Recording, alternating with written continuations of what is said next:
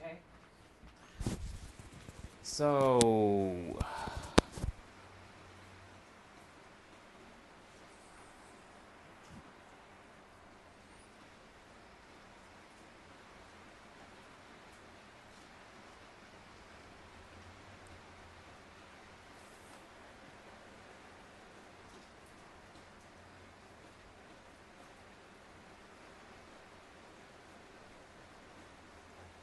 there we go. See, now it's working. What the hell?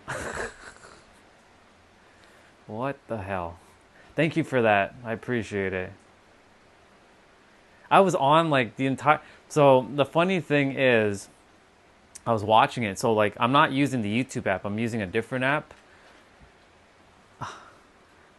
Well, we missed a lot. We watched like a whole bunch of things, and I was thinking that you all were watching with me because it shows like three people, right? It has my two accounts, and then someone else was there, but clearly that wasn't the case. And so now, so I'm gonna say I did do 12 hours live stream, even if it doesn't show up as 12 hours. But I'm gonna go until like, yeah, I'm gonna go until like 12 o'clock tonight or something like that. I'm like, fuck it, whatever. Yeah, this is crazy. So apparently, yeah. So apparently, like I turn on my YouTube thing and it popped up with a violation. I'm like, whoa! I've never had a message like that pop up on my feed before. So, and yeah, as you can see, like I'm back to the normal like look and stuff. That's crazy. That's wild. But see, if you didn't say anything, see, this is why I require like a team to be like, hey, yo, dude, your thing's not working right now, right? But I appreciate you jumping on, but that's crazy. And also my chat thing is at the bottom or it's at the top here. It's so weird. Screw it. I'm just gonna leave it up in the air. It's whatever at this point. You all don't see it. It's all good. I see it though, but yeah. It's if YouTube did not do all this extra stuff, but you know, it's all good. It's all good. I'm not even mad. It's it's crazy. It's just crazy. So now I have to go on to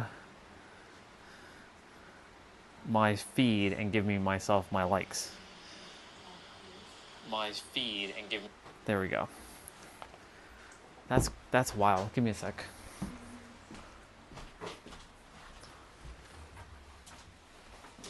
Come on.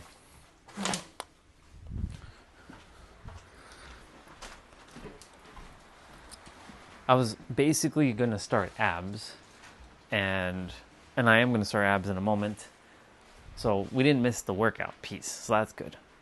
It would have sucked if we missed the workout piece, but yeah, we watched like some content pieces. So yeah, I got to be mindful of WWE stuff. And it wasn't even WWE. I'm like, are you for real? So like the stream, the video, um, the video in itself, it was just like two wrestlers just talking with a interviewer guy, and they're having a meal. What? See, this is the reason why like YouTube is like that doesn't even bother me, but like that's the first time I've experienced that, so that's cool. Now I know what that feels like. But now I want to check something on my dashboard. So let's see what's going on here. Lives. And yeah, let's you go to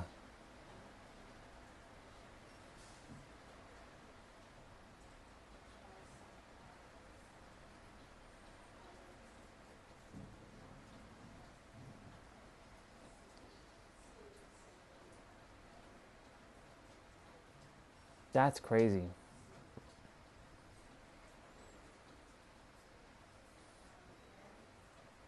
Content.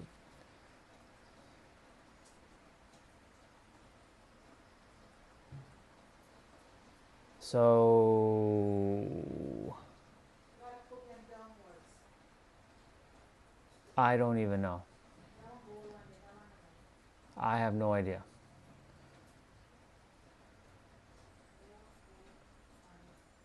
Like, of course, there's a bunch of like copyright stuff that I've watched, but like not, it's not like, um, it's not like bad or anything. I was like, what the hell is going on here? This is crazy. So it's so fascinating. Just like now, I'm looking at all of my now I'm looking at all my streams, and I have a bunch of like, now I see a whole bunch of these things.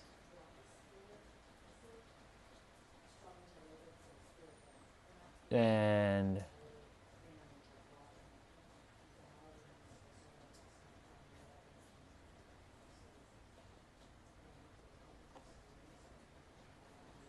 so basically now, like, what in the fuck? I just realized all this. But you know, it's all good because this is coming to an end anyways, this channel, so.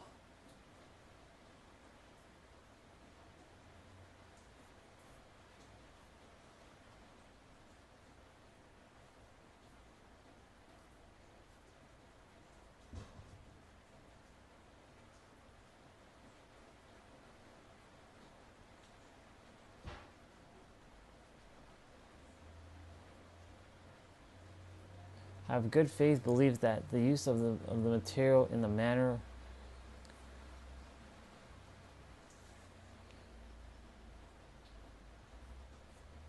what? What the hell? Yeah, I don't even fucking know, but it's whatever. I just realized, like, thank you. I will. I'm going to see if I can get the chat on the bottom though, because now it's like in my face. It's kind of weird. But yeah, I'll see you. I'll be right back. There we go.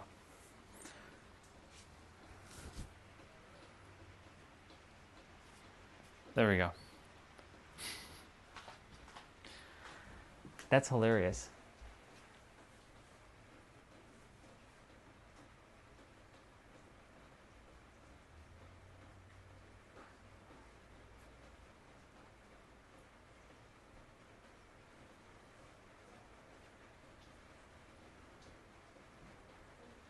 Off. If this happens again, if you violate this policy again within 90 days of competing, yeah.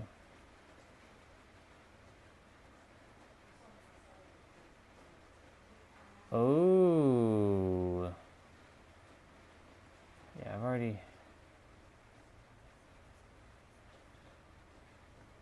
take training.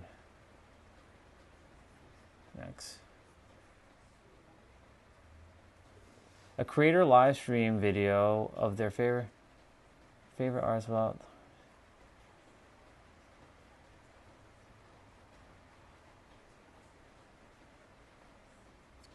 Next. The creator wants to support the premiere of their friend's short film. The creators live stream the trailer on their. Yes, this is a violation.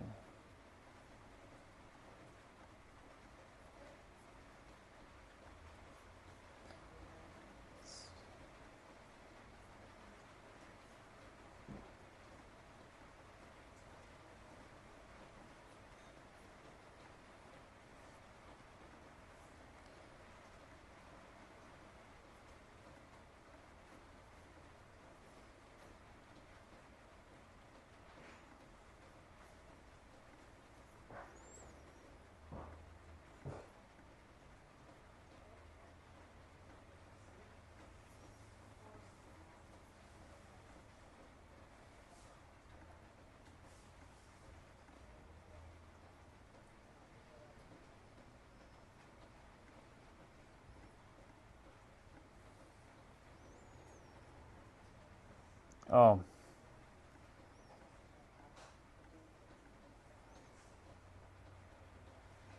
Oh.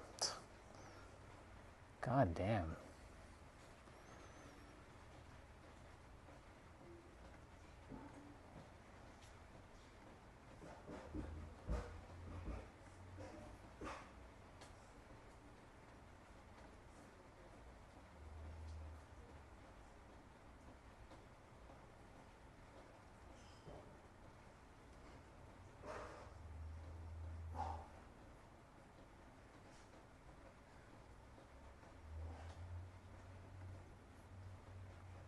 Okay. That's crazy. All right. So, that's wild.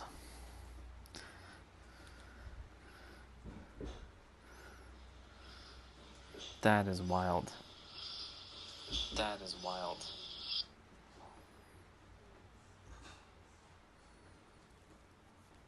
So, I played video games and y'all didn't see that. So now that leads me to believe, like, what the hell's going on? It's wild.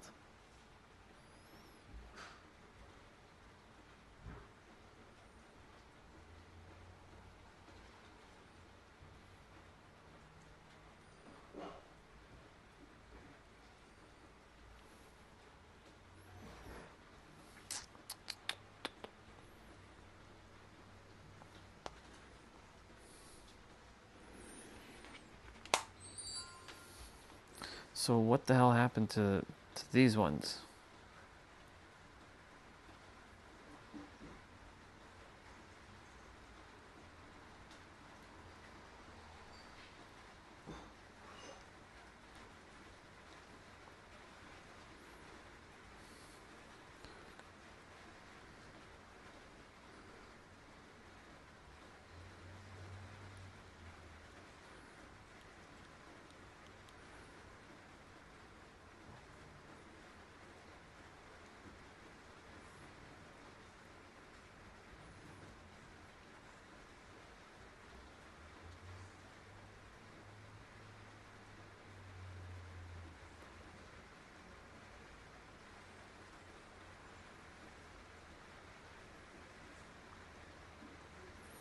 Okay, that's fine.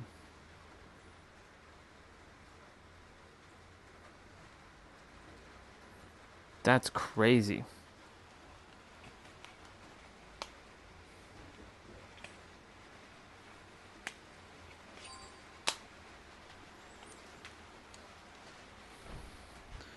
So it got terminated when then? When I was watching the WWE stuff? I think it was when I was watching the WWE stuff. Alright, anyways, it doesn't matter. We're here, finally. Let me just do my, No, I'll be back.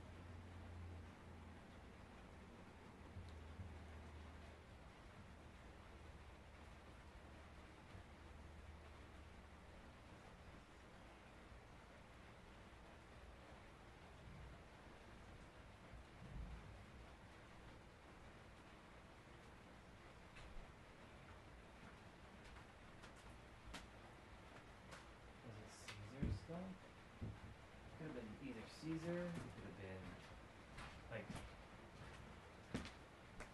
when. How long has the video? All right. So yeah, I didn't even realize that. So that's fascinating.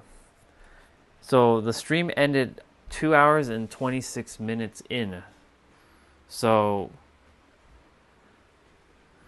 if it's 2 hours and 26 minutes in and it got terminated, then all the stuff that I watched earlier, like who? It must have been the WWE stuff. It's got to be. So, now I got to be mindful of playing content.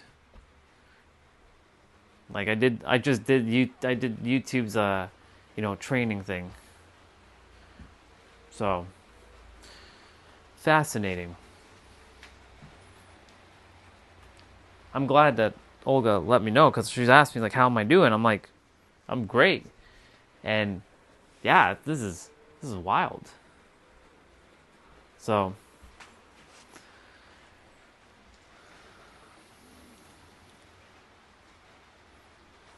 and what was the violation towards?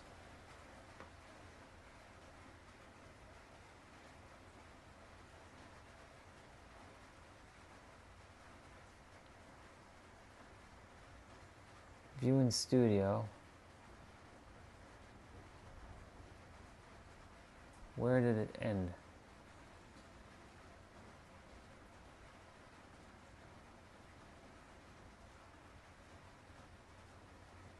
Oh. So it ended after that.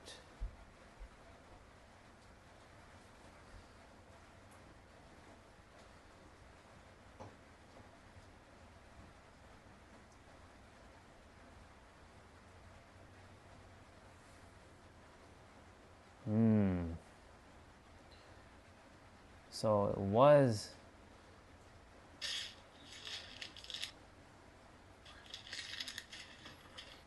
This channel was all preparation. They're just regular people.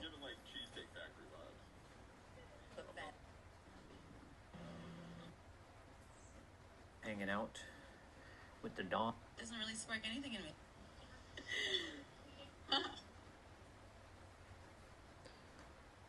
That's ridiculous.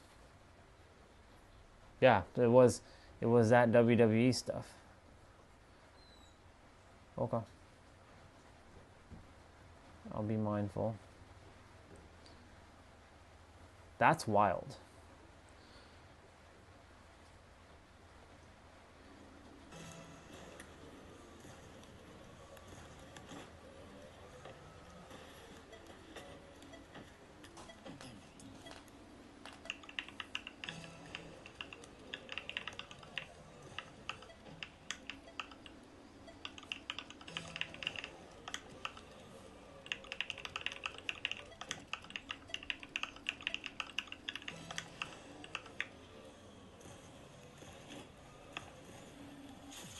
Perfect goal.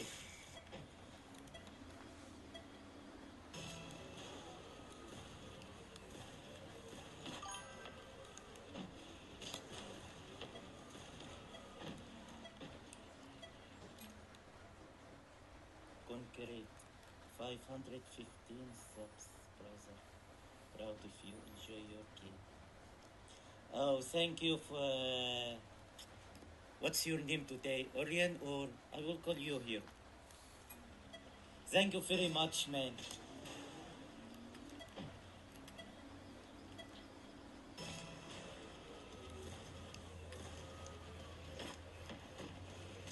Let's go. My man is here, chat. He's the reason I start all this. But when you ask him, he telling you he didn't do anything. It's just you, chat. It's all start with you, chat.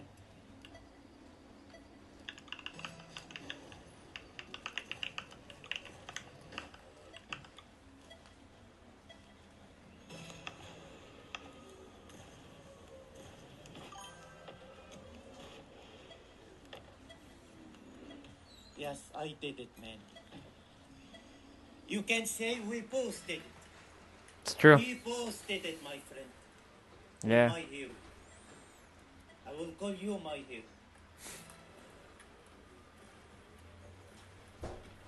Are you streaming right now?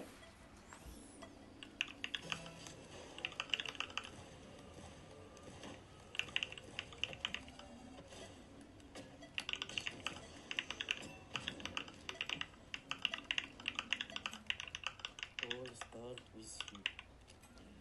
That's right.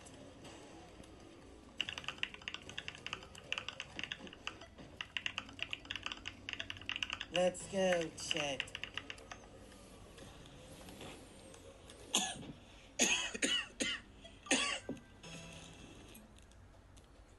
Yeah, I had a YouTube issue today. I didn't know I was off stream. It's okay you take day or 2 day off from stream. Sometimes you need to take a vacation from streaming, my friend. It's true. You're right. My bro, I mean.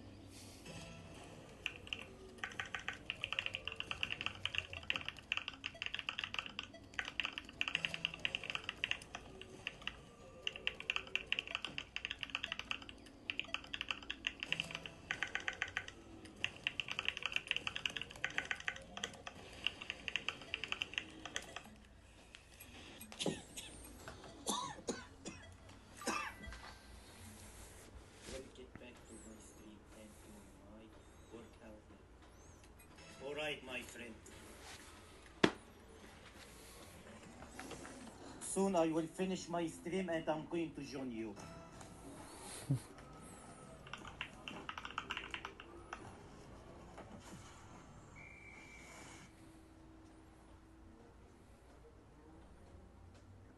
That's wild.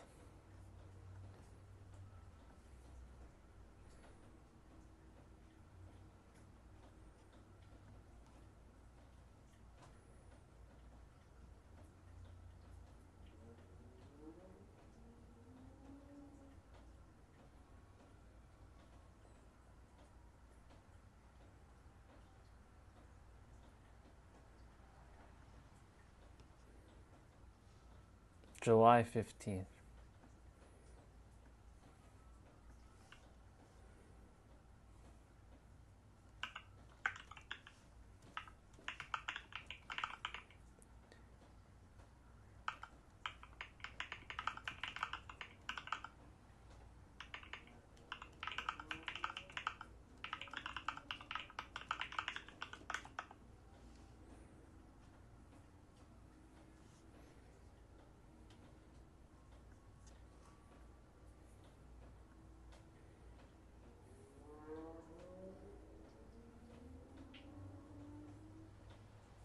Okay.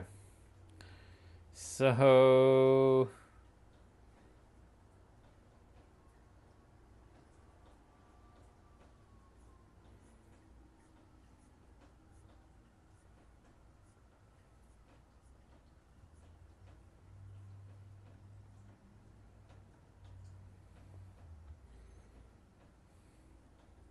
trash.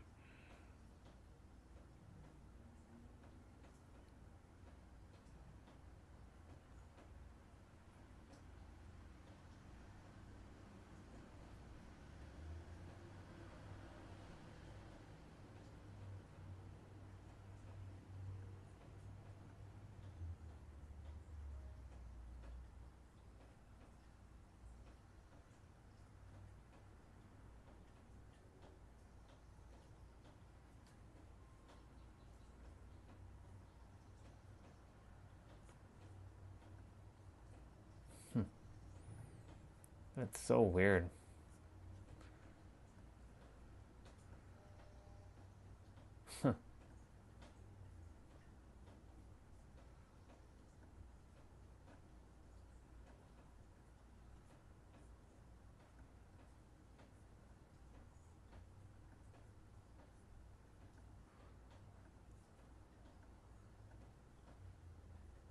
Yeah. Okay. That's fine.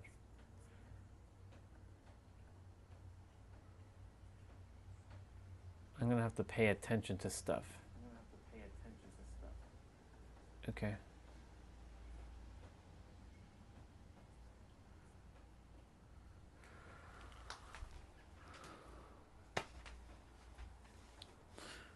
All right. Now that I've sorted that out for a bit,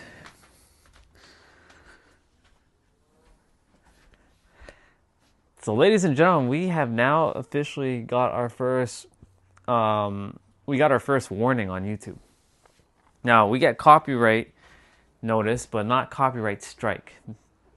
So the copyright, when it's on our videos, it's fine. That doesn't affect us. But when it's copyright warning, like I was literally just watching I was literally just watching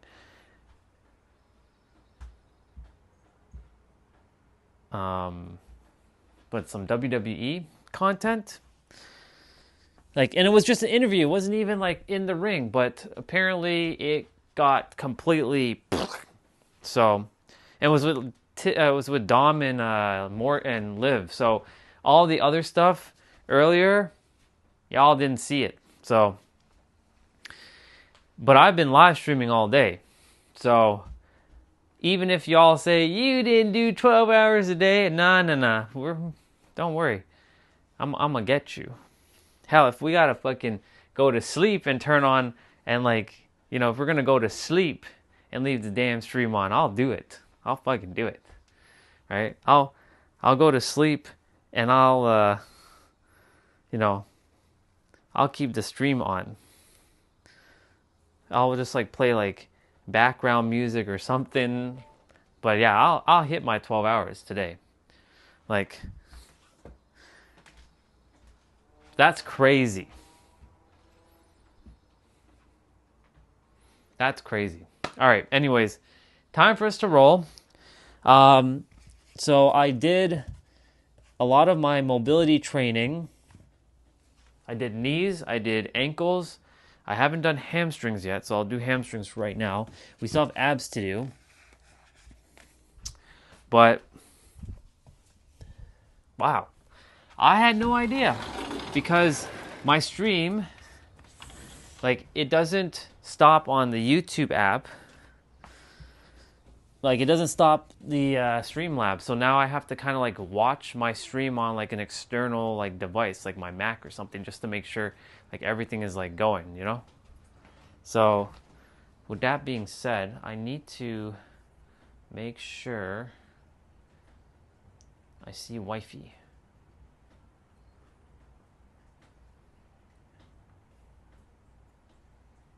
No, we don't want to do that.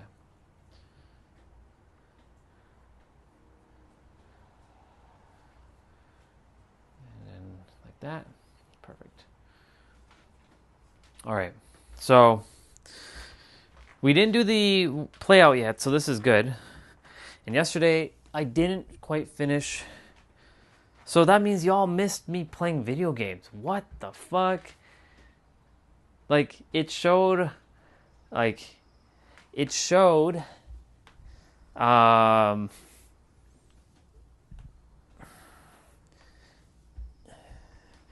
that there was my account still on. Like, I wish Streamlabs would tell me something of this nature, you know? But nope, doesn't want to do that. So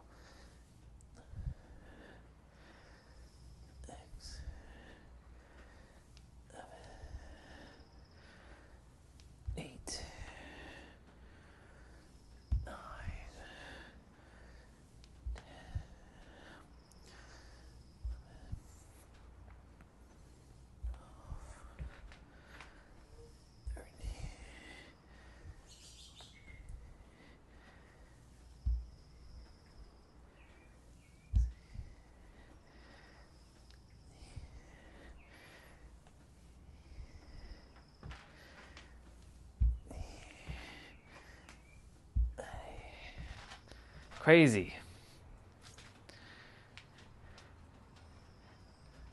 So I'm wondering if like T-Bray or like Crazy Cat, y'all were looking for me. Well, here I am now. but it's crazy. It's crazy. Anyways, I'll keep the stream on for the rest of the day.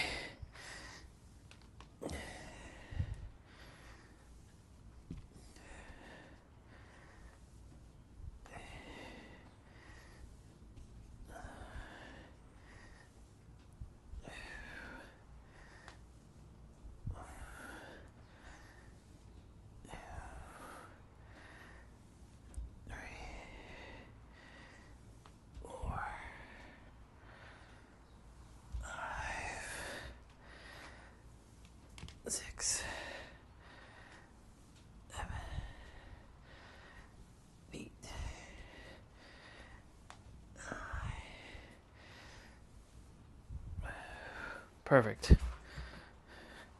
So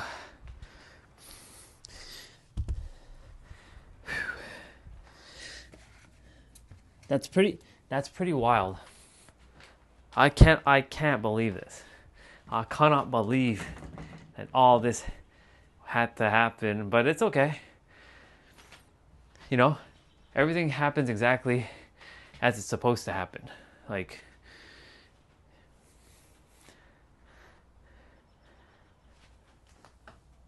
let me see something.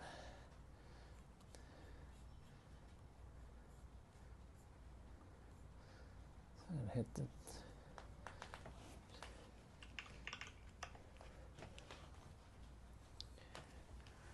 Here we go. So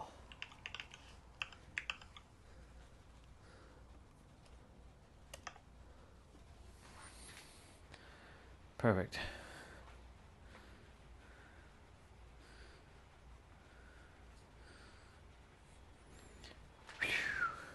All right.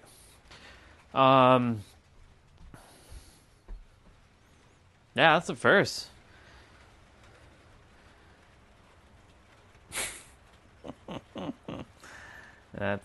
That's wild.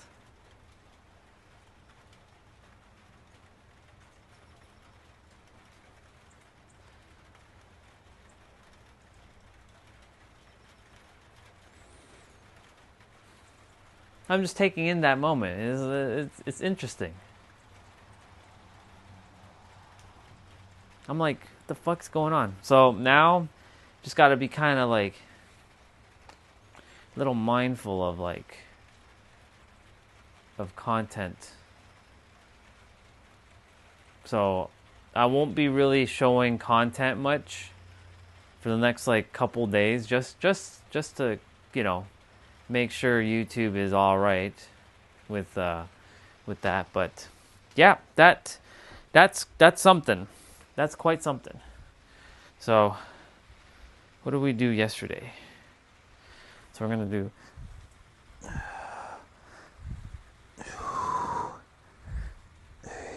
Alexa, what's the time? The time is 3:54 p.m. We're gonna start at 4.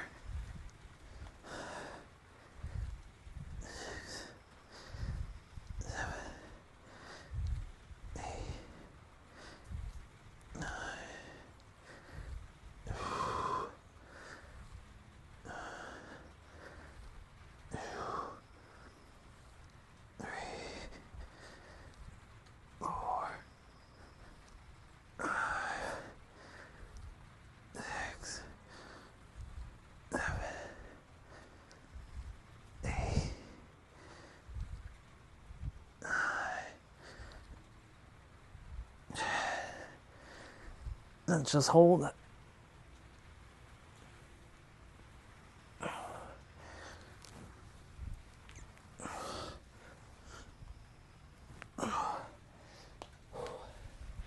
Nice.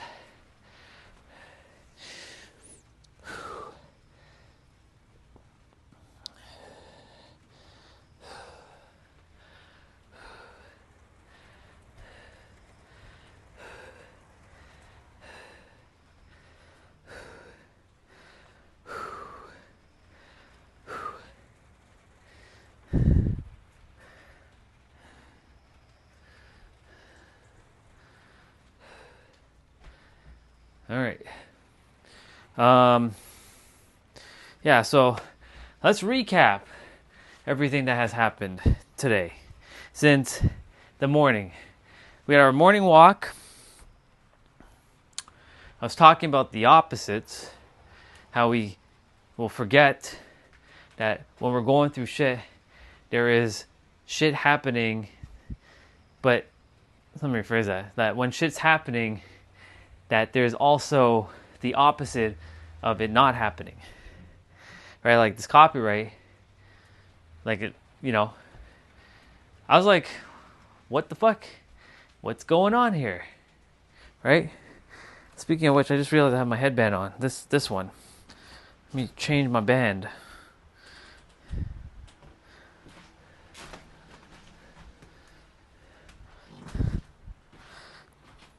But it's just so fascinating because, like, I've been talking about, this idea.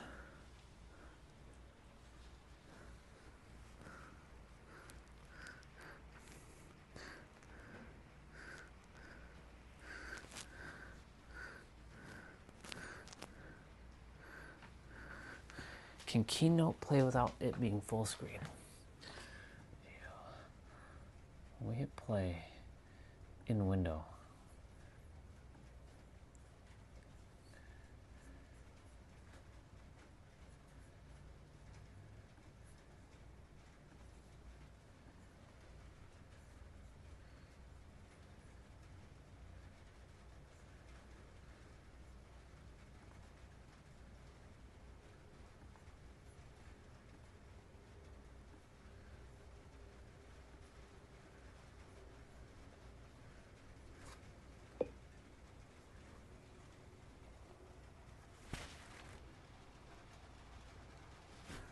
Yeah, it's playing.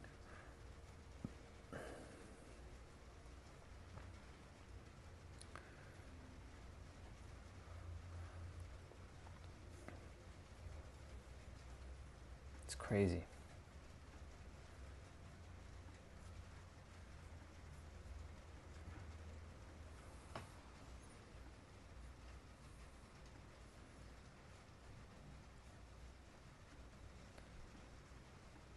Test 1 2 3. Test 1 2 3. Yeah, it's like almost instantaneous using this app. So yeah, we were talking about the opposites of the mind. It makes you forget that there are good things happening even when you're going through shit because we perceive things like this warning is whatever. We watched content from WWE with Liv Morgan and Dom and how they were like their chemistry, even though they're not married, they have like a sort of like a work relationship, like a loving relationship with each other. It's kind of weird, but it's cool. Then we watched CM Punk and AJ Lee on another channel, and you could see just the love that they have for each other. Then we watched Caesar Milan with two dogs, like helping dogs, and I shared some stuff, but like, man, like we didn't even get to see me play.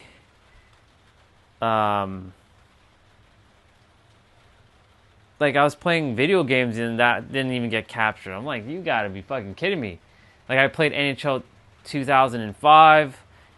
I scored like 12 goals. Like none of that was showing up on the stream.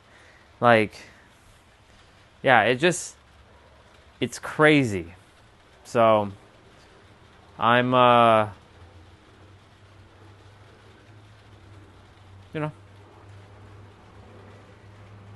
little disappointed that had to happen, but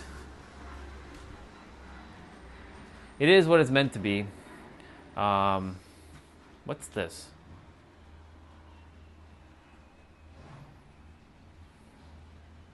I'm gonna be right back. Give me a sec.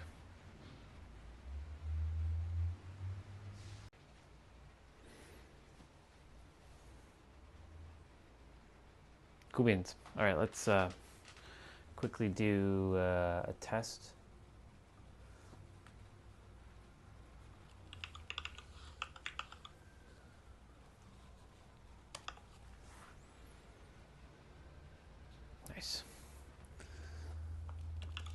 Let's go.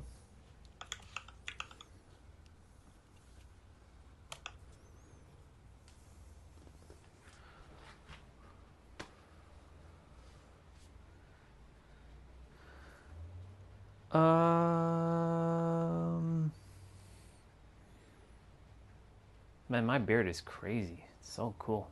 I love it.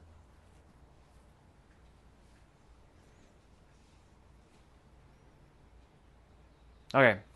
So, yeah, we talked about the opposites. We talked about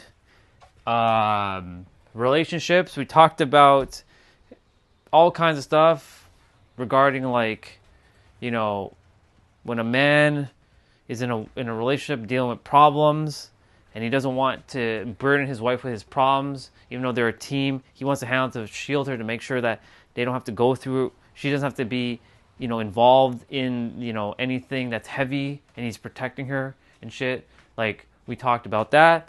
But now that it's past 4:03, it's time for us to do our play out. And, the stream started, what?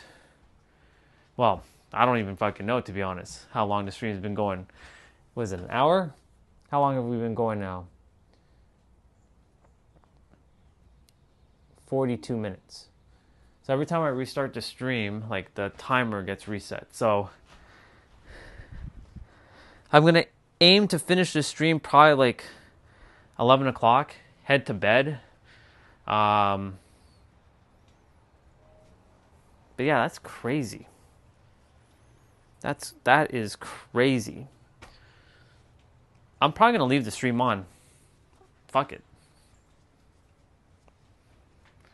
But that's gonna be interesting, because I'm gonna leave the microphone like playing like some sort of like music or something overnight or something. I don't even fucking know, to be honest.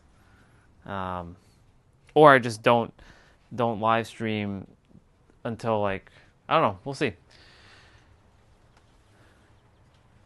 That's crazy, though. It's wild. But anyways, we got a stream to do. Yeah.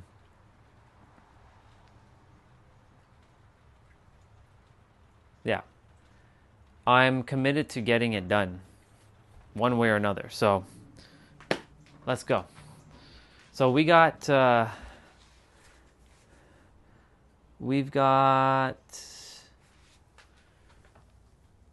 I want to just put this on a window here.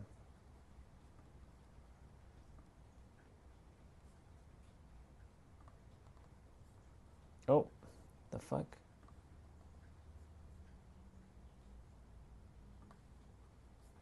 It's as big as I can get that?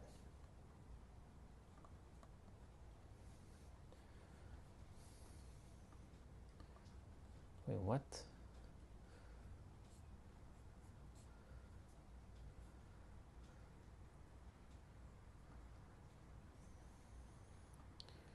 Perfect. Okay. Since we're a little disoriented because of the whole, thing, we're regrouping right now.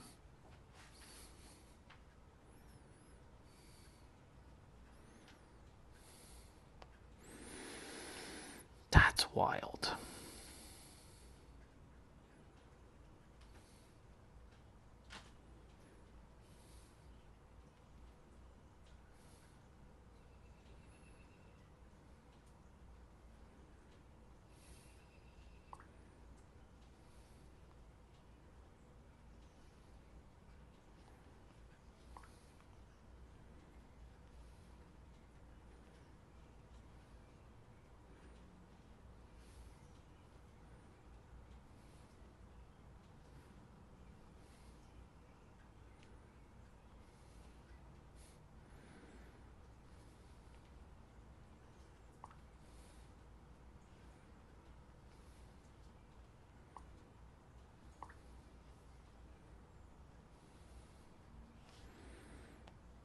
Okay.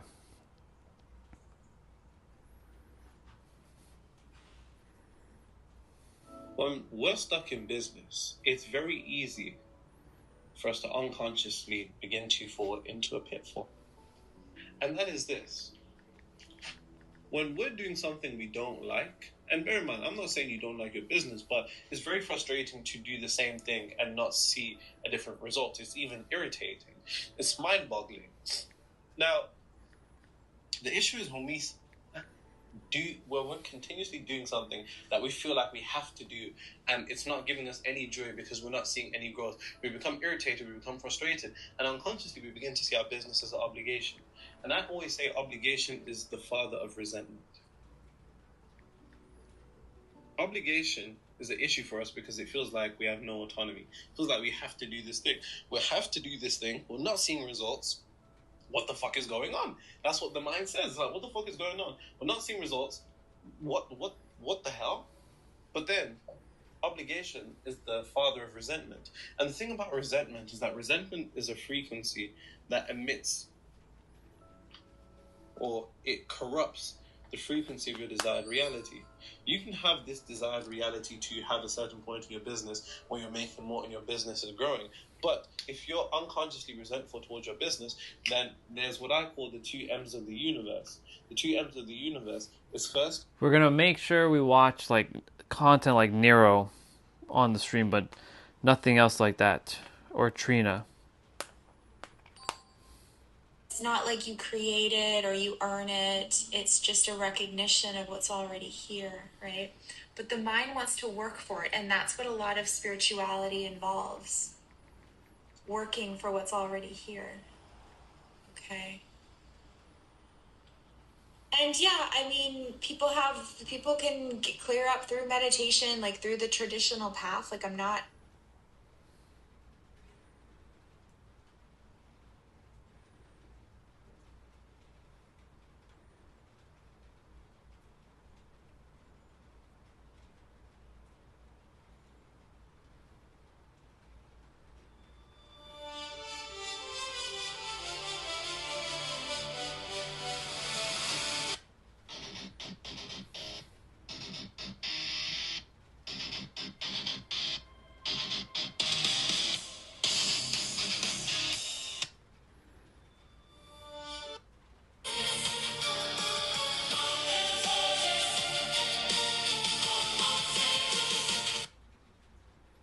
Okay.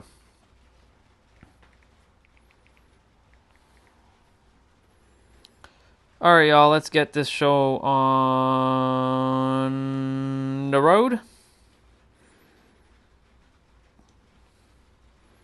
This show on the road. Let's do it.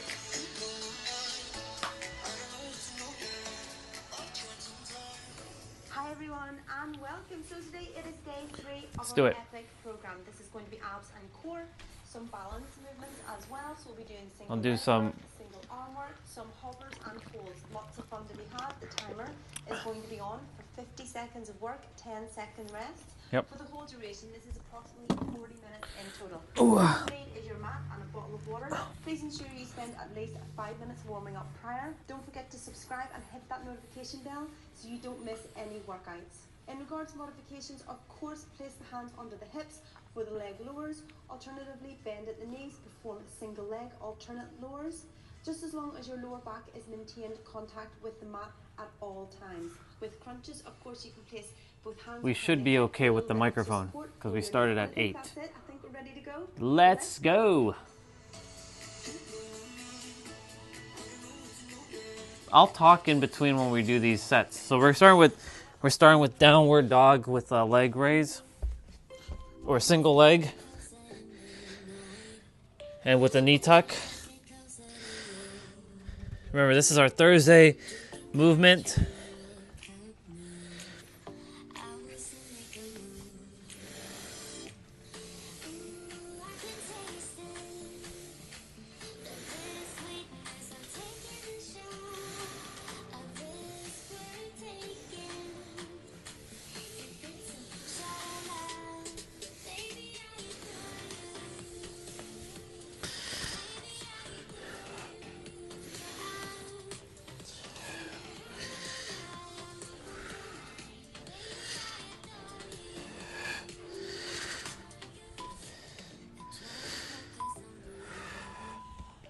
Very good. So opposite leg. So yeah, we talked about. See, even it says opposite leg now. That's awesome. Synchronistic moment there.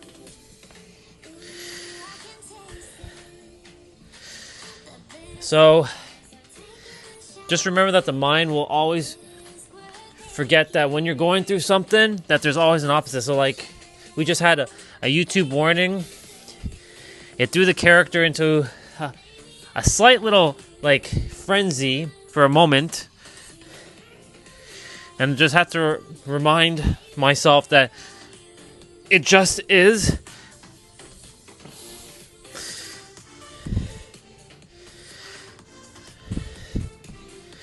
So now I gotta be pretty mindful of what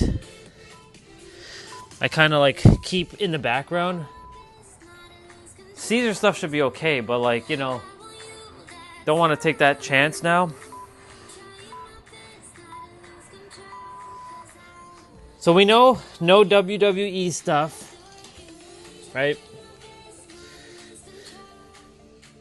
Even though Saturday we're going to be watching WWE on our tablet.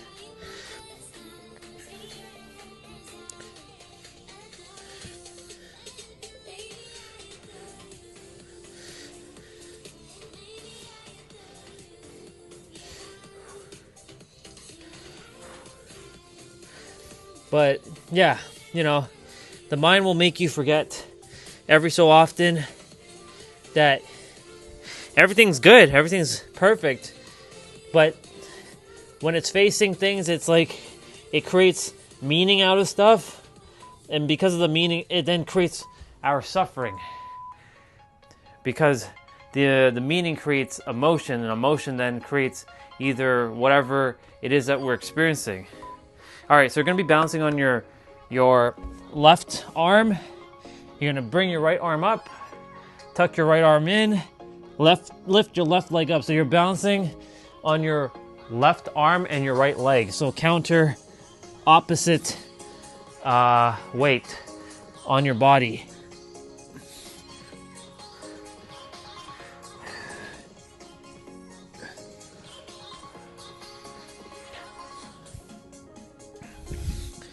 Right now, we're back into the now. We are just interesting experience.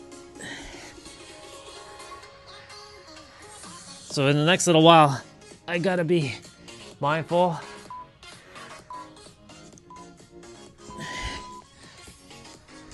And, you know, not violate their policies.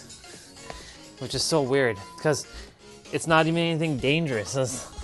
They thought it was something like, we gotta remove this because it's dangerous. I'm like, what? They're sitting in a diner. They're eating a meal, for God's sakes.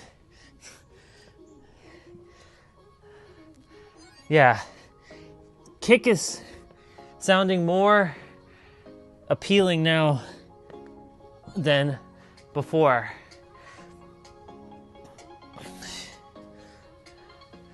I'm gonna find my people on Kick. I can feel it.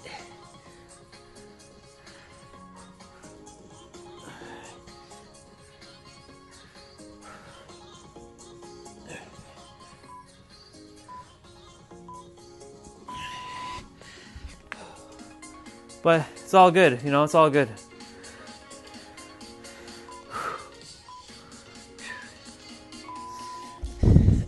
Everything's all good.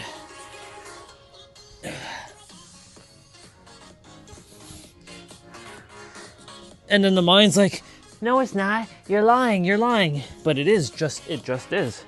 Like even that warning that we got, it just is.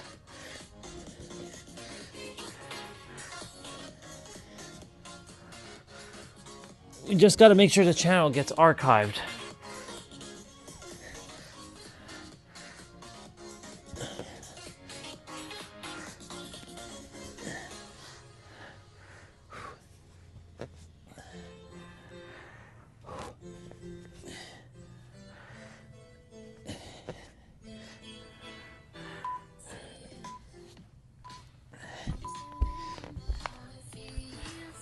All right, we're gonna be using our weights now. Yep, someone's here. So yeah, what an interesting experience.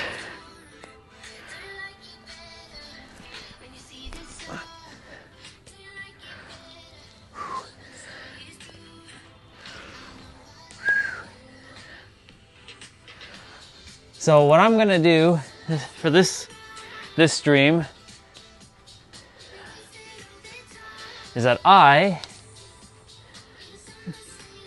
will stream extremely late and might even keep the stream on while I'm sleeping. Now, of course, if it hears snoring, it'll be like turning it off.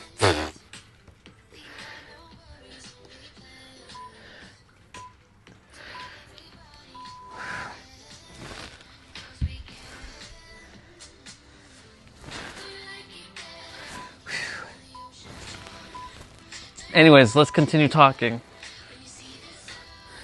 So we're doing a leg extension. Essentially, the mind, like in this scenario, right? When the moment, like Olga, she came on, she's like, hey, she messaged me on WhatsApp and she's like, is everything okay? I'm like, yeah, what's up? She's like, you're not on stream. I can't see your stream. I'm like, huh? Yeah, I can't find your stream anywhere. I'm like, that's interesting. I'm streaming right now. And then, of course, in that moment, I was like, oh my God, are you for real right now? I'm not streaming. I thought I was streaming all day. Right? And because of that, I was like, okay, well, that kind of sucks. And it's okay to acknowledge the suckiness of things, right? But, you know, it just is when you really think about it.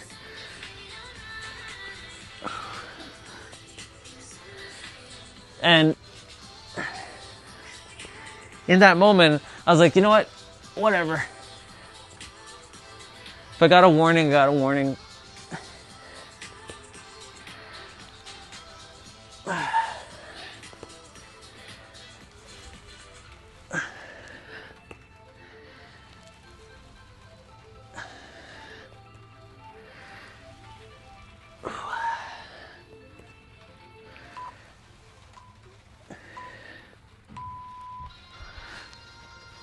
Yeah.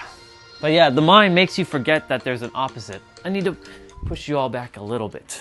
Just a smidge. Just a smidge. So, advanced bird dog. So, left arm, right leg. Right arm, left leg. Suck in your gut here.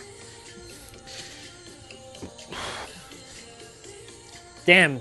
So none of my game got captured. Fuck. Like, none of my gameplays got captured whatsoever.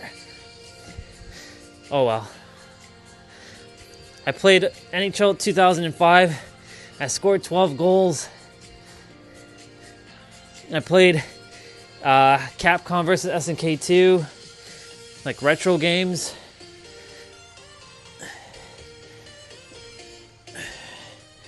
But you know what? It's not a lost day because we have the moment right now. Right? You can either continue, the mind can continue to be like focusing on, oh man, are you for real? Like this had to happen. By the way, left elbow to right knee, extend out, extend, tuck, extend. So right elbow to left knee, left elbow to right knee, extend first, tuck, extend, switch. But you know, this is perfect that this happened. Because this shows the opposite of how to handle it, right? You can continue to focus on what, you know, you lost, or you can focus on what is, right? I'm not saying to bypass your feelings. I'm not saying to neglect what happened, right? Reflect, but not to dwell on like all the things that I shared today, or you know, or we watch together, it's all good. All right, we're gonna be hovering our knees. Now we're doing hover shoulder taps. Stuck in your gut here.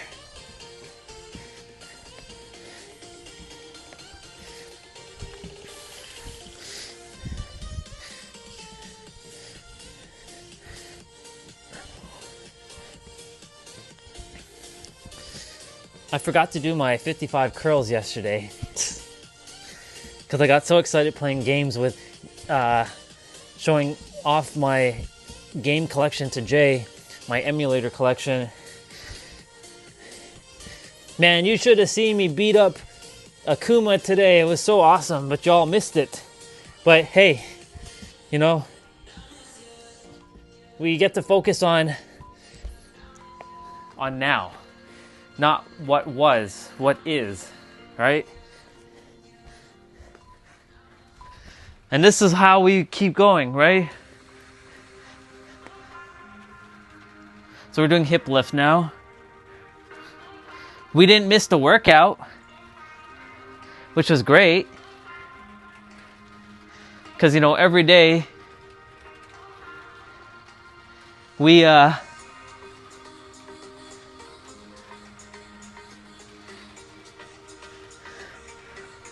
always capture me doing my play out, except for if I'm going somewhere in the morning, I need to go somewhere, then I do it early in the morning.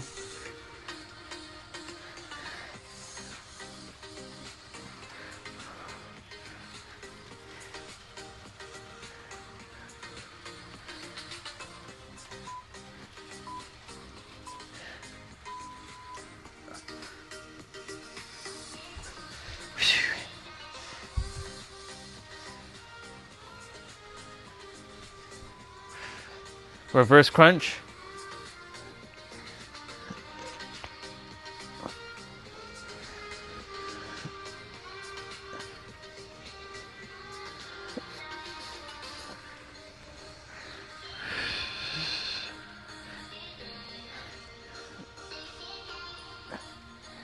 But yeah, you know, we have now, right? So all that was shared, it's okay. This reminds me of that time with the lawyer when she lost all her work. And if I had been in this proper mindset now, back then, I could have been able to help her, you know, focus on the now, right? Of course, she lost 8 hours of work, right? For a lawyer, time is money, right? But I also could have told her back, if I was to go back in time and speak to her about that, I'd be like, you know, maybe it was necessary that 8 hours was supposed to be lost, because maybe, just maybe, there was something that was said that you wrote in your, you know, your document that might have been not in your highest alignment for your case. So maybe starting from, not from fully starting over, but getting a somewhat of a fresh perspective helps. Sometimes shit like that has to happen, and you don't understand why until you look back and you're like, oh, I know why that had to happen. Let's see. So we are doing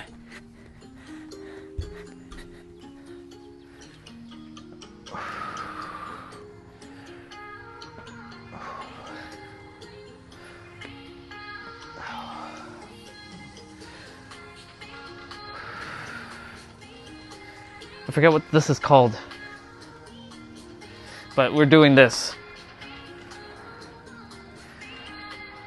We're going to be doing two alteration moves just now. But anyways, you know, I was able to get back at least, you know, 4 hours out of 8. So she lost basically 4 hours of work. Similar to me losing, when did it cut off? I only got 2 hours and 26 minutes on the stream today. So all that other stuff that I was doing was gone, was missed. But you know what? It's perfect because that had to happen. It had to happen. All these things had to happen. And now I wish this app would tell me when the stream is over, or like YouTube is suspended the app or like the stream, instead of keeping it going, pretending that it's still going, because it's not. Because I attempted to end the stream and I couldn't end the stream on the app. I'm like, what the fuck is going on here? It kept giving me an error. So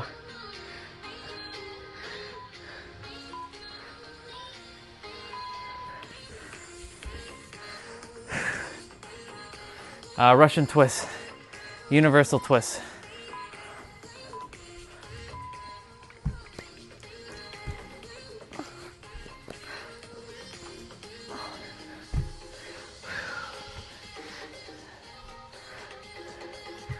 So, you know, I'm going to be mindful of playing any content. Caesar I should be able to play no problem. But, you know, anything WWE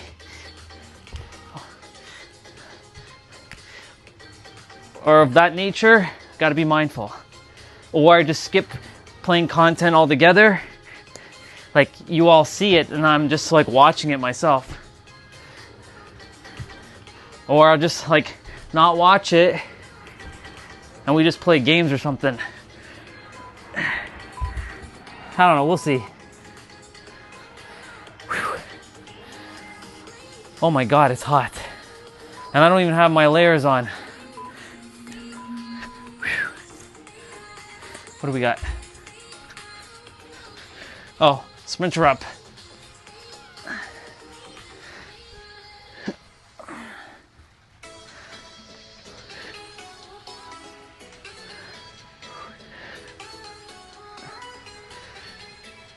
But I'm glad that, you know, this happened, because now I get to talk about, you know, truly the opposite of like what was going on in the mind. It was focusing on that problem. But I'm like, okay, yes, it popped up. Yes, it showed up. But guess what you get to do right now? You get to shift and remember to go back into the opposite of the now. It happened. Now you just course correct.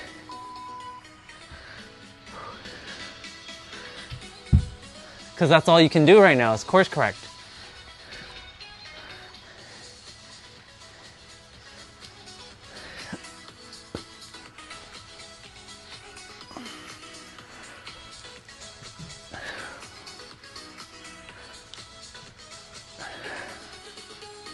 The mind still wants to label it though as like, oh man, we got a warning. It's not a strike, but it's a warning. And that's our first warning ever in over 400 streams. So I appealed the warning, and if the warning doesn't get appealed, then it gets removed until July 15th, but I won't be streaming here by then.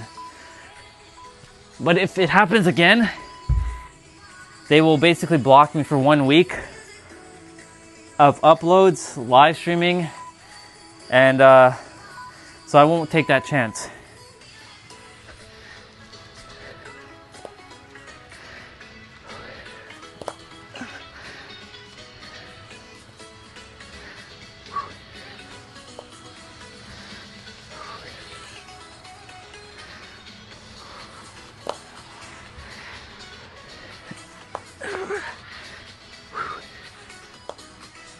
So whoever was here earlier, you know, when we were watching the Dom and Liv interview at the restaurant, that's what got copyright, just so you know.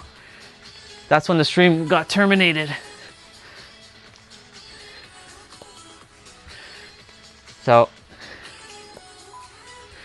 now I'm gonna be kind of like checking my stream here and there.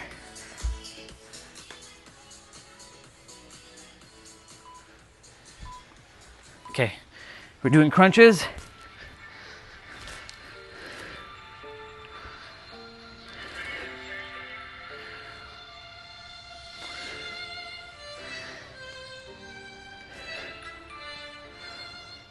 So tomorrow is the 17th of April, and that is a day that Monica,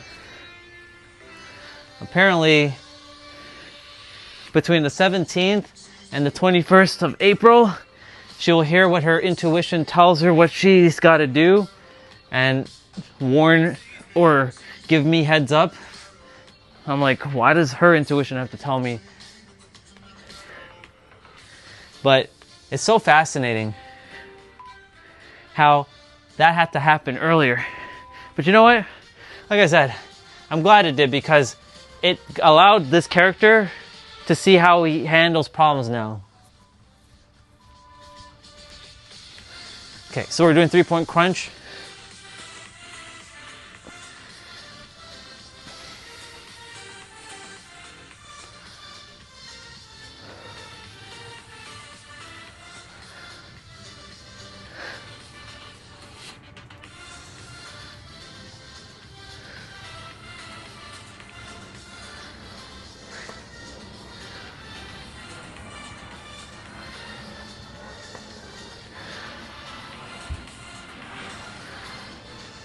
Crazy.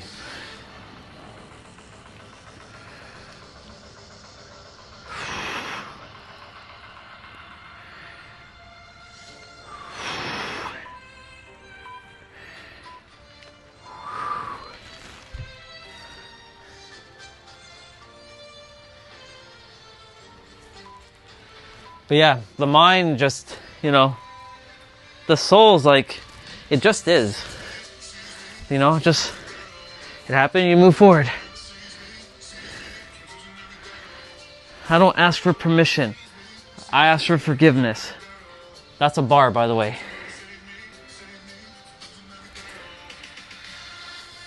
I do what I want to do, and then if it hurts someone, I ask for forgiveness. I don't ask for permission. And if me watching, Liv Morgan and Dominic Mysterio having chicken fingers with another dude interviewing, asking about music, and like, what's the music that you would play for WrestleMania, and that gets copyright? Come on, it gets a warning. That's ridiculous.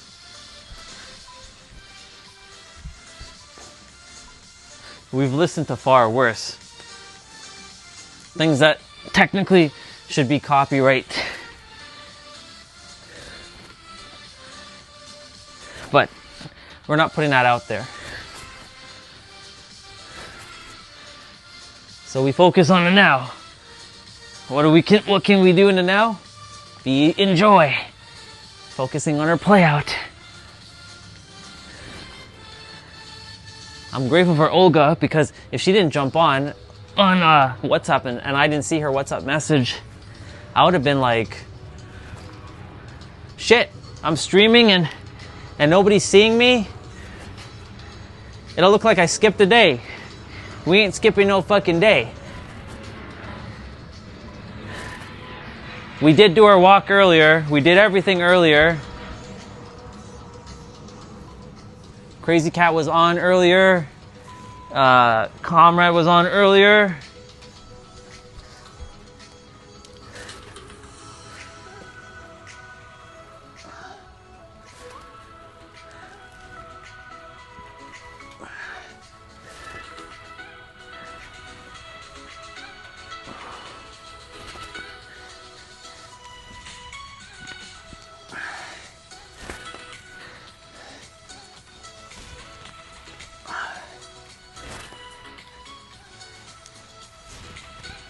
Yeah. Yeah.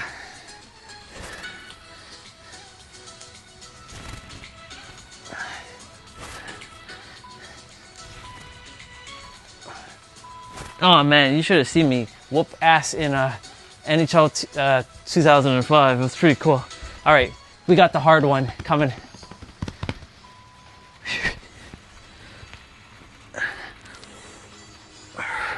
well, challenging one.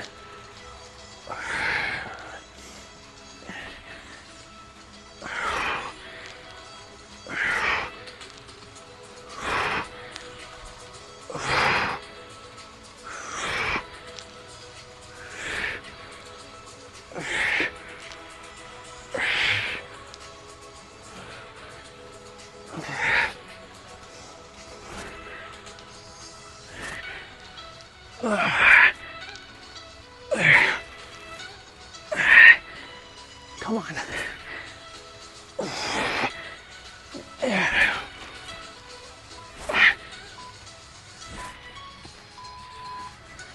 Oh my God, that was crazy.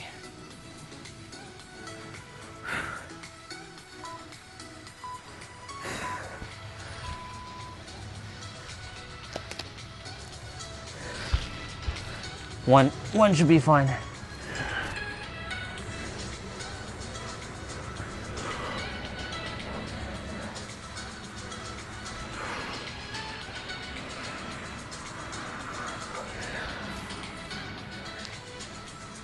I got to jump on a brother's stream earlier, like just a few minutes before, like after we started the stream. I'm talking about Mr. Matrix Neo. He's at 515 subs. He's playing Rocket League. Proud of the dude. He's just chilling. He's having a quiet night on his stream, but he's doing good. He's doing good. Onwards to 1,000 for him. All right, let's do double.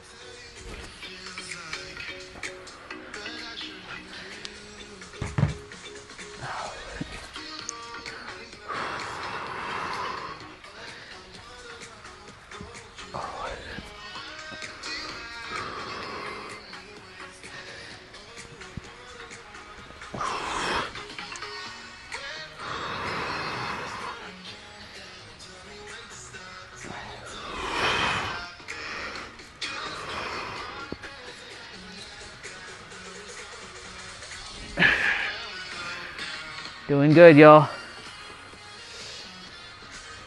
Focus on the now. No other way. Because there's truly no other way.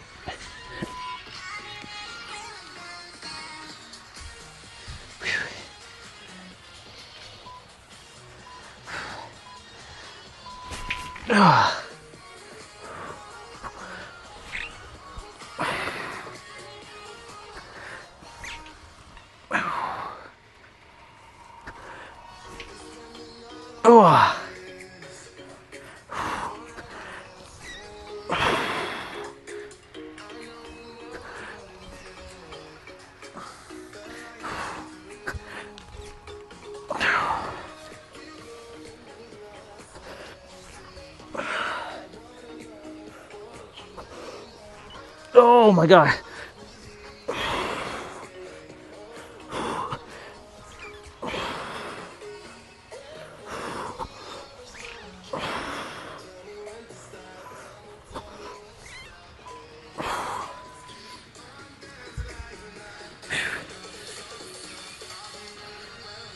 Oh yeah, let's go.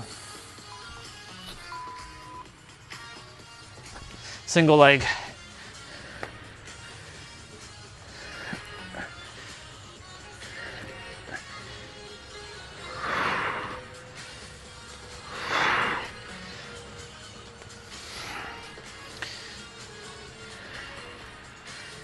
So I did my 55s, I did my mobility training. I just have to do my kicks and my stretches now.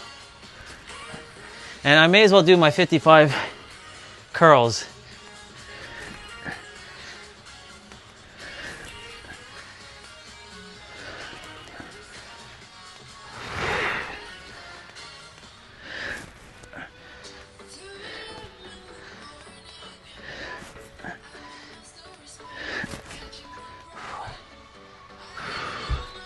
Put those down.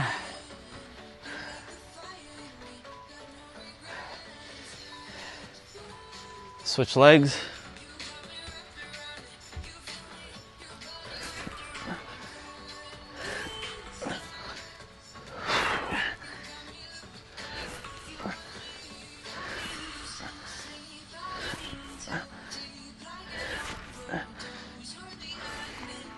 Nope.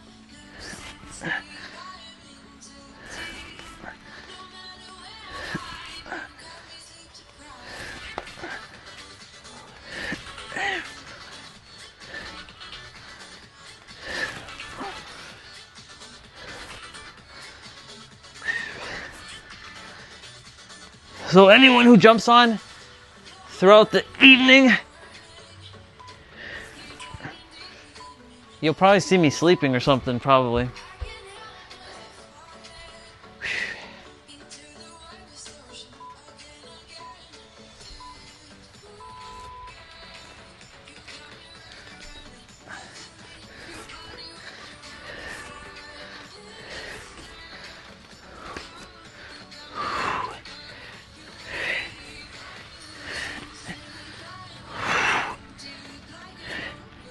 Son of a bitch.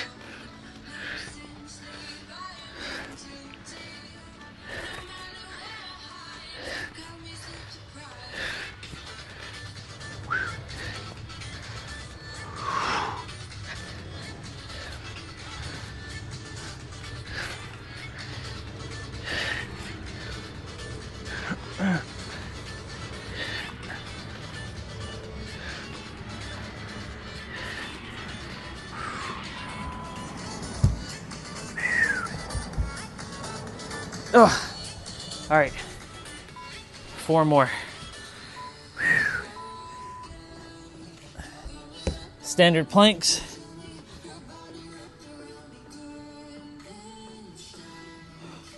The next 2 are going to be fun because you're going to be bouncing on your left arm first. You're going to keep your stance wider.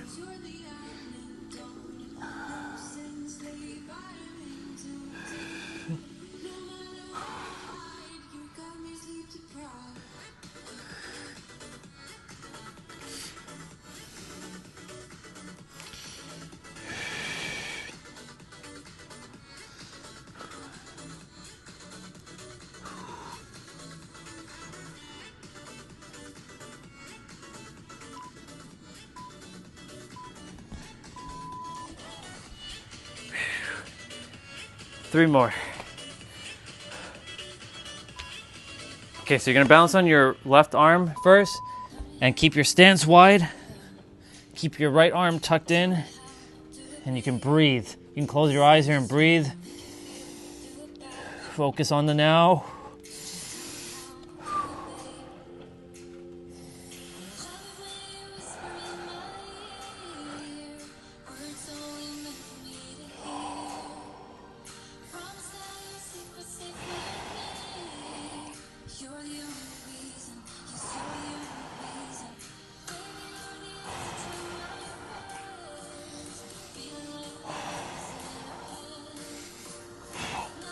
Feel it.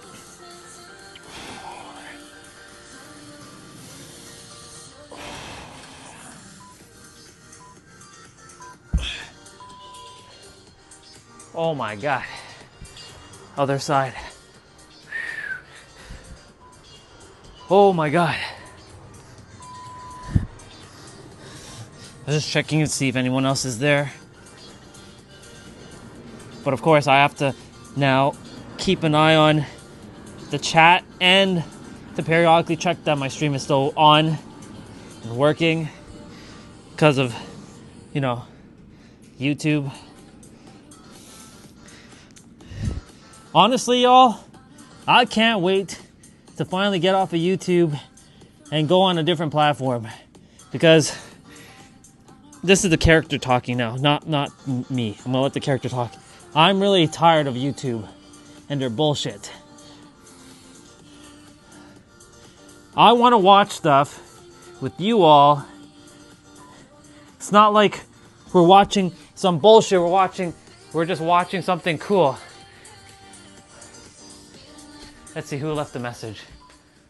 Yeah, you're welcome, bro. Thank you for coming on thank you for coming on. But yeah, man, we were watching just like some WWE like interview. And, you know, I was like, Olga came on my stream, or she came on WhatsApp. She told me my stream isn't on. I'm like, what are you talking about? I've been streaming all day. Because my phone was on, and you can see the people on, but they're not actually typing. And I was like, wait, I went on my channel, and as soon as I open up my channel, there's a copyright violation. I'm like, are you for real? This is the first time I'm getting this.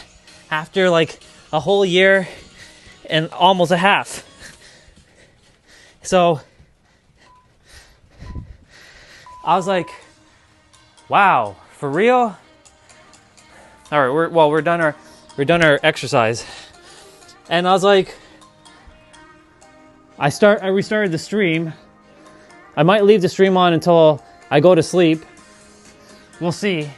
But I was like, you know, I'm glad this happened because I'll eventually like go on Kick. Because with Kick, you can actually watch fucking movies and anime and listen to music and not get copyright. You can also stream for longer periods of time.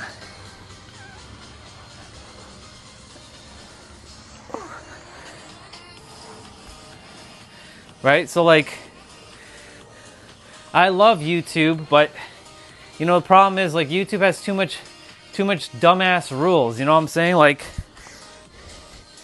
and then they're like, this is the character speaking, this isn't me. So the real me isn't talking right now. I'm letting the character speak right now.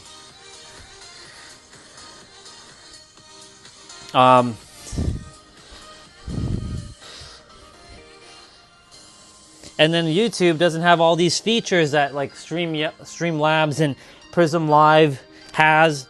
So I'm like, why are we even on YouTube? Like, what is the purpose? Well, YouTube was to practice before I go out into the world and speak what I need to speak and be absolutely confident in and certain with what I know as truth and real.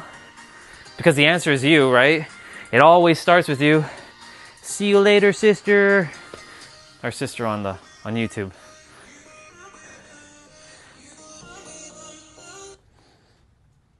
I'll let that finish.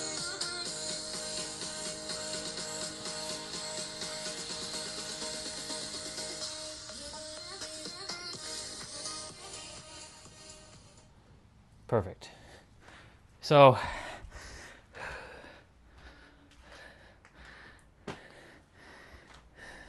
yeah. You know, it's just like the fact that Streamlabs allows you to use 60 frames per second, can multi-stream, can switch your cameras, right, to your front-facing camera to be mirror or normal. This is technically considered normal. To alter your mic, right? Well, Streamlabs doesn't have that, but Prism Live has that. So I'm just kind of like grouping them together. And YouTube doesn't have this, and this is a big platform. YouTube forces your content in what, 720p, 30 frames per second? Sure, it uses more bandwidth, and I get that, and I understand that I'm using more bandwidth, more data when I'm out and about. But I mean, soon enough, I won't be out and about. I'm just going to be streaming, talking about XYZ, and that's about it. But the fact that they don't even allow you to use features like that, that's like, it's unacceptable. Yeah, the life of streaming, exactly. And you know the thing is, bro, on Kick, because I've watched a few people on Kick now, and they're watching full-on movies with like hundreds of people, and they're not getting copyright. Like, why can't YouTube allow for that? What's the difference between YouTube and Kick? Kick is not like, I mean, Kick is not as big as YouTube, obviously, but Kick is not some small platform either. So I'm like, how are they able to allow movies and music that is technically copyright on YouTube to be played with audience and people enjoying watching a movie together? Like, it doesn't make any fucking sense. Yeah.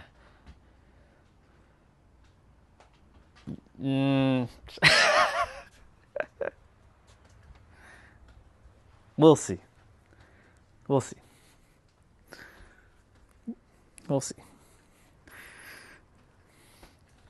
But you know, anyways, my point, bro, like,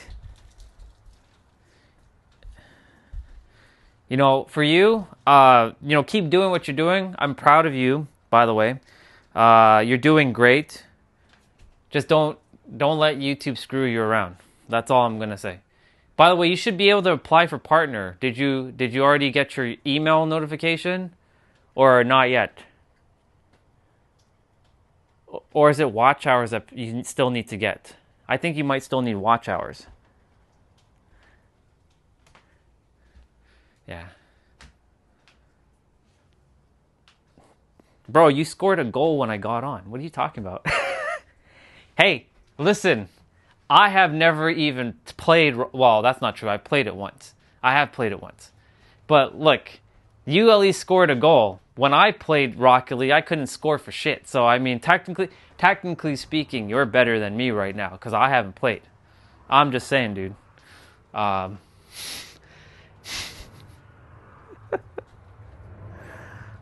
man.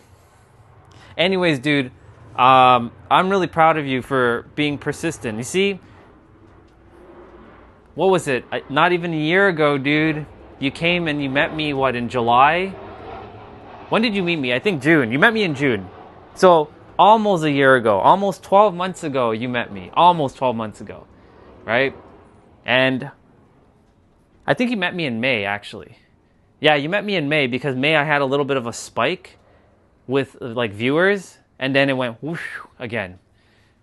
And look, I told you, bro, like it was you all along. And now you have 515, probably 516 people like connected to you and watching your streams. I know not all of them jump on, obviously, but you know, they all came on. I know some of your nights are usually a little bit more busier than others. Like some nights it's probably quieter, right? Like how some days my streams are a little bit quieter than others, but you know, let's see. 3K watch hours. Do you want to know a trick? I don't know if you want to cheat the system a bit. I can tell you what you can do to cheat the system. I cheated the system, just so you know.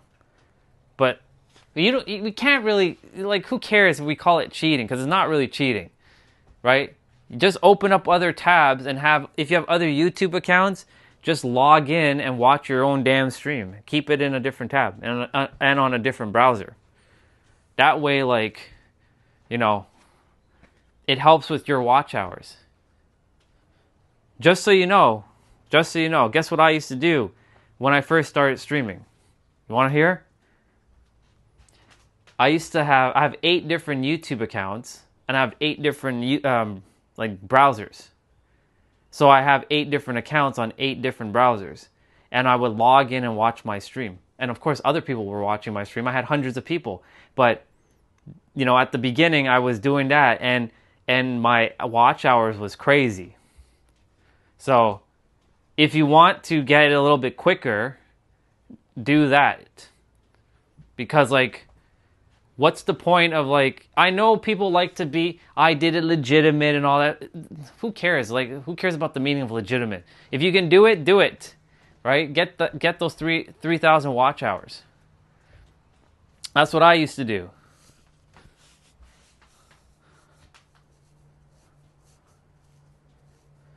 That's fair. That's fair. But, you know, the thing is, I mean, like, look, if you're not in any rush, then yeah, I mean, do what works best for you, right? In the end. I'm just saying, like, you know, if that's just an option, right? And guess what? People are interested in you, right? People are definitely interested in watching your stuff. Otherwise, they wouldn't have subbed. So theoretically, wouldn't you say that they are interested? Because you have 515 people. So, right, that's a perception. So theoretically, like, I know you say to get there the normal way, right? But people are interested in you, because if they weren't interested in you, right? This is just giving you another perspective. If they weren't interested in you, they wouldn't sub, but they subbed. So that means they're interested in you.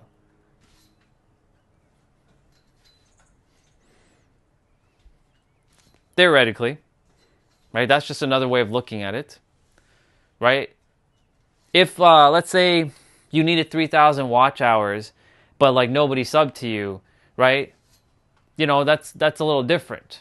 But the thing is, people have subbed, and they're legitimate subs. Like they're real people, and they actually like your stuff, and they enjoy your content. So, I mean, I think it's safe to say that I think people are very interested in your content. You know what I'm saying? Like, I think people really do like your stuff because they wouldn't just sub, right? True, that's true. You're right. It's true. You do always start small. You have to. You always have to start small, right? Like, you know, Rome wasn't built in a day, right? The pyramids weren't built in a day. Like, that stuff took, you know, you had to build it little by little, right? And then you finished big. I can put these away. I'm done with these. 458. Okay. 458.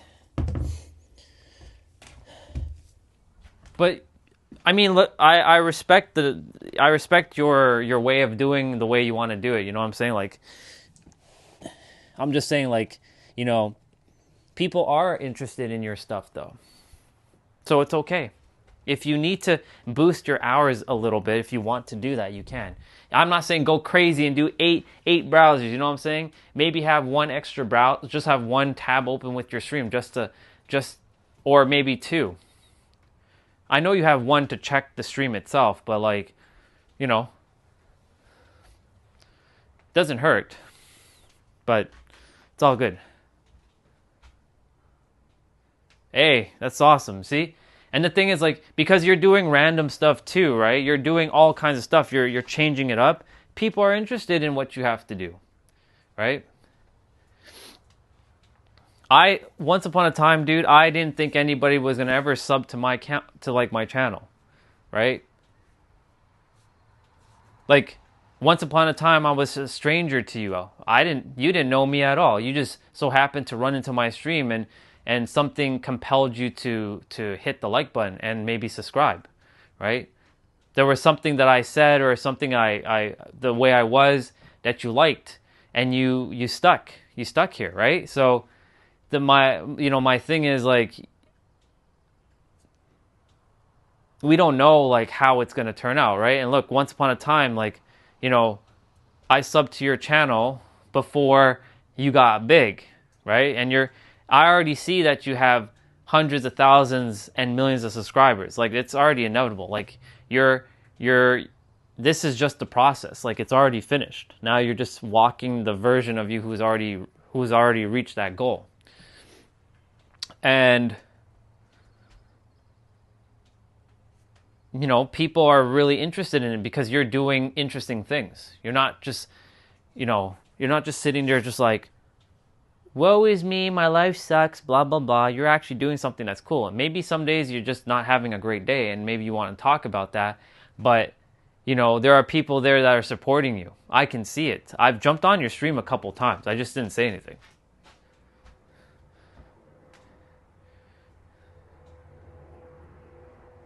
True, but my channel is designed for one thing. This channel, this channel is completely broken. It's completely broken. So it's not even about new ideas for me, right? I've done everything you can think of. I've cooked, I've danced, I've sang, I've traveled, I've done all kinds of stuff. Like, so it's not like for me, I had growth, but I remember the day when my channel went from 4,000 views, like 4,000 to 5,000 views, and it went like that. And I still was doing new stuff, and I continued to keep pushing the envelopes of what's new, right? And the thing is, like, this channel is completely broken. Like, it can't be fixed. Like, and even if they do decide to fix it, I'm not going to be here because this channel doesn't, not this channel, because there's no point. I'm not going to be streaming on this channel anymore. This channel is supposed to be art. So like, my intuition is telling me that I'm supposed to stop streaming on this channel and go on either Kick or my other YouTube channel. They can subscribe to the other YouTube channel, the Orion Stellar one, So if you want to shout out that one, please feel free to shout that one out. I'd be more than happy, right? But this one's done pretty much. So like, I'm not really interested in growing this channel anymore because I'm not the Superhero Love anymore. This doesn't fit me anymore. I can rebrand the channel, but it still has the Superhero Love energy. You know what I'm saying? Like, yes, it shows my evolution of how much I've evolved over the years, but this channel is to be shown as like a proof of concept, right? So like, when I'm on other channels and people ask me like, you know, how did you start out? Oh, well, guess what? I have another YouTube channel. It's called The Superhero of Love. I used to play that character when I didn't know who I was. And I've done over like 400 live streams practicing my art. And over time, I felt this energy of shifting. But you can go on that channel, check it out for yourself, and see the evolution of where I was. Because I've made short form content, long form content, and I've made live streams. So I've done it all. I've done the entire thing on this channel. I've done live stream, I've done short form, I've done long form content. I've done enough long form content. I've done a lot of short form content. Like, there's a lot of content on my channel, right? There's over 700 and like, I think 60 videos or 730 videos or something like that. So there's a lot of stuff. So I'll point people to like this channel in the future to like, not to subscribe to it, but to go and look at it, to see that I started off small myself. This is just basically practice, bro. So like, if you want to share anything about me, you can share my newer channel, the Orion Stellar one, because I'll either be streaming there or I'll be streaming on Kick. 100% I'm probably going to be on Kick, because I like the fact how Kick allows you to do whatever the fuck you want. To some extent, right? You can do whatever you want, but I have to use this program to stream. Let me see. Would you like to give me your channel? When you say give, what do you mean by give? I'm still keeping my channel. I'm not giving it away. I'm just saying that like, I'm basically just holding it as like my proof of concept. This is like my hard drive of my life. Of like, how did I get from being where I was struggling to being successful and rich and wealthy and the high level entrepreneur that I am? How did I build my brand and my business? How did I do it? Right? Because people like to see proof. They want to see it to believe it. Right? They want to see the journey. They want to see the unfoldment. They want to see how I built such a massive global brand. And this channel is just like a placeholder to show people proof of concept. Like, I didn't just was handed everything. I had to struggle. I'll think about it. I'll think about it.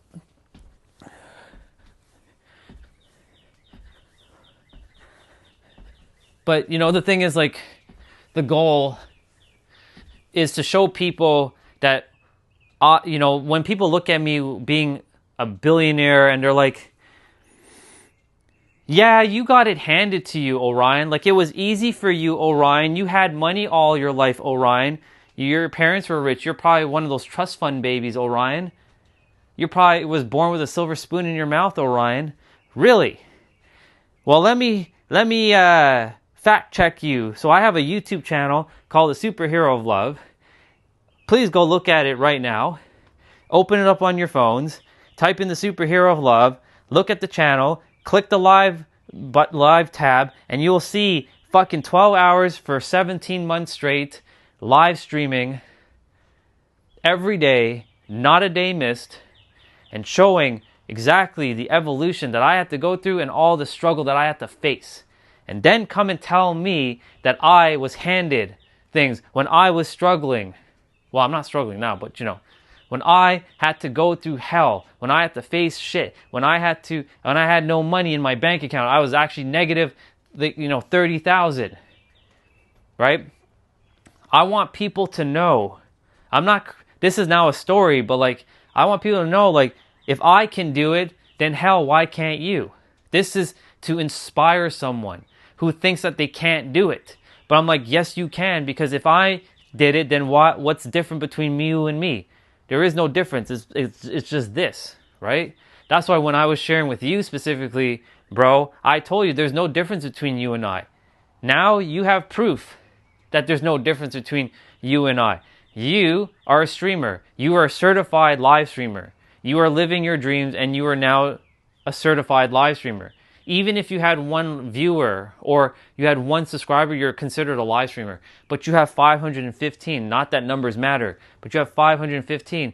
But eventually you'll have over 1,000, then 100,000, then 1,000,000 people watching your channel. You just got to keep going. But then people get to show, you get to tell people, you know, in the beginning, I didn't believe that I could do it, but now you've done it. And you get to prove to someone who is now in the shoes that you're currently in, that you won't be in. They will be in your the shoes that you used to be in, and you get to inspire them, say, hey, look, there was a guy that told me once upon a time that I could do it, and I didn't believe in myself, and you did it. No, I'm good. I'm good.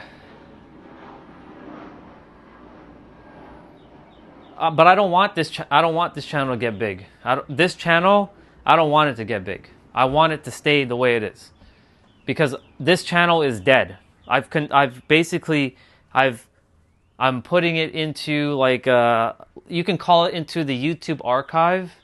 I want to keep it like a history, like a history account, so that people can come and view it and whatnot. Because I'm not gonna I'll probably stream on it here and there, just to keep it active, but I'm not going to be doing anything like main on it again. Maybe when the billions roll in, I'll be like, yeah, bitches, I told you that I'd be rich. When I was being proved and all this stuff, I'll come on my channel and be like, yeah, bitches, I'm fucking rich now. Now what? For every person who came on my stream on this old channel, they used to tell me that I couldn't do shit. That's the characters, that's the ego. That's the ego.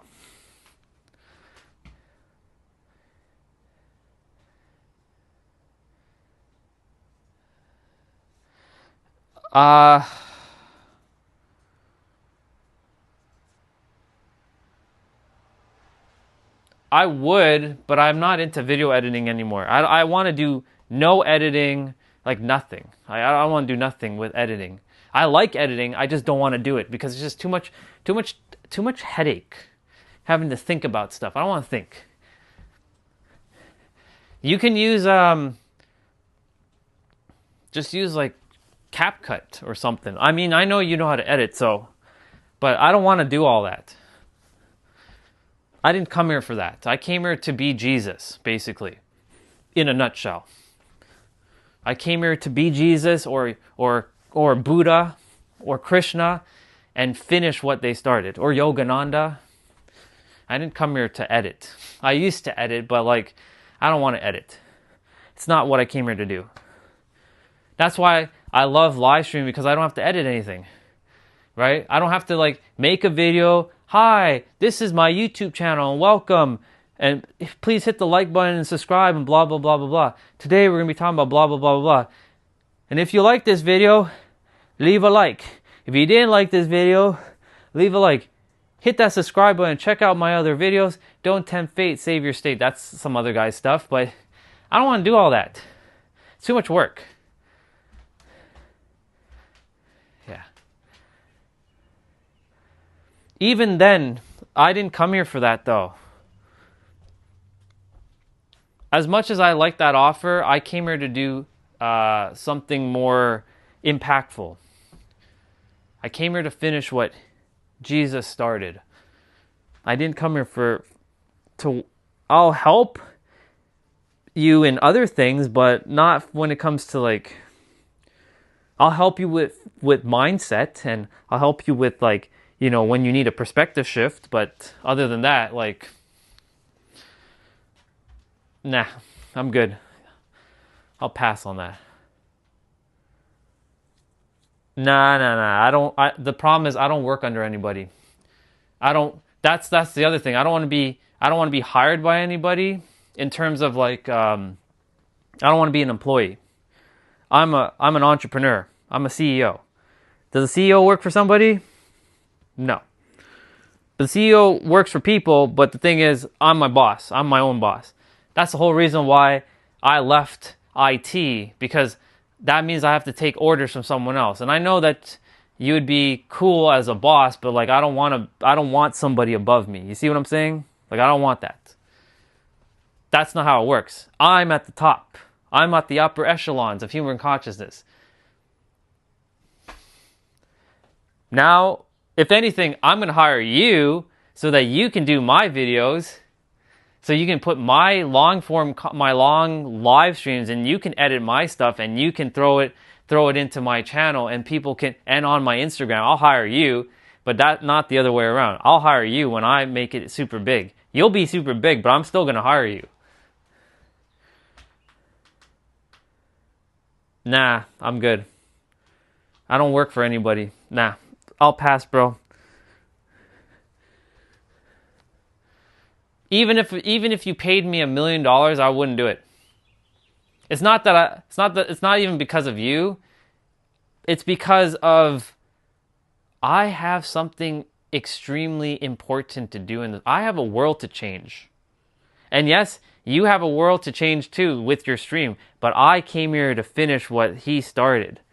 Not to say that my thing is more better than yours, because our purposes are equal, but I came here to do that. So I can't. Like I just can't. There's no way I can ever, if somebody was another entrepreneur and they wanted to hire me as a consultant, I'd be like, no.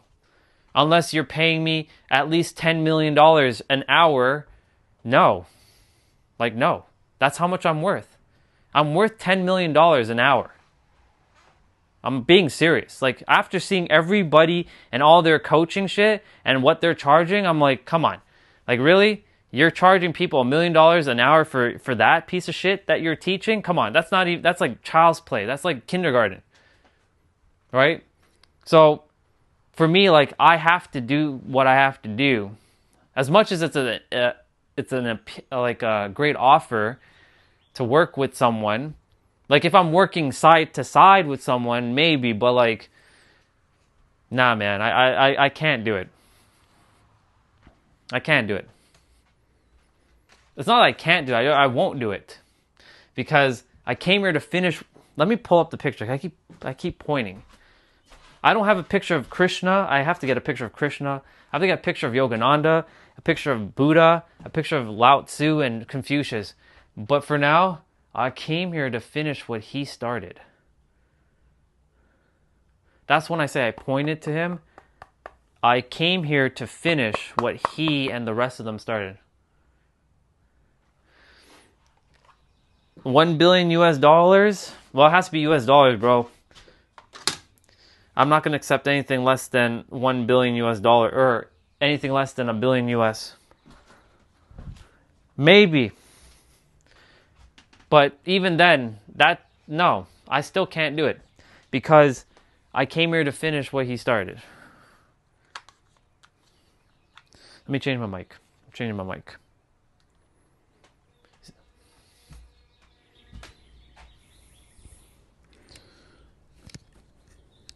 But even if I ever, and this is a big if I ever work,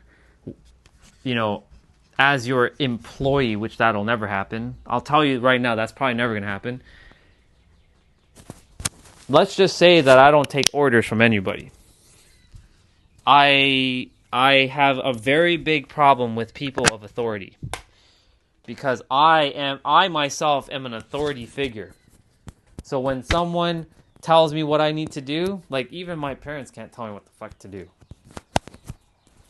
I'll put them in their place. I literally will put their characters in their place, because they themselves don't know a damn thing about how reality works. So when they come and tell me about XYZ, I tell them, well, ABC. ABC to you with your little XYZ. I don't hold back anymore. with anybody. I really don't. What you see is what you get. Like, even in the person, like, if you were to hang out with me, I'll tell it as it is. I'm not going to be like, love and light and namaste. Nah. No. I don't do that. Nah, man. I don't work for anybody. I work for myself. And myself, yes, with clients, I'm working for them because they're paying me, but I'm doing what I'm supposed to be doing, helping them get the fuck out of their way, and they can go and change the world and make the difference. Do you know someone I could trust? Okay, let me see. I might know someone. The only thing is I haven't spoken to this person in a while. So trustworthiness, he's a good person, but I haven't spoken to him in a long time because, quite frankly, like, I'm on a different level now, and like,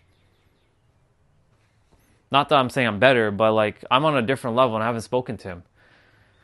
And I don't know what he's doing. But I can find someone.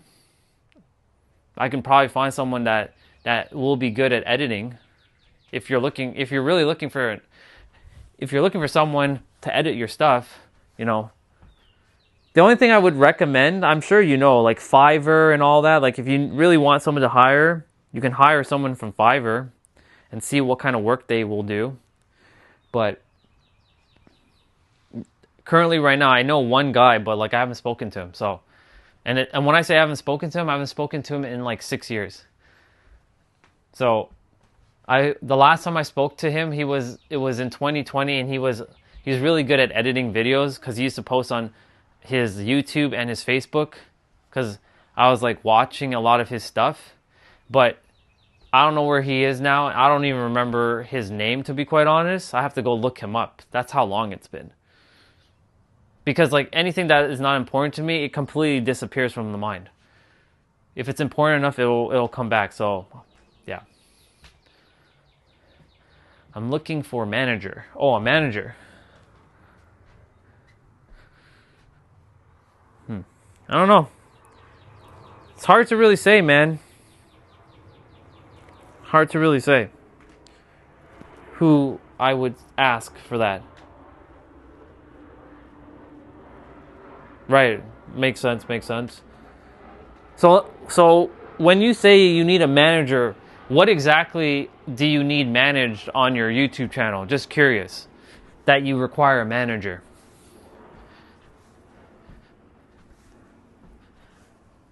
What is the main reason for a manager for you specifically? Just finishing up my kicks.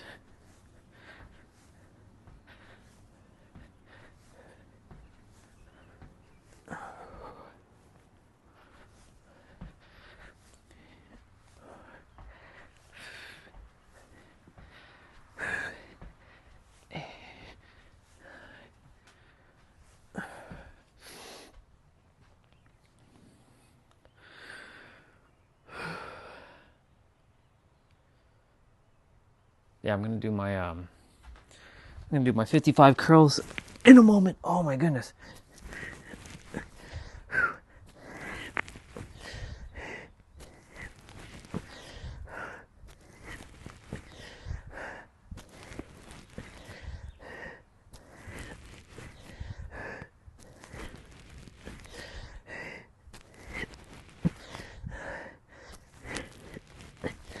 Let me see what you wrote. I'm going to read in a moment. Let's see. Editing my live streams to video. Oh, got it. Okay. Gotcha.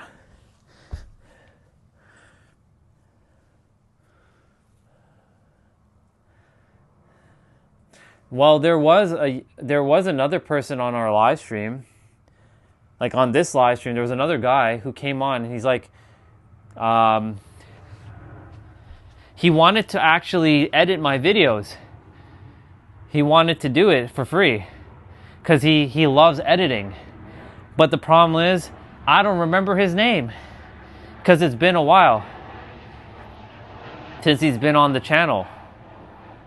I would say him, but the thing is, like, because he hasn't been on enough. Like, I have trust for him, but the thing is, I don't remember his name.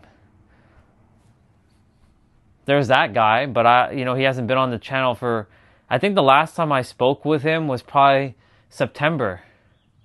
Unfortunately, I don't remember his username. But he wanted to be a manager and edit my videos. And I'm like, sure, you can edit my videos if you like. I'm not going to pay you, right? But he's like, no, I'm not looking to be paid. I just want to do it as a hobby. And I want to show you what I can do. I'm like, okay. Well, go for it. But he never accepted my invitation because on my channel, there's only me as the manager. I'm my own manager. Like, from my other channel, I'm a manager of my own channel.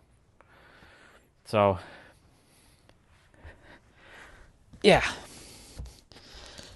If I can find his name, I can see what can be done, but because he offered that back in I think July or August. And then the last time I saw him was September. And that was it. I haven't seen him since then. And that's, unfortunate, but that's why I said this channel is pretty much dead, bro. It only certain people will come on because they know. And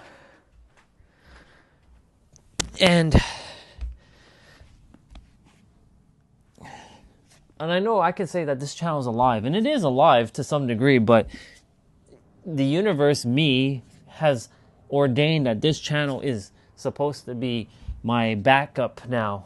This is going to be my archive. Why do you think I started a whole new Facebook and a whole new Instagram channel?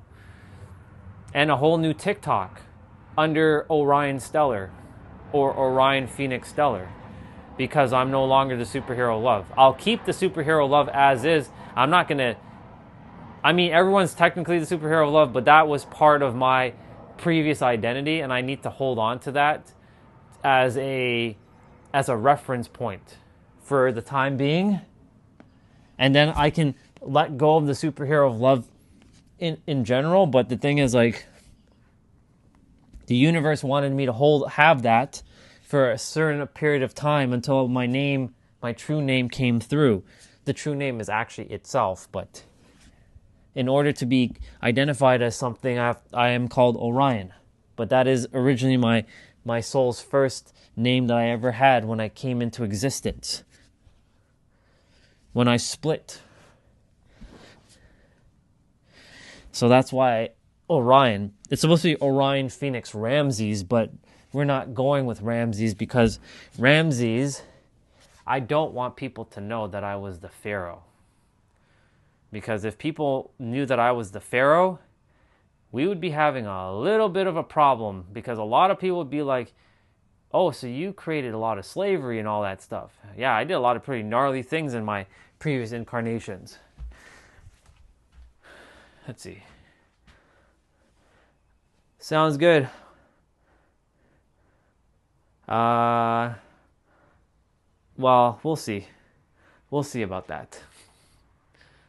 We'll see. There's no guarantee, but we'll see.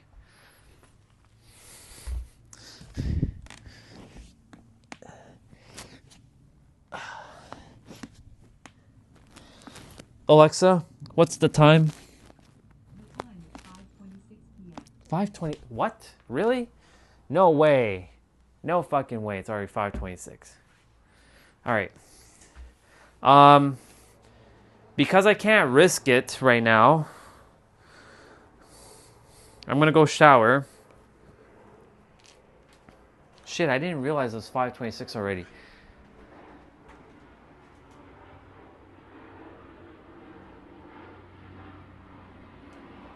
No, don't get ready. I'm gonna just say no for now.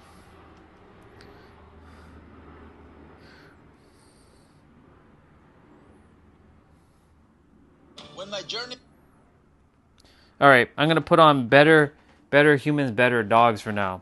We're gonna watch the one that we watched earlier today, but it got blocked, or I got blocked earlier, so...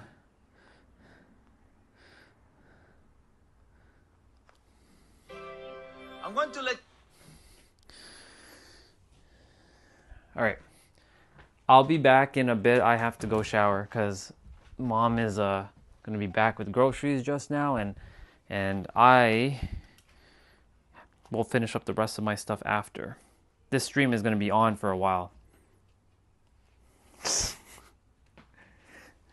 You should know the answer by now. The answer is going to be like, nah, man.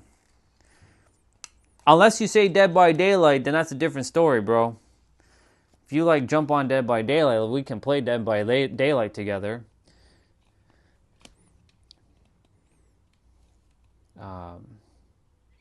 Camera. But yeah. All right. I'm going to let you in on a little secret. One of the things that makes me great at rehabilitating dogs is the power of my own pack. Let's go, let's go! I can often learn all I need to know by introducing them to a troubled dog and reading their reactions and body language. This morning, I am giving them a little extra exercise and attention because we have a new case coming to the Dog Psychology Center that could test the patience of my entire pack.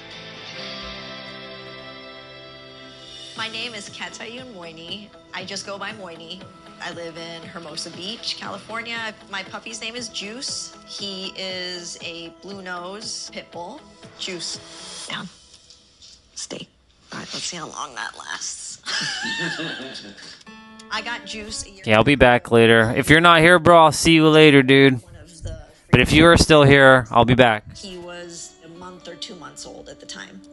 He was just so sweet and so sad. I can't even describe like the way he looked at me. You know, I just knew. I just knew that he was my dog. He is absolutely amazing. He is hilarious. He's always wanting to play. In fact, I love exercising, and it's awesome to have a dog that's super athletic. I skateboard with him, skate with him, bike him, take him to the beach. Incredibly smart and funny and loving. I'm currently a physician associate. I work in oncology, which is cancer. The profession that I work in definitely can be very emotionally demanding, and it wears on you. So he's my therapy dog. My dream scenario for Juice is to get him therapy registered so I could take him to bring his Juice joy to my patients. But Juice, he's never calm. He had this excessive excitement about him from the time he was a puppy, and it's only intensified. Down. He humps most people that we meet. Juice has an incredible amount of juice. When I'm outside with Juice, the biggest trigger is a dog. Juice is not aggressive. He's not trying to hurt them. He wants to play. What worries me the most about Juice is that he triggers aggression in other dogs. Dogs will come at him with their teeth bared, and that is a worry of mine, that he's going to trigger a dog that's actually really aggressive. He wants everyone to be his friend, but nobody really wants to be his friend because he's so excited. Juice's potential is limitless. If he could just get a hold of himself and calm down, you would see the true Juice.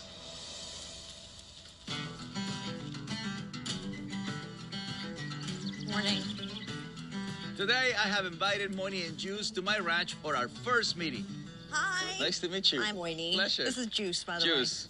I have asked my team to immediately begin presenting different types of dogs with different energies. Do a pass by with the pack so I can get a first impression of this blue nose pit and how we can help him. Well, that just shows he's not aggression. He wants to play. He's showing a lot of interest. He's excited, happy-go-lucky. His head is held high, his tail is wagging, and he's looking around curious as if he's open to making new friends. Now he just met Fala, and Fala is the very sweet back-of-the-pack dog, which makes her super sensitive so she can get overwhelmed. She's doing okay with him, but he's not taking the hint that his energy is too much. Right away, it is clear the Juice is very excited. So I do agree with Moini. He is good-natured and not aggressive, but this excitement could trigger a fight.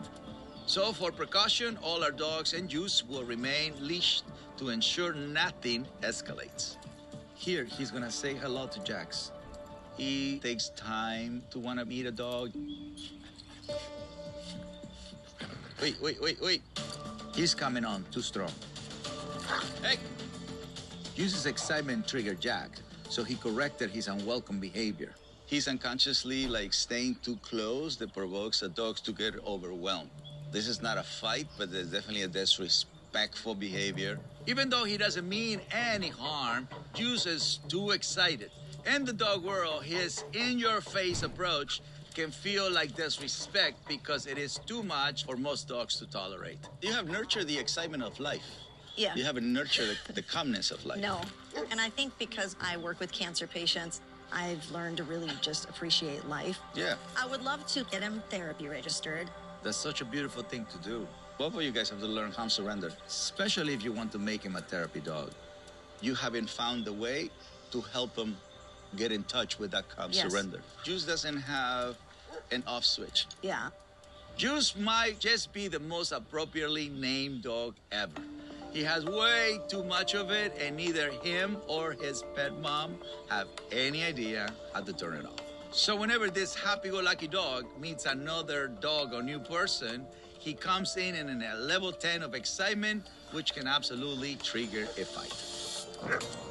Moini is also happy-go-lucky, but she has a stressful and emotional career. So she fills her home life with adventure, which is understandable, but further fuels the overexcitement.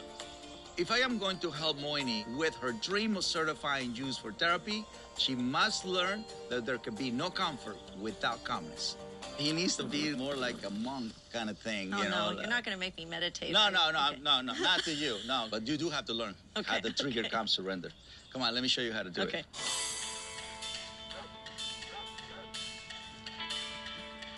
Okay, so what you need is the calm part. Look at that.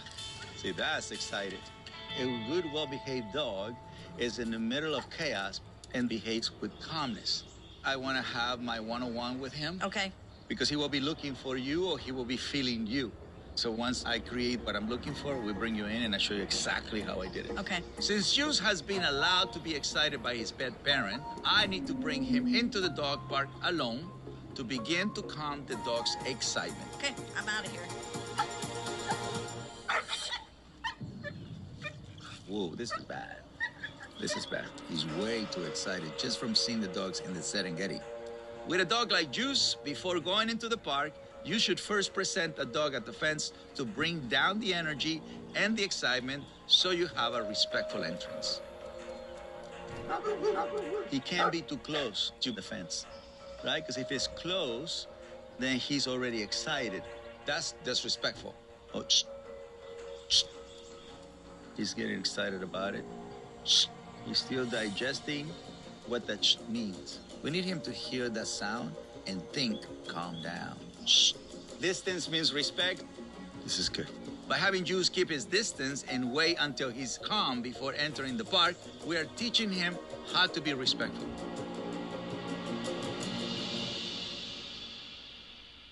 Now that Juice is finally laying down and calm, we can bring him inside. Now I'm gonna transfer his new way of being, which is I am the new guy in the block and I need to be calm to the dog, respectful to the dogs. Within a matter of minutes, Juice's energy lowered and he's already acting like a different dog. So he's realizing that he has to let the dogs come to him and accept him. Once they do, they give him space to roam, which will be a big test for a dog who can trigger fights with his overexcitement. He needs to learn to have dogs in his intimate space, but he can't jump on them. Shh. Correcting exactly that. Shh. He started jumping on Tricky. Shh. He's getting excited. We go in immediately and bring his excitement level down fast before there is a fight. So I'm going to physically put him in a calm surrender. By helping Juice into calm surrender, I'm telling him that I won't allow any other behavior.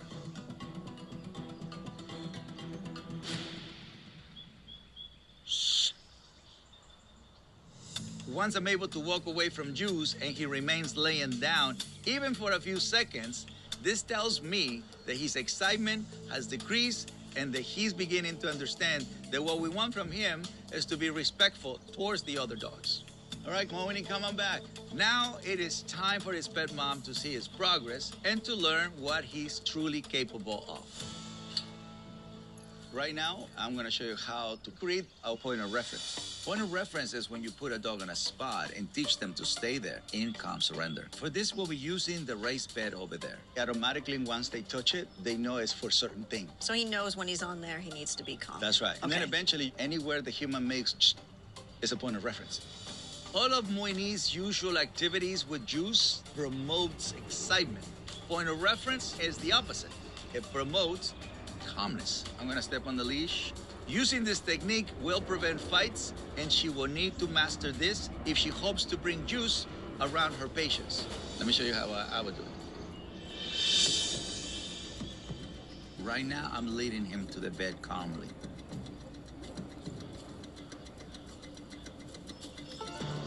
And then once you're in the point of reference, you drop the leash.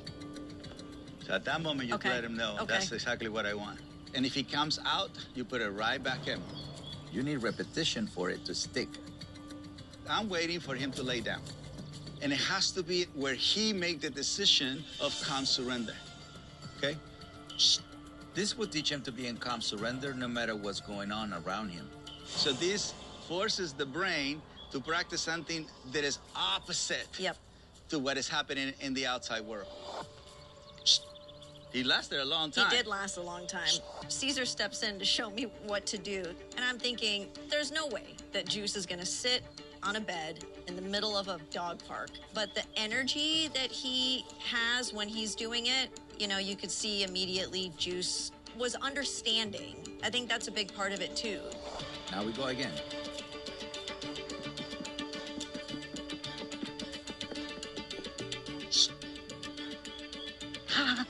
There you go.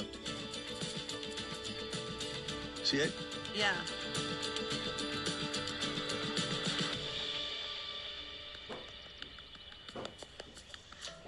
I've never been able to get Juice down to a level 0. I was just happy with like a level 5. But to my complete surprise, Juice responded wonderfully when it was done correctly. So now what you have to learn is to imitate my energy. Okay. Caesar gives me the task of taking Juice and having him sit on this raised bed while the chaos is going on around him. And I'm thinking, there's no way I'm going to be able to do this.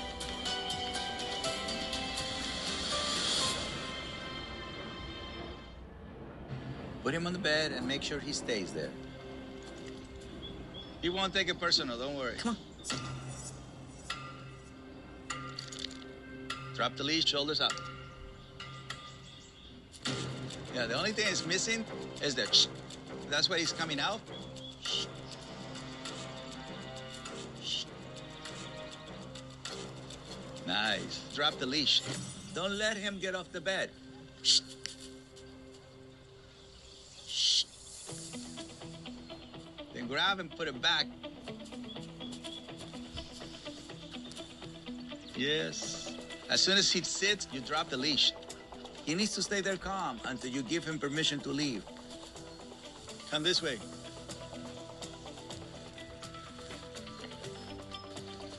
Yay! Love it. Oh, yeah, he's about to lay down. Like, see? It's going. Boom. Ooh-wee. I love it. Yeah. I love it from here. To my surprise, Juice actually did pretty amazing, pretty fast. There you go. It's good. I am shook because in my mind I thought this is just him. It's just his personality and it's not changeable. And that is completely all incorrect. Look at that. That's point of reference outside the point of reference. I mean, this is awesome. It was an exercise for both of us in calmness. Actually, it was really fun. The homework is understanding point of reference and calm surrender. Okay. I'll check in with you in a few days to see how it's going. And thanks Oh for my bringing him gosh. over. No, thank I you. appreciate it. I mean, this is amazing for him. Follow me. The next day, Caesar changes it up. Instead of helping a family with a dog in need, he's helping a family who's in need of a dog. Over the years, I helped thousands of people with their trouble packs. What I've seen more often than not is that people simply do not know how to pick the right dog for their family and their lifestyle. If you select a dog based on a size or a breed alone, that will often lead to trouble. You have to pick the dog who has the right energy for you. So today, I am meeting with a family that needs my help. We're the Mejia family, I'm Lucy. and I'm Louie. Jonathan is our son. Our family is friendly and outgoing, and we're here to be matched with our forever dog. Lucy and I have been together for 21 years. I work as a producer. Louis works as a photographer. We met on a shoot. About a week later, he gave me a call and asked if I would like to go to dinner. I guess the rest is history. We're a very loving, supporting family, especially with Jonathan. There's only 3 of us, so I feel like we're pretty close. We share a lot with each other and pretty open. I guess we're considered cool because Jonathan's friends requested us on Instagram. We just joke a lot. To me, is important because life is too short. November of 2020, I was diagnosed with chronic kidney disease. Obviously, as a family, we were shocked. I just remember feeling the worst that I've ever felt in my life. You know, seeing him weak or tired, just kind of... We were just really scared. We just know that, you could die. But along the way, there's a hope, there's a promise that things will get better. The one good thing at that time was Carlos. Carlos was my son and his girlfriend's dog. Well, actually, it was her dog. He was such a joy in our life after Louis' diagnosis. Having Carlos was just an extra layer of support that I had. Unfortunately, when my son and his girlfriend broke up, we lost him. We don't see him anymore. It was a blow. I equate it to losing a family member. He loved us. I do miss him. Now, within the year, I'll be having a kidney transplant. Having a dog is going to help me get through it. And it was proven with Carlos. There's a space that needs to be filled. This place is beautiful. Wow. I'm just feeling, truthfully, a little nervous. Today's a big day for our family. Of course, meeting Caesar. The Mejia family. Adoption, baby. Bienvenidos, welcome to the DPC. Señora, primero, usted. Un placer. Igualmente. Pleasure. Very nice to meet you, Sir, Caesar. I know you're looking for a dog. Yes, we are. The energy of a dog that I'm going to pick for you is going to match you extremely well. But in order for me to pick the dog, the first thing I love to do is assessment and evaluation. So what I'm going to see is what energy you use with the dogs. I want to make sure that people are successful right from the beginning. Come on, guys. The reason pet parents trust me instead of finding a dog on their own is that I make a match based on personality, lifestyle, and most importantly, by reading their energy. This will tell me what both the dog and the human need instead of basing it on their wants. So guys, my team and I have looked for dogs far and wide because it's very important for us to find you a compatible dog. I hand selected some potential matches based on what we already know about your family. Then we'll do what we like to call doggy dates. Sounds exciting. So before we meet any of them, I need to get to know you better. Louis, can you tell me a little bit about your kidney illness so I can understand you as a future pet parent? I'm going to be receiving a kidney transplant soon. Being sick is... it's just hard. Sometimes I think maybe I put myself here, Do you feel guilty? Yeah, I feel guilty because then you think I should have taken better care of myself, so that they don't have to go through it. Right. I could say that I'm strong and I could say that, but inside I don't want them to see how bad this feels, Yeah, it's hard to be vulnerable as a man. Yeah, it is. Especially in front of the pack. Absolutely. I'm with you. But it's good. It's good that you're sharing that because it has to come out. Look at me, I'm all crying. Yeah, that's what you needed. I appreciate what you're doing for us. Thank you. I appreciate it, Caesar. Well, your willingness to be vulnerable is going to make you a really good pet parent. It tells me you're going to be there for the dog no matter what, and the dog will be there for you. This family is preparing for a very challenging time in their life. So they need a dog who can be supportive, gentle, and not too rambunctious. It gives me an idea. We have a rescue dog here at the DPC who's undergoing her own physical rehabilitation, and I wasn't planning on rehoming her just yet, but something tells me that they might be able to help each other during their recoveries. All right, let's meet our first rescue. Andre, bring Twiggy. A couple weeks ago, a 2-year-old poodle was found roaming the streets, completely neglected. Do this to you, baby. She had never been groomed. She was covered in fleas and very timid around people. We don't know much about her past. It was only after she was cleaned up that we started to see who she was underneath. She's pretty timid around most humans outside my team. But I know we can find her the right home. Oh my God. Oh my God. So beautiful. Amazing. I think she's fancy. She's fancy. She's very graceful. She walks extremely beautiful. Wow. This is Twiggy. She can be a little shy. Twiggy. Oh, there she goes. There she goes. Oh no. Yeah. Her disposition is very timid. She hasn't met the right humans, you know, for her to trust. Hey. Hi.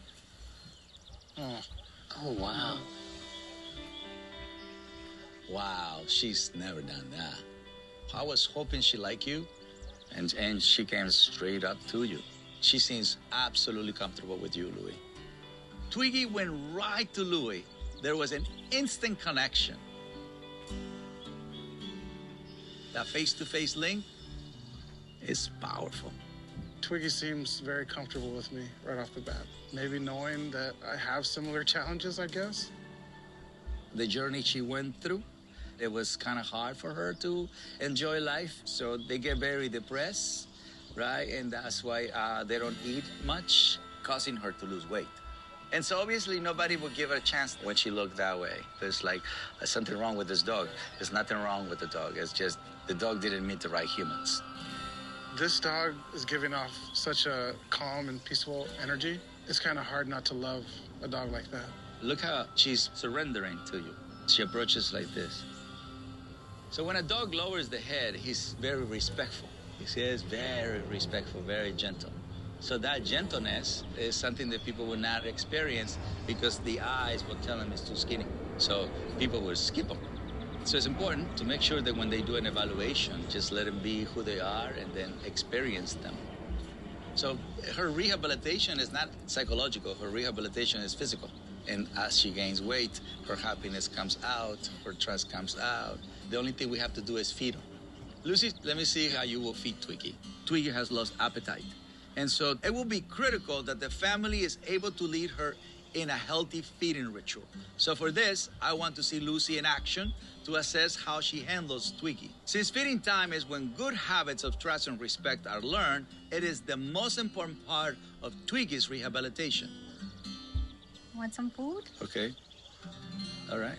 Lucy just put the ball down when the feeding ritual is about so much more than food. It is about using this opportunity to build a lasting bond. Let me show you. Hold the plate here. Okay. So it's important that a dog learn to sit for the food. That way she can focus on you and not the food, helping to form a stronger connection. So a lot of times when people just grab the food and put it on the floor and you're not there, you're not associated to the ritual. So it's very, very important to be associated to the ritual. It's like eating as a family is so important.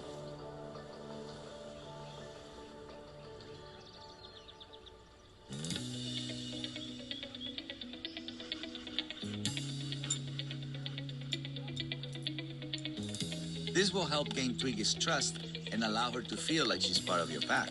Twiggy just seems like a gentle giant, but it does seem a little bit maybe like an extra layer to have to take care of her because I know she needs some special attention. But I think just knowing the way we are and what we've been through, I definitely think that we would be good for her. Thank you. Let's say goodbye to Twiggy. Bye, sweetheart. Bye, Twiggy. Meeting dogs is always feels good, right? Yeah. Absolutely. With such an instant connection, there is no denying Twiggy could be a good match for the Mejias. She went straight to Louie and was extremely gentle and respectful while also being affectionate. And she proved she can follow proper direction, so Lucy could also lead her. However, I will need to ensure that the combined rehabilitations will not overwhelm the family and prevent Twiggy from making a full recovery. So for the next doggy date, I want to see how the family responds to a dog with less of a trouble past so there is no recovery required. All right, let's keep it up. Let's see the next rescue. Angela, bring him over. Oh. So precious. Look at that. Oh my God. Oh, just the sweetest, cutest thing coming our way. My heart is melting. This little guy, Cusco, he's a 3-month-old Chihuahua Dachshund Terrier mix. So while he's a playful puppy, his size and medium-level energy will be manageable. His mom was rescued from a shelter and had a litter of puppies with a foster parent. Cusco watched all of his sisters find a family, but no one applied to adopt him. This is the kind of dog I adopt. Happy-go-lucky. So precious. Super cute.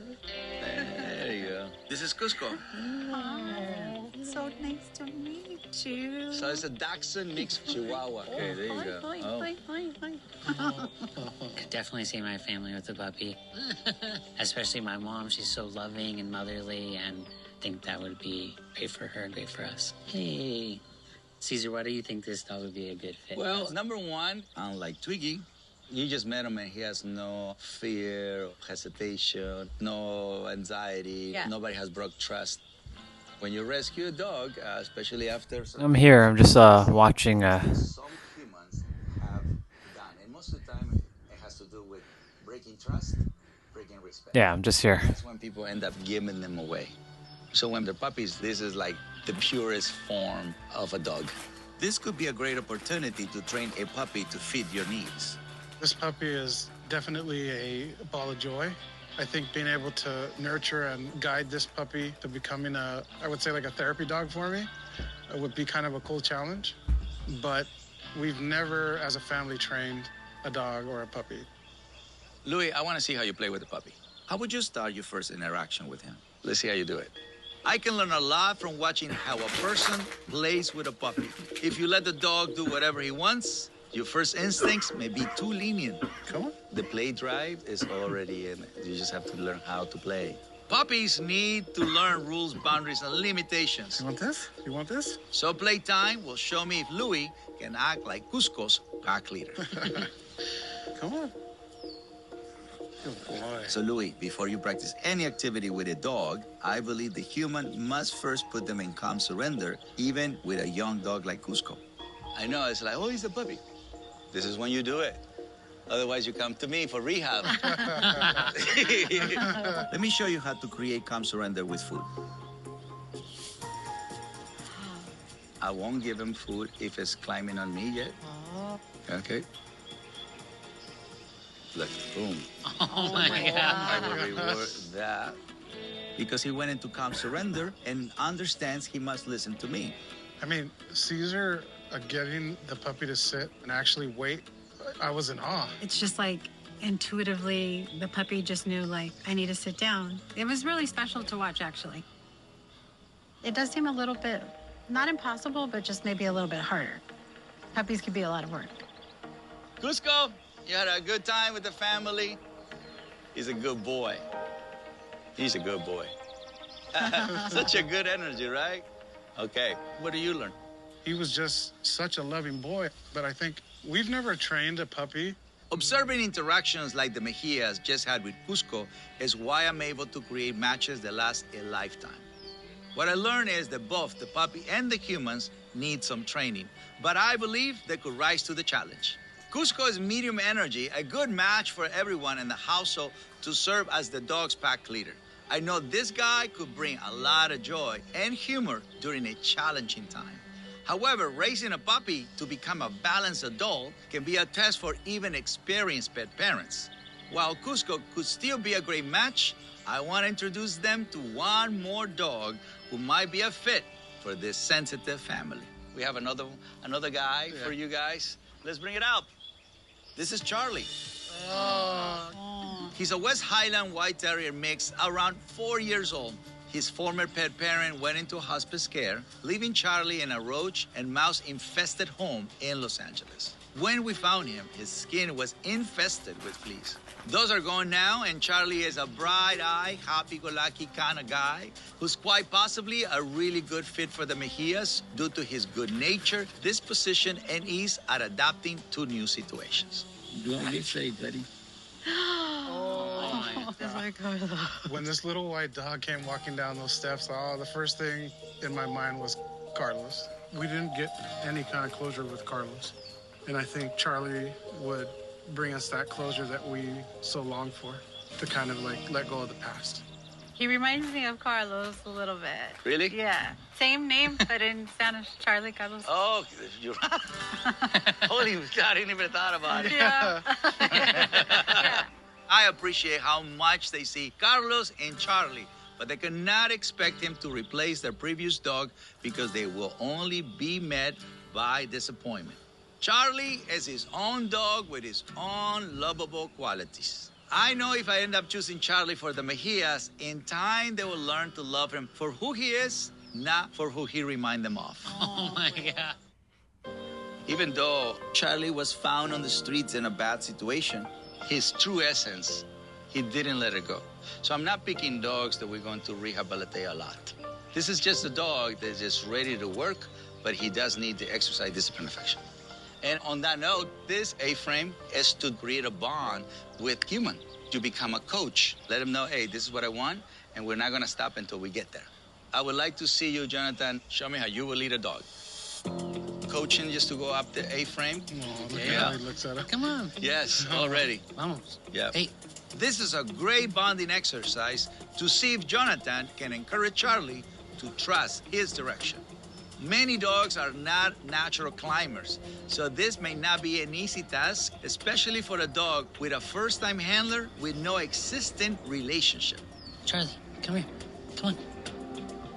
Yes! Come on. Come on, come on. Yes! Come on, come on, come on. Yes. Good boy.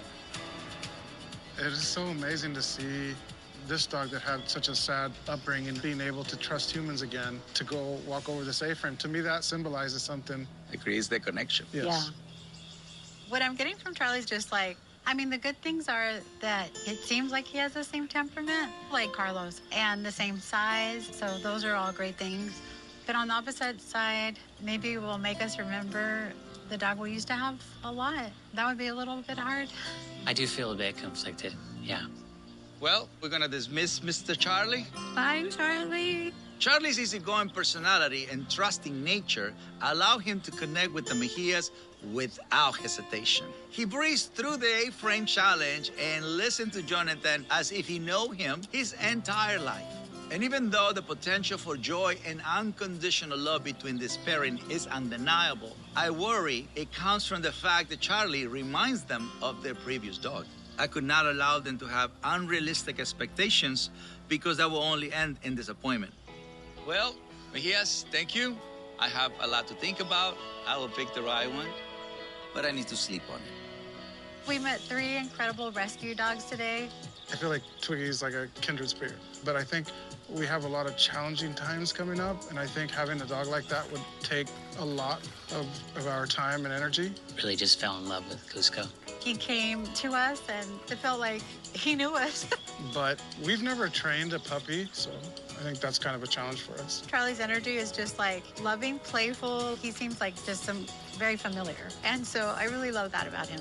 Well, Charlie's very similar to the dog we used to have, so can't help but remember our old dog. I guess we wouldn't know until we try, right? We'll see. I truly don't know which one he's going to pick, but I'm very confident that he's going to pick the right one for us. Thank you. I'll see you soon with your new dog. A few days later, Moini is making great progress with her overly excited pit bull, Juice. So we're getting ready to go on a bike ride, and this is how we're starting it. I've been doing a lot of homework with him. Incorporating the homework into every single activity has helped him. He's much calmer meeting other dogs. Good. He's been my way of meditating. 5 seconds, just 5 seconds. Juice has increased my patience like tenfold. And, you know, I think he's just a reflection of my progress. So I think he's going to keep improving.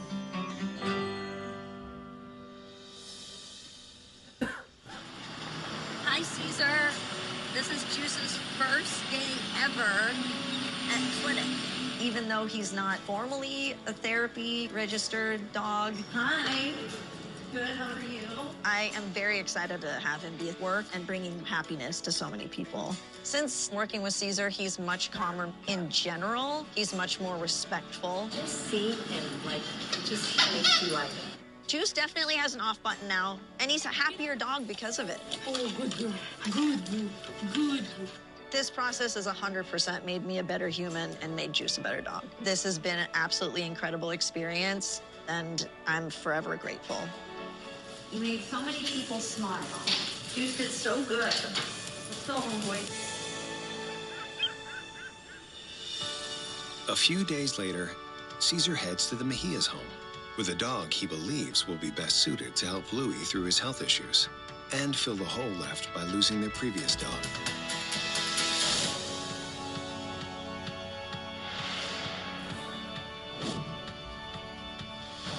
Super exciting day because it's delivery day. We are outside of the Mejia's home. They still don't know which dog I picked, but I'm sure we picked the right dog for this family. I'm a little nervous. I got goosebumps. I'm very excited today, grateful, very happy to be welcoming a new member into our pack. Okay, we're ready. Ready, Caesar. Llámale. I don't know what Caesar's chosen for us yet. What do you think? I like Charlie, though. He was so cute. See, the eyes have this beautiful softness. Twiggy felt at home. Yeah, especially on my lap. The good thing is your touch is very calm and quiet. Could be Cusco. He was super cute. He has no issues. As you can see, he's the purest form of a dog. We met 3 different beautiful dogs, but I'm very confident Caesar's chosen the right one. I'm super excited to meet our new dog.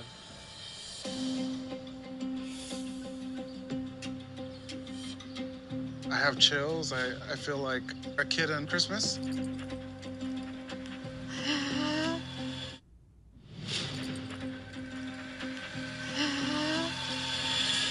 It's Charlie. Charlie. It's Charlie. As soon as they turn the corner, I see a white ball of joy just bouncing up and down. Charlie's a great match. He just seems like such a chiller. Hey, Charlie. Look at him. He's like the picture of perfection, you know? There we go. Let it come all the way. That's good. We just got a new dog, and it feels amazing. Knowing that I'll have somebody by my side when I'm recovering from my transplant, it brings me a lot of comfort. But let me tell you why Charlie is a good fit for each of you. Dogs need Follow Play Explore. He's gonna do that. Dogs need Love Joy. That's your expertise. And dogs can heal. And he's ready. You know, he's ready for that companionship. I ended up not choosing Twiggy for this family, even though Louie and Twiggy had a beautiful, great connection. But I feel like her health issues might be a lot considering what Louie is going through. The family seemed to enjoy Cusco, but I felt their hesitation when it came to training a new puppy. Charlie just had the perfect balance, being a happy-go-lucky middle-of-the-pack dog for this more inexperienced pet parents. I know he will transition into the family seamlessly. Look at him. Look at him. I mean, what's not to love He's so about him? spunky. Charlie's a perfectly behaved dog now, but he won't stay that way if the Mejias don't give him the right leadership. The imprint begins with the walk. So let's do the first walk. All right, Let's follow me. go. The walk is important because it's the primary thing dogs do. Birds fly, fish swim, dogs walk. And it's right here. Wow. So this is the best time to show a dog you are in control and have the calm confidence to lead them. This is where you practice calm confidence, shoulders up, head high. Don't look at the ground, don't look at the dog. All right, my brother. Okay. Don't hold with 2 hands. 2 tense. Relax up, head high. Relax the arm. It's calm confident, not tense confident. he grab it like, right? So then, of course, Charlie needs to get to his tension. Yeah. So he's gonna pull back. I'm super tense. I don't know how to hold my arms. I don't know how to hold the leash. I don't know how to direct Charlie. When you're tense, frustrated, tense, whatever. And with humans, we can fake, we can lie as much as, no, I'm fine. And with a dog, it's like, he's lying. He's freaking lying. You see, so that comes out. Yeah. You see what I mean? So a dog really grounds you. I guess there's a lot of tension in my life right now with, waiting for a kidney. So absolutely, I'm feeling tense. Despite Louis' tension, I believe this dog is still a great match for this family. Louis just needs to learn that when done right, walking our dogs should be the time when we feel the most relaxed. Look, I'm gonna show you something. I'm gonna do something here. That way you don't use your hands. Okay. Let's go. And there you go. Boom. It's easier for Charlie to walk calmly because the hand is not providing tension. Isn't it easier that way? Yeah, I definitely could tell the difference. It was important for Louis to learn what a relaxed walk feels like. But because he's facing such a challenge in recovery, I need to take extra care to make sure he doesn't feed any potential tension to Charlie. Now we're going to the therapy dogs work. Come on, let me show you what I mean by that. So I have one last lesson in relaxation that when done correctly will calm both the human and the dog.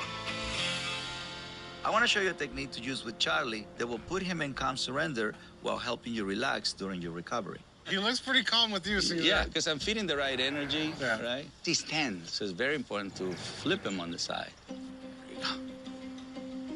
It's just for them to learn to relax, be vulnerable, and surrender completely to it. Because I'm feeding the right energy, his brain can only become surrender. And then the more repetitions, the more he does it. Yeah. Okay, your turn. Yeah. Hey, no. Hey, come here, hold on. So when you're doing that, stay quiet. Use your actions and your calm confidence. Because when you, no, stop, no, Charlie, no, wait.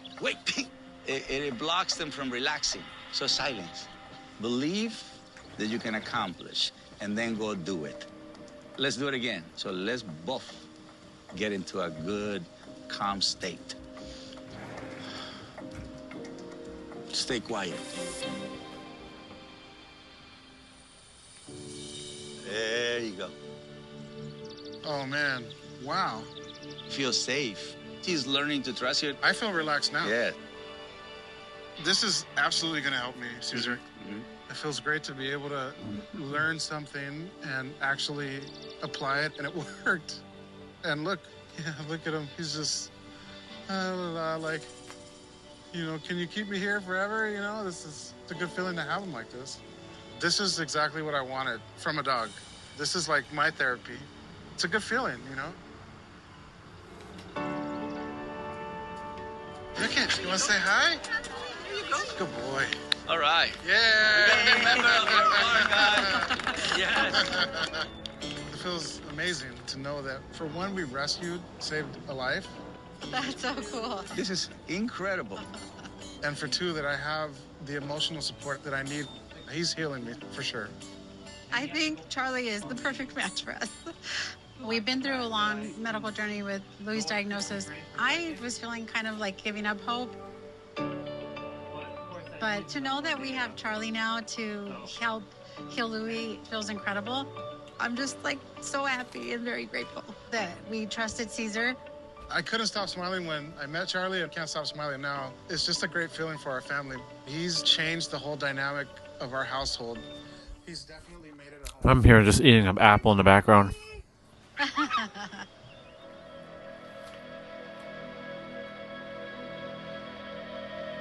I believe dogs have the power to heal because they can provide their pet parents with support, comfort, and love. And if it wasn't for my pack, I wouldn't have gotten through some of the most difficult times in my life. I believe every dog deserves the right human to make that bond. And even though Twiggy and Cusco were not a match, they too found their forever homes. So when you're faced with challenges, sometimes just knowing you have a furry companion who gives you unconditional love and loyalty is what gets you through the darkest times and provides you with the strength to keep going. Charlie, baby. Good boy. Good boy.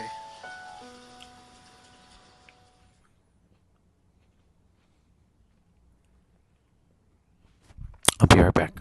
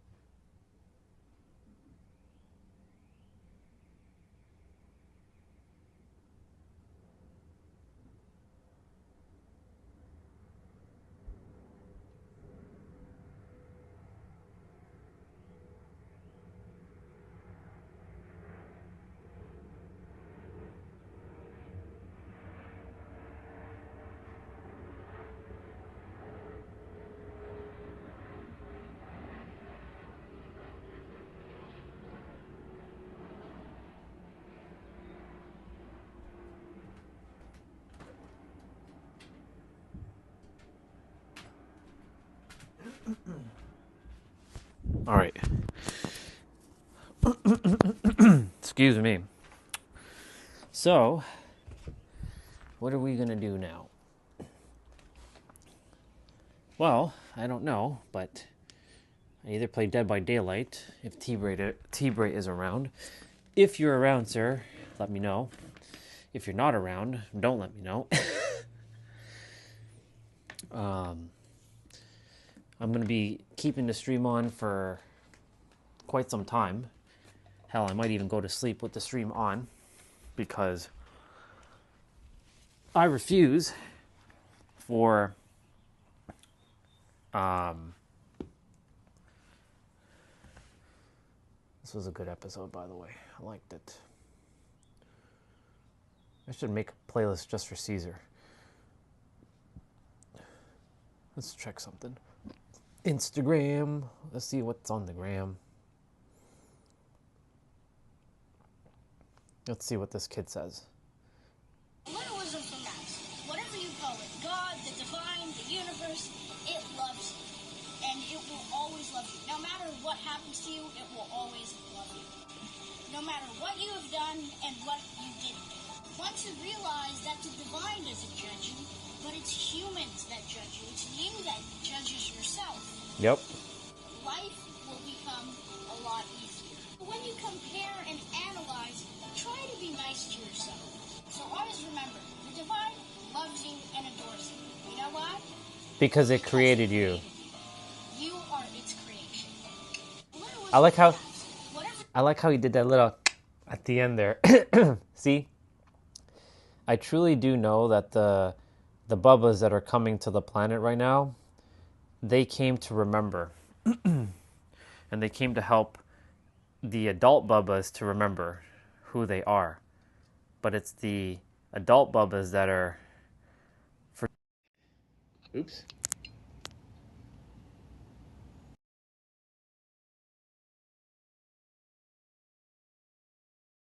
My bad. Let me just make sure that my microphone just reconnected. It should have connected back. Let's see. Test, test, test.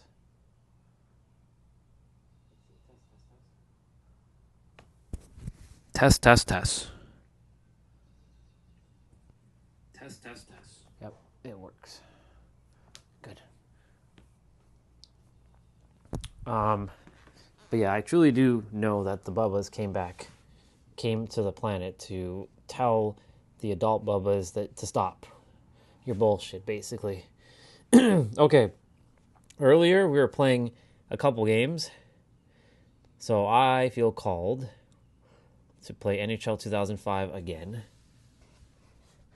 because I was playing some hockey, and it was a good game, but unfortunately...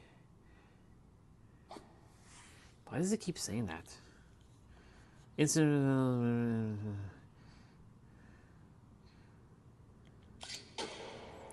EA Sports. It's in the game. I have more than enough memory, but whatever. But yeah. And that video was sent to me by Danny because she just remembered and now she's starting to go down her journey.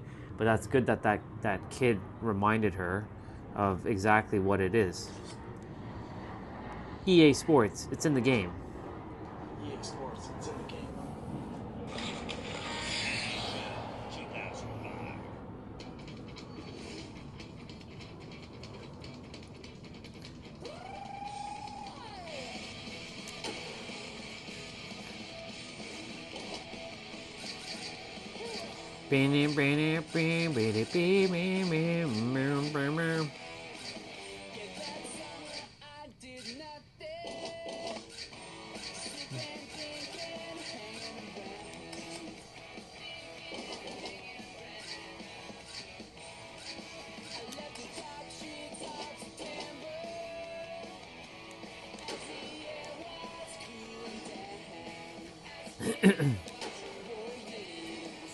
The periods are, even though they're set to 20 minutes, they're actually like 5 minutes.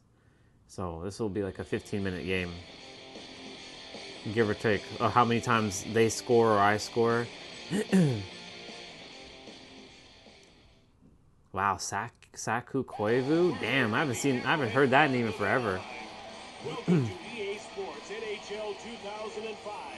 I'm Jim Houston with Craig Simpson here for a fast and thrilling matchup between the Mighty Ducks of Anaheim and the New York Rangers.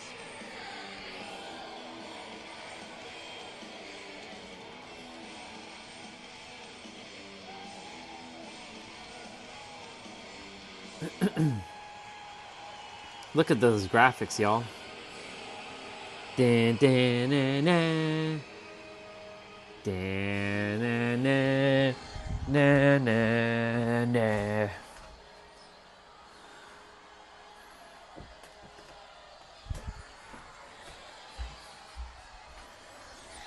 Ooh. Here's a look at tonight's official. He's been around for 10 seasons and he calls a pretty tight game. And you can bet that if you're careless with your stick, you'll end up in the penalty box. So I had 12 goals and they had 2 goals. So let's see what the score will be this time around. Oh shit. Moved ahead by Pooty. Into the attacking zone. It's moved across by Carney. In over the Oh, what the hell? Cody went long. He is laid Wow. over the blue line. Shakir denies him. Moved across. Ah shit, there's no one there. Come on. Holy. Over the line. Oh god. Right in front. I let him walk right in? That's crazy. It out. Into the attacking zone. Nope. Blocked by Baez. Will this be a high scoring goal or game, or will this... Over the blue line. Oh, nice slap shot. Out of their defensive end. In over the line. Oh. Dunham turned him away. Brings it out. Shove. Into the attacking zone. Turned aside.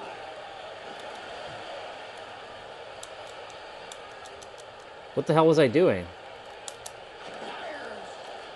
Oh my god, what the hell was that? I thought I was pressing the square button, it wasn't shooting.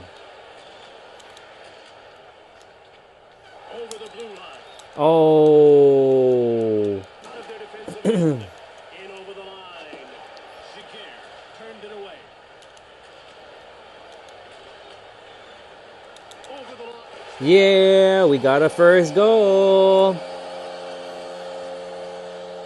Let's go.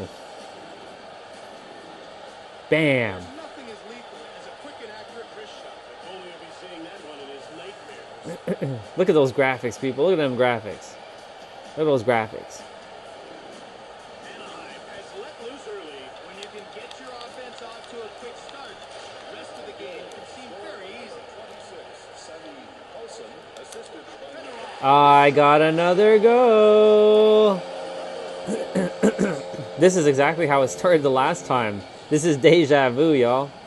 What a sweet wrist shot right there. He just picked his spot and snapped it home. That's crazy. A 2-goal lead halfway through the first. They're striking fast and striking honest. And the Bishops won by the lead. Passed up to the neutral zone. He gets hit. That's an impressive hit. Turned aside. Oh, someone's helmet fell off. Oh, it's my guy's helmet. Into the attacking zone. Oh, the guy without the helmet.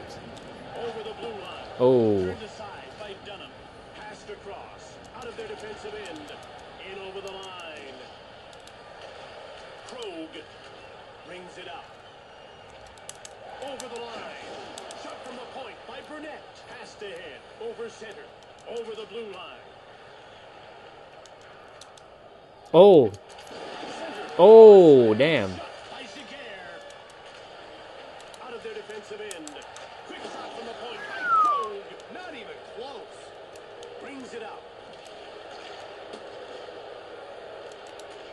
Cheestall. Into the attacking zone. Turned aside. Sometimes taking those long range shots are so much better. Oh, Mark Messier.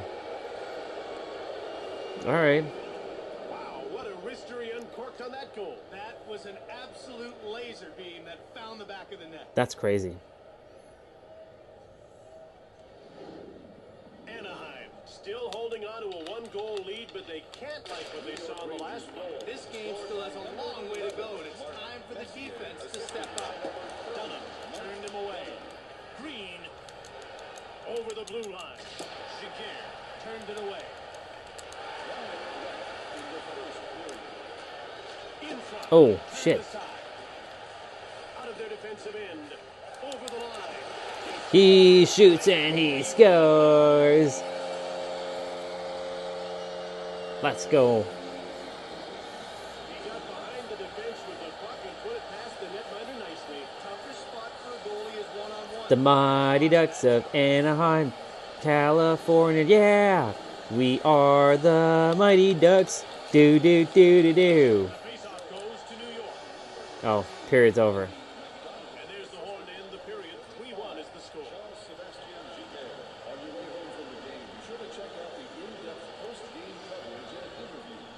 Look at all those people.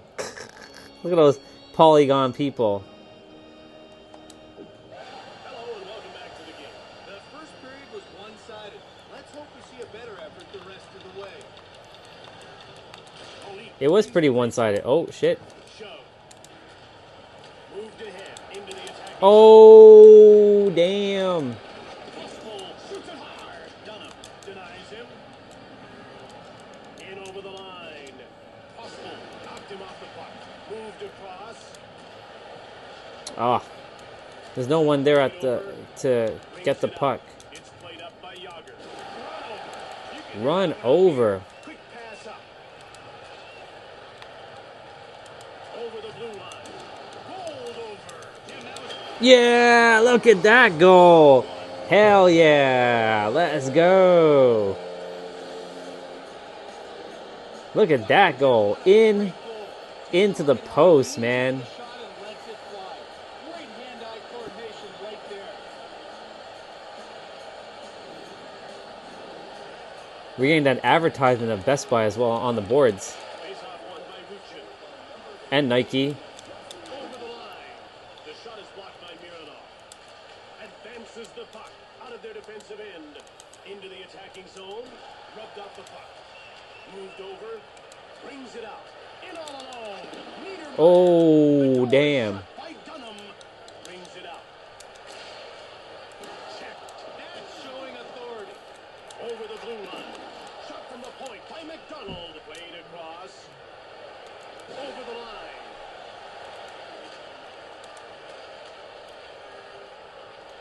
In over the line. A nice slap shot. Made the save. Out of their defensive end. I don't really do slap shots much. Gets muscled off the puck. Centers it. Giguère. Blocker save. Hit. Into the attacking zone. Oh, that was nice.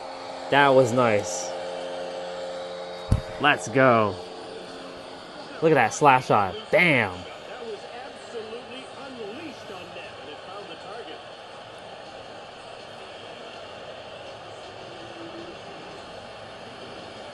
Oh, goalie change. We have a goalie change. I wonder how much Best Buy paid NHL to be advertising their game.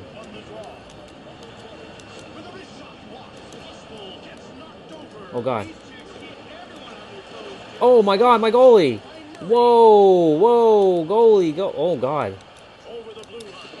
Damn.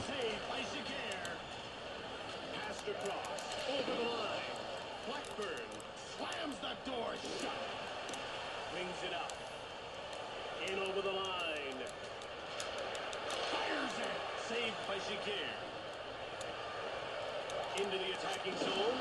Blackburn made the save. Blackatour over the blue line.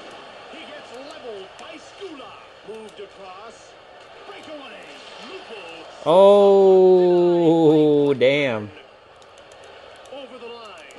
Big hit. It's getting rough out there. It is getting rough out there. Brings it out. Passed over. Flash. That was a big lead body check. Shoots the puck. Blocked by Chistov.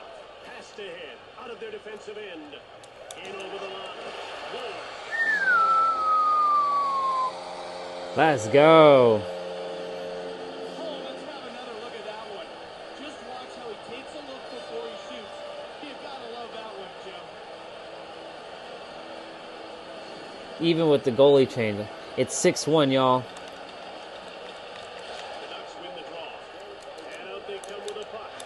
Oh my God, another one. Bam. Didn't even get a chance to even finish the first one to announce it.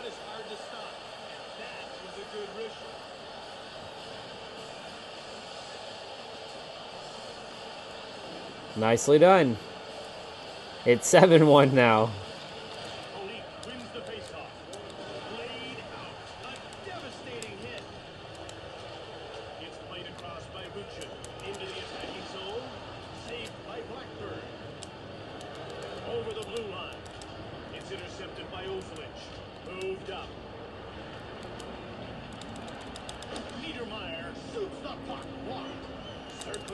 Oh, wraparound goal.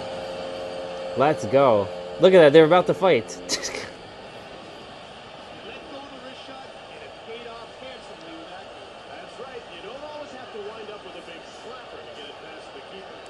That was a nice goal. That was a nice goal.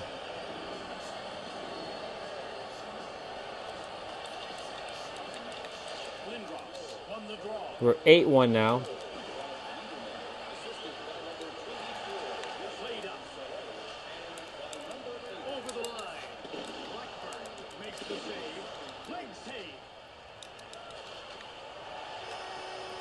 Period done. It's a one-sided game at the end of 2 periods. Yes, it is a one-sided game. Items can be viewed and bid on at a display beside guest services. All proceeds go to Hockey Fights Cancer.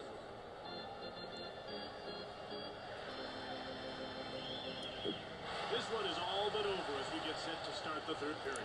Yep, this has been a pretty one-sided affair, Jim. Yep. The Anaheim, the Anaheim Mighty Ducks. Do do do do do do do do the Mighty Ducks. Oh shit. Oh my God! I slap shot that one.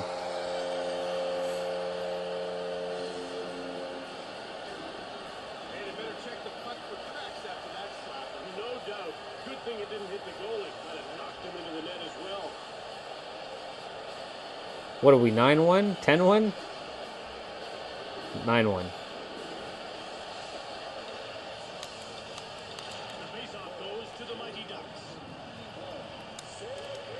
Better off. Oh my God. Whoa, my goalie just went sprawling.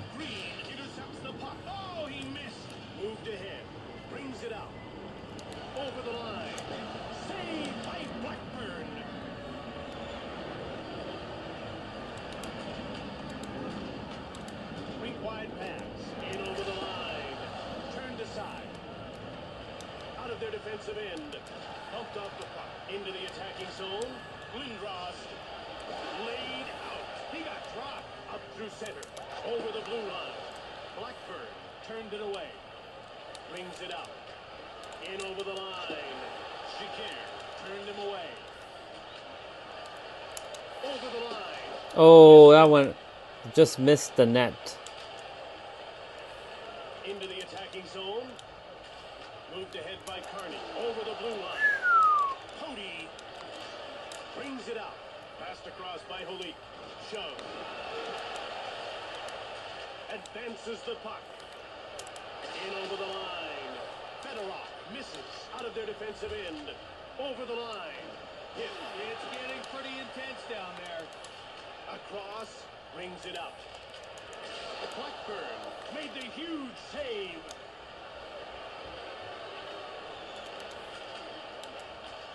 Wade across.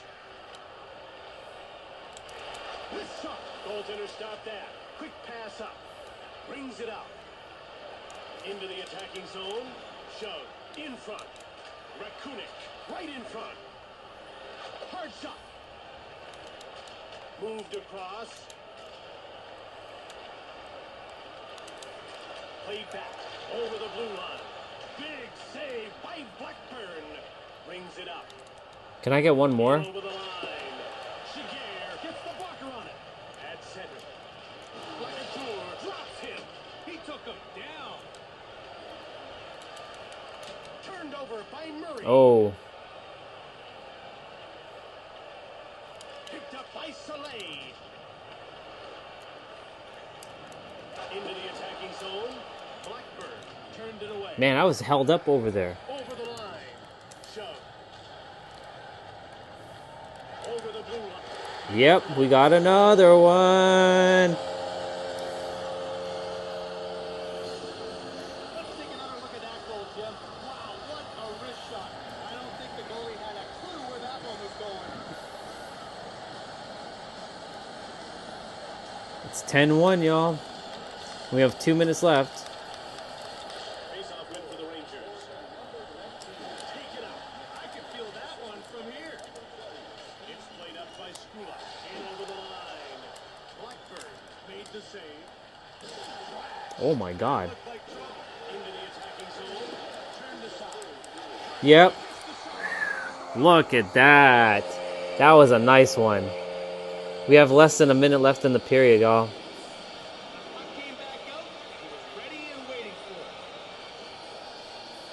That was nice. That was a nice goal. It is 11-1, y'all. This is basically kind of like what we had in the last game. Wins the face-off at center. Shoots it. Turned aside by Blackburn. We have 50 seconds left. Over the line. Will they spoil the... Level. There's some physical play. It's looked ahead by Mironov. Brings it up. Over the blue line. The shot is wide. Oh, damn. Was a throwdown into the attacking zone. Knocked him off the puck. McDonald moves it ahead. In over the line. Blackburn. Oh, oh. Damn, the goal. That was nice. Over the line. Saved by Shakir. Brings it up. Over the blue line. Oh. Made the save. And we won. Yeah, we won. Congratulations to California. You beat the New Yorks. You beat New York. Because that's how it should be. California always being New York.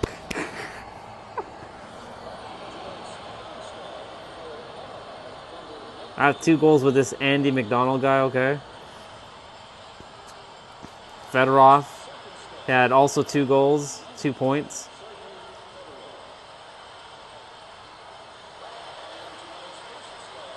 Oh, I had 2 goals, one assist, 3 points. That's nice. Oh, that's where I lost my helmet. This is Jim Houston with Craig Simpson. From all the team here at EA Sports, we'll see you next time. Beep beep beep beep beep beep beep beep beep beep beep beep. 11-1, y'all. Look at that score. Look at that. Look at that total. Pretty wild. That's pretty wild. All right.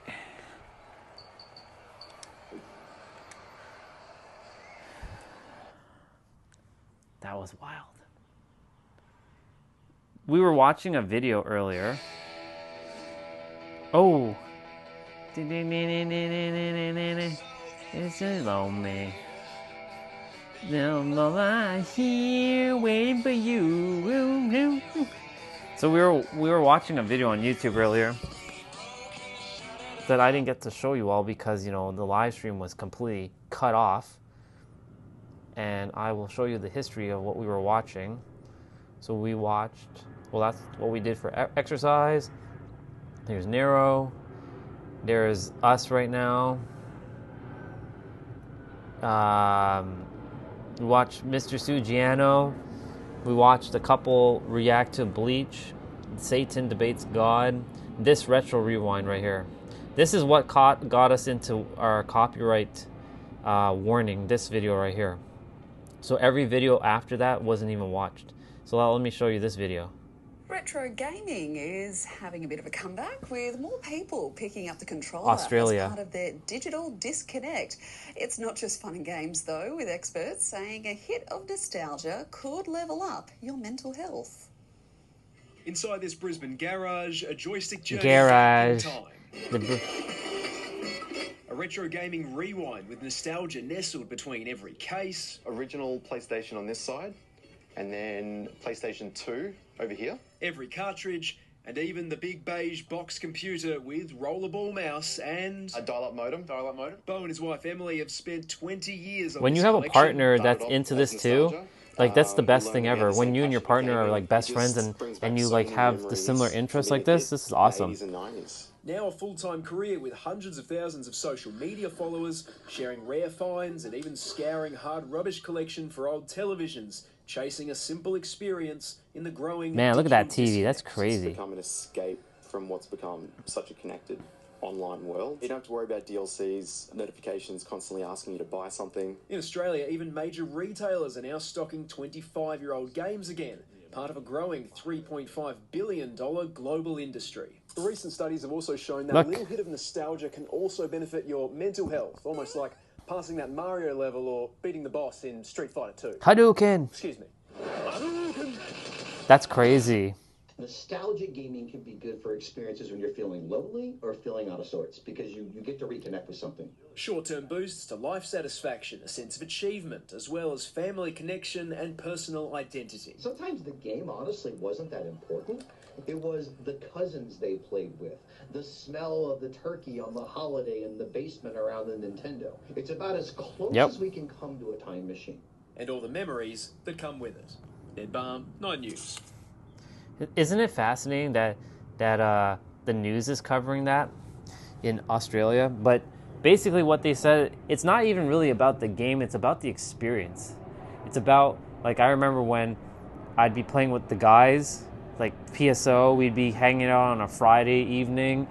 A game doesn't require DLC. We'd be fighting each other in a Street Fighter or Mario Kart or Smash Bros, right? Like Jason jumped on yesterday and we were having a little bit of a nostalgic moment, right? And then of course this video popped up on my feed yesterday. I was playing this during the original live stream, but unfortunately, due to the fact that we watched that one, but I'm not going to click anything WWE right now because, you know, that shit just gets us copyright, and I'm not going to risk it. So, you know, oops, I don't want to click news. But, you know, it's just fascinating. Like, that's basically what these retro games are all about. It's all about just like, old man lifting weights. We watched Liv Morgan. Her face is actually fucked right now. Like, she got slammed through a TV. But we're not watching anything wrestling. But yeah, you know, the thing is, like, when I was playing, like, when cousins would come over, or I'd go over to people's houses on like Christmas, like when I was a kid, and we'd be playing Ninja Turtles, like Ninja Turtle 1. I'd be like, damn, let's go, right? That's why I love playing like retro. I love playing retro games. No message right now on WhatsApp. Is that Felita? Yeah, it's Felita.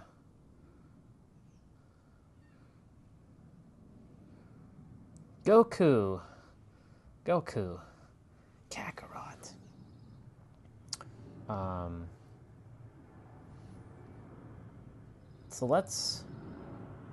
So what I was doing earlier as well was I was playing I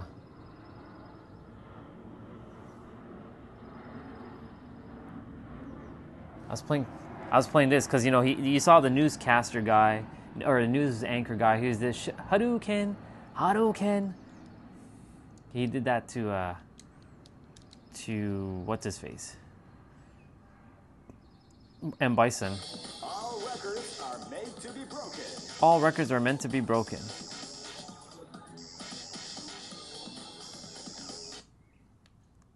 Capcom. Check it out. Do.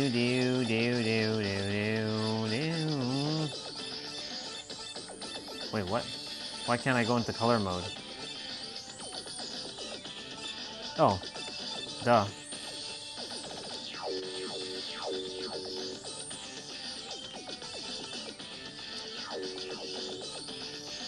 I want to make a black Akuma.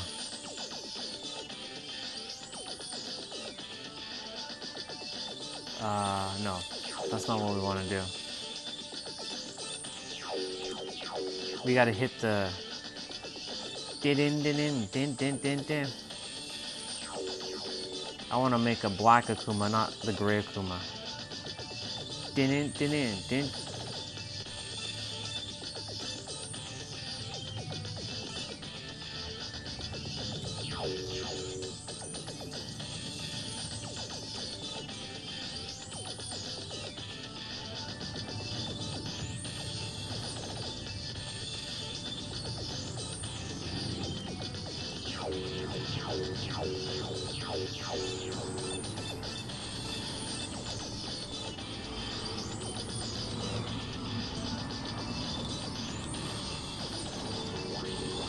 Screw it. I'm not changing it. I'll leave it alone. This is the first dream event of the 21st grade. I knew that group was in your Millionaire Fighting 2001. What an incredible cast of warriors has gathered here. Keep rocking, baby. Aw, man, I have to face my own character. We got Tiger. Live and let die. Fight!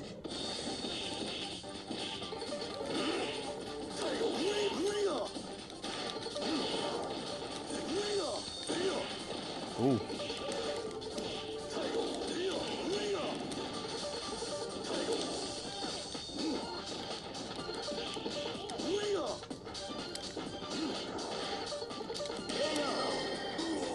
Ooh.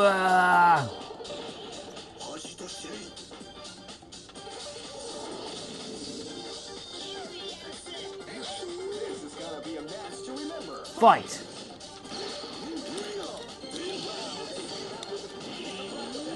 We got like a Freddy Krueger guy with this character.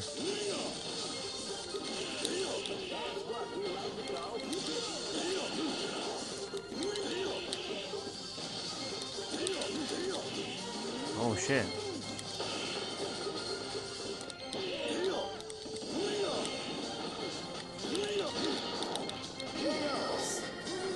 We picked that guy, but we just threw his ass over there.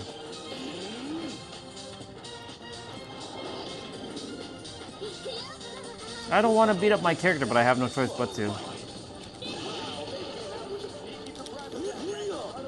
Anamuski.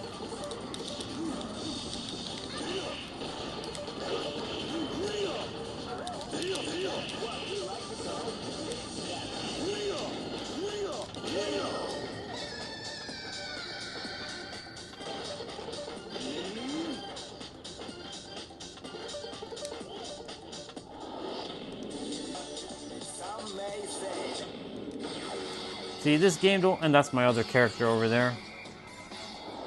Hibiki. This battle is about to explode. Fight!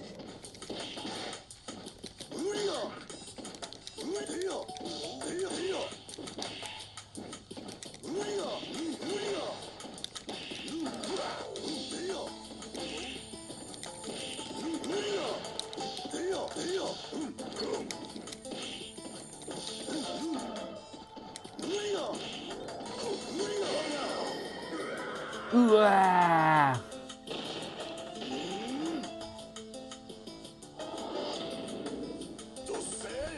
Din, din, din.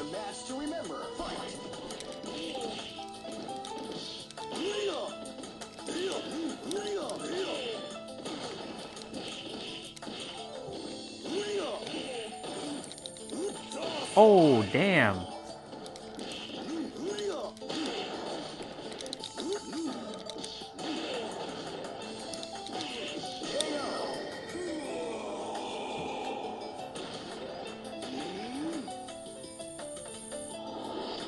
Akuma. I'm sorry, character. I have to beat you up a bit. I'm so sorry.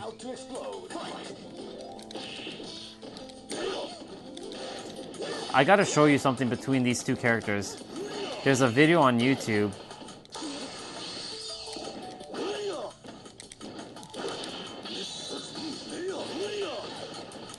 I didn't hit her with that full special.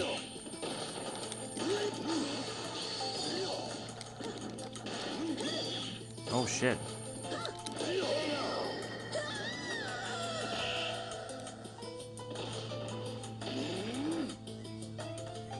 Let me show you something. I gotta find it. I have it saved on my computer. I'm gonna pause the game for a moment. This is gonna be a match to remember. Fight!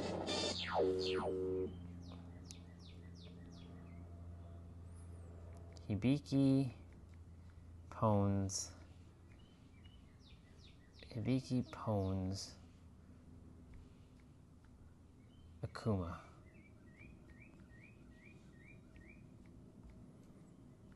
This is like an old ass like video from back in the day.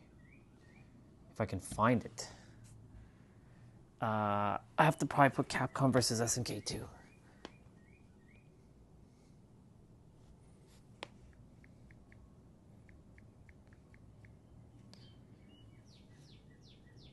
Check that out. 15 years ago. Actually, it's 18 years ago. But check, and maybe even that one. So that's 19 years ago. Look how old this video is. Check this out. Boom. One shot. Bang. Are you kidding? Like, that's crazy. If you didn't see what just happened, look. So, Hibiki one-shotted. This is called Shin Akuma, but in the Japanese he's called Shin Goki. So, he did his special, and she blocked it. And then she used her finishing move, and she's about to one-shot his ass. Look at this. Look at his HP bar. Boom. Look at that shot. That's crazy. It's game over. You know what? Let's do it in full screen. So like blocked, completely blocked, no damage. She timed it right. That right there is death. Instant KO. Bang. Finest KO. Like, imagine getting slapped by that. That's crazy. And look how he falls down to his knees. And she just one-shotted him. That was the character I just beat up, by the way. So, Shin Akuma is stronger than the Akuma that I have right now, but his HP is so weak. And they're playing a ratio battle, but she's ratio 2 and he's ratio 1, so anyone who has a higher ratio does more damage. So she one-shotted him. I'm curious to see that video from 19 years ago, what this one's about. This one's longer. Let's see, this is from 19 years. This is a 19-year-old video, y'all. We're going back 19 years. This is one of the final bosses, by the way.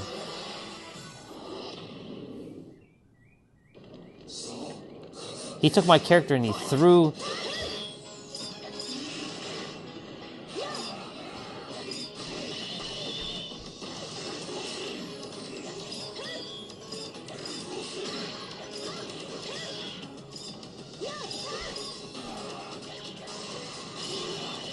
Okay, she's getting beat up. I want to see what the hell she's going to do. Is she going to do the same thing? Or...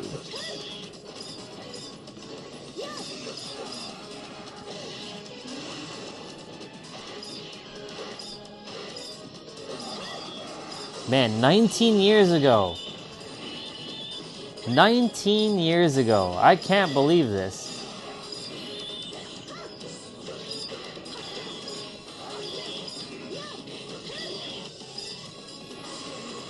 Oh!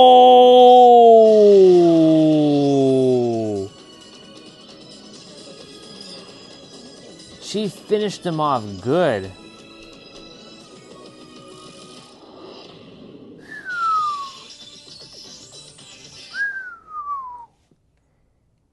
Damn. That's crazy. Well, how long ago was this? Versus SNK2. Keep rocking, baby.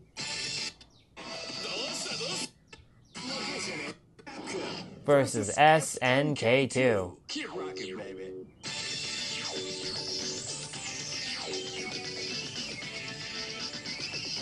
Dun, dun, dun, dun, dun, dun.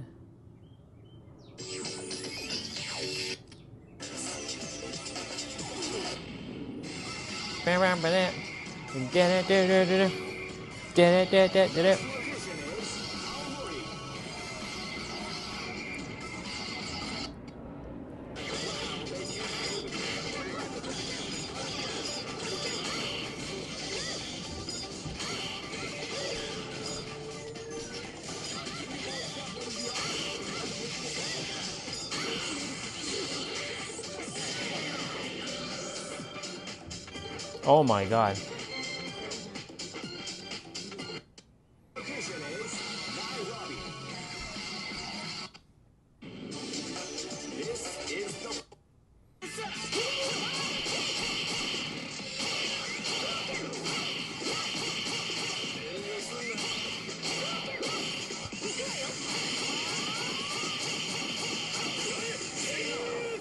Oh my god.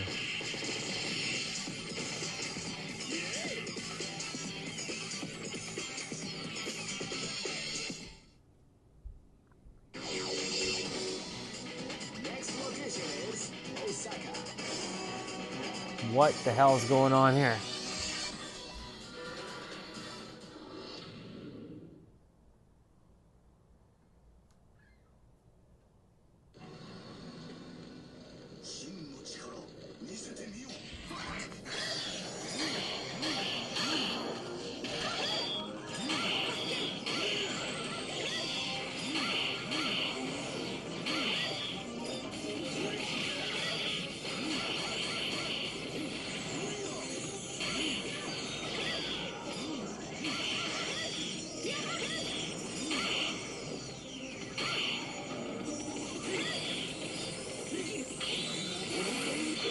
Oh!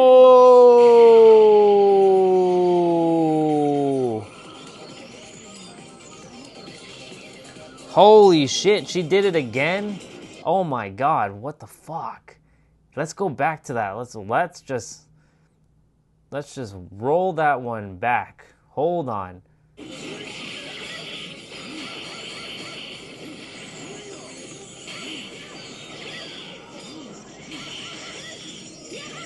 It's coming, it's coming, it's coming. Bang. Boom.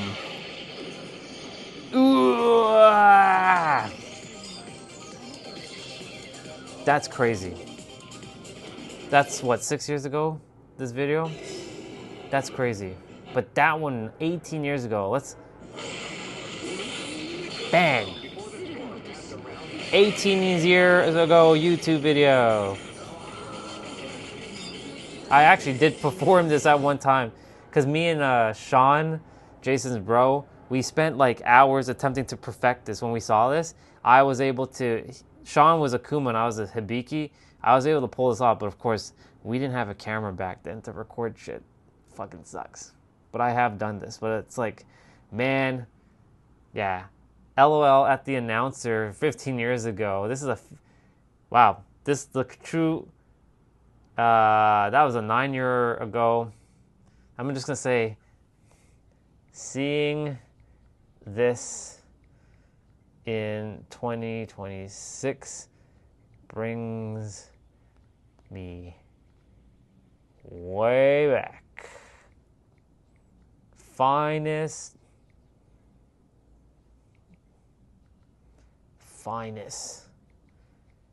KO. Boom. Period. T-Bray, are you there? If you're there, sir, we can play Dead by Daylight in a moment. Once I get slapped, of course. Because I am about to get slapped. We'll see.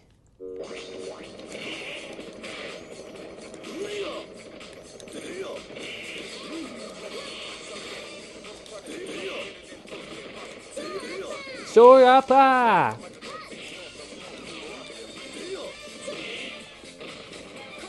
Koken!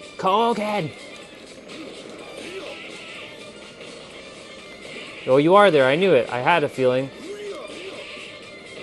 Let me just get slapped. Oh, she got smashed.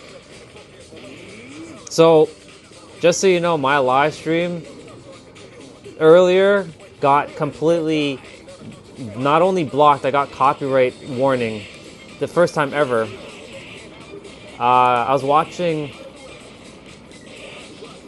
basically watching like Dominic Mysterio and Liv Morgan at a restaurant eating with the guy interviewing them, and my stream cuts off, and I thought I was streaming all day, and Olga comes on around like 2:35, 3 o'clock, telling me that my stream isn't on. I'm like, what?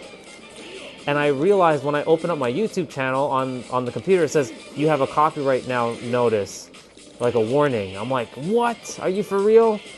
So all the stuff that I was doing earlier was blocked. So I'm leaving my stream on till like, maybe I'll even go to sleep with my stream on. That guy got wrecked, by the way.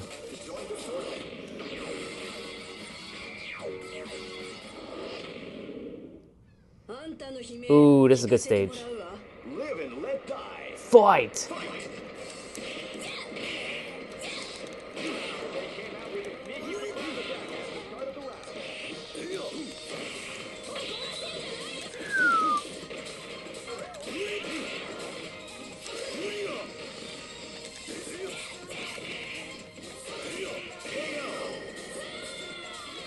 Ooh-ah!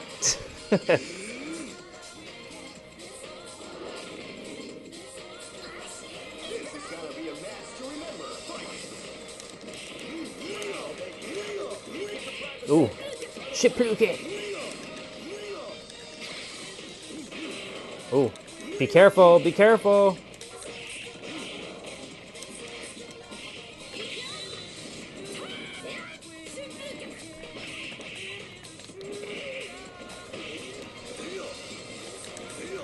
Why am I missing?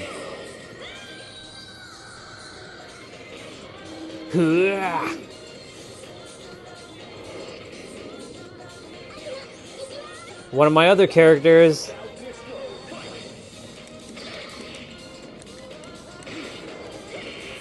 Oh. Saikaba! Oh shit. I didn't get to pull out my special.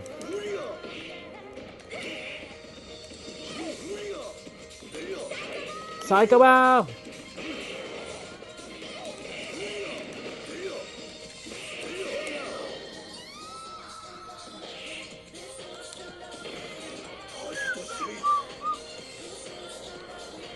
This is true love, make. We should be fighting M. Bison now. Wait a second. A new opponent has interrupted the tournament. Yikes. M. Bison? Ah! This guy. Ugh. Bring it. This battle is about to explode.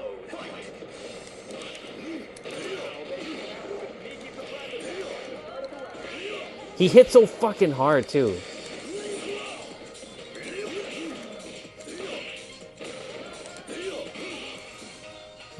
Oh my god. No Cycle Crusher. Oh, nice. Oh my god. Alright, I have my other two characters. Come on, Mai. Come on, girl. Finish it.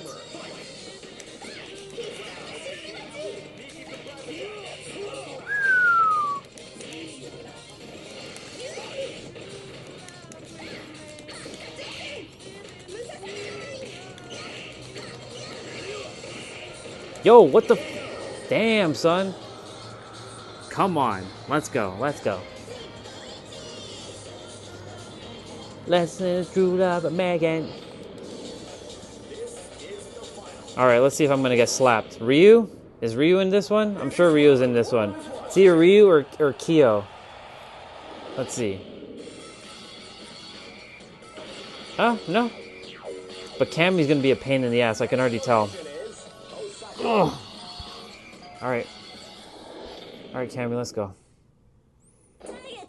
This is gonna be a match to remember. Fight. Yep. Whoa, whoa, whoa, whoa, whoa.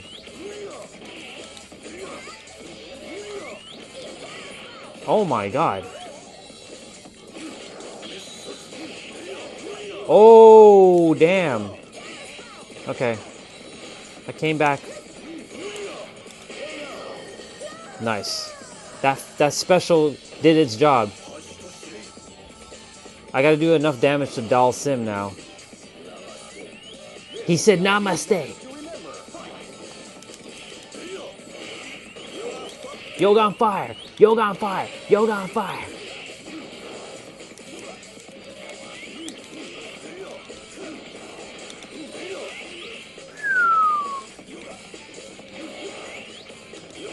Yo, get the fuck out of here. Yo, dude. Get out of here. Oh my god.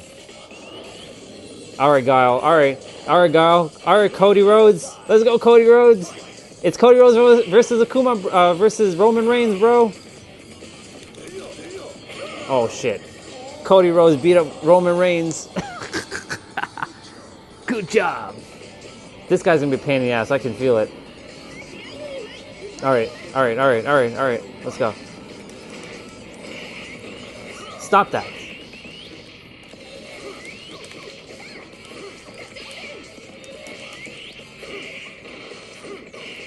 You wanna go low?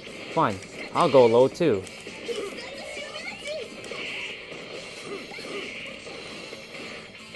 Bro, what the fuck's up with you? Oh shit, shit, shit. Oh, get out of here! Get out of here! Get the fuck out of here! Oh god, we have to face the boss now. Ah, shit. It ain't over. Oh, we got Akuma to face. Yikes. Ah, shizers. We got ourselves to face. And he hits like a fucking tank. Bro, bro, bro. Easy, easy, easy. Oh my god. Yo, calm down.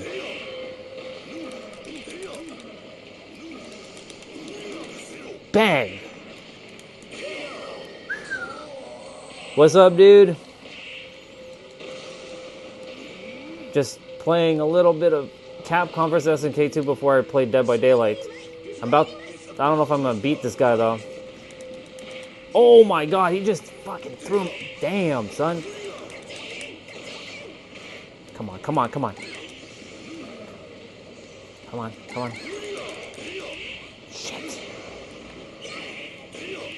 Oh my god, Jesus Christ.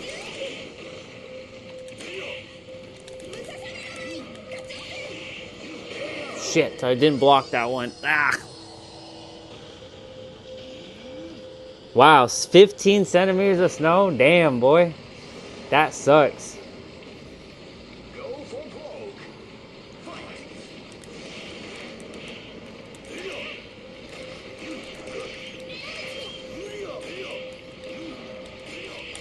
Oh my god, bro. Easy, easy, easy, easy.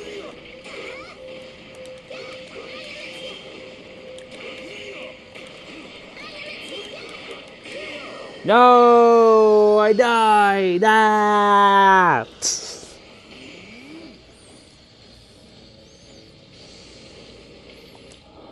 We got a copyright warning today because this is my second stream for today, and I didn't know my stream was blocked. Ugh. Hold on, T-Bray, hold on. All right, Kyo. Who are we going to pick? Homaru, Akuma. Yeah, because I was watching something WWE and it completely terminated my stream. And I'm also using a different streaming app now. I'm not using YouTube itself. You're seeing me on YouTube, but I'm not using YouTube. I'm using Streamlabs right now. Ixe! Ixe! Let's go! Holy shit. Bro, easy with the fireballs. What's wrong with you? Oh my god. Okay, easy.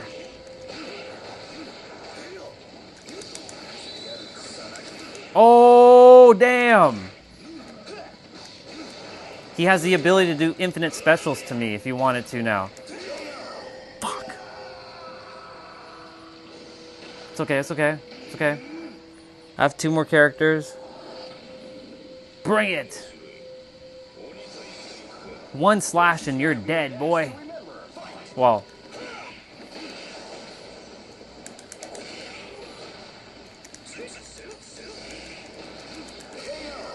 Okay, I got you. I got your number. Nice. Now, do I have to face another boss? Or is that it? Is that it? Oh, that is it. Hey, I beat my record again.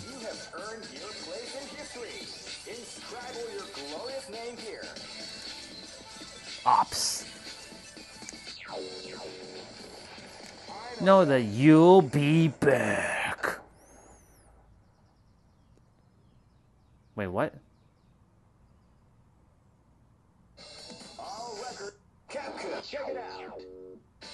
Oh, okay, that's what I got. Got it.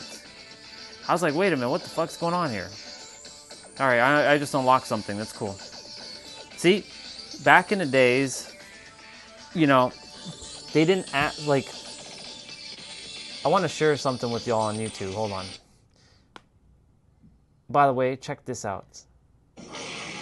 Boom. Bang. 1 shot. Boom. Finest KO. He got 1 tapped. That was that video is from 18 years ago, just so you know. All know.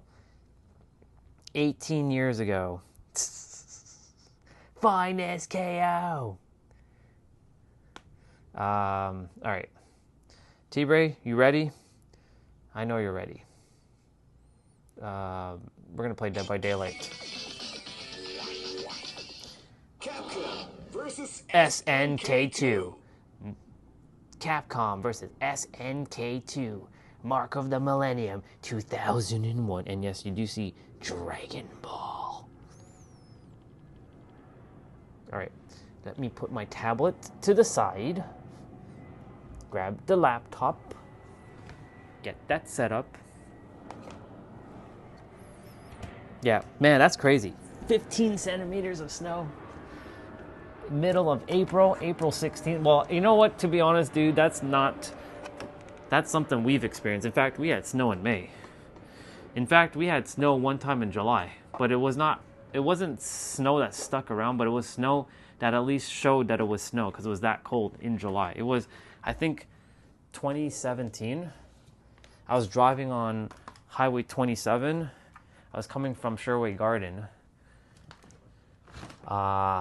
And I was heading to parents' house because I had to drop something off at the house for parents because I was living with my ex-wife at the time. And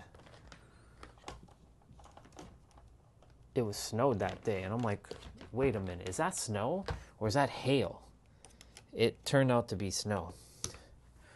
And I was like, there's no way that there's no way that it's snowing in July. Yep. Anyways, this stream is going to be on for practically the rest of the night because I'm not stopping it. I'm going to actually probably go to sleep with my stream on. Who knows? We'll see. Because, like, I streamed, but I was like, nah. We're not doing this. Stupid Windows 10. Stop asking me for things like that. Remind me in 3 days? No, just deal with it now. Don't use recommended Microsoft settings. Cancel. Skip for now. Boom, baby. We never make a Microsoft account in Windows 10. I don't like logging in with a Microsoft account. It's annoying.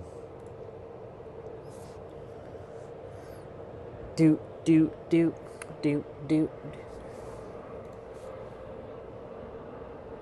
See, if people wanted their pretty backgrounds, then why do they put all their icons? It's so stupid. Just line your icons at the bottom.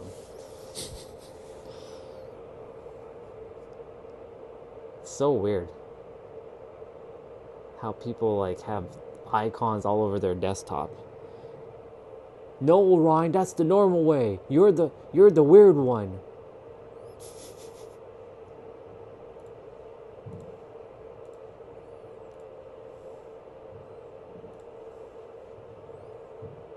Alright, T-Bray,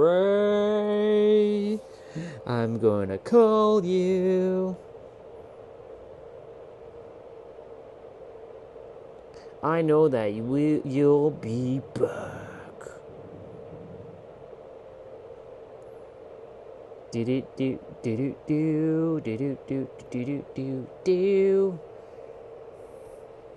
I know that you'll be back.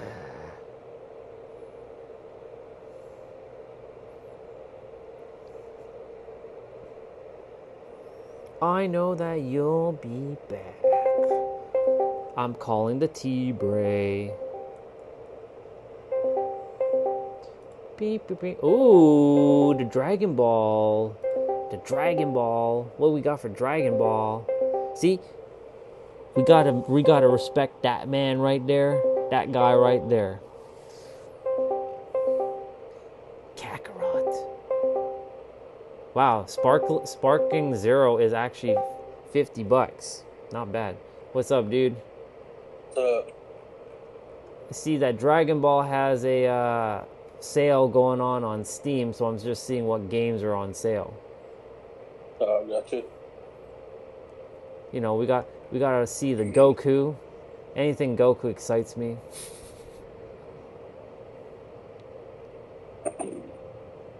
Yep. I'm loading up some customers keyboard. I'm loading up some perks. Gotcha. throughout our gaming session, depending on how much games you have, we'll go make a hot chocolate or something. But right now, I'm good. Yeah. So out of 400 plus streams, I finally get a copyright warning. Yeah, I saw that earlier today. That's wild. That's wild. All because I was watching Liv and Dom at a restaurant talking to some dude about things, and they were just having chicken tendies, as Dom calls it. Yeah, it's just weird, man. Like, so I thought my stream was on because, with using this app, it doesn't tell you if the stream is over. Like how you saw that day, I got that little termination thing, and then it came back on. It doesn't say any of that on the stream. So, like, that's the flaw of using an external app. Whereas on, like, the YouTube app, if something was wrong, they would actually end the stream. They would give me that warning at the bottom saying, "Hey, we detected that you're using blah blah blah as audio or video. Please contact owner to add them to the whitelist, blah, blah, blah." Yeah. So, it's all good. Well, if you kept your Discord on, could have let you know. I thought you went somewhere or something. I didn't know you were there. That's the other thing. I thought that was weird. Yeah. I was like, well, maybe he went somewhere. No. Actually, I really didn't. I thought your stream was messed up. It's okay. This is all practice, because this stuff will not be happening on other platforms. Oops.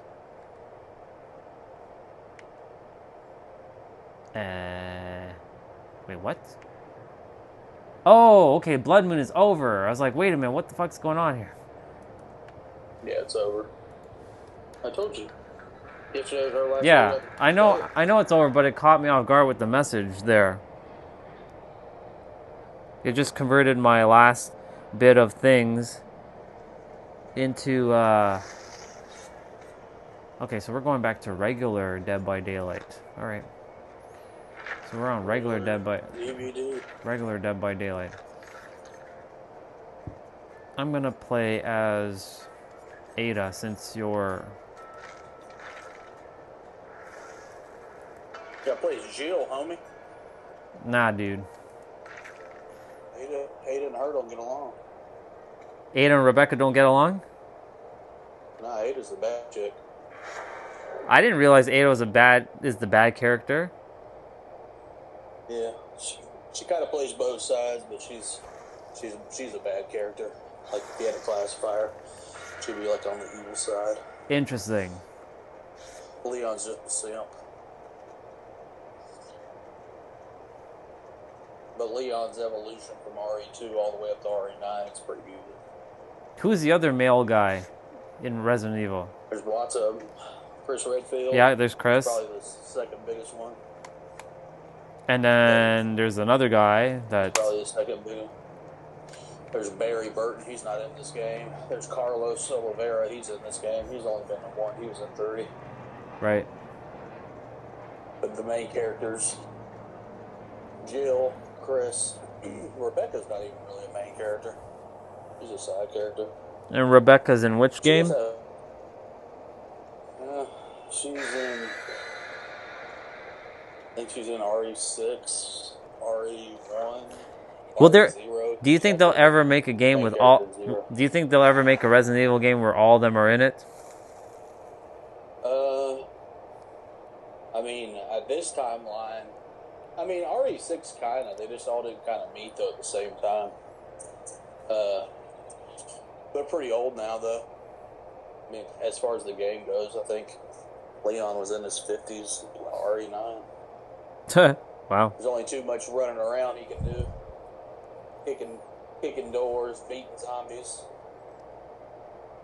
Did they actually, like, show, like, what he would be playing at as a 50-year-old? Like, did they, like, use a 50-year-old kind of, like, vibe for him? Yeah, he's older. No, I don't mean by look. I mean by like physicality, like movement, like agility. Is he like moving like a 50-year-old? No, he's not. Look at that one.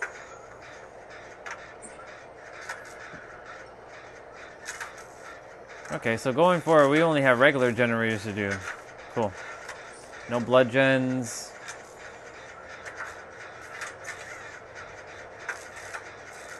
I don't know who it is, but someone's on their way. She's in the ship.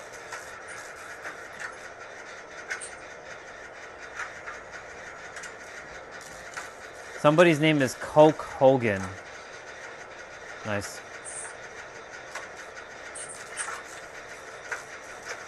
That was weird last night when my game froze.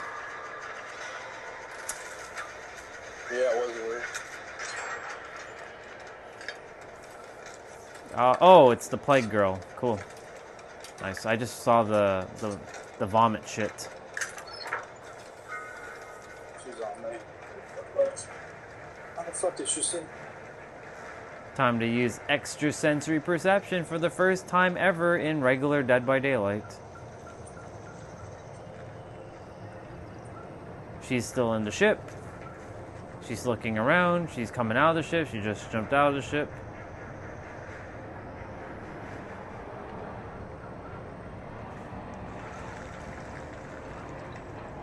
I got out of it. She must have vomited on that gen at the top then. I'm gonna go check it though. I hear it. Oh no. Claudette's on it. Claudette be on it.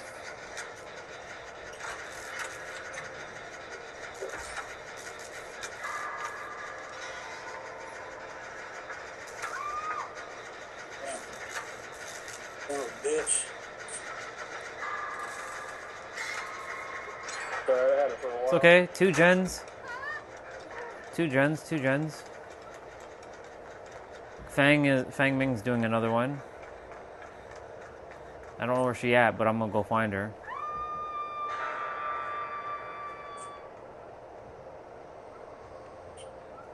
She might be near me. I think she's getting chased, yeah. You're headed right towards me.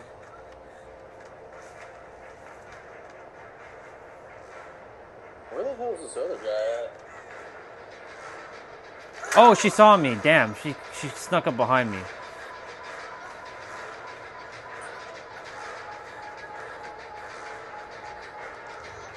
That person must be what? I don't see.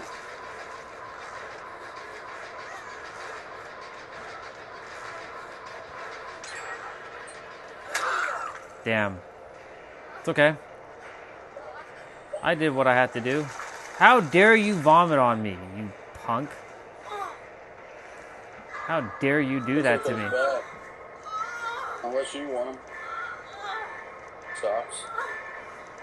White ones. It's a bit too long for me, I think.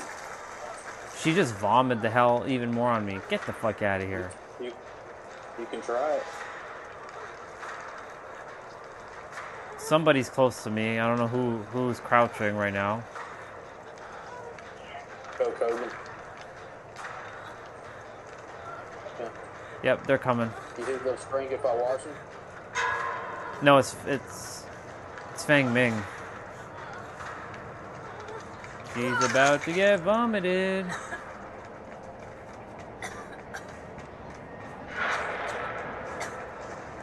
I'm gonna have to just use this.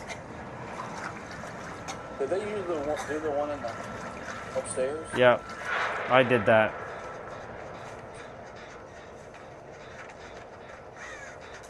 Me and Claudette are doing one where I was just hooked. She's on her way here. She's coming after me? Come on, man. Are you for real?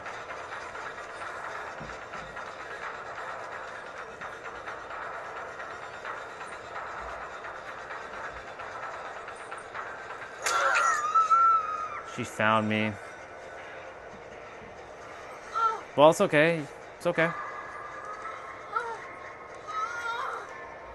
You all are getting the gens done. That's good. Vomit again. Nice, nice. One more gen. It's okay if I go kaput, but it's good. She near you? Not the killer. Not the killer. Can you not hear me? Yeah, I can hear you. Is anybody close to you? Nope. Someone's now running towards me. I think that's you. That's me. Nope, that's not. That's Feng Ming. Alright. I'm going to deal with getting me a... There's a gen that I'm doing that's being done over here, but I have to get healed first. Alright. Is she coming after me? She is coming after me.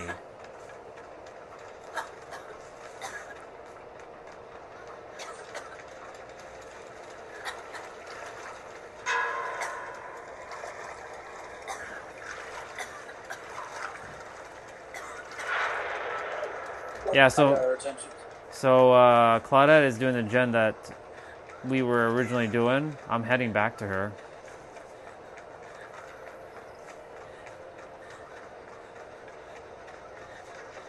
Yeah, she's here with me.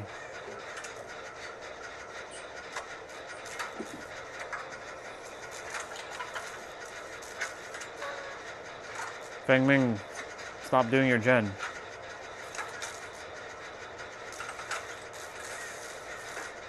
Oh shit. I'm fucking ran way away from We're at, see where the gen got done? There's a door right there that Claudette's about to open. We're on the other end of the map. Yeah, I took her away from that gen. Where's Feng Ming? I can't see her. She's kind of close to me. Question, is she gonna get you? No, this person might just have her again. So they didn't open the door here because they 99'd it. Claudette's coming back for you. I'm gonna head there. Yeah, she's still hovering over me. And she's too great to see her. You know? Okay, I think Claudette's coming your way. Yep. Now you're gonna have to... I'm gonna see if I can set up a beam of light. I see you. Problem is... She after you? Yeah, she's running towards us. She's got pickle tickle.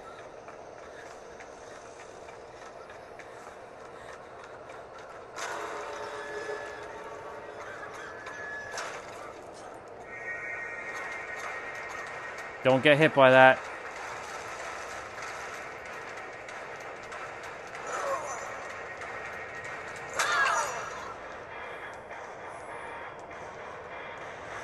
I created a beam of light.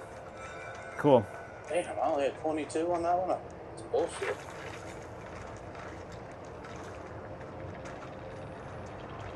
That did pretty good, actually.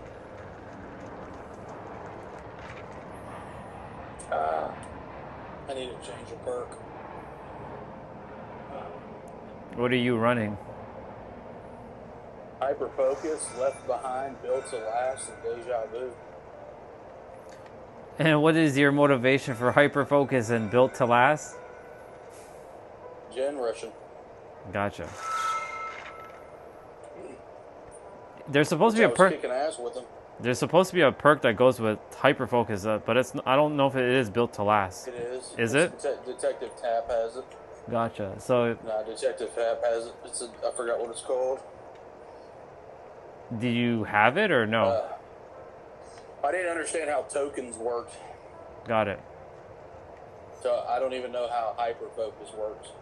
I haven't really been hitting those skill checks, but I think the detective, here, I'll tell you what it does. Because I was going to run with him with that on. Right. Let's see where he's at. Detective Tab. I think I have him as well. I should have him. No, actually, I don't have him. It's stakeout. Stakeout, yes. For 15 seconds within the killer's terror radius, Yeah. you earn 1 token up to 4. Whenever you hit a good basic skill check, spend 1 token. The good skill check becomes a great skill check. See, I don't know I don't even know how to do that. You just hit it's just hitting a standard skill check, and it becomes a great skill check. A great skill check is that Well, little. no, this says I can spend 1. It just spends it on its own when you do it. When you're using the gen, I believe. I think that's how it works. Yeah, but that's the one that you actually pair it with. I can do it, but I'll do it with him. Let me see how far I can level him up real quick. Go for it. I'm gonna go in the store. What level is he at right now? 0. So if you're gonna level him up, I'm gonna go make that hot chocolate then. Shouldn't take that long. Oh, okay, you can do that. Yeah. Go level him up so you're not in any rush. I'll be back.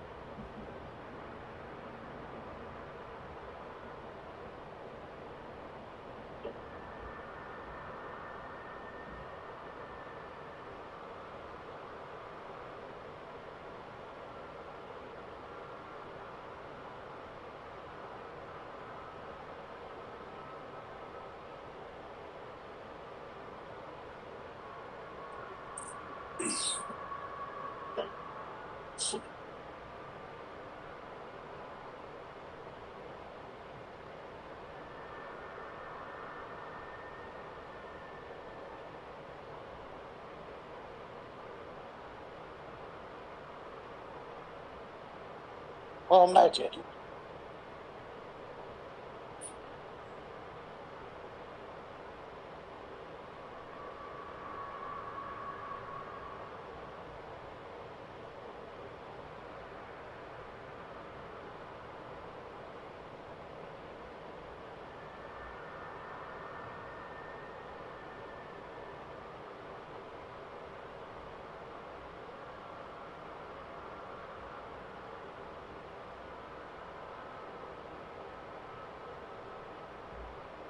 Oh, damn it.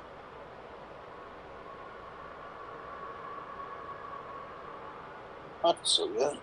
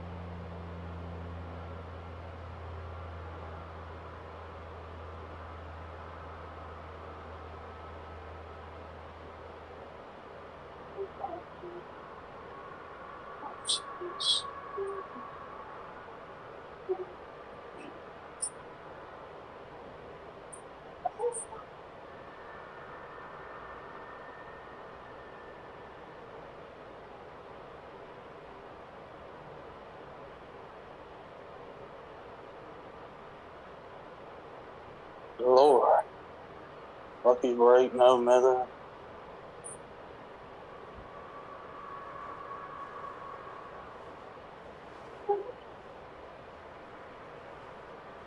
What the fuck are my other...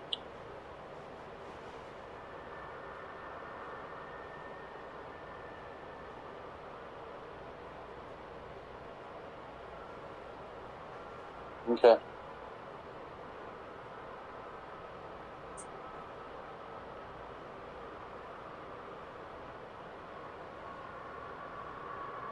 Let's see.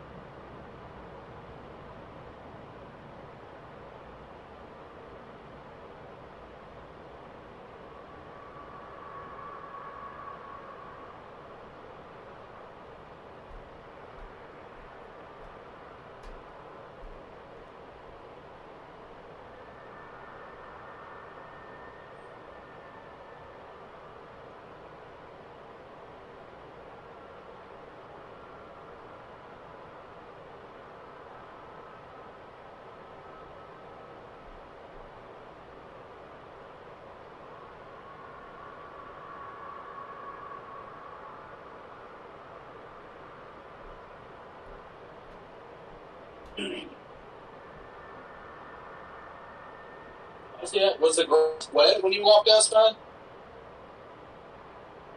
Was the grass wet when you walked outside?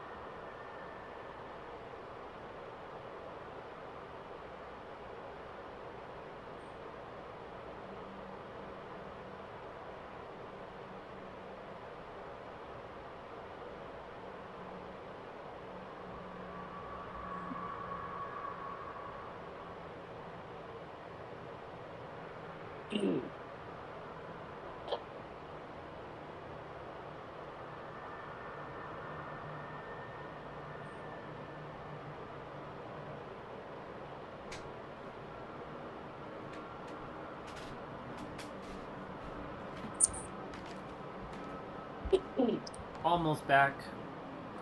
Gonna go use the bathroom quickly. Alright. How did you finish him, or are you still leveling him? I ran out of points, but I'm running Rebecca with it. I just have a 2-level skill check on it. Okay, I'll get back.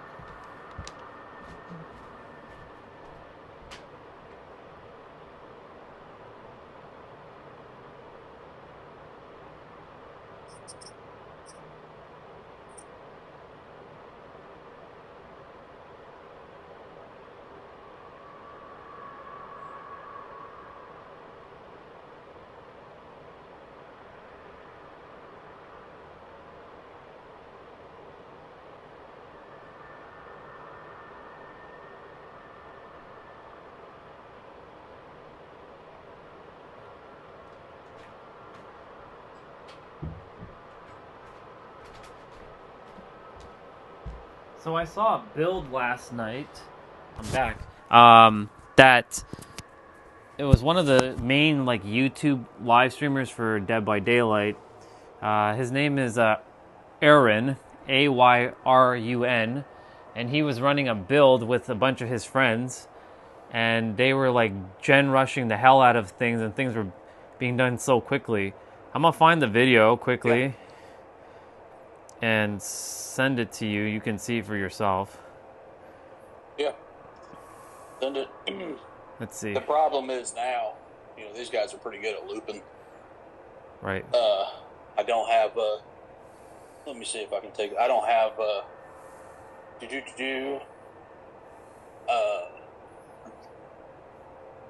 Leave No Blood and all that. Yeah, so this is the build. It's called DBD's most broken build of all time, apparently, and it was built 5 days ago, or the video was 5 days ago. Oh, really? Yeah. I don't know if that's truly the case, because, everyone says that's the most broken build, or this is this, and all this, but I'll send it right now on Discord. You can check it out. Yeah, I'll check it out for sure. It has slippery meat. I've seen some guys do stuff in like 35 seconds. Like, what the fuck is that? That's cheating. That's no way that's legit. No, it's legit. It's just that they're stacking perks with each other. Their builds are complementing one another. Because that's how they play. When they're playing with each other, right, their builds are complementing one another.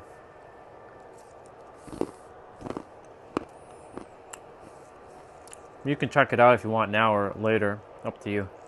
Yeah, I'll check it out later. I got my thing hooked up to my watch. I'm riding my bike. Got it. What the fuck? Oh, Lucky Break. Jesus, I couldn't remember the name of it. Yeah, I'm not running that, so that's kind of a problem now. Actually, that perk has got me out of some serious situations. Told you. That's the reason why I've been. Last game. I told you that. Last game, I kept escaping her, but she just eventually found my track again. Oh, well, I didn't want to get rid of Deja Vu. I don't know. One of these, I was going to change one of these here, but since you said that other perk from Detective Tap, I was like, well, I can get them real quick and check it out.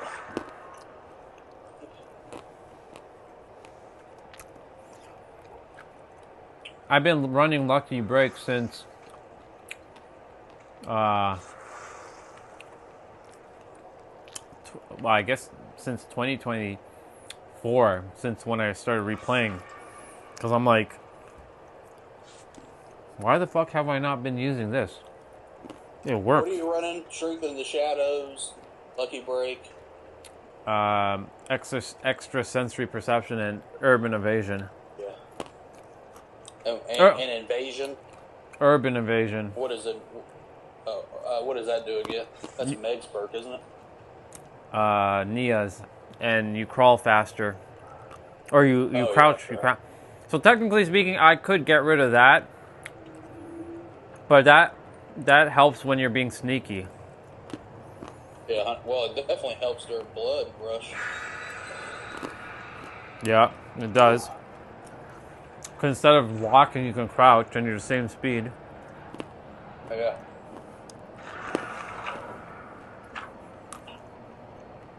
I mean, normally how I play games like this, or really any game, I tend to rely more heavily on speed.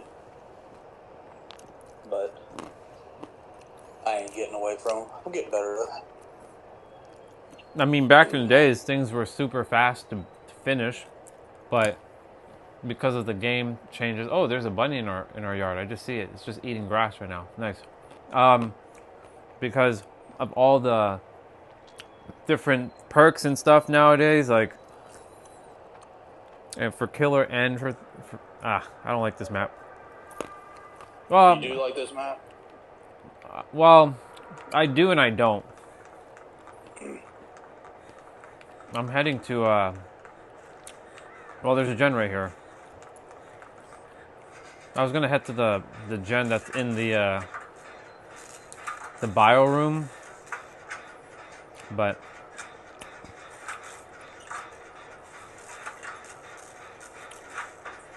She don't need to be on this gym. I'm gonna leave it. He's in this general area. Oh! Shit. It's the gunslinging dude. Oh, this is a great map for him. Oh, shit. He lost me. Oh, he's back on me. I thought he ran towards you. Nice. Spaceman is here.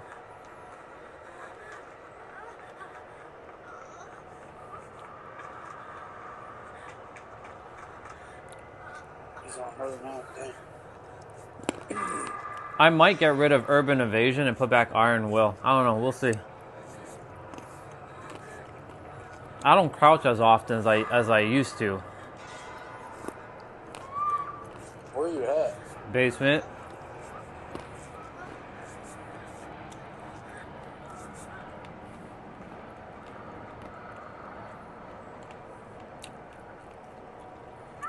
I'll be back on that gen.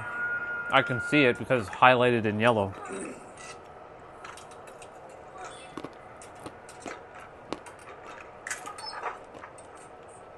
I need to heal. I'm gonna go get that person first. Alright.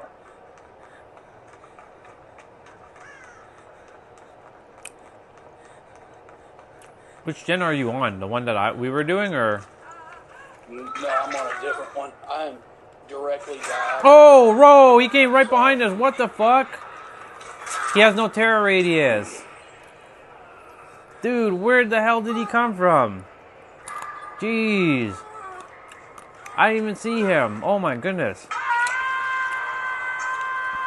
He saw a Sable.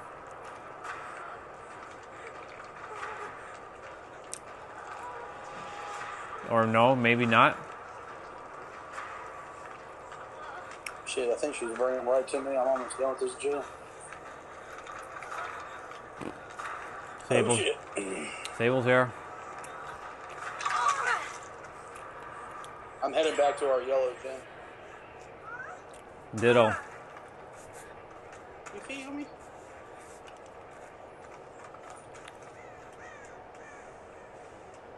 They also are heading to the yellow gen. He kicked it though. But me and Sable are on it. I'm here. He's coming back.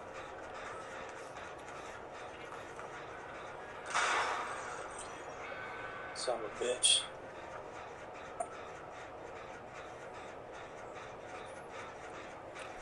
I'm still here if you want to come back. Nope. I think he's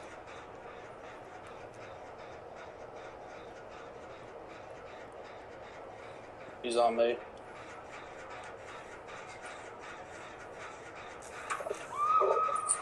Oh man, that was a 50-50 like that. Fuck you, bro.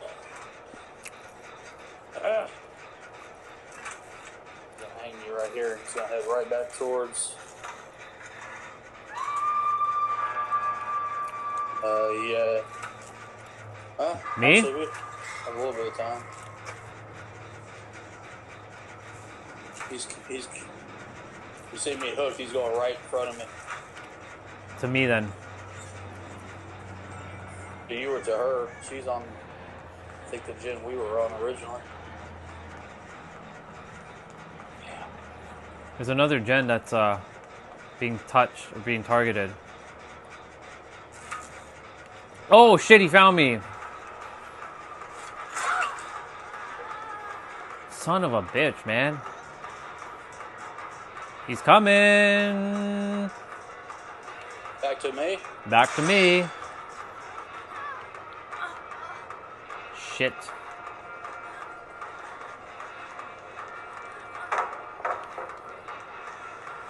We're playing this song and dance.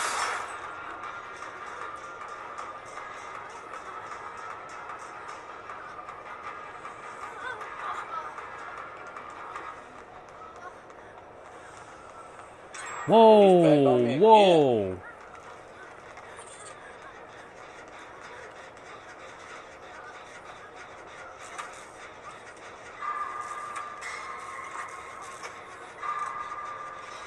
I'm dead again. I keep running the walls. Convenient, right next to a hook.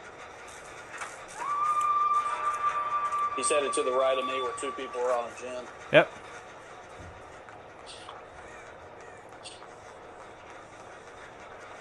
Oh no, he's not. Oh no, he's not. He was heading right to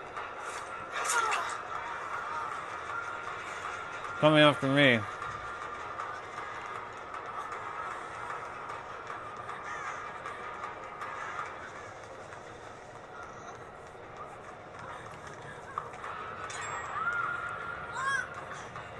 Shit, he's coming, dude. We gotta roll. The fuck's going on? I don't... You're blocking me. Dude, I can't fucking heal. Huh? I can't heal. I didn't try to heal you. I tried to No, run. I said I can't heal. Like, I can't press... You can't heal me? Yeah, I can't do anything. I can't even heal myself. It's bullshit. Like, what the fuck's going on?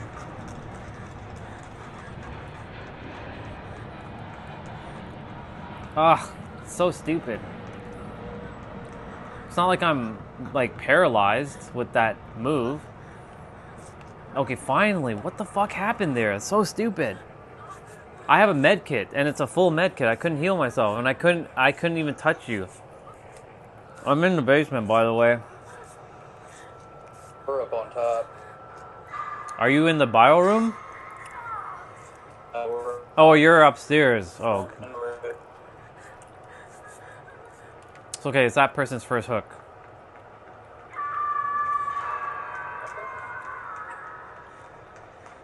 There's another agenda was being done here.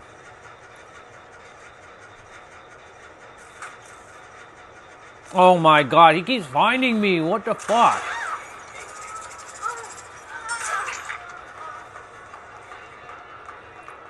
He wants a piece of this booty. I can't get her. Shit, I ran into a wall.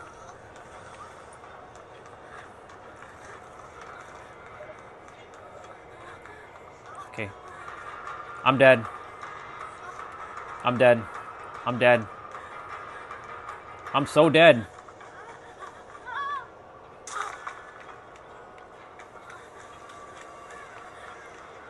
Oh my god. No! He caught. Damn, son. Why are they not doing jiggles? Because I think everybody's waiting to do that one gen, and he's gonna be watching that gen like a hawk.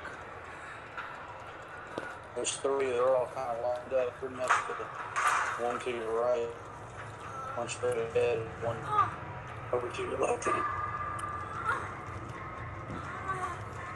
He put me right by the door. How convenient.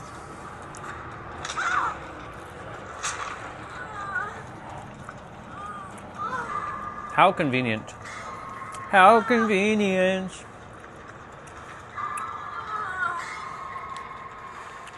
I'm gonna bring you closer.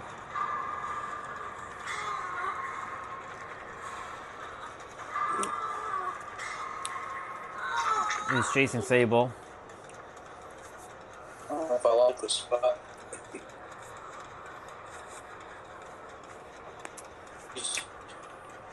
This is not a good spot anyways, but, well, he's chasing her, so. I think Claudette's doing that gen. I think it's over here. Yeah, she is. It's here.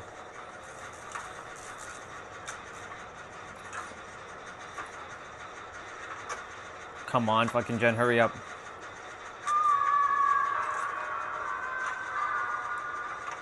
He's coming.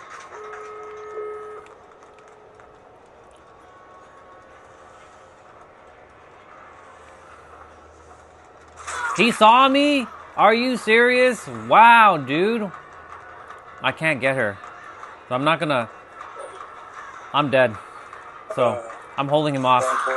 I'm holding him off. It's fine. I'm dead.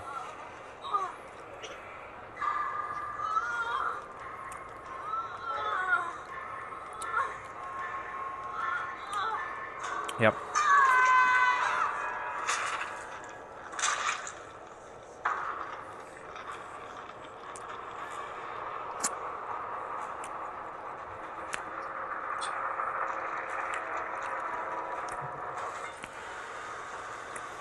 Yeah, I don't really know if that's really speeding up anything, to be 100% honest with you. At least not for me. Maybe I'm not doing it right. But I do like bringing my own toolbox and being able to, I can hop in a locker and redo it real quick. I'm going to change a couple things. Poor Sable, she got destroyed there. Did she? Well, nobody went to get her. Oh, he chased me out. She was right next to him. So I'm going to attempt this game with LOD. Just LOD for a moment. And I'm going to put I'm going to take off Urban Evasion for Iron Will.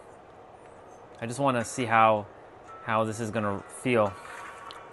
I know that crouching is slower, but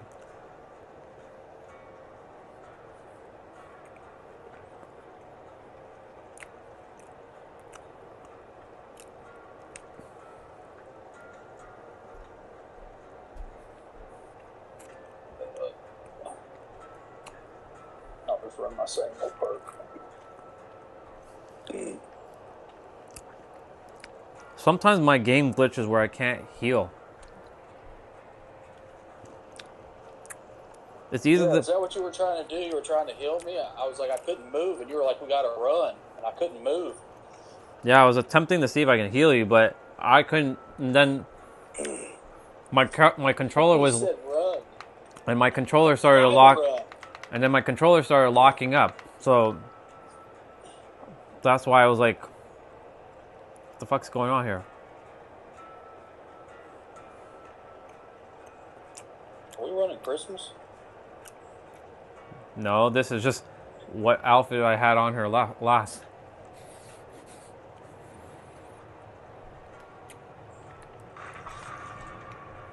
I wanted to run this anyways. It wasn't bright. Stealth mode.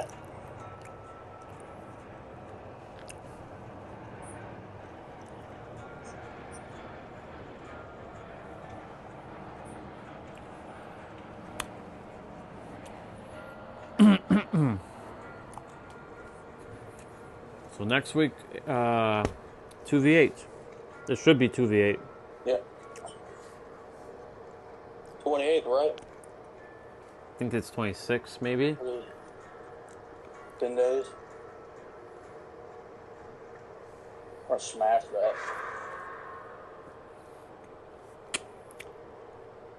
Then it can't be next week. It has to be the week after. Yeah. It must be the week after.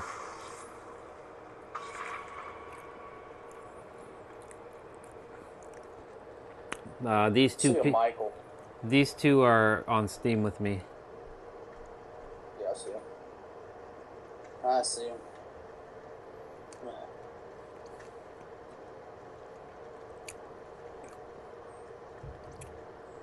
I like Jumpsuit Michael.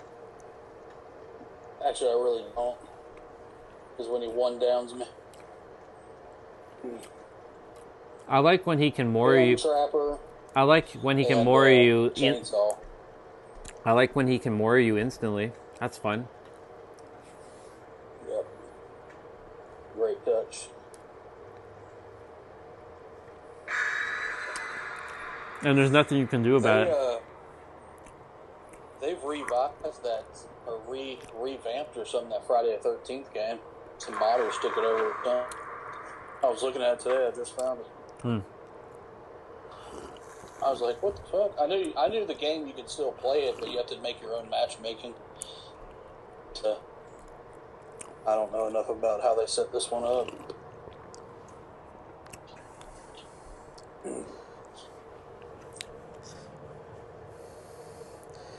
The devs on this game are attempting to do their best. I'm giving them the benefit of the doubt, but you know, if I was the devs, I'd just be like destroying. I'd just be buying up all those companies so other games can't be using my killers.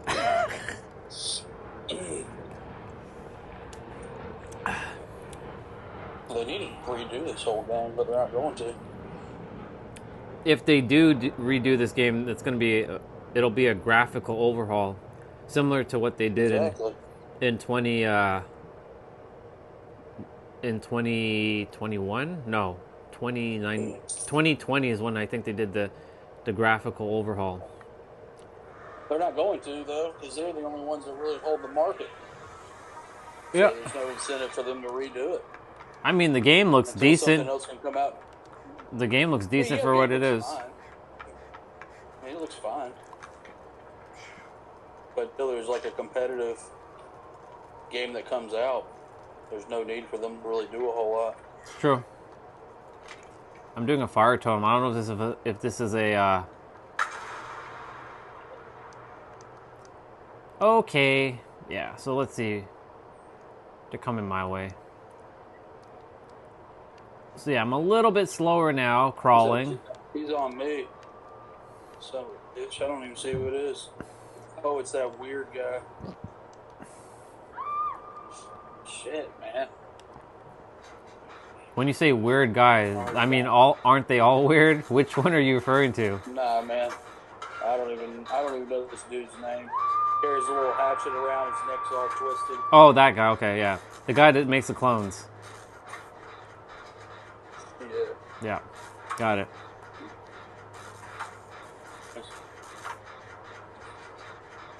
Anybody close to you? Yeah. I think killer's. Yep, killer's coming my way. Yep.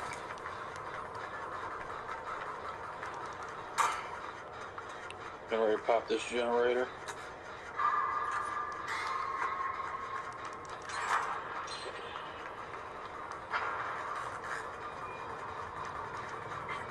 We're in. Damn, he's coming back this way. Nope, he's seeing me. They're in basement. Yeah, he's facing me right now. He nailed me!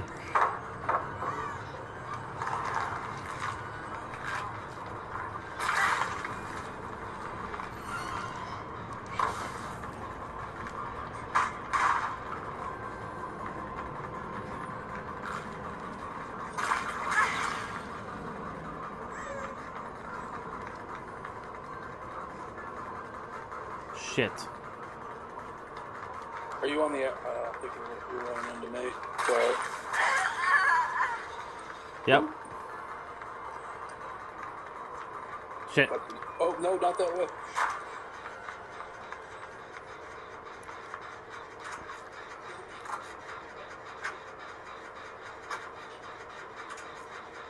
If you were doing this, Jen, I'm doing it right now. Yeah, it was. Are you for real right now? What the fuck's going on here?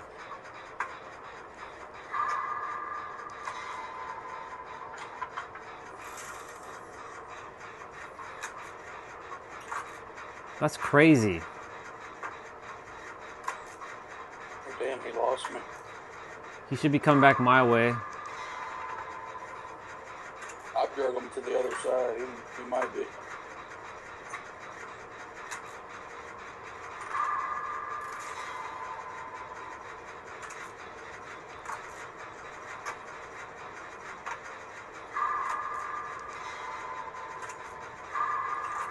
He has another totem in play. Yeah, see it. It's all one, too. Man, what is with the skill checks right now? I'm in basement.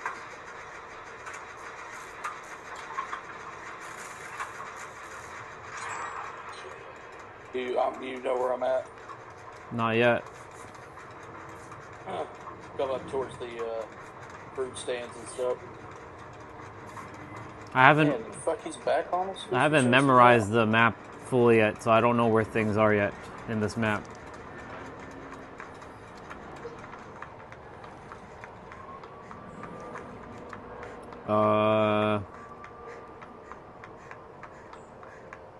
Man, I still have the bubble gum on me.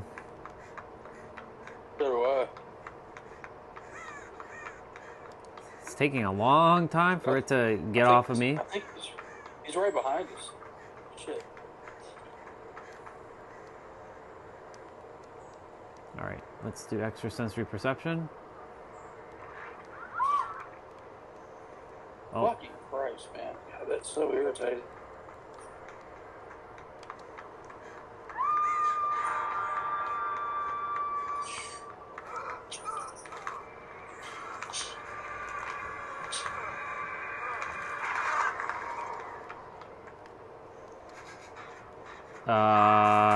Anybody close or no? No. She's healing up. He's running towards her. And she's moving. I'm on my way.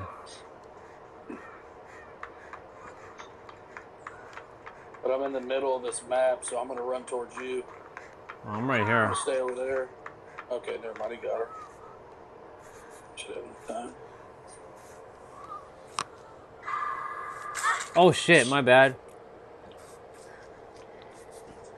The skill checks are actually, it's one of those ones where the skill checks come fast and it doesn't make a noise until you see it. Shit, he saw me.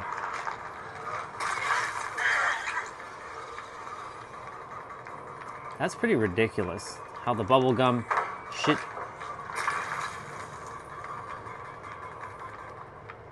He's kicking that pallet.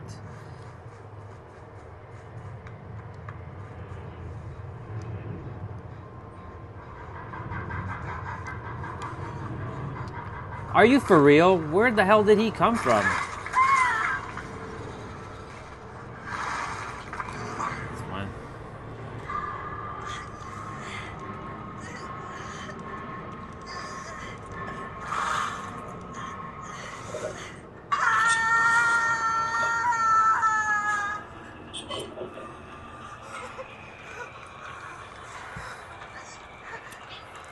Wonderful.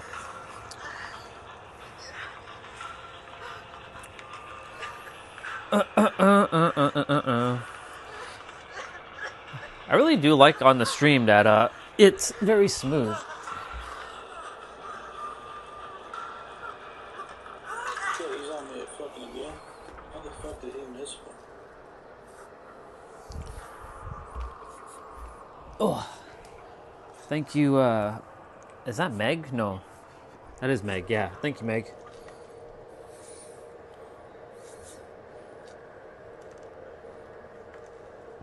I'm dead.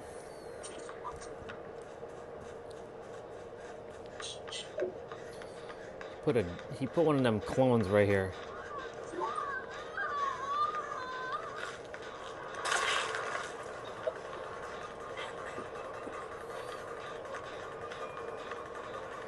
He's coming after you.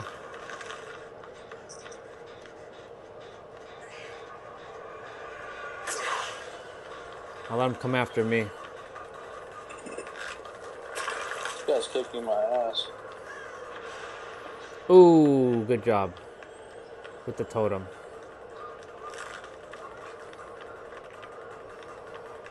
I'm in the very back of the map. I'm getting chased. I'm dead. Oh, no, I'm not dead, but,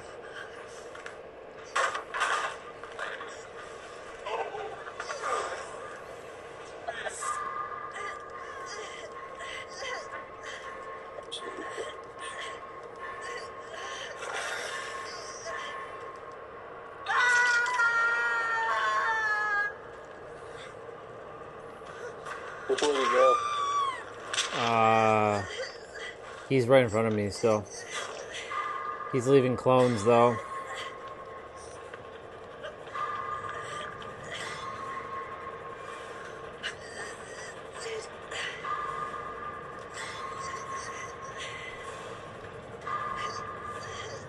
Sable's getting me. Yeah, I'm here too.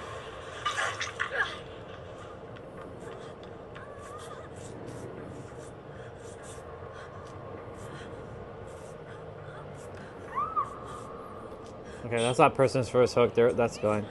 We can go to the club, try to do that one. Or there's one back here.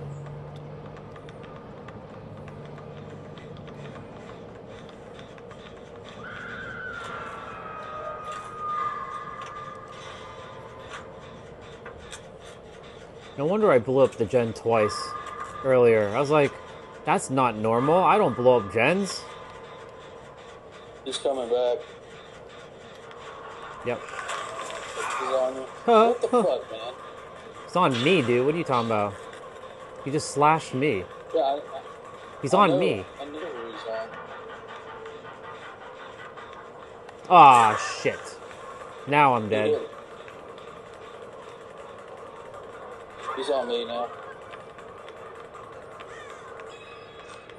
Damn it all. Yep. Yeah, man, I knew who he was always watching. I'm just surprised he got over there that quick. I was right next to you during the gym. Clones, bro.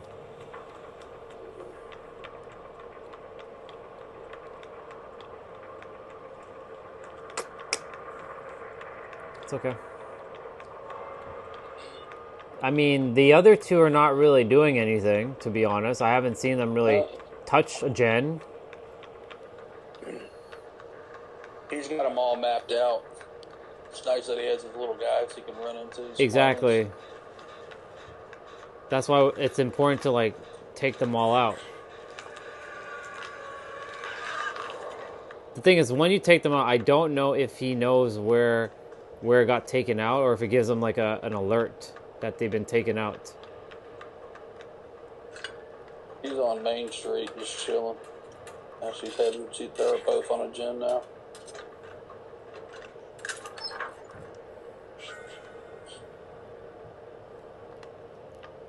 I couldn't find the basement. Oh, I know where the basement is. It's in that place, but to go find it, I have to get... right hand corner.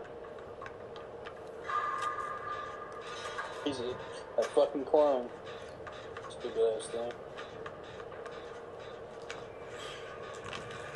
Psychic Blast.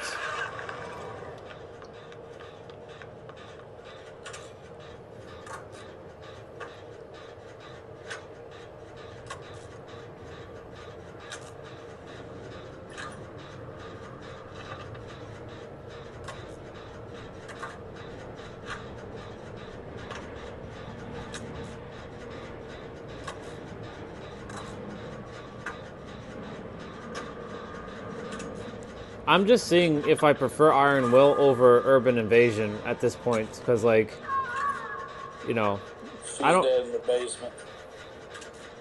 I don't see, like, the big... I don't crawl or crouch as often as I used to, and I don't need to move that fast when I'm crouching. But at the same time, like, it is handy, but I do like making no sounds whatsoever.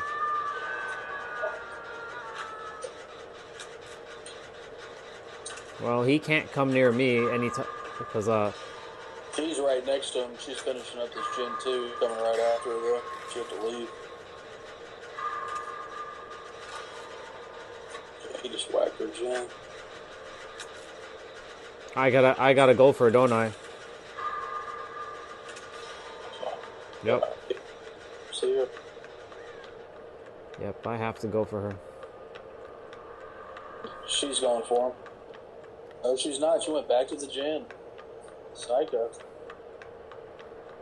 I don't know if I'm gonna That's get... right.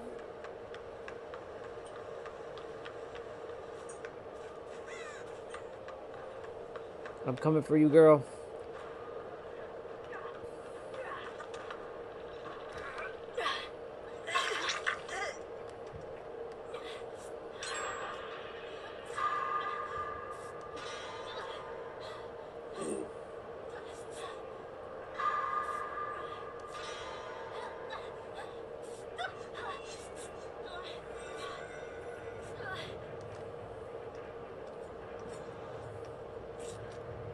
She's in the nightclub.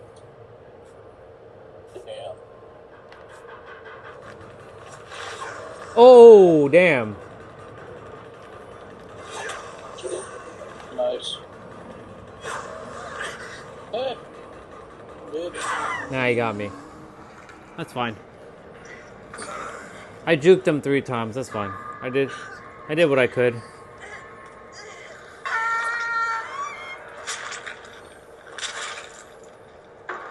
I think Meg's doing my gen. Oh, nope. He's on it.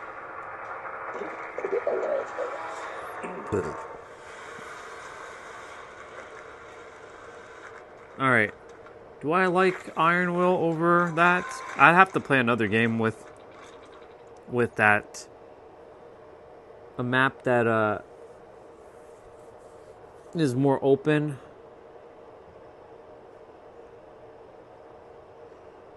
I'll play a couple games with a Lodi, but I might change the outfit.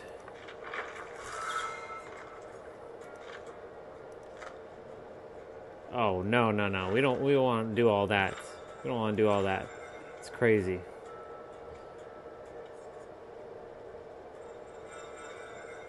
Would you run Lith or would you run Finesse? I see most people use Lith. I don't really. I mean, Finesse is the issue with Finesse is it has a cooldown. If it was like a constant vaulting over, windows faster every time, I'd be using that, but it'd be absolutely broken. I don't like the cooldown on that. Like, the thing is, if this built to last, this built to last is only going to give me, if I deplete an item after hiding in a locker for 10 seconds, I can recharge to 99%. I can't even, so that means I brought a health kit with me, but I can only do it one time.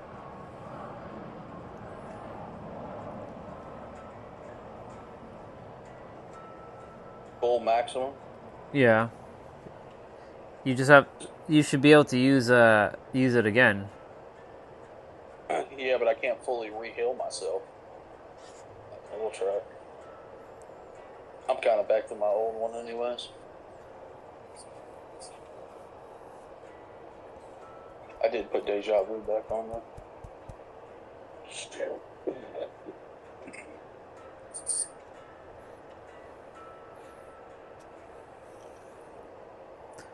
Yeah, I'm just seeing if I can do without Urban Invasion throughout the next couple of games. Would you run an Iron Will? Yeah, I'm flipping between the two to see if I really want Iron Will, or do I really crouch that often? How do you become exhausted? Killer or a perk, and it has a heart. The heart thing shows up on the right side, similar to like a totem.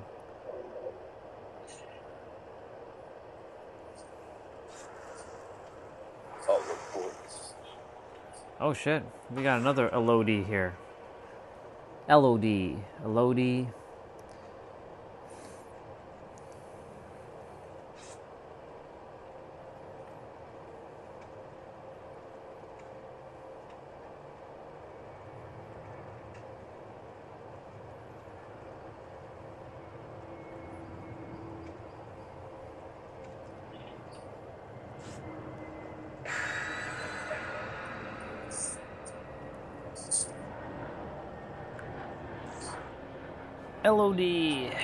Let's see. Let it be a good map so I can practice to see if I really don't need Urban Evasion. Yep. Let's see what we got here.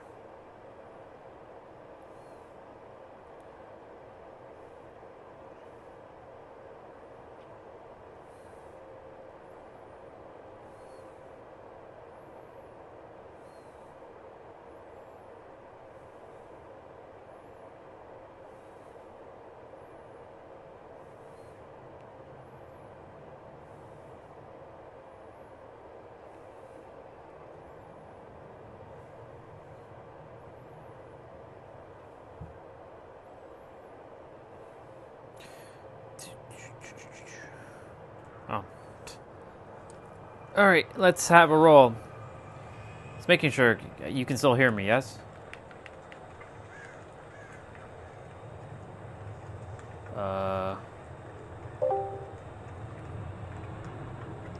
Can you hear me? Yeah, I hear you. Okay. Shit. You got a player not playing.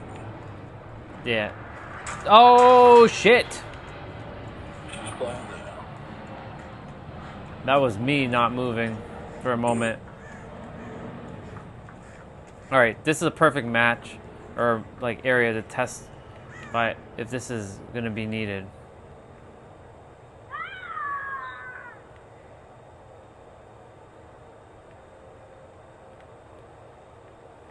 Okay.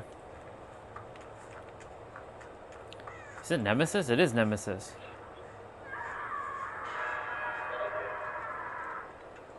I think he's coming my way. No. I'm near her. I'll get her.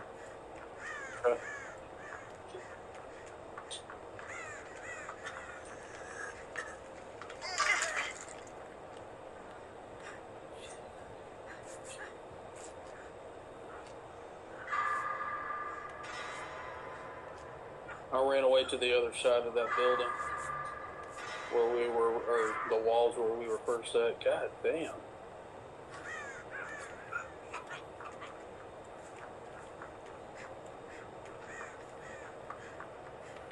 Shit, I see him.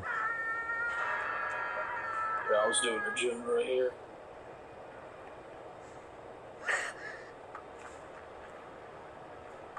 He's headed. Yeah, I know. He's heading through the house. I see him. Alright. I'm gonna...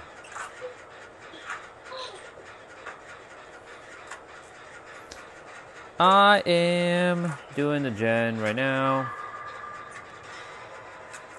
Oh, someone's on my stream. Whoever's here. Hello, whoever's here on the stream. Oh, damn, he's coming my way. Yeah. Gotta run, gotta move, gotta move, gotta move.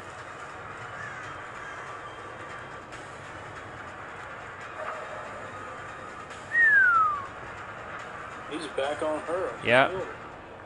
Because he missed me. Oh, she got tumped. Now he got me.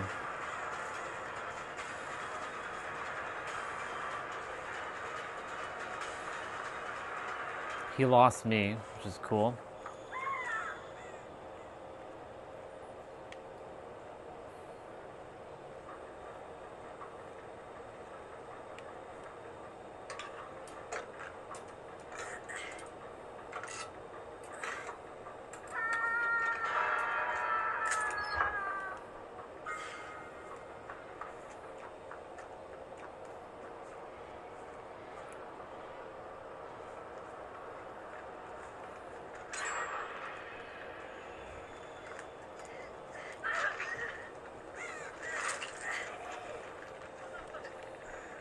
Where is that zombie?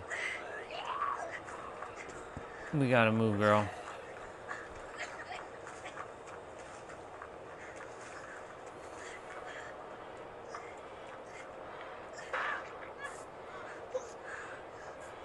Oh, shit.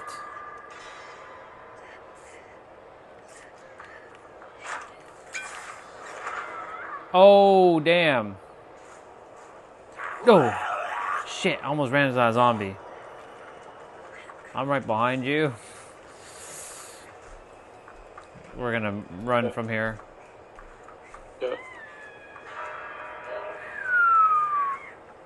Oh my goodness gracious, I couldn't finish healing her.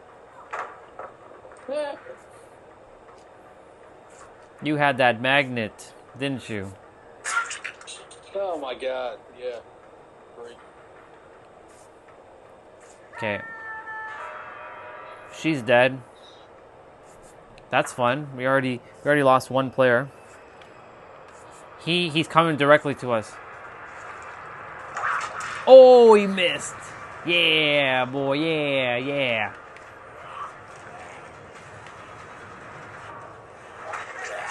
Oh, shit. Double whammy hit. I can't get her. She's gonna die. I got her. Damn. Why is she running right towards? I think she wants to die. She's like trying to die or something. I think that's what she's doing. It's already game over. Yep. See? She's going to save me. And she hit me, or he hit me. She wants to die. So stupid.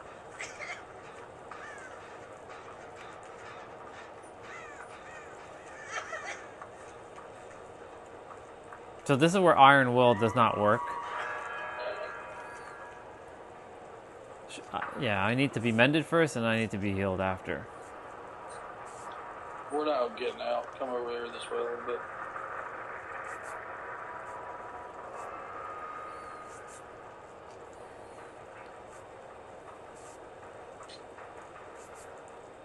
See, this is why this part of Iron Will is good. Of not making, like, noises. Except for that. Stupid coughing shit.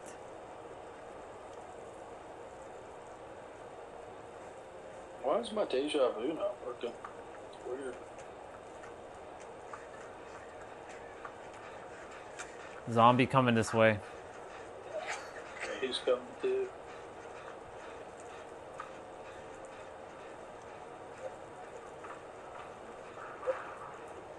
Fine.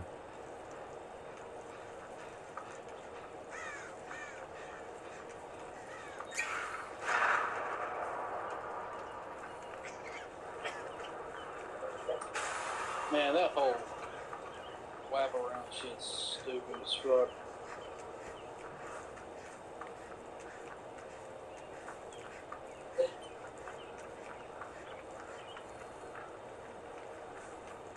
Well, yeah.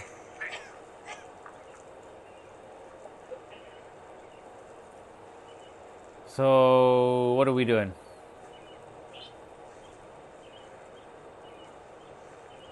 I get you, and then I die, and you get out? Do you have your perk to get out? You can get out. I don't know, man. Oh, I suck it. It's gonna take me forever. Oh, well, here we go. He already found me, dude. He already found me!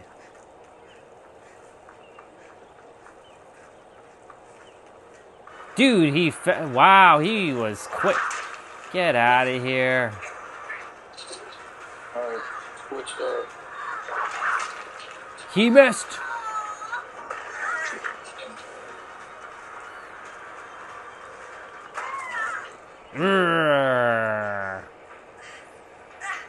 Megaton Punch Man. Is he walking me towards you? What is he doing? No. He's coming directly to you, dude. He knows where you are. See if I can let go. 1. And come on, hurry up. Don't you just hate? Oh, he's back at me. Okay, cool. All right, dude.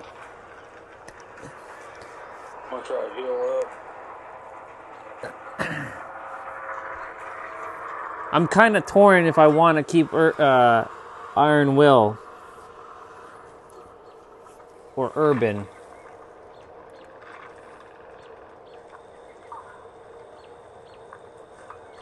Oh, damn. Well, there's the basement.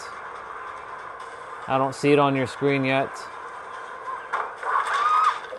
Oh, man. He just happened to be right. You're gonna get worried. Well, I don't know if this is accurate because I don't know if she's in the same game. No,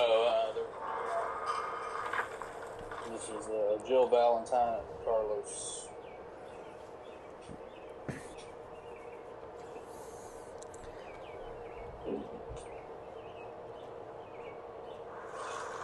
$4 or whatever it was, you should have picked it up. RE3. Yeah, it was $5. I don't know if it's still $5. I do have the tab open on Fanatical. Let me check quickly. Just have to go and check. Nope. Fanatical. Oh, I didn't have Deja Vu running. We got it running now. Well, it went up by went up by a couple dollars, but I didn't get it in time.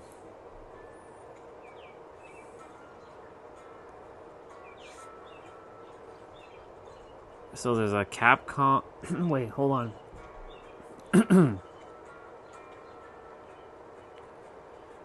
Is it a build your own bundle thing? Is this what we're doing?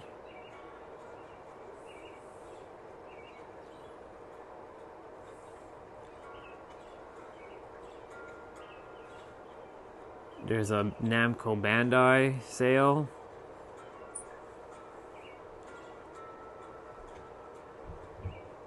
Ultimate Storm Connections is $27.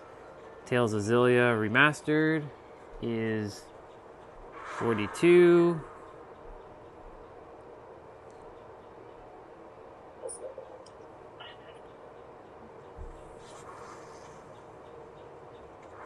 Leon S. Kennedy.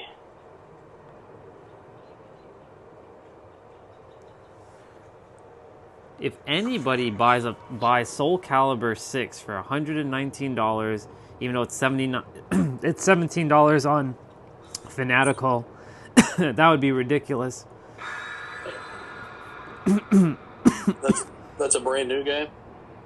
Nope, that's like a brand old game. Oh, really? Yeah. That's like 2018. And how much was it selling for? Well, you know, they make fake prices for these digital games, like $119.99, but it's $17.39. For $17.39, yes, I would pick up Soul Calibur 6. For they make fake prices. Because that's not the real price. That was never. You said 100 and something, and then 17 something. Oh, Right. It originally was 117. Yeah, but that original price is made up. It's a lie because that game is so old. Who would buy it for that? The thing is, I can tell you that in sales, they do that a lot. Like when I used to work in the computer store, they used to mark things like as sale, but they weren't really a sale. Yeah, I know. Right? And if a customer came in and they're like, "Is this really a sale?" I'm like, "No, it's not. This is just what we would be paying at cost price." Like, oh, Yep. there you go.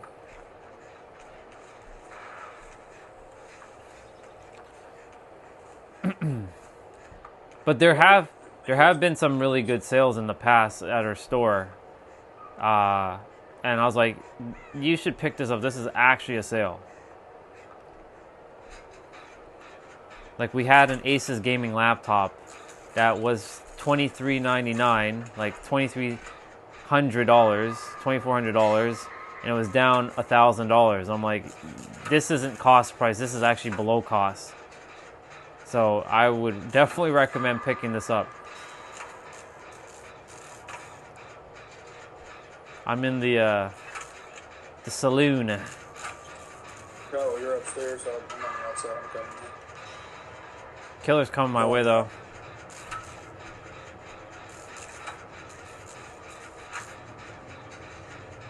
Or not, maybe. I don't know.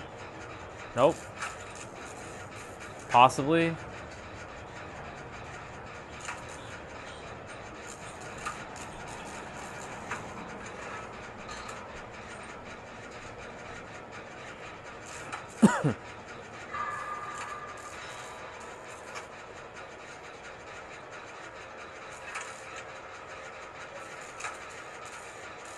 There is a perk to make a great skill check bigger. I just can't remember what it is. Shit! For that previous build I had, I could pair with that. Did you have to come this way, dude? What the fuck, dude? For real? Oh! Whoa, whoa, whoa, whoa. Easy, easy, easy, easy, easy, easy.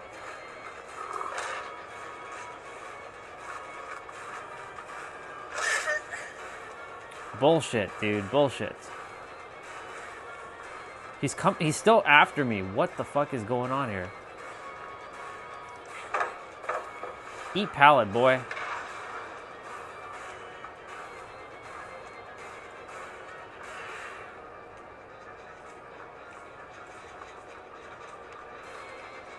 Dude, are you for real right now?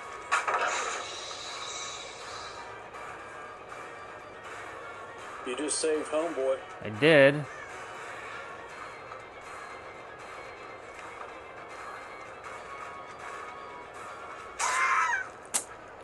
Y'all finish my gen up there. They're just like standing there. Come on. Chop, chop.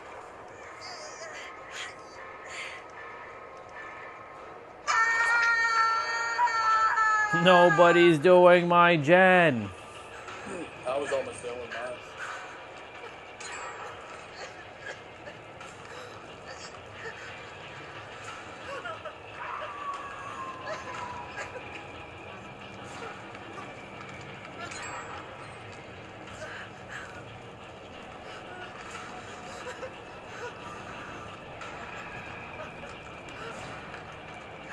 Well, anybody coming for you?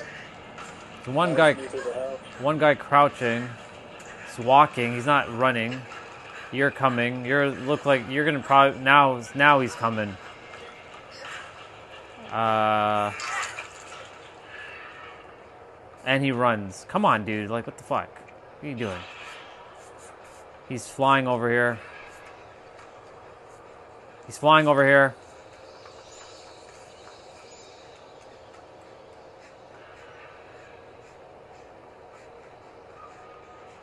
Heading to your gym. He's probably flying up here.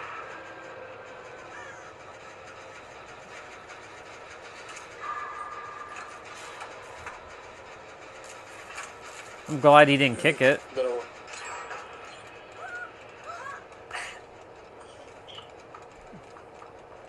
There's a one-person gym up there. Shouldn't be one person, should be two people. Up top? Yeah. We can try it. We're gonna 3-gen ourselves maybe though.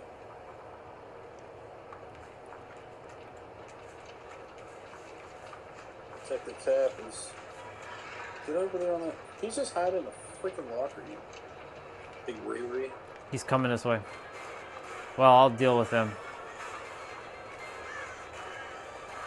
Here we go, round 2.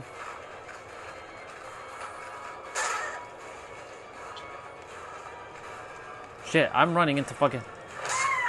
I couldn't see what the fuck I was doing. There's a bunch of rocks, and I'm like, ah, man, am I running into walls or am I running into objects? It's okay, it's okay. It's alright, finish that gen, mister. Get that gen done.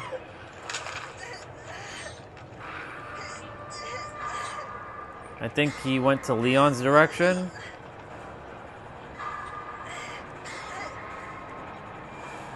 Someone's coming for me, I think.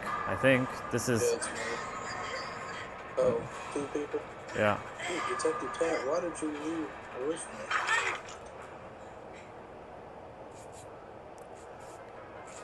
Nope. Dead. Oh. I took that hit.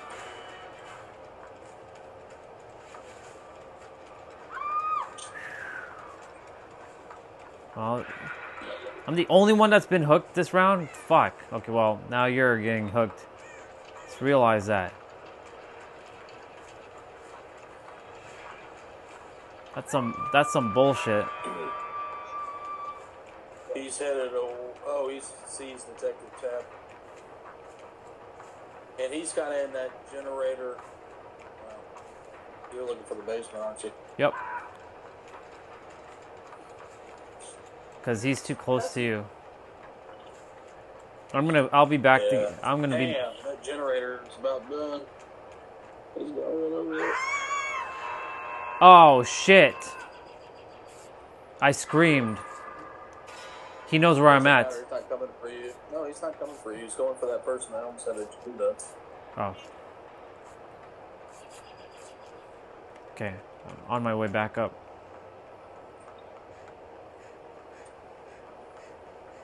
He's in my general area. Yeah, I see him.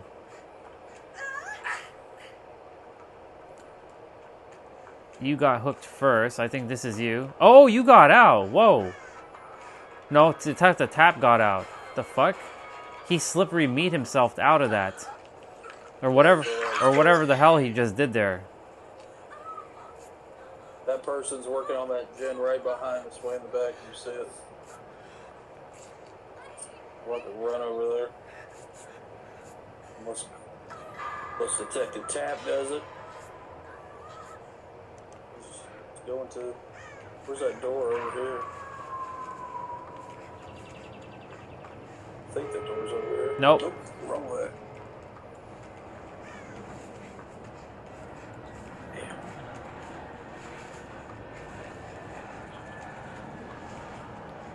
It's coming. I lost you. Where'd you go? I'm hiding in the bush. Killer's in this area. Where I lost you. Yeah, Mike.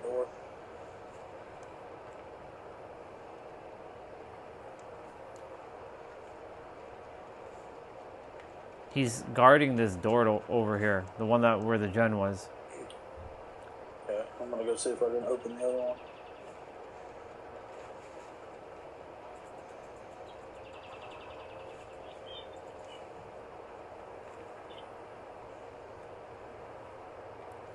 Okay, I would touch the door, but like everybody else is at least safe to leave. I'm not, so.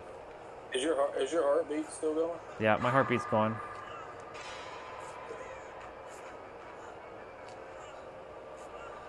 I'm opening up the other one. Let me know if it goes away. It's going away. Yeah, I'm halfway. I can't open. What the fuck's going on? He's come back to us. And I'm dead. Fuck's sakes, man. He's on him. I'm running on the outside of that wall.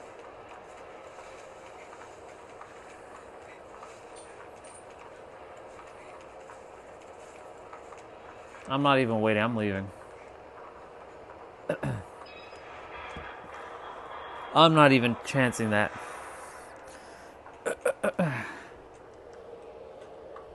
What are they doing? Oh, they're coming.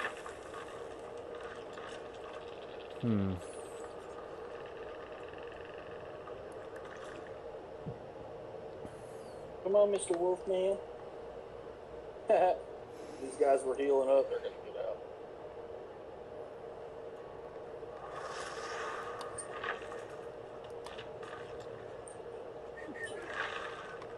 All right, so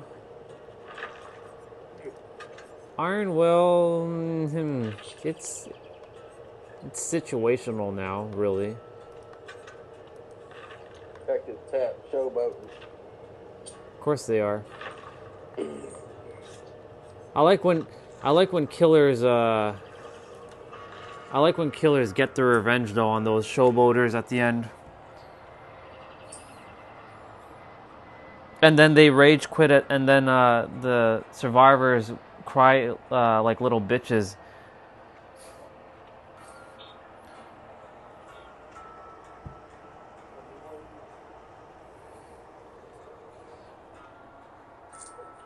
Like every time I play as killer, and they're at the door, I just don't even go to the door, and they're just staying at the door. Or they'll try to get one of my long distance shot. Or they'll attempt to flashlight me or something. And I'm like, stop! Like, just get out. I've already won. Like, But I do love watching compilations of like when they're at the door. I've seen many YouTube videos where they're at the door and the killer's like, you know what? Your ass is mine. You're not leaving. Your ass is mine. Your ass is grass. I'm gonna smoke it. All right. It's been a while, so let's use this outfit again. What you doing in our yard?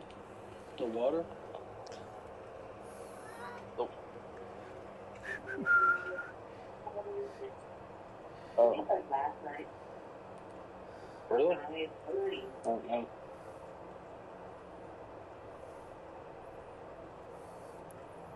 Do do do do do do do do do. Let's see. What do we got?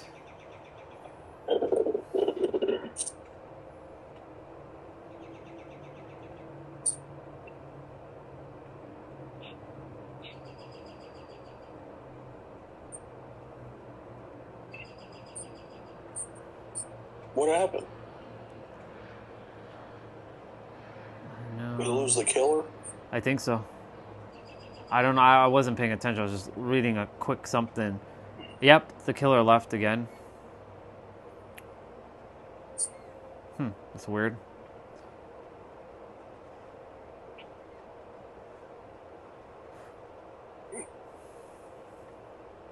Now we have another killer.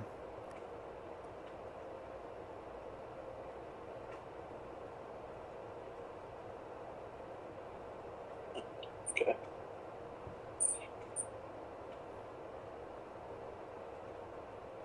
Another killer gone. That's weird. If it does it again, we should back out of this game. Yeah. Maybe they see something weird. I don't know. That or they're not, they can't ready up. Who knows? Can I unready? No, you're Nope. readied up. No, I can't unready anyways. Yeah, neither. Oh, I can't either. Might be a glitch. I don't think they can ready up. Oh no, the killer I'm gonna can. leave. No, the killer readied up. I don't know why these people didn't ready up. Because, you know, they like to make people wait sometimes. Okay. They loaded up, so we'll see what happens.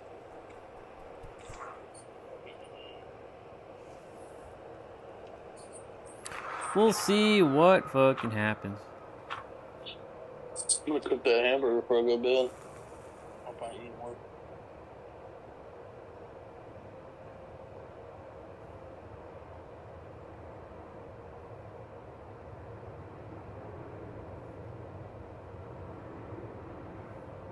Said earlier, I'm surprised your friend didn't hop on yesterday. Yeah, I guess he had either because he just finished moving, and I don't know if he got his computer set back up or anything like that. So I have no idea. I have no idea. Didn't even know he was moving, to be honest. Ah, hello, let's go. Good old scary meat plant that's not scary anymore. Well, There's always one gen on the same section. Yep, there's one right here on the other side of this door. And then where's the bathroom one? I think the bathroom one's all the way over there. Yeah, bathroom one's over this direction. Oh, we can do this one. Yep, killer be coming this way. Oh yeah, clown. Oh yeah. We got the clowns. Shit, I got to order. Who's coming?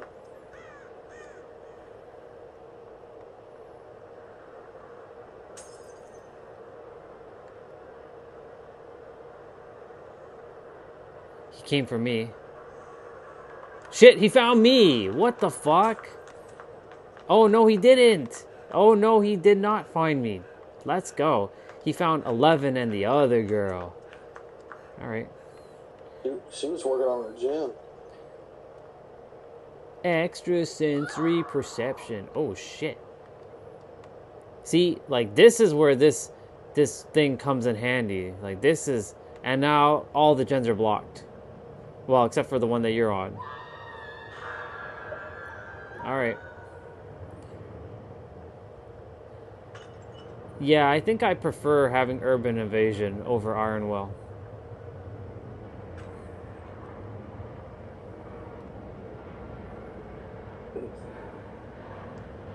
I'll go get her. Okay.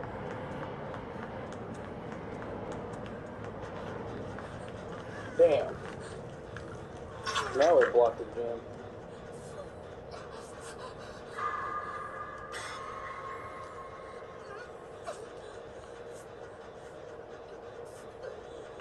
Where I just unhooked her.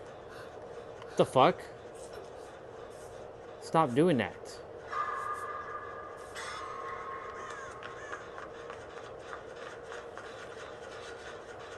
I'm with 11 doing the gen. They're right above her. She drops down. It's over. Run away from me.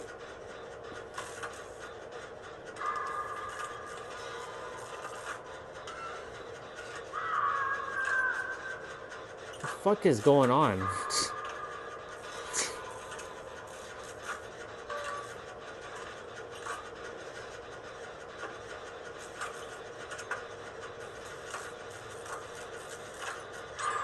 You're doing a good job. Then she finally got hacked.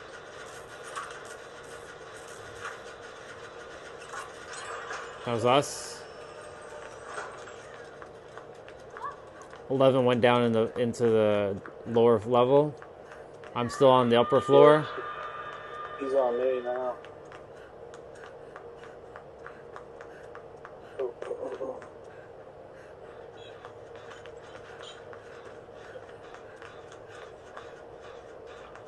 I guess I can get her. Yeah, he's still on me. I got her.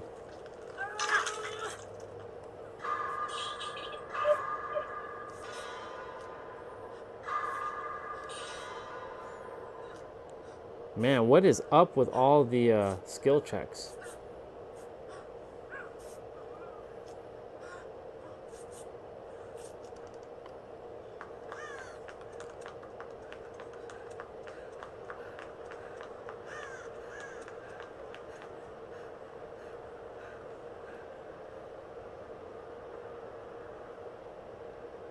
Ooh, he lost me. You know what that is?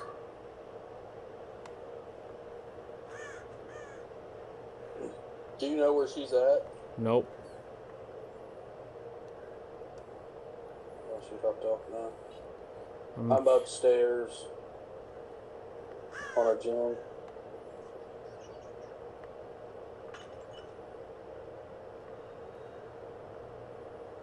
I see them now.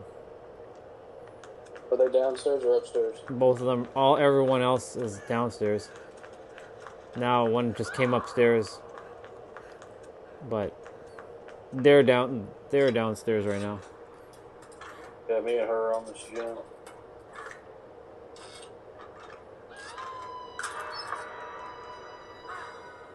I'll get her.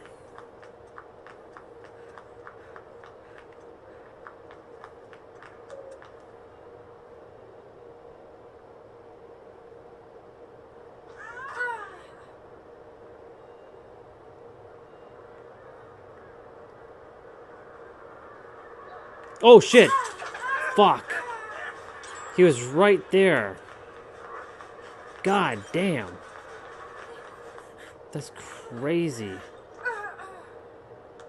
I still got her. Oh, nope. Nope, never mind, never mind. Fuck. I was about to get her, but...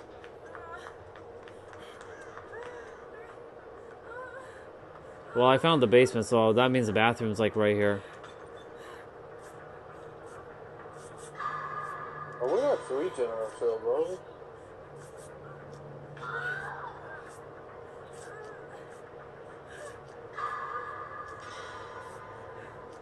Wait, what did you just say about 3 gens?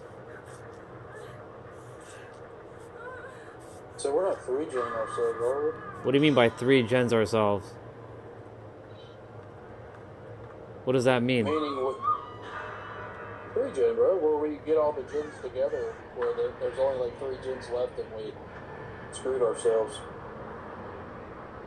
No. You know what I'm saying? They're all close together. Gotcha. It just runs back together.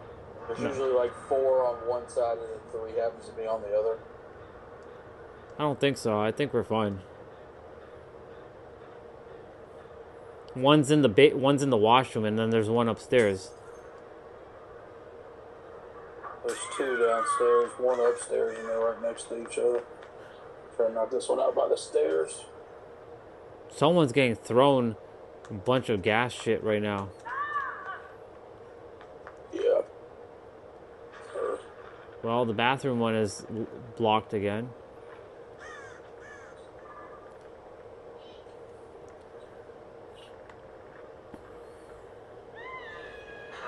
Is she close to you or no? Yeah, I'm right below him. I think the kill's come my way.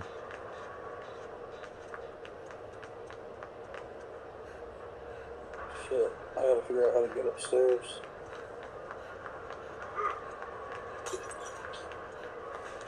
I ran right by the killer.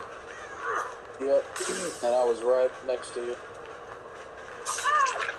Oh. I'm gonna get her. I'll get her. I got it. I got her. No, I got her, dude. I'm like right here. Yeah. It's my first hook anyways.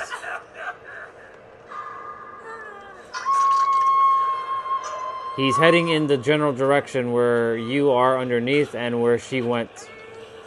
If there's a hole down there, he's jumping straight down. Yeah. No, he just found her. Damn. Damn, son, that sucks. She's dead. By the time you come and get me, and we gotta roll. Like, I'm gonna have to, like, just kind of... So this is where Iron Will would definitely be... He found me! Fuck. Fuck, he found me. No, he didn't. Shit. God damn.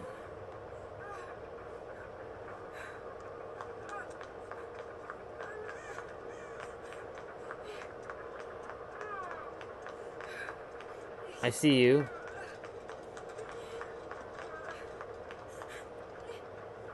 I don't know. I think he found the blood trail. Run. See, this is why I like Iron Will for this aspect where I don't make a noise. But I don't... Can you see those 3 gens right behind you in your perception? I have to activate it. 1.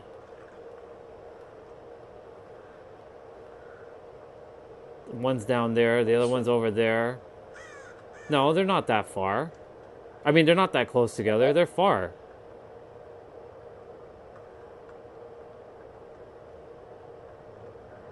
But to get him done, he's up here.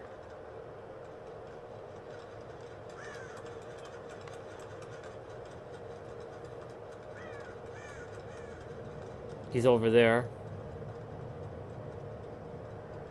I think you saw me. Nope. We can waste his time.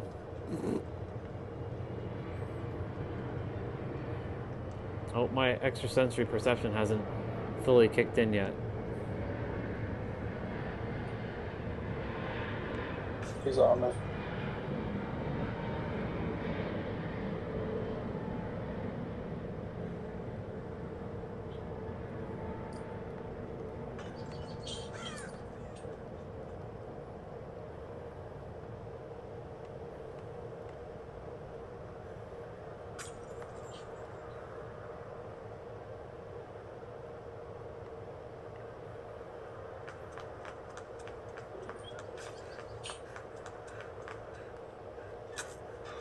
I'm on a gen.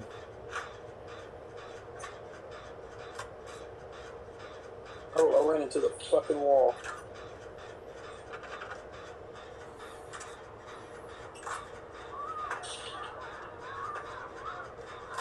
Oh, shit.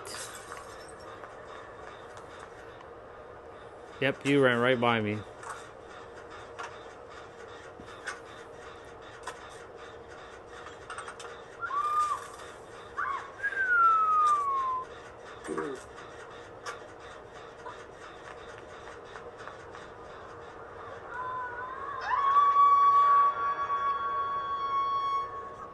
Yep. Bro, what the fuck? He's like, what the hell's going on here? Why is he not on my... Go, dude, go, go, go. Move, move, move, move. He's coming. Oh, he's...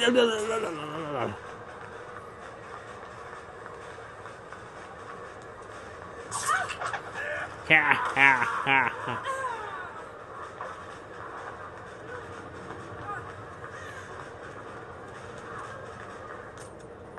Fuck, man. Oh, I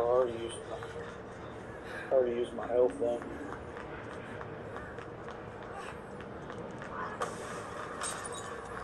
Fun times. Fun time. Oh, shit. Alright.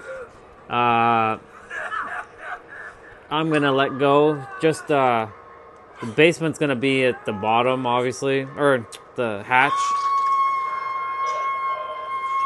The hatch will not be on the top floor. And if it is, it'll be one dumbass hatch. He's getting ready to find me. Nice, he's circling me. He's watching me. He went down. I don't know where you're at the present moment. I can't see you. No, he came back up. He's watching me.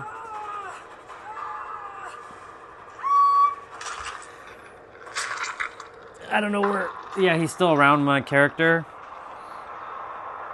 Poor Kate. She doesn't deserve to die like that.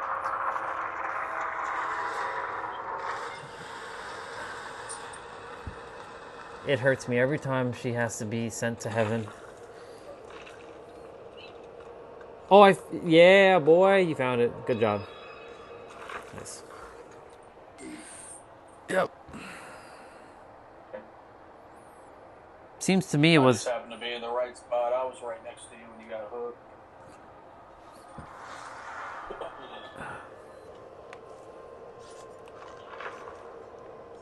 I just like it as long as one person gets out. Oh, I don't want them to win. Are you changing up something? Are you changing out a loadout? Nope. I changed my... What you're sticking with? This is my... I just changed my character. I think I'm just gonna stick with Urban Evasion for now. For now.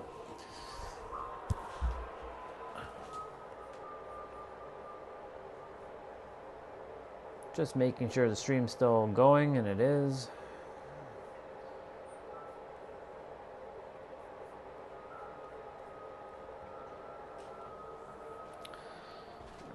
This is 1, 2, 3, 4. It's a newer perk, but I saw somebody do it in a build, but I don't know exactly what it does. Survivors within 15 meters for up to 15 seconds. While you're performing, other survivors will see your aura. You get special checks during that time, while healing or repairing basic skill checks are 20% more likely to appear. If you complete the performance, the effect. Whose perk is it? Whose perk is that? 1, 2, 3, 4. Please. I saw somebody do it in the game. I was like, dude, what are you doing? Are we playing music or are we playing here? What are we doing? Right. They're playing. They have the guitar in their hand, or whatever it is. I thought it was a drum. Yeah, it's a drum. There's another perk that has a guitar. I think it's a dude. It's Bordic, I think is what it's called. Hmm.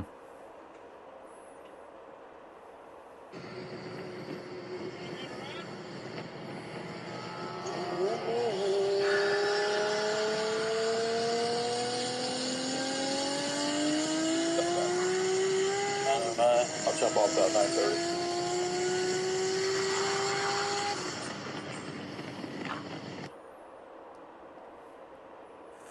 Oops. Did you say you're jumping off at 9:30? Yeah, maybe another game or two. Okay. Lay down. I actually got some decent sleep last night. I woke up pretty early though. And what's considered early for you? Well, I mean, I didn't sleep real well anyways. I kept waking up every hour or two. I woke up about 5:30, 6 o'clock. Yeah, that happens to me at times. Like when it gets closer to the time to wake up, my body will go back to sleep for like 30 minutes, wake up, see it's not quite ready yet, go back to sleep, wake up, and I would like it to just like wake up right on the money. And it's happened quite a few times, but there's been times where like, come on body, just like stay asleep and just wake up. Oh shit. I'm already in the mystical room. Like I'm in the tunnel. Like the library area. This is the one that has the underground maze. I think he's upstairs. Yeah, he should be out there. Nah, bro, I think he's down. Is he upstairs? Yeah, he's upstairs. It's Chainsaw Man. Then he's right above me. Because I'm in the spiritual room. He's chasing Kate Denson. I'm gonna go try to heal. Dude, I am not new with this kid, man. So I need to play this in. I need to play this. Oh, she got out. Yeah, she must have decisive striked them or something. As long as he doesn't come down here, because like I'm like literally downstairs. Hey, you're good. You're still upstairs, I think. You should be fine. As long as he doesn't use the teleporter, because the teleporter should be nearby. No, he's still up here by me.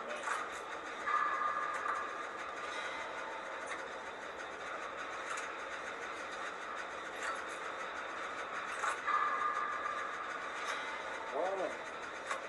Y'all run him, girl. So now you know where I am, basically.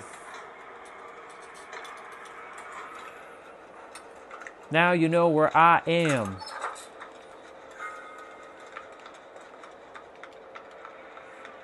I'm staying down here. Getting the next gen done. Oh, she was on my gen? Damn.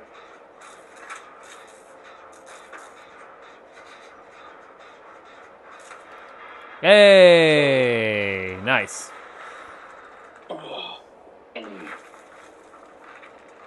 Dude DC'd.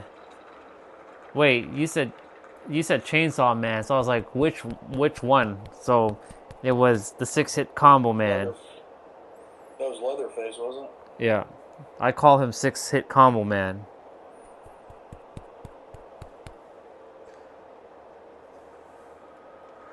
That sucks. I wanted to try out my ducking on him.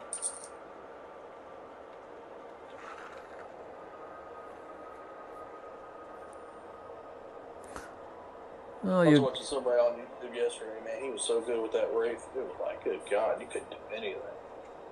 He could fast travel that, hit you right on the spot.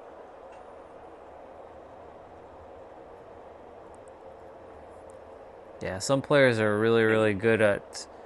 I mean, when I get enough. The one that shoots the birds. The artist.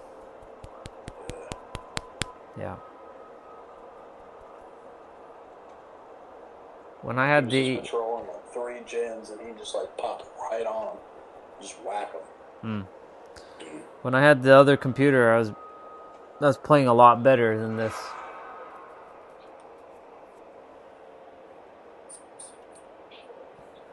Because the game was even smoother than it is right now on this laptop. It's smoother on this computer? No, it's smoother on the other computer. On the other computer, I was playing a lot better than how I play on this computer.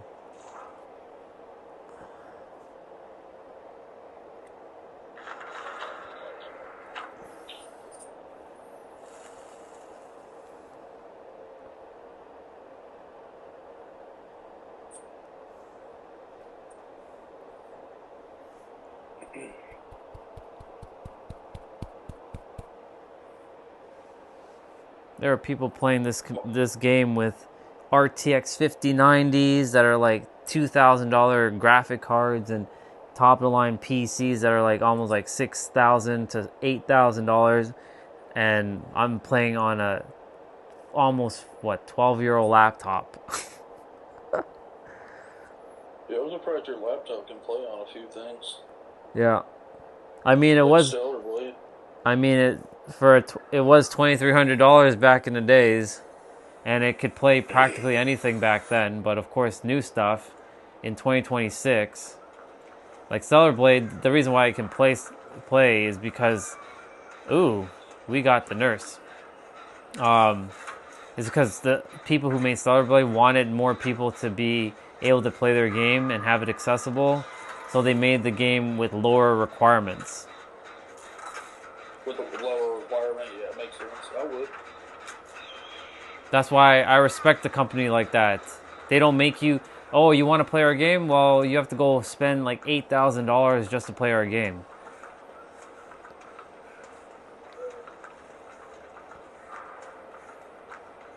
And they also didn't use like stupid things like frame generation and fake AI shit to make their game.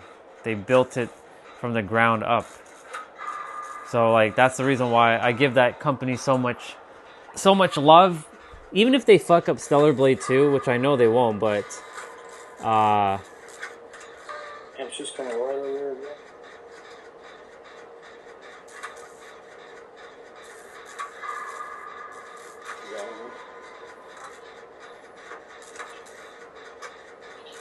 yeah, even if they mess up if they mess up Stellar Blade 2, which I know they won't, I'll still love the company for what they at least did for Stellar Blade 1. But I know they'll probably make Stellar Blade 2 somewhat playable on newer or on older PC. Oh shit, I thought she was here. We're good. He's running up. They're up on top. They keep running up and down, jumping off. He's just hitting the top of that. That's awesome. He just keeps missing. That's cool. He did that like 4 or 5 times. He might, I see the other gen that's being done with Jake. Oh. Oh, there you go.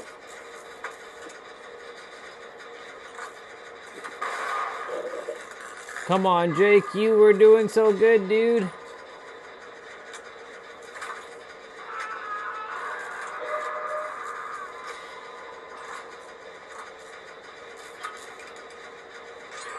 Okay.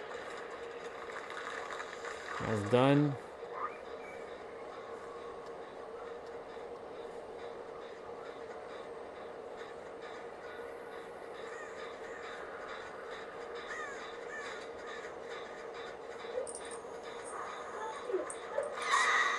Whoa! Let's go. She came right to me.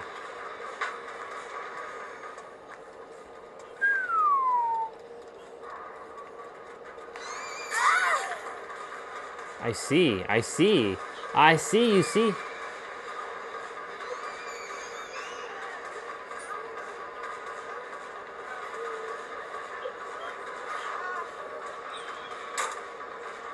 Did I just juke the fuck out of her?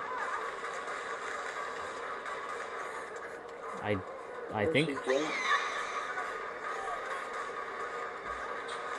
Here we go. I hope they're not upstairs.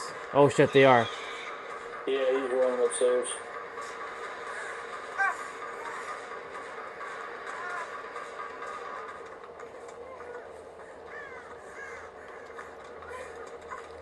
She lost me, sucker.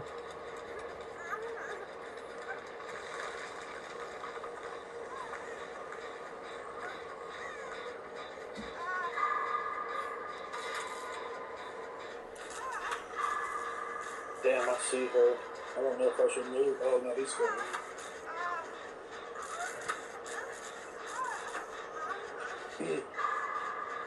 You all are on separate gyms, right? Yeah. Looks like it. I'm at a gen near a door.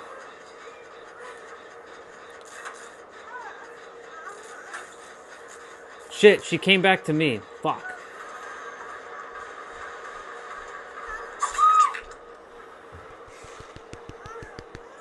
That sucks.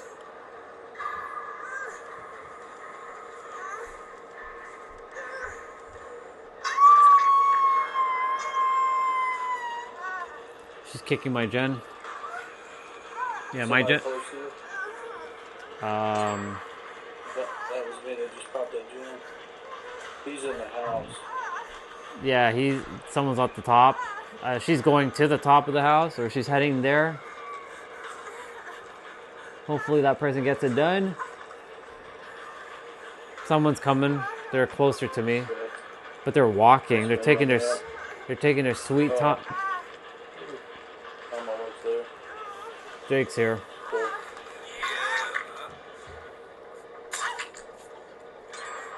So the gen is right. What the fuck is going on, Jake? You fucking up, dude. The gen is right over there, by the way.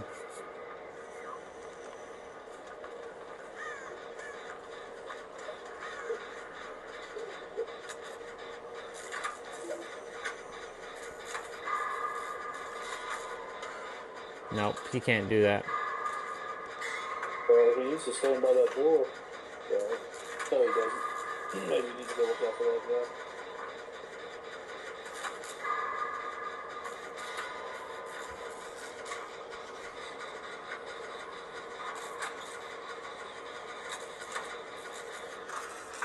Shit.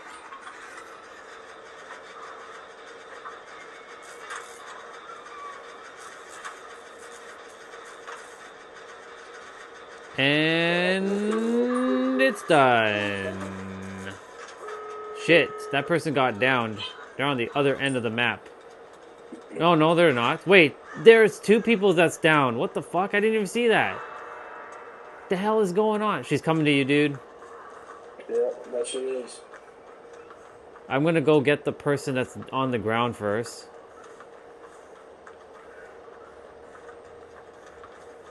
Shit, man.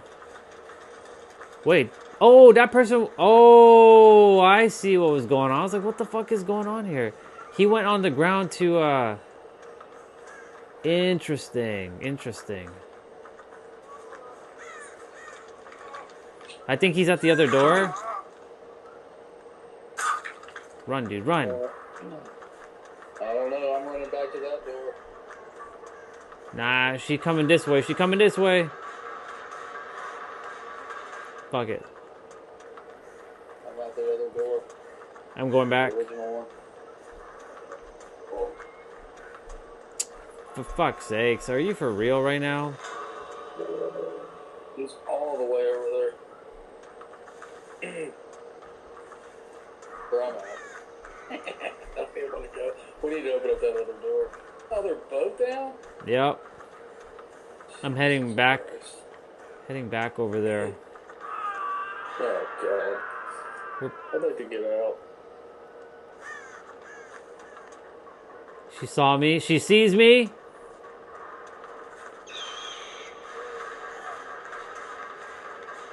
Fuck it. I'm going for her. I'm gonna hold her off. I'm holding her off.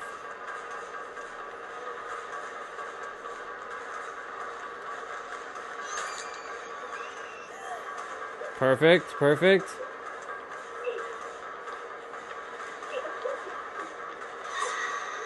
I'm holding her off.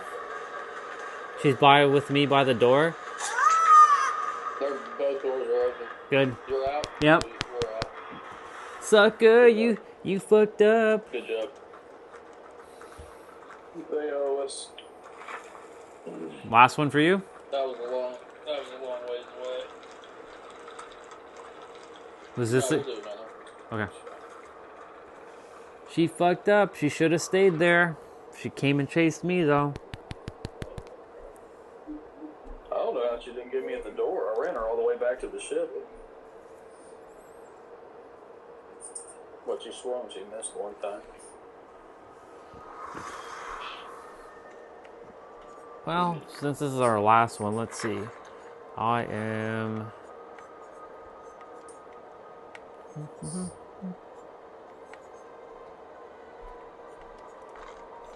Let's go Cheryl, why not?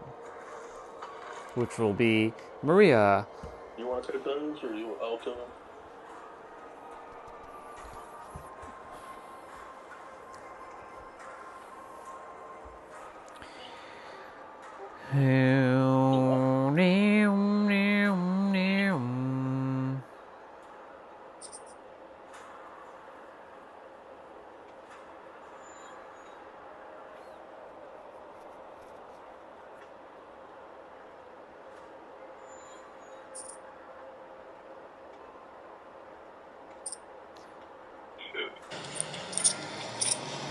A 2JZ Supra showing up. Nice.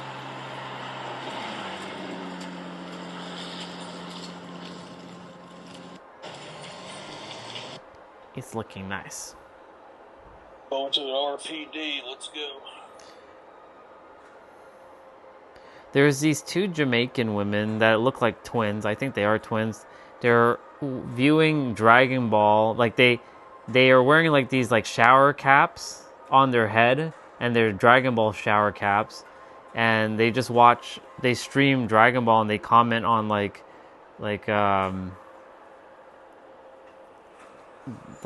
moments, and they make little reels out of it. It's funny to see people doing shit like that.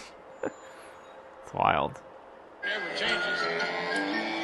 What a pair of carrots. What the fuck is going on here? Taking Stacy out of the. What's your name, car? Supra. Supra, alright, Supra. Is Supra stock? Supra is modified. Modified. Single turbo. Okay. That's normal for these cars. 2JZ, no sh**. It's a big turbo, bro. Does Supra have cats? No cats. No cats. Do you have the cats? Not from 1995. Yeah, that was a silly question. Wait, what? It's Maria from Silent Hill. Yeah, she. I guess she is. I have never played a Silent Hill game, but her skin is part of Cheryl Manson, so I would think she is. Oh, Cheryl. Yeah. I didn't really get into those games. That's interesting because I would think Silent Hill is similar to Resident Evil, isn't it not? To me, it's more of a psychological. Where back in the day, I was like, man, if I'm playing that, I feel like I'm cheating on Resident Evil. Oh, that's like me playing. That's like me playing Call of Duty and cheating on Counter-Strike. Exactly. Yeah. But back in the day, I don't know. Maybe it was a little bit more scary. Silent Hill, maybe. I would think people would say it would be. Or that's like me. What's another way of saying this? That's like me playing. What's a game that I haven't played that would be cheating on? Oh, that would be like me playing Be like somebody playing Friday the 13th and not playing DVD. Right, there's that. Or I'm thinking something Final Fantasy related that's not Final Fantasy but similar to Final Fantasy. Oh, Similar to Final Fantasy. yeah. Dragon Quest used to be not part of Square Enix. So that's like me playing Dragon Quest back in the day when it wasn't part of Square Enix and cheating on Final Fantasy. Even though now they're the same company, so. I'm gonna try to knock out this center gem here. That's cool. I know I'm not even close to it.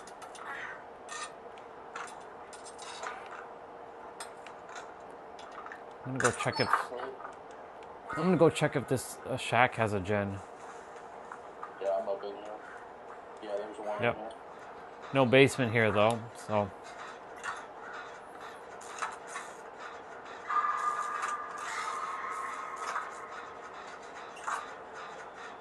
They're on their way. Is it? Sounds like Nemesis. It's Nemesis, bro. He's right there. He's coming.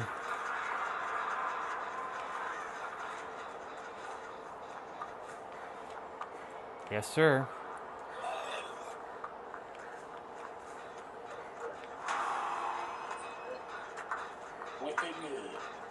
I'm on a hill near that generator that we were just doing. Everybody's here. Well, the other two are here. Nem is coming. Oh, damn! I walked right into him! Damn! It's fine. It's fine.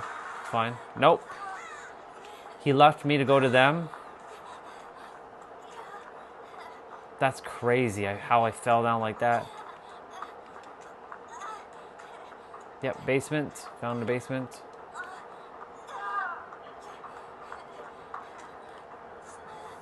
Crazy.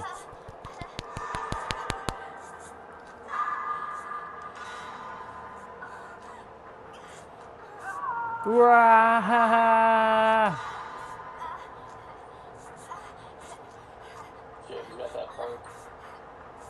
Which perk? Nope, I'm in the basement. I'm far. I'm gonna let him hang there for a second. He's good. Oh, no, he's not. She's getting hit.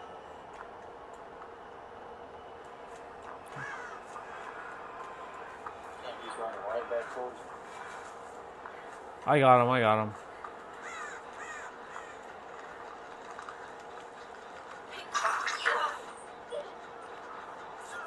He's coming right back. He hit me with that? That's so dumb. That's wild how he hit me with that.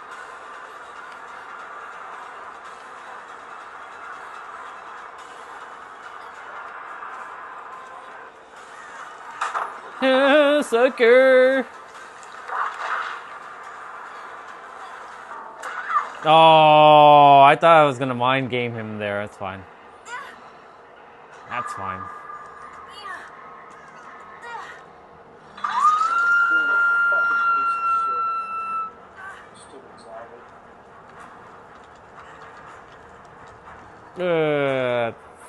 Wild.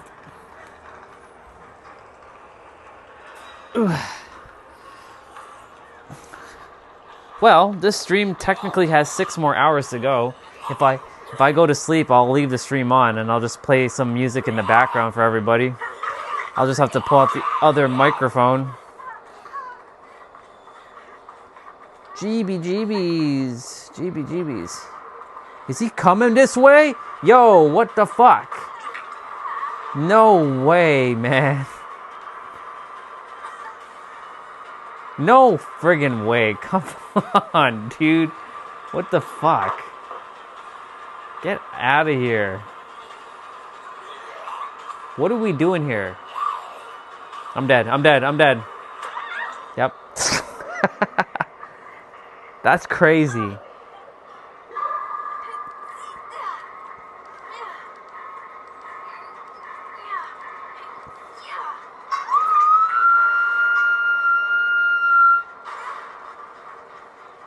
Well, first gen is finally done.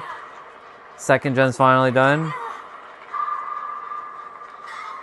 Nice. So basically I took two downs just for 2 gens. How awesome.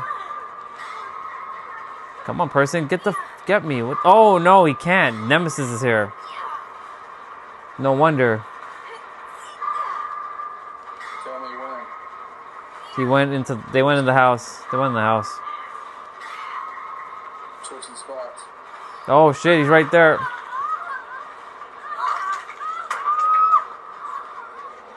He's coming after me, dude. Look at this. What is this? Yo, dude, he's coming after me. It's fine. I'm gonna pull him far away. Let them get you. It's fine.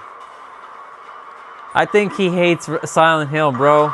I think it's similar to, like, you know, the whole cheating thing. 100%. He's be like, He loves you at the moment. yeah, he did leave me. He's coming back for us. Jesus Christ, dude. I'm gonna come heal you.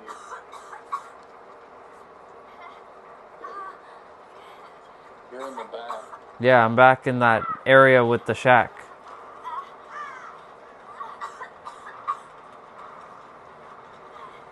Yeah, the gen's done over here. I'm by the shack. I don't know if you're coming here. There you are.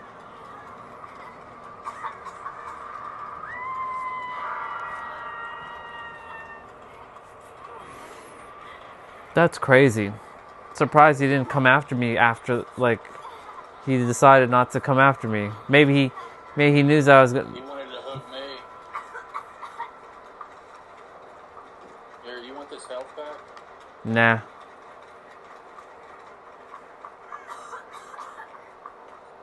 What I need is one of these. This is what I need. Is he come? Oh my God, he's right there. That's crazy.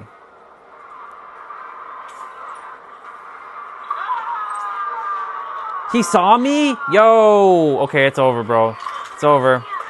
Yep, it's over. Nope, it's over, dude.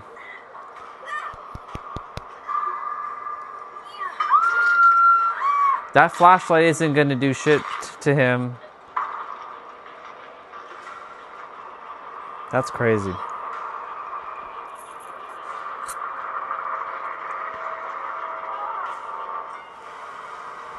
he's down too. Yep, it's over, bro. Dream's over. Damn, level 100 prestige Talitha Lyra. That's crazy.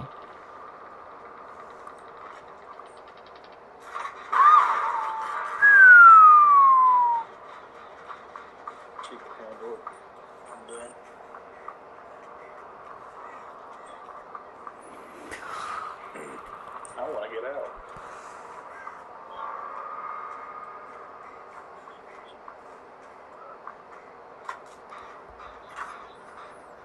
Let's have a look. You should kill herself.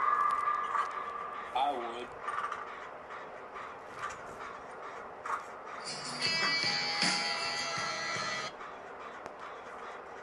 I guess. How does this car been painted? At least twice. How much does Super want to get paid for this? A symbolic 100 G's. 100 G's?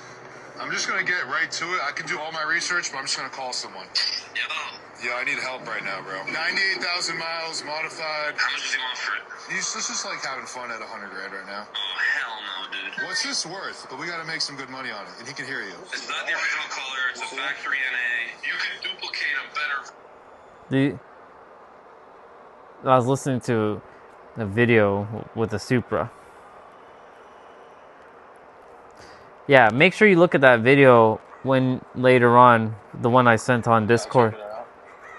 You'll see what they were running in their build.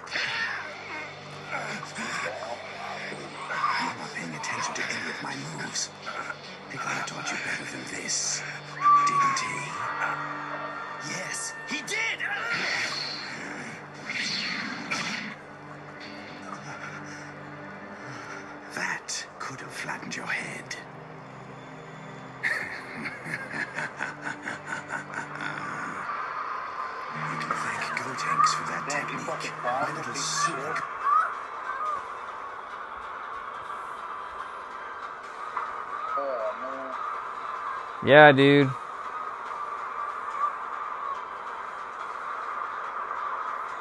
If he catches you, you're going to that basement. Oh no.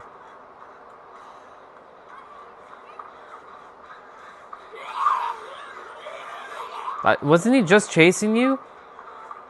Yeah, lucky bird. Dude, you need to start looking behind while you're running. Cause I'm walking. I normally do. But I saw it. Oh, shit. Well, that'll tell him.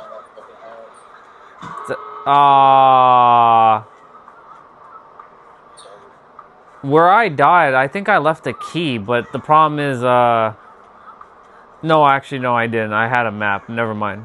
No, never mind.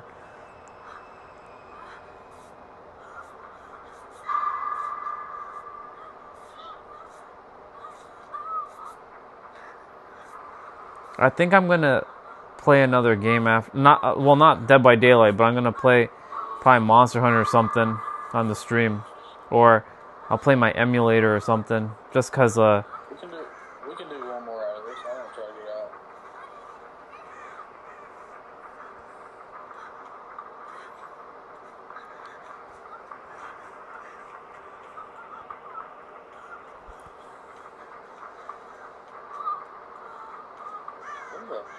What the fuck thing is that? it's over there.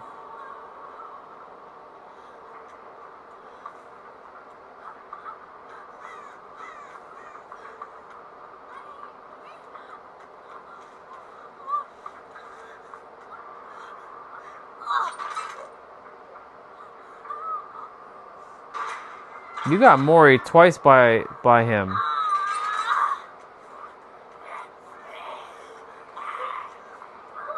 He found you.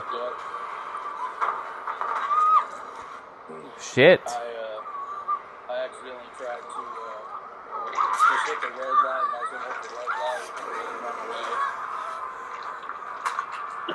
Like right before. Of course, I didn't. That's the first time I tried doing that. I thought I had a second. I thought it would make that noise and the light would come on. Probably would have got out if I would have done it right.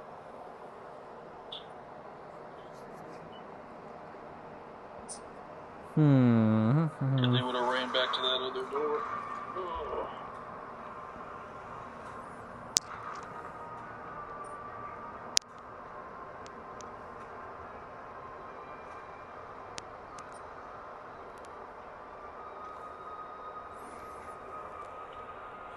Oh.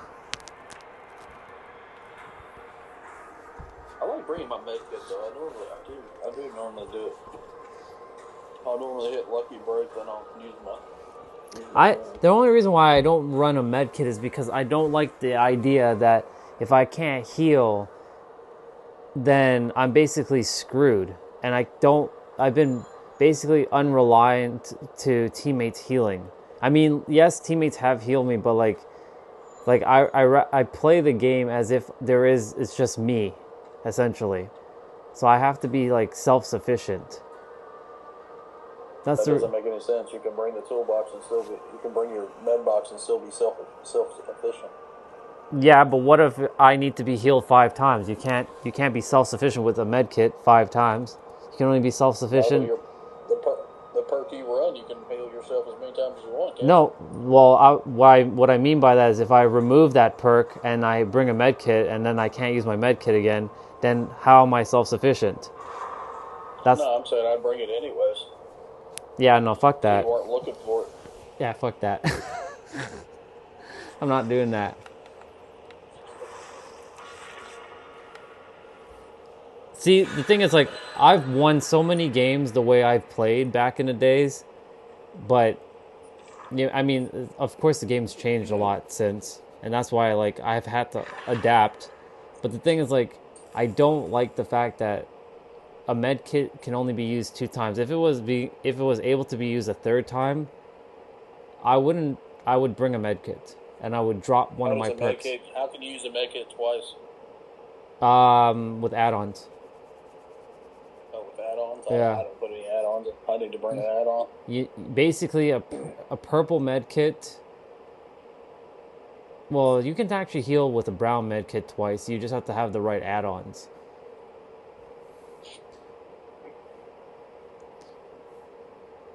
Well, that's the beauty of the blood web, right? You can continuously keep leveling up the blood web and just keep getting items.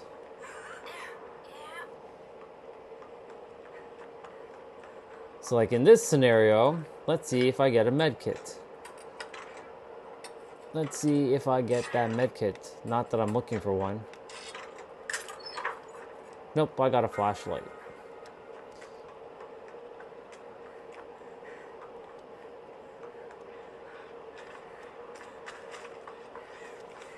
I'm with Kate, by the way. I'm by the shack. I don't know if you were there earlier. Shit! Ghostface! Ghostface!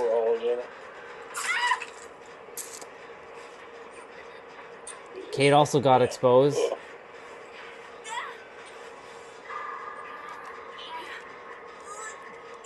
No surprise. No surprise. No surprise. No surprise. 1, 2... Yeah, everyone's very far away right now, which is fine. Just do the gen, because I can be here for about a minute or two. I'm good. I think they're being chased right now. No, someone's coming through the house. I think it's the dude. Yeah, the dude's coming to me. Yeah, he got me.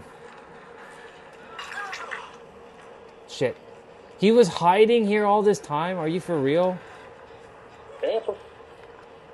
I didn't even see him there.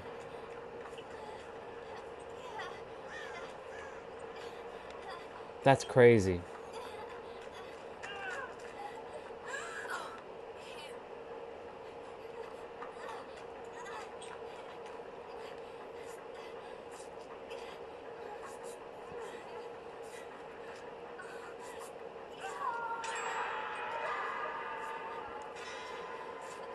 I don't know.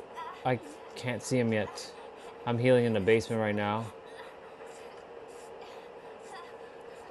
I think the only way to maybe get a third med kit use is that perk that you were talking about earlier, the one where you go into the locker, and then no, he's coming to. I think he's coming back to me.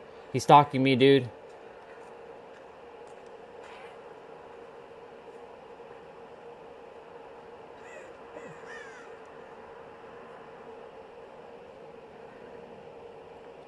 He kicked the generator.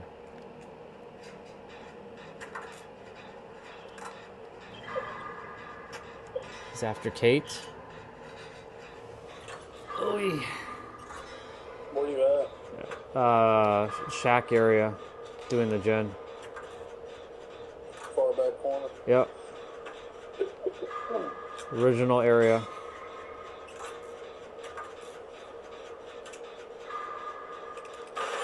And I blew up the gen. That's no good. He knows. Oh yeah, Wait. Oh. He came in the area. He's on me. Oh shit, no he's not, he left me. Shit, maybe he's still stalking me. No, he's stalking Kate.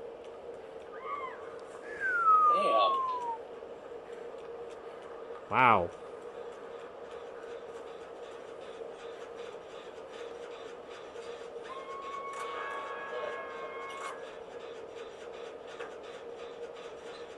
Come back this way.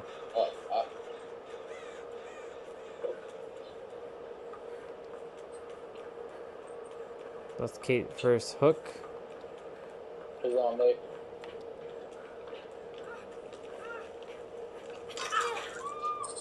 Oh god man, I hate that one down bullshit. Makes me so mad.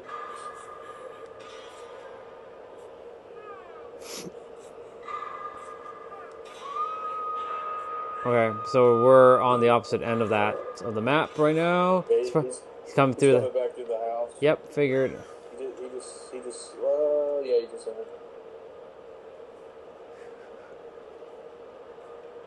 It's okay, the other guy is doing the gen, let him.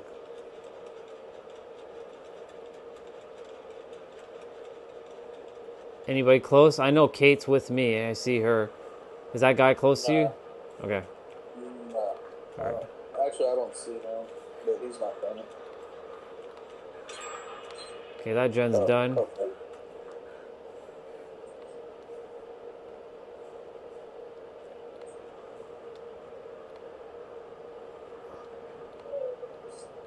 I don't see the killer anywhere. I don't see him either. I'm getting ready to get. Oh, that's you up there. Shit, all the way over there. Yeah, no wonder I couldn't see him.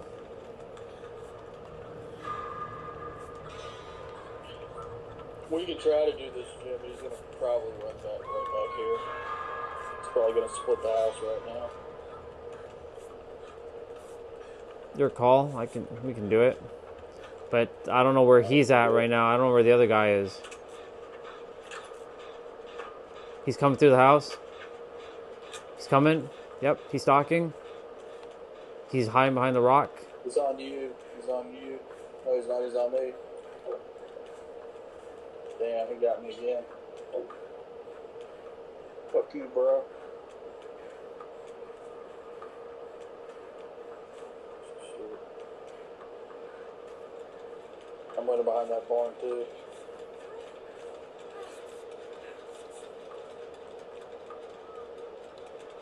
Where you at? I don't know. Where are you? Stop right there. I see you.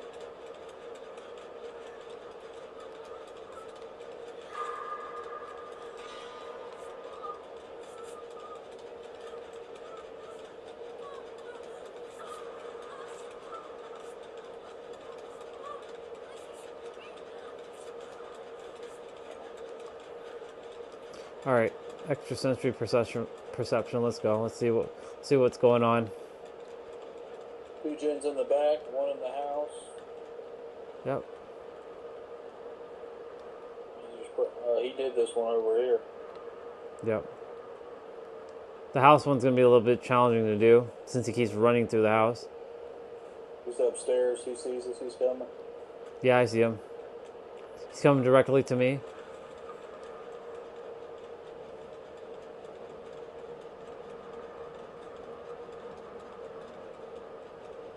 Yep, he's on his way. I see him.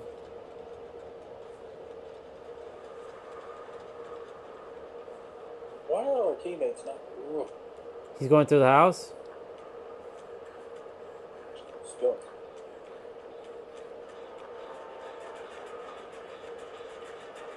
Damn, he went right up the fucking stairs.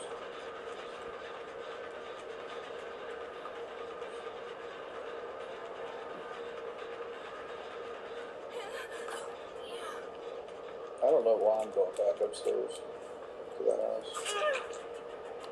Damn.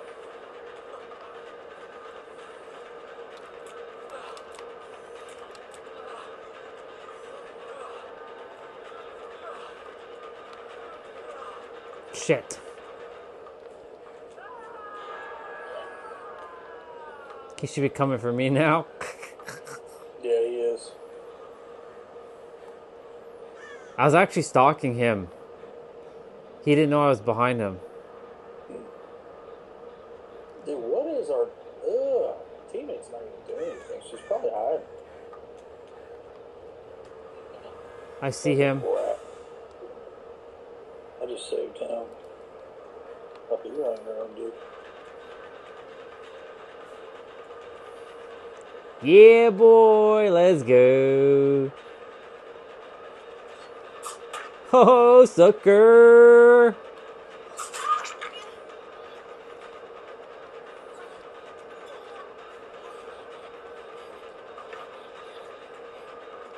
Oh.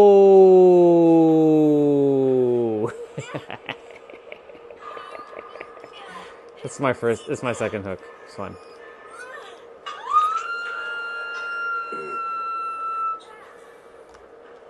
Which way do you go to? You're like left? I think he went in the house. I didn't see my angle. Camera got twisted around. Yeah, he went in the house. He's nowhere near me, or nowhere near, like, in my peripheral vision. So you do your gen. The other two are just kind of like crouching in the distance.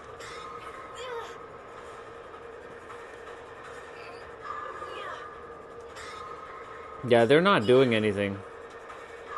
I figured they're not. They're trash. We could have had 1 or 2 more gens done easy.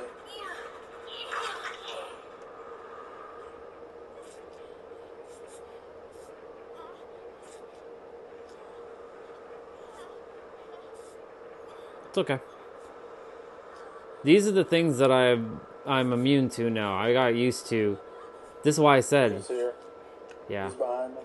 I see him. I should stalk him. Since they're not doing anything, you know.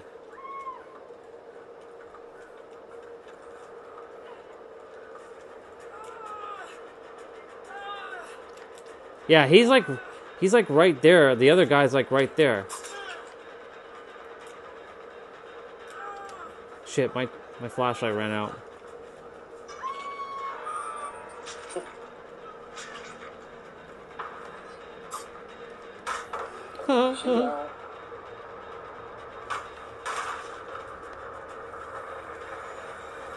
He's stalking me.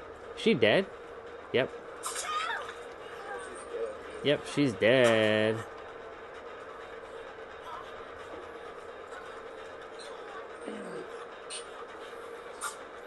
Sucker! Now you got me. The dream's over. It's okay. I was distracting him enough. No big deal. He didn't like what I did to him, though. He didn't like it. He didn't like the fact that I was, like, stalking him and I was also, like, blinding him and whatnot. Or at least flashing him.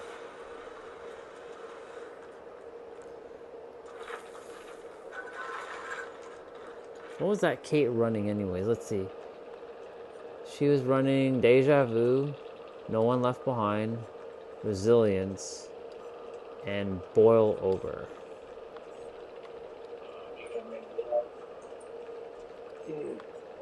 She's probably a newer player. I don't know. I have no idea.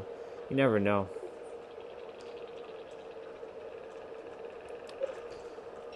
Ugh.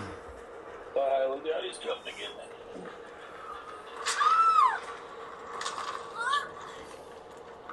Yeah, that guy's on the other end of the map.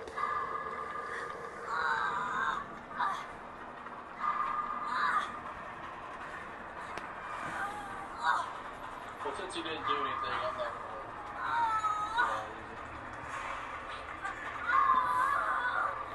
gonna.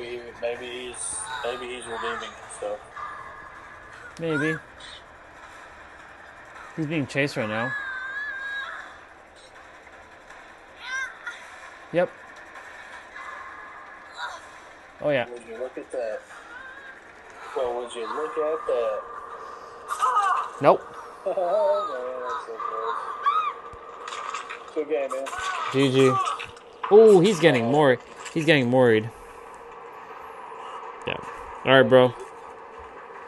See ya.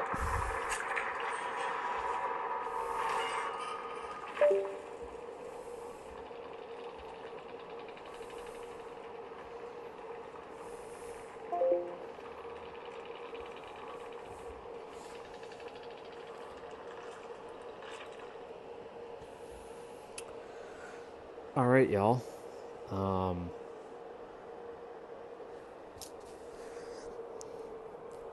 How we gonna do this? How we gonna do this? I do need to brush my teeth. Hey, look. You get lackets with her cleavage. Oh. Oh my god. Ah, man. Gotta stretch. Gots to stretch. So I either play some games on my tablet or I play on my laptop. But if I play on my tablet, then it gets extremely dark. Well, technically no, but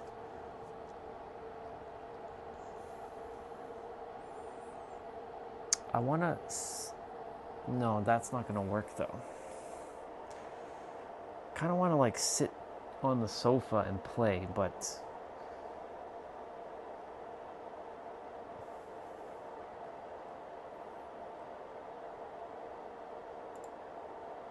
I do need to see where the hell am I actually in this. Oh, he actually got it too? Wow. Cool.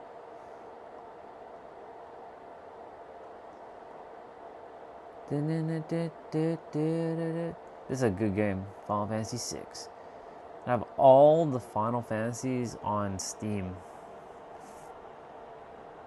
Final Fantasy 1, 2, 3, 4, 5, 6, 7. Well, I have 2 6s actually. 7, 7, 8. Or no, that's 7. 8, 8. No, 7 remake. 8, 8, 9. 10 is down here because it's, I don't know why they did that. 12, 13, 13, 2, and Lightning Return, and then I have Final Fantasy 15. Where the fuck is 15?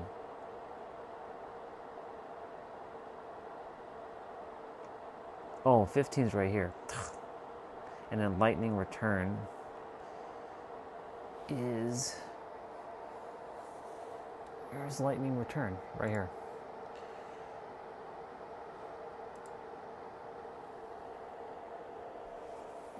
Kingdom Hearts 3. I really do need to play through this, but yeah.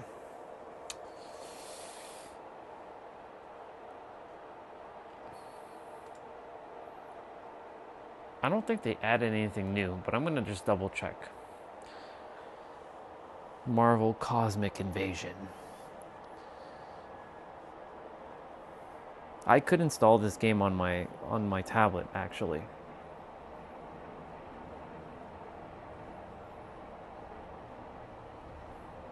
Since this is I do have this Switch version, but I was playing through this one. Tribute Games. Oh yeah.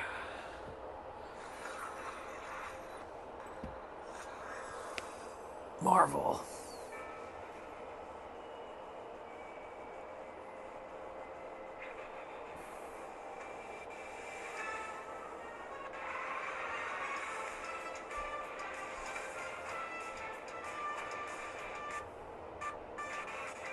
What's up with the lag?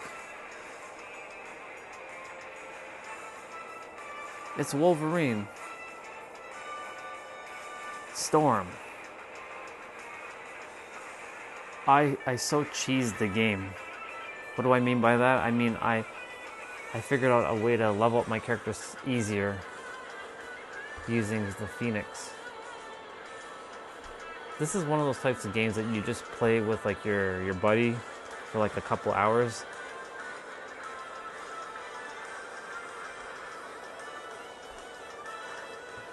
They need to add more stages though. I'm sure DLC will be coming for this game soon enough.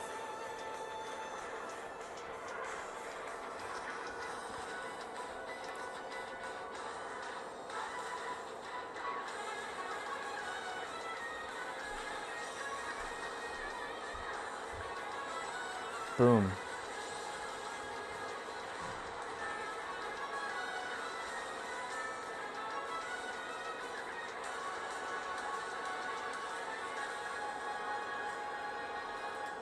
I wonder if anybody still plays this.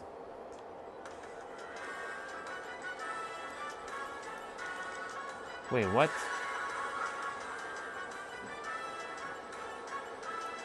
Oh. That's right, this controller doesn't play it that great.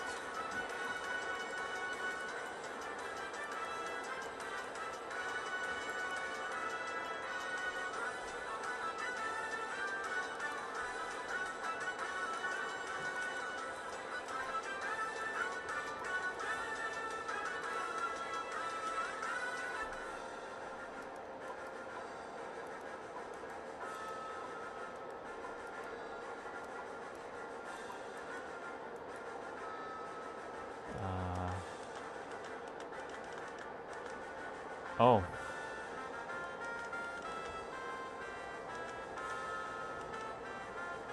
How do you unlock that? Is it the same thing for Wolverine, probably? Nope, I got Wolverine.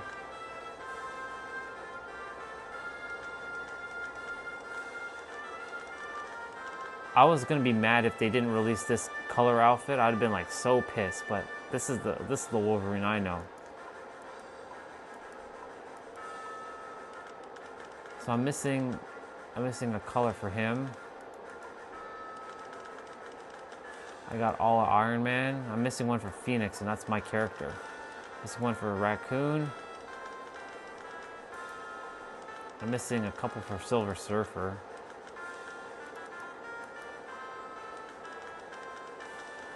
Storm's actually pretty cool. That's a pretty cool Storm.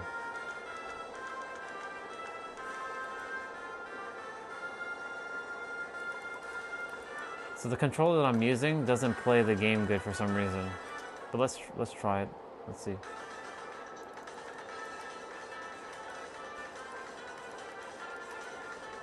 Oh, people are playing this. Oh.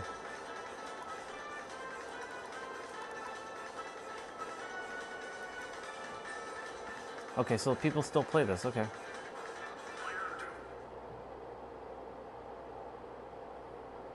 But I remember with using this controller.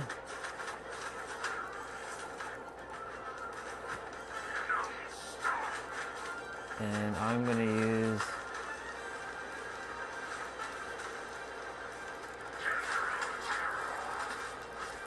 I'm the Phoenix.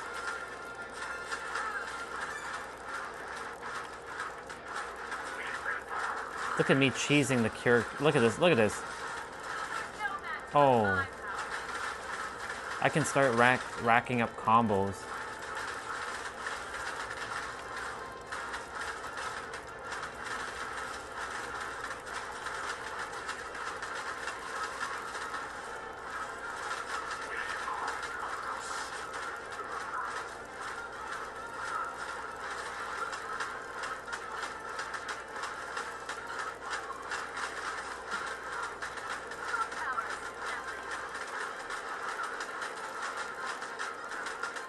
Look at me cheesing. Look at this. Look at this. I'm already at a 200 and some odd combo. It's crazy.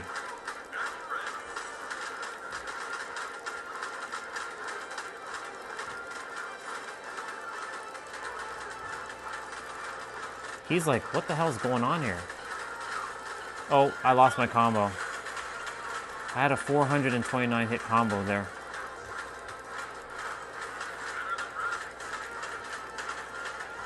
Phoenix is so broken. It's so awesome.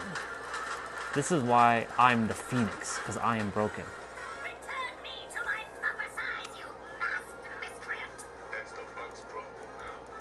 Helping alien invaders, masters? Thought better of you. You should begin. Oh. Beekeepers and bugs, their bodies still green.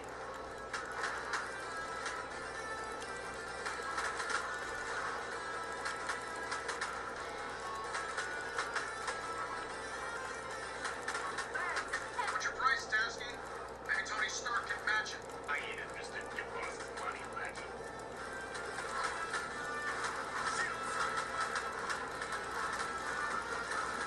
What the hell's going on?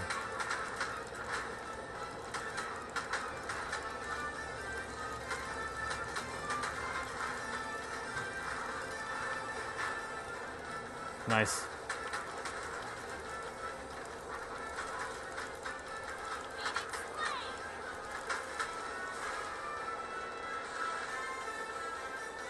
Boom.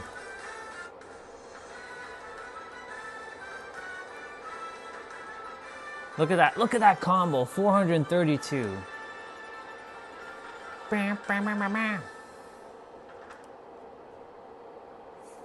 I got in at the almost end of the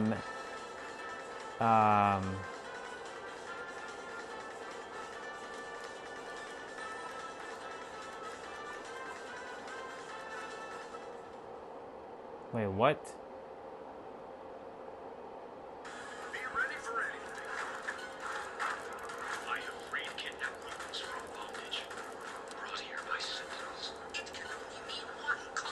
Oh, I can't switch to Wolverine.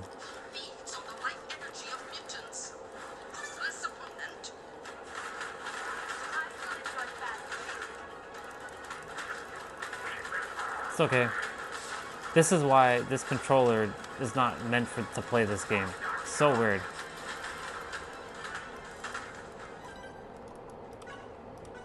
Okay, cool. Okay,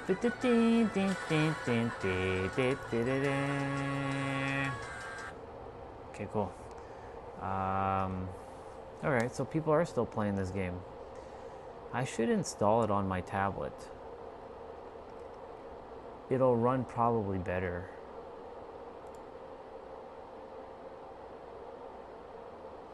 This won't play on my tablet because of fucking easy anti-cheat. This could technically play.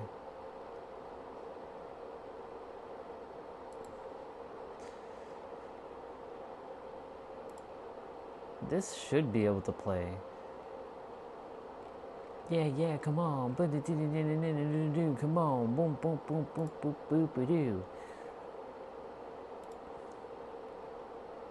Disappointed in this Power Ranger game. Not gonna lie.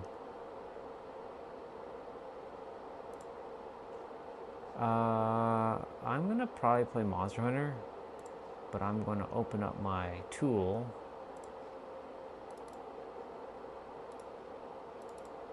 Oops.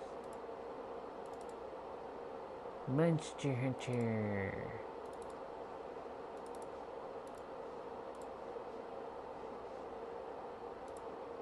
Oops.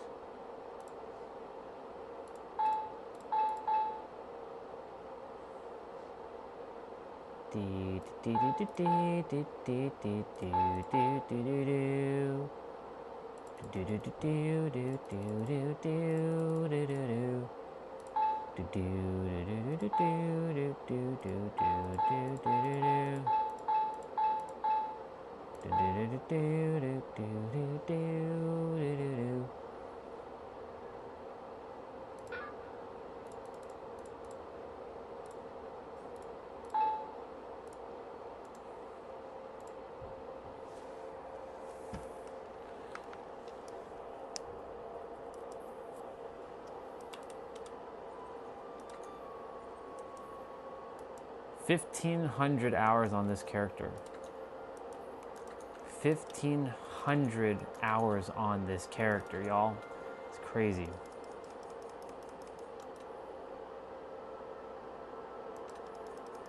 There's a person who's also 99999. So we shall join their 9999999. Unless it doesn't allow me to join.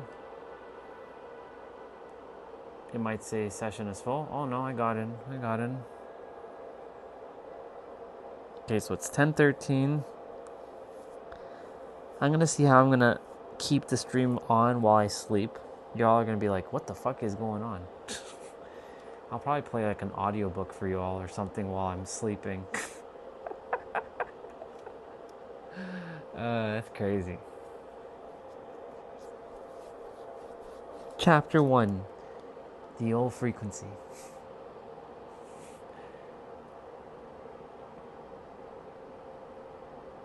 How will I do that?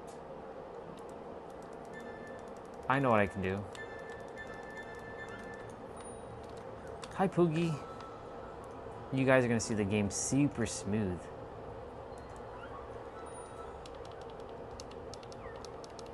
You can't even hear it. There you go.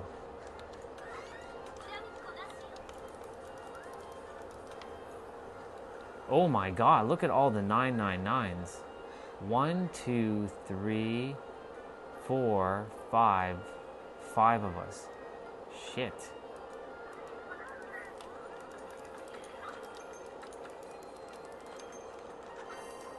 That's crazy.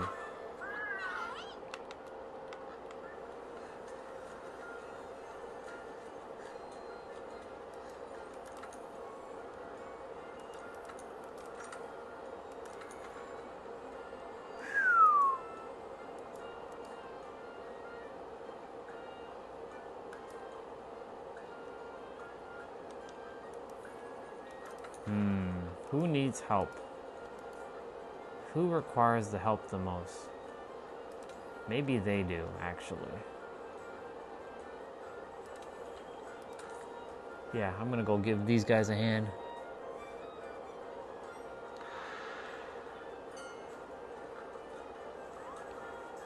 This game runs so smooth on this laptop, it's crazy.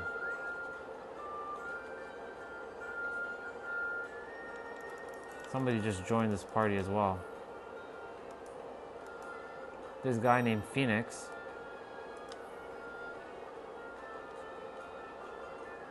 He hasn't loaded in yet. Fuck.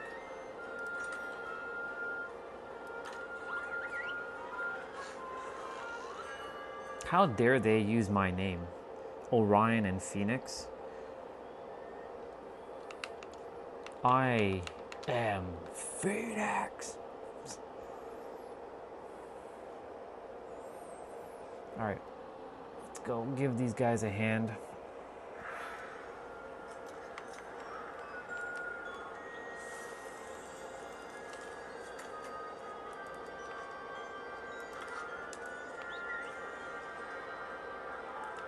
Let the monster find the...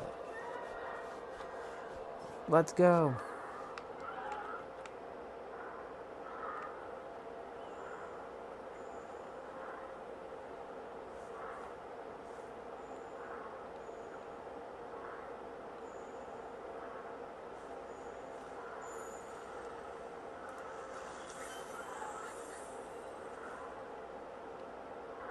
What? Really? We're going around? The fuck? So weird.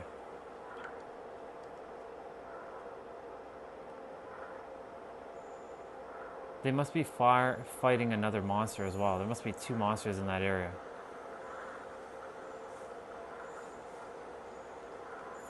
Go, Lacus. There he is.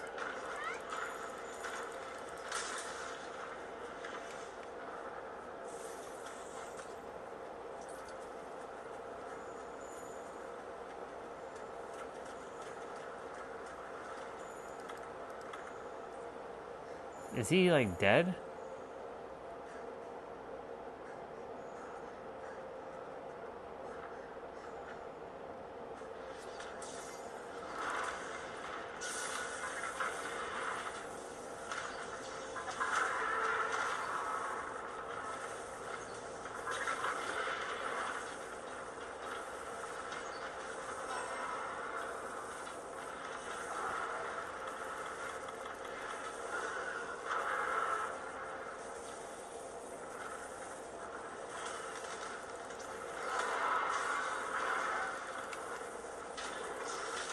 Get your ass over here.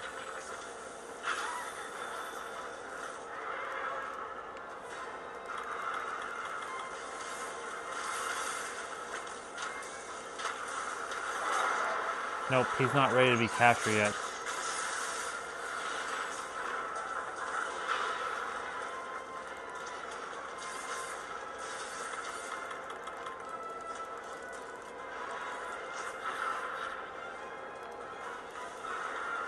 They don't have buffs, really?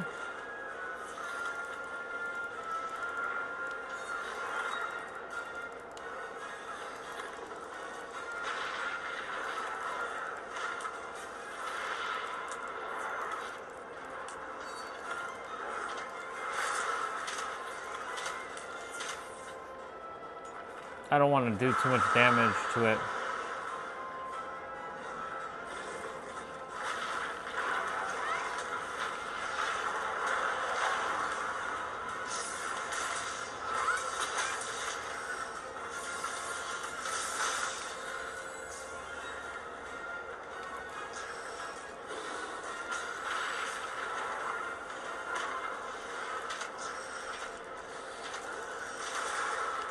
Ooh.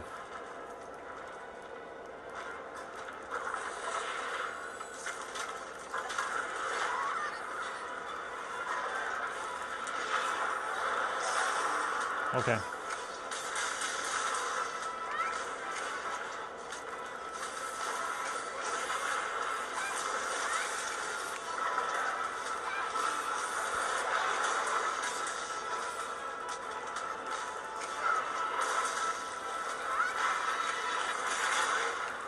Nice. Mounted the monster.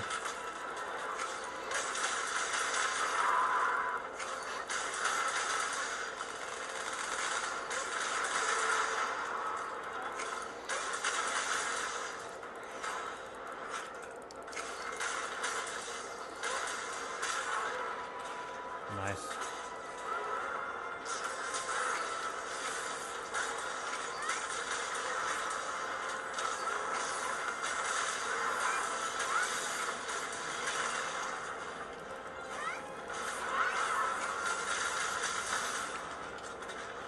Nope.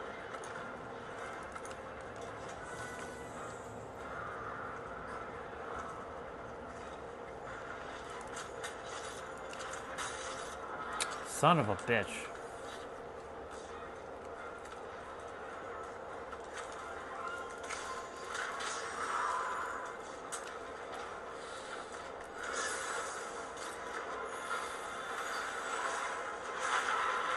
Damn, he just bodied me there.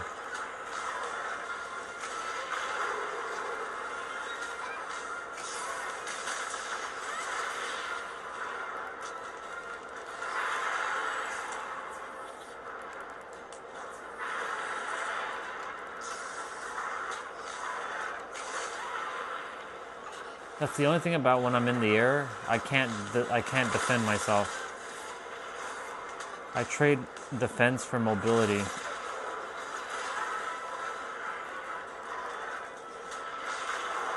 there another monster here? Yeah, there is. Oh, yeah.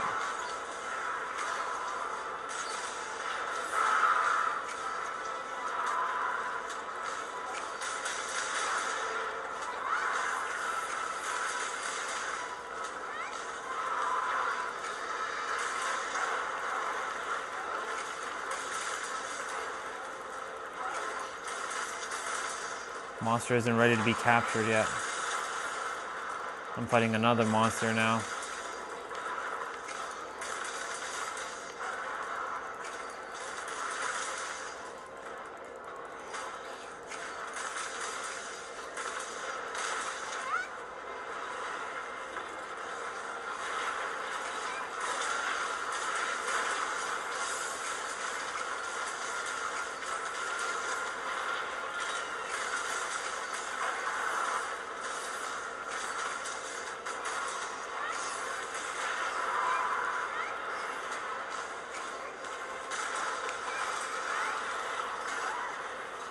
Oh god. Oh god, damn, I didn't get her to heal her in time.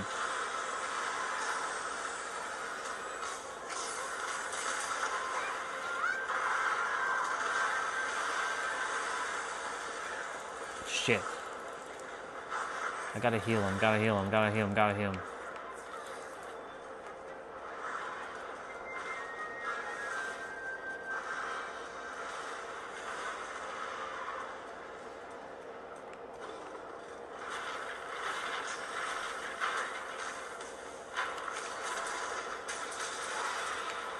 Oh my god.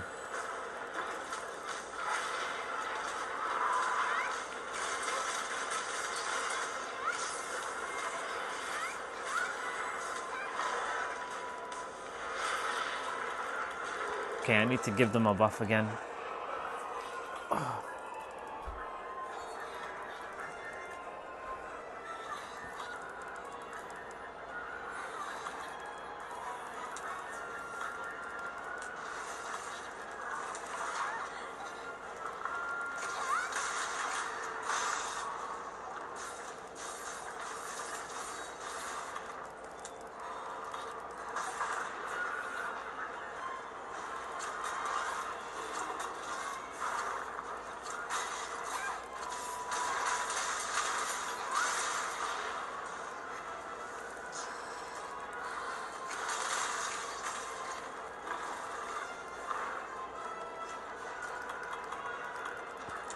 I gotta be careful I don't kill it.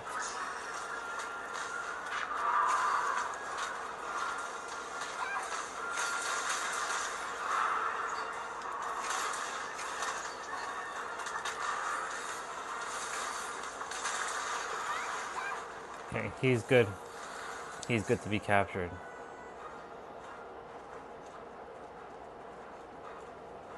Perfect.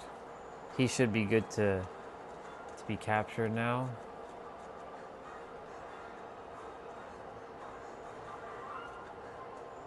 They're chasing after him like...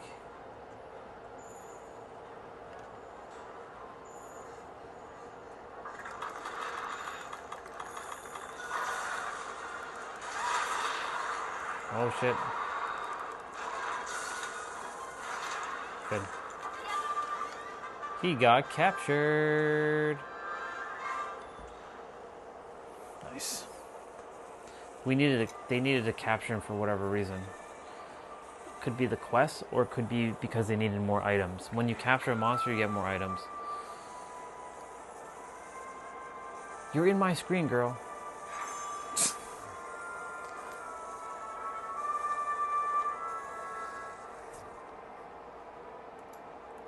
Oh, I see.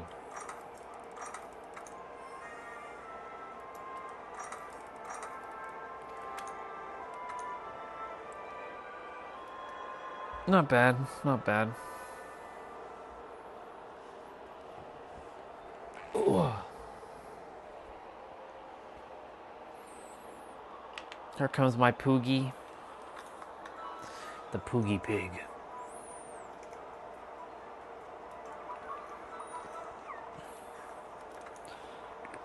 Let's see something. Anybody doing the El Dorado?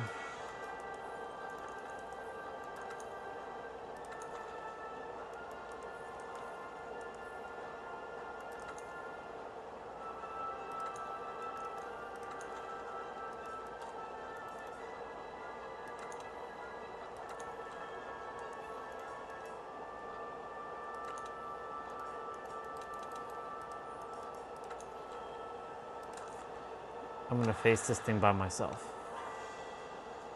Din din din din din din din din din din din din.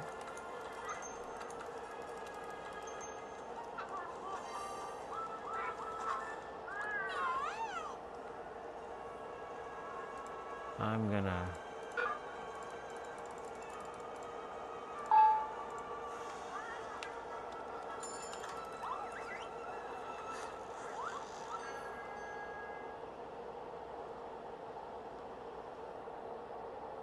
normally I would help people with this quest, but I want to face this quest by myself.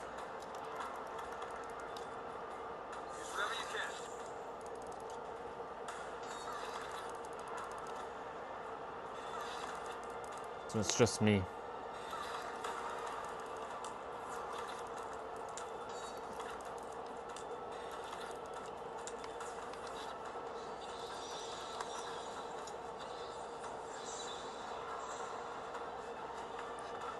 It's me and my Palico. It's like our pet friend named Mew. As like the Pokemon Mew.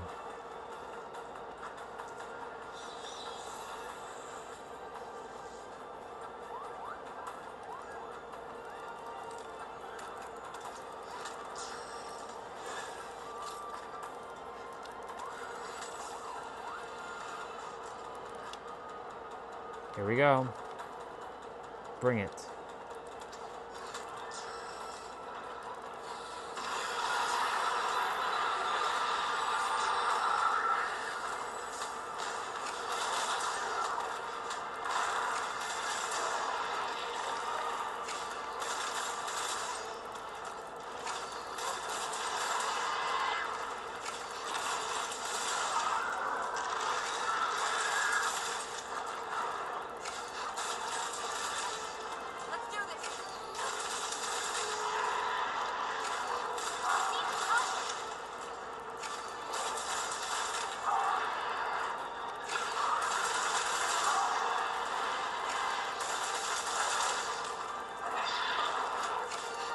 Oh, nice. We paralyzed it. Gives me some more time up here.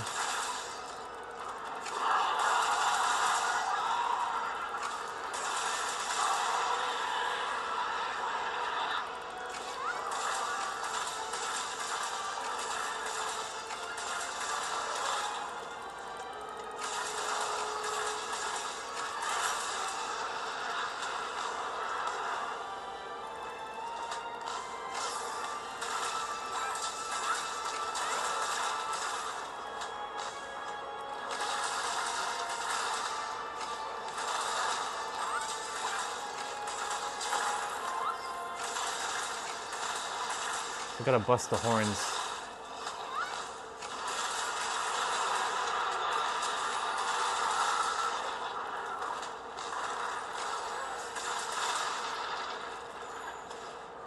Oh, fuck yeah.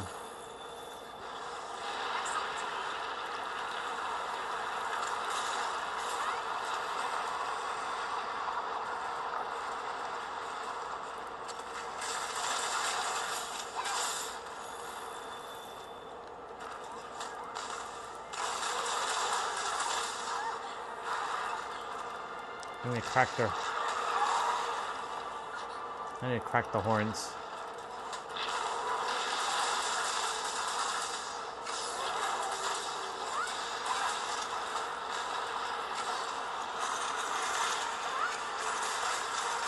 Oh, nice.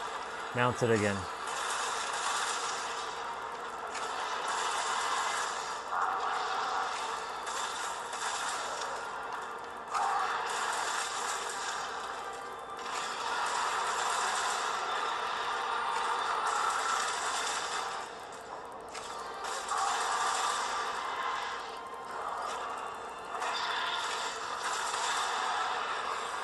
Very good.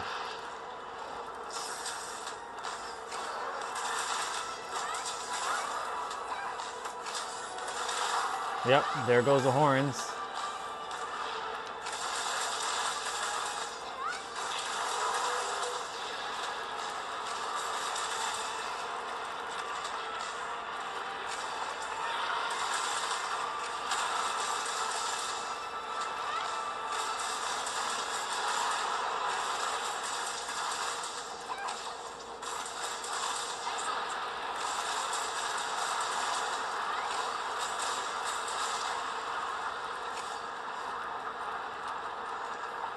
We're going down.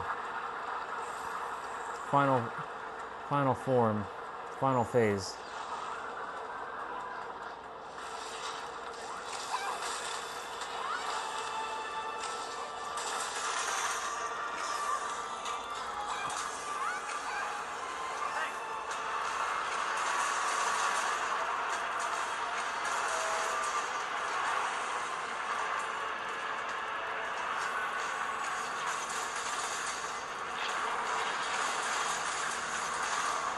Nice, mounted again. Hey sister, good to see you. My stream, I'm gonna be keeping it on probably till I go to sleep. So, because my stream got blocked earlier because I watched something and YouTube decided to screw it up. So I got a copyright warning for the first time. So that's why I'm still on. Otherwise I would have been off a while ago. I just saw your message. Good to see you. Just playing my game right now.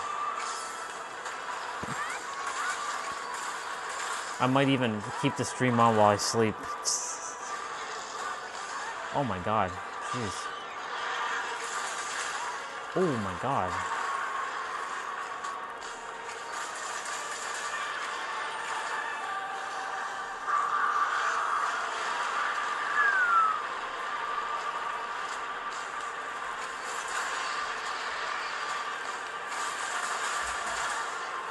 Oh my lord.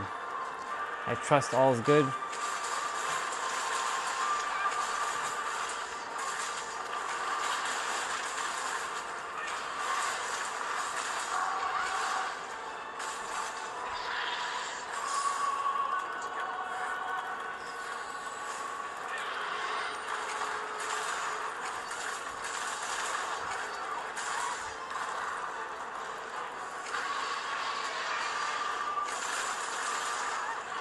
Holy smokes.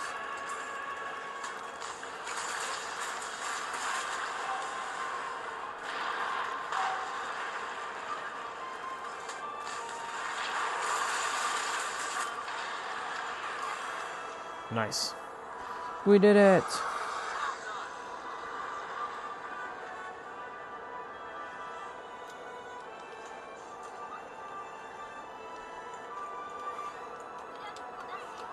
Let's dance.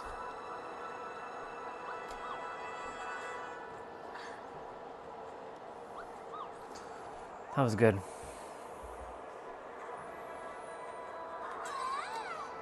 Oh, man.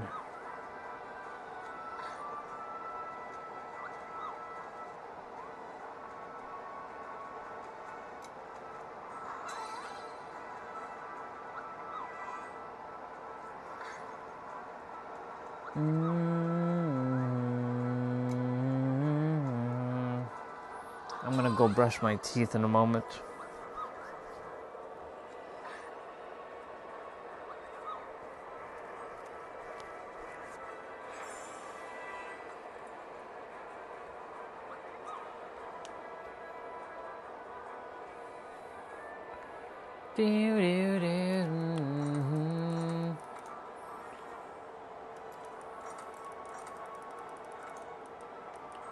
Nice. All right. I am going to... Yeah, I'm gonna go brush my teeth. I'll be back. Let me just quickly pet my pig, Poogie. Yeah, that's its name actually. Pet Poogie.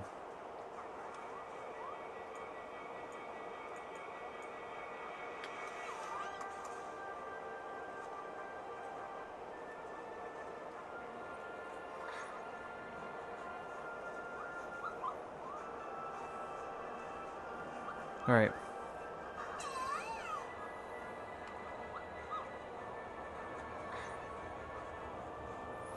She's going to be dancing for the next little bit.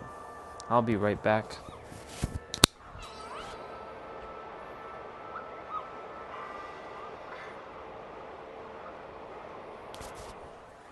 Yeah, you saw the video. Yeah, they were just like, see, the thing is, because they teamed up, then their perks stack, right? If we're playing, we have to like have our, like, I have to basically, have a build where it complements yours and yours has to complement mine's, or it has to be like stackable. Yeah. Anyways, I'll be right back. I'm gonna go brush my teeth. Y'all will see Lacus dance for a good 5-10 minutes. Well, like 5 minutes.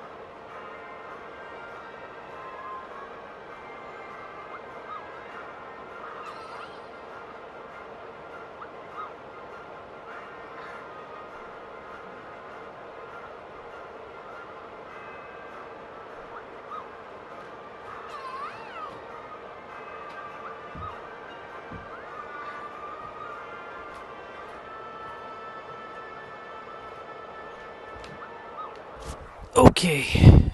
I had to wash dishes and pack them.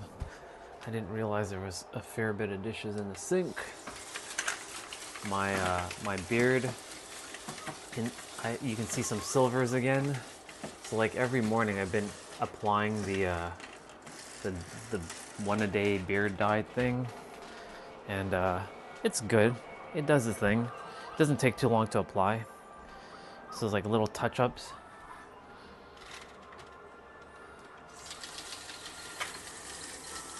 I figured, I mean, a tube is lasting. I was thinking a tube was only gonna last for like a couple days, but it actually is lasting for a while, so it's good that I can keep using it. So it's good. Alright. I need to do some stretches quickly. Lacus. So there's people talking right now. I don't know what the heck they're talking about, but they're saying something. I need to go on the other side on the floor, actually, not on the carpet, because I don't have enough room with the laptop there to do what I want to do. But I have tons of room here. Ugh. There we go.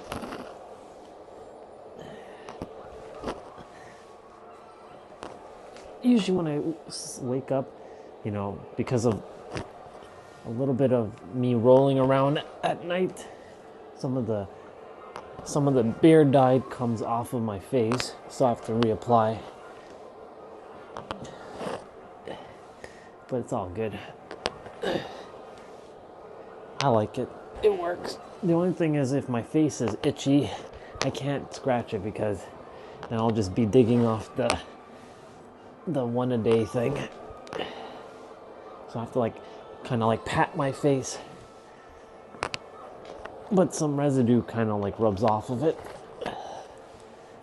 Maybe one day I will invent a permanent like color thing. Who knows? But I don't mind going back to my silver wolf look. But I like my black beard. It suits me.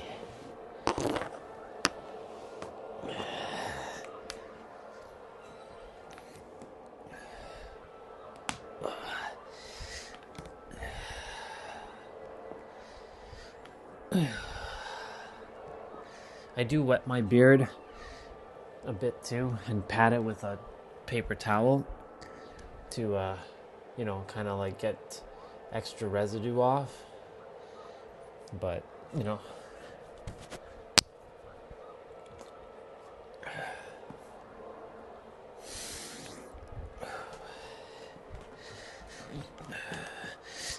I'm bracing against the wall right now, sitting, so I get some like, I'm focusing on my knees and my calves and my thighs.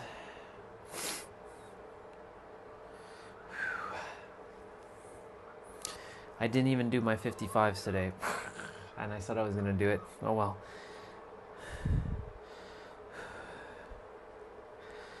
Tomorrow I'll be doing it.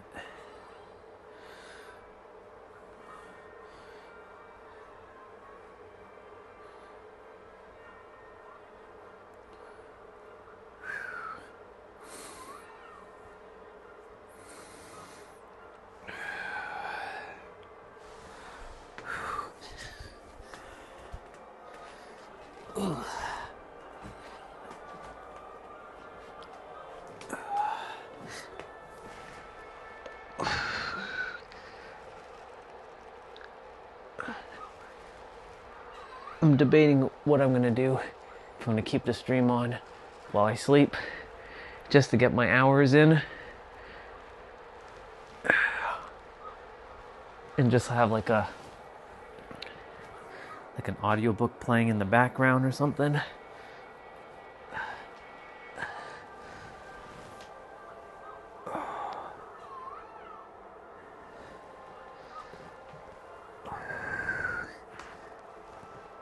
Oh my god.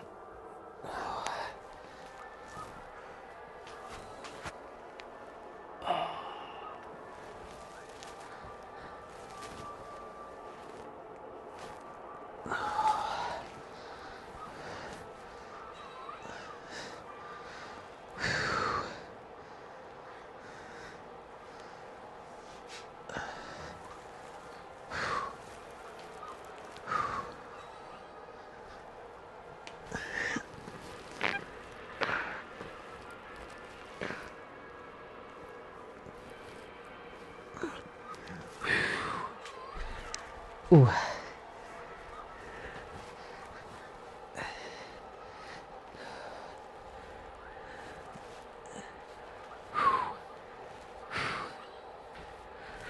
I didn't crawl earlier, so let me do my front crawl.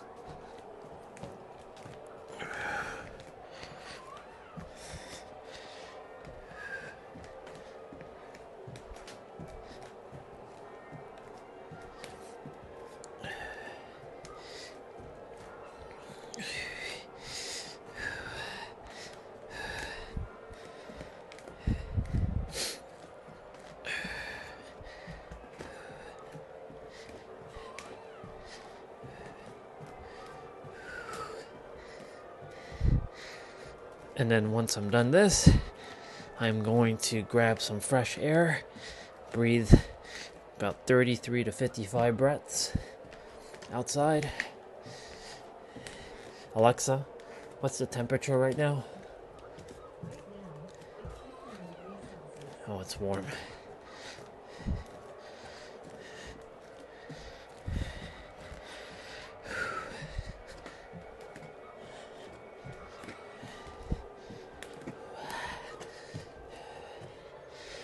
Awesome. Let's bring my Mac to this side.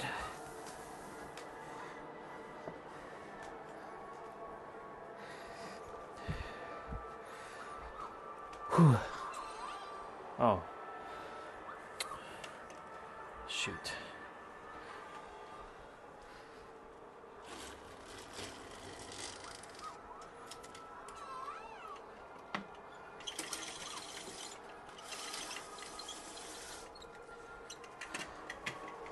Let's see. You too, dude. Take it easy, bro.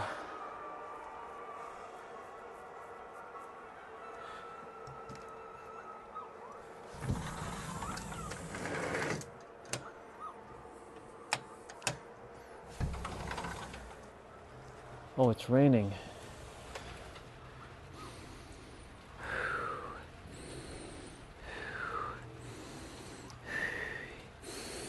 4, 5, 6, 7, 8,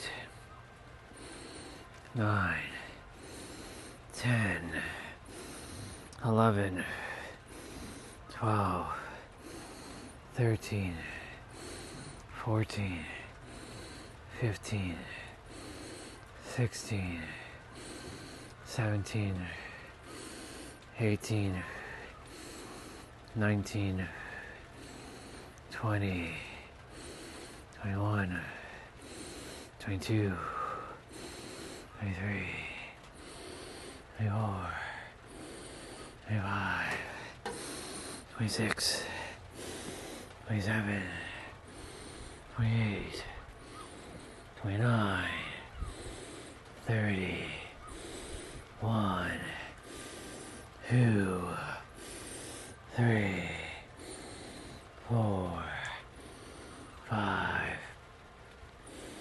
6, 7, 8, 9, 40, 1, 2, 3, 4,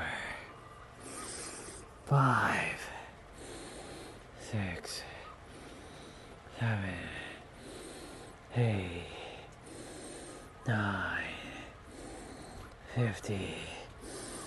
1, 2, 3, 4, and 5. Perfect.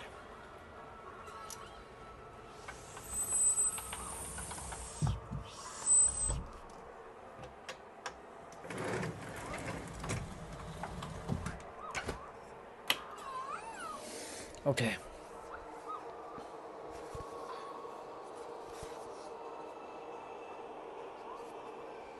Okay. So let's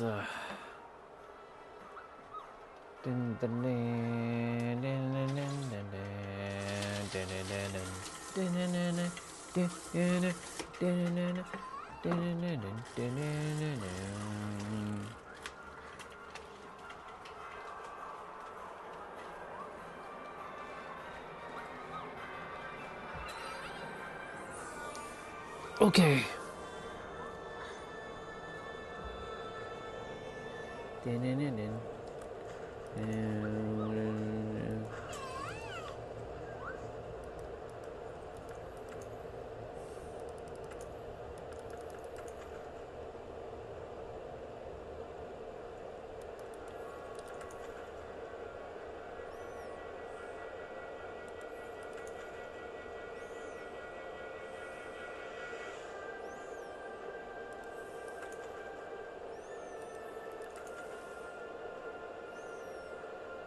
Ugh, ancient forest. Ugh.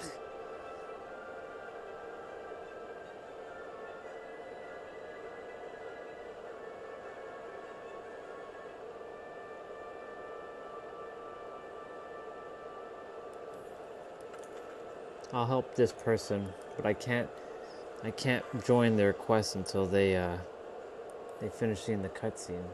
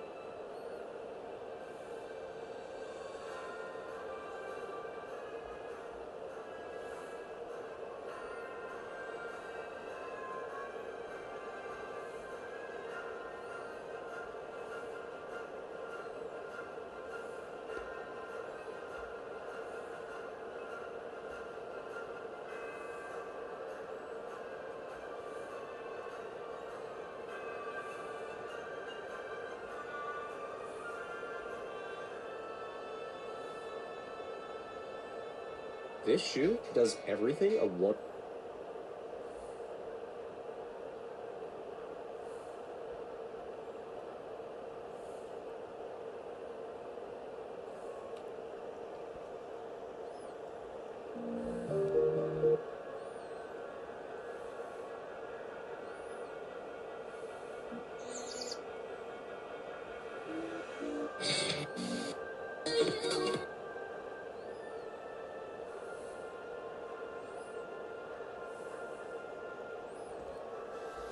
Men became bad, women became worse. Fucking mad. Like, come on, guys. Like, we have came into the age where we know that all of this body positivity is big trauma mind based control.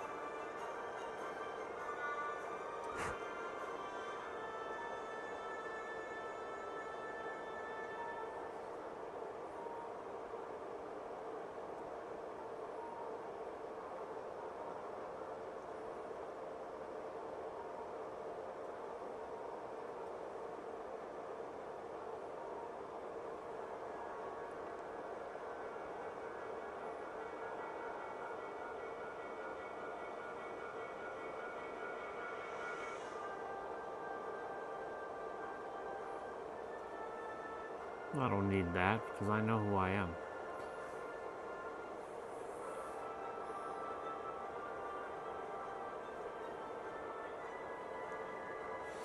How is this person not done the cutscene yet? What the fuck's going on?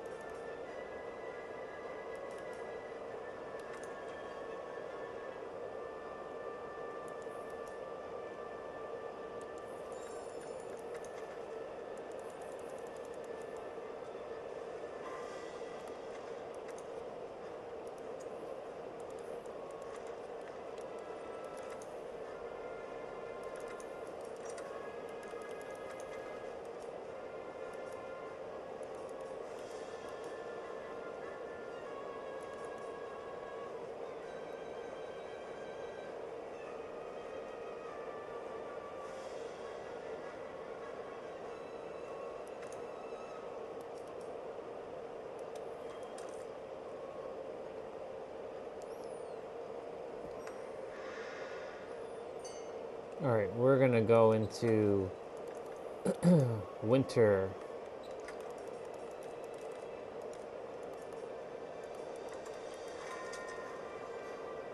We're dressed up for winter.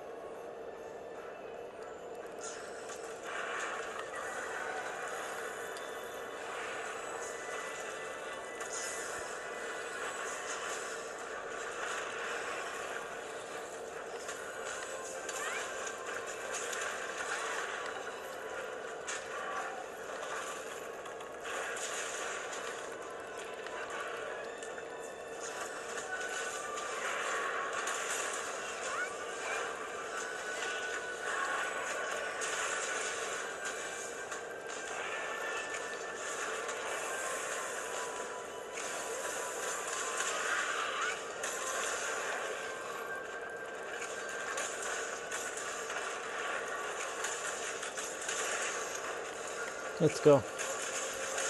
We're doing the thing.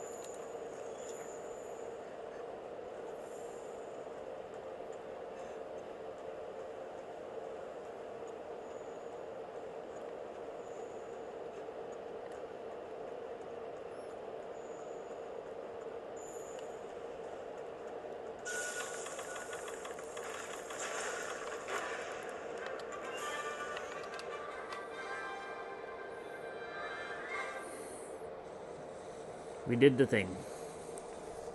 Easy peasy. Do do do do do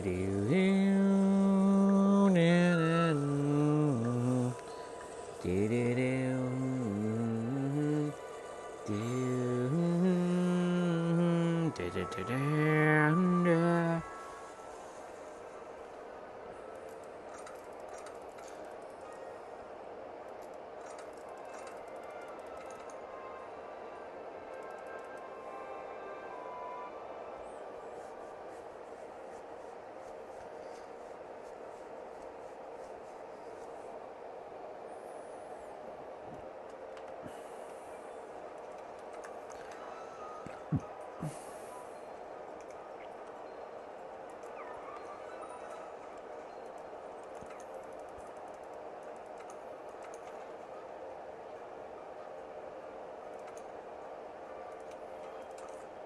This person's gonna need my help.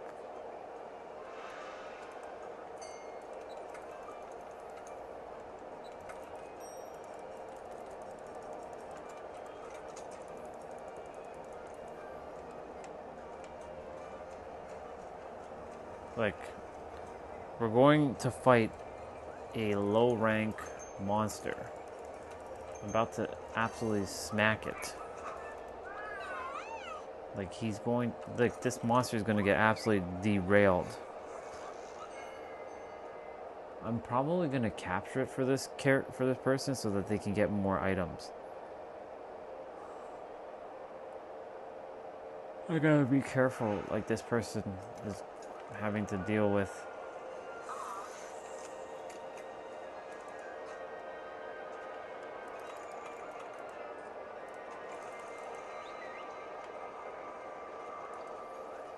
Let's go. So it's the same map that you saw me fighting in earlier, but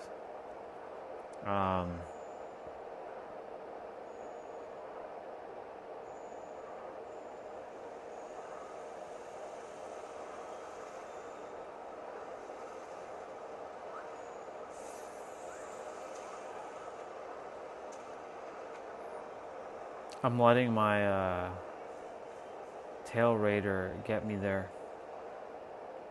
Shit, that person is, well, their Palico is damaged, or it's very hurt.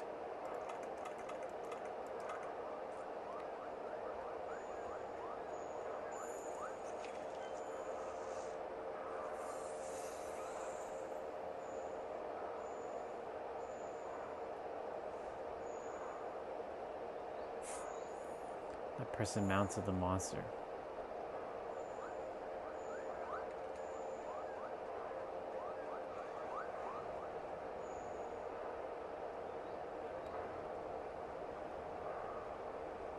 Monster should be somewhat nearby.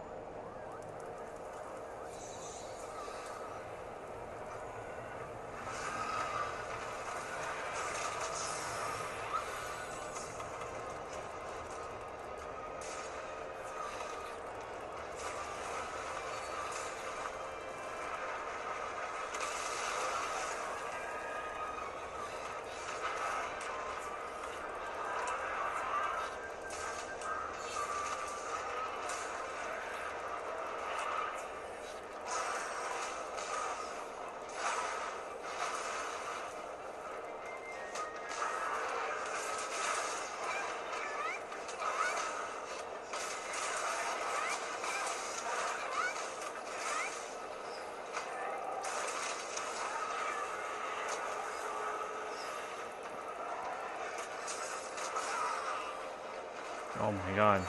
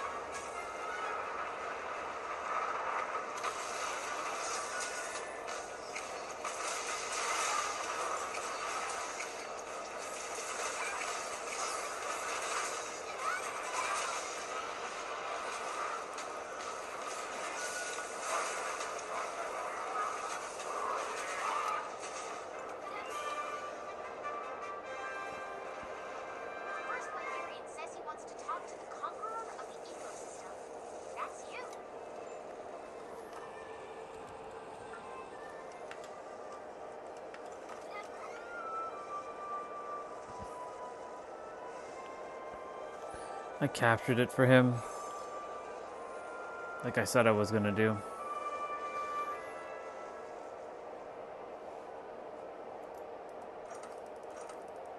Did I make the playlist for that, for his book? I don't know if I did, since I had to reset the app.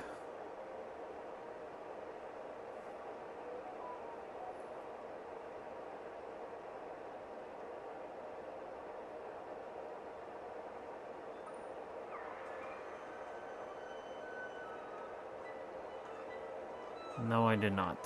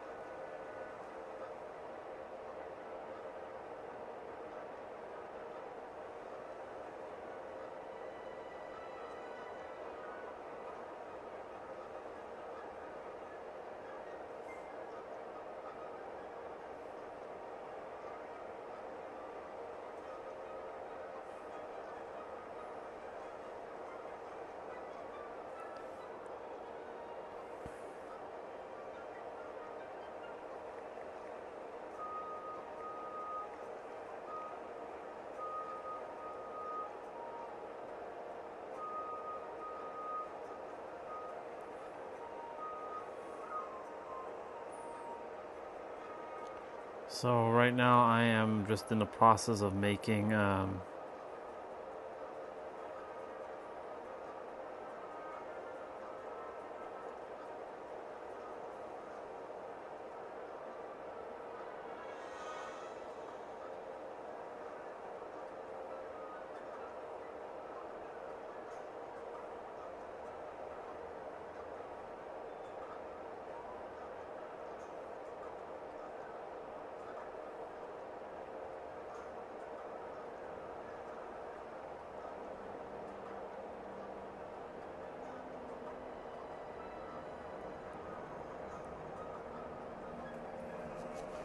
Okay. So that's done.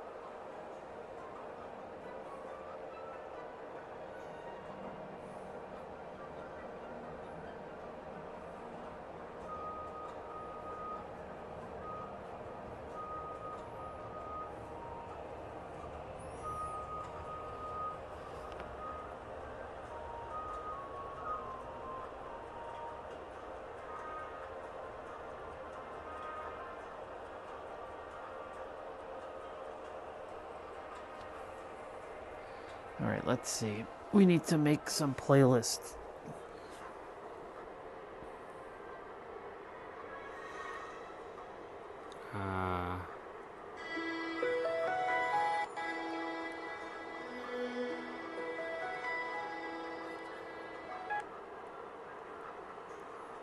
Look, how long is this? Okay, so I need to make a couple playlists.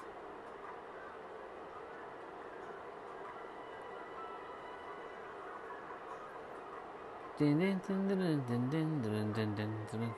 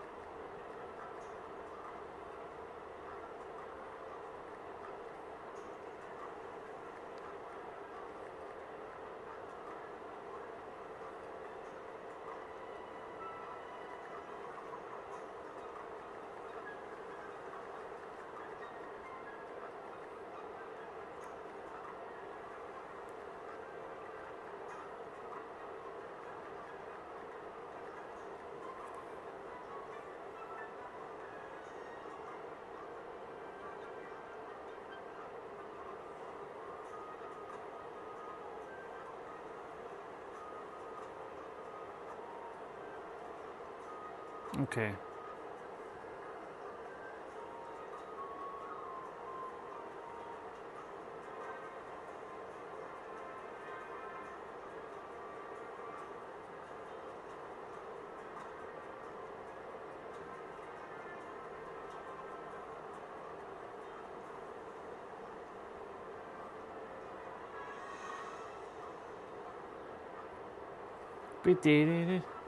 So I am looking to download some music.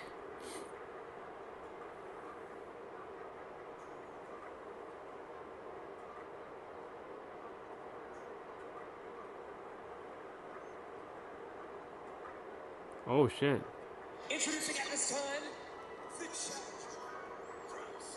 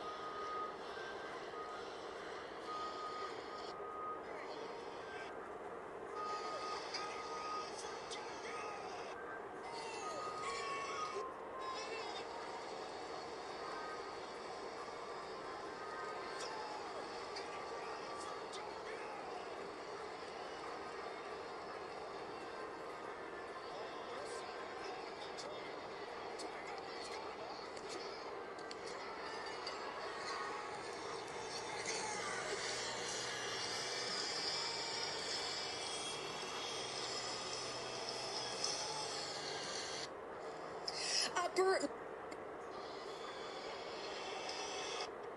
My back hurts from wrestling close to an hour against Kenny Omega to be world. Posters all around the state of wrestling. I just got a message from Tony Khan. And Tony actually agrees with MJF that it is unfair for him to wrestle when he is unprepared. Justice!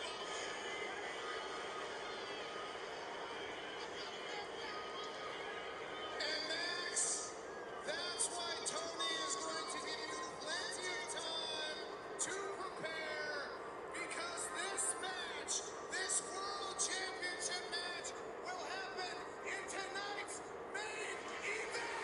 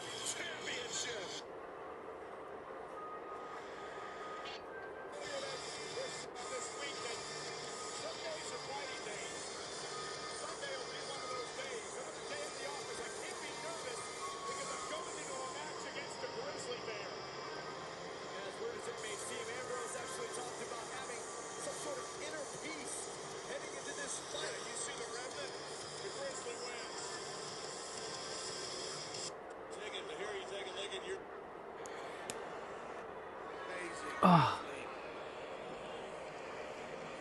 Oh yeah.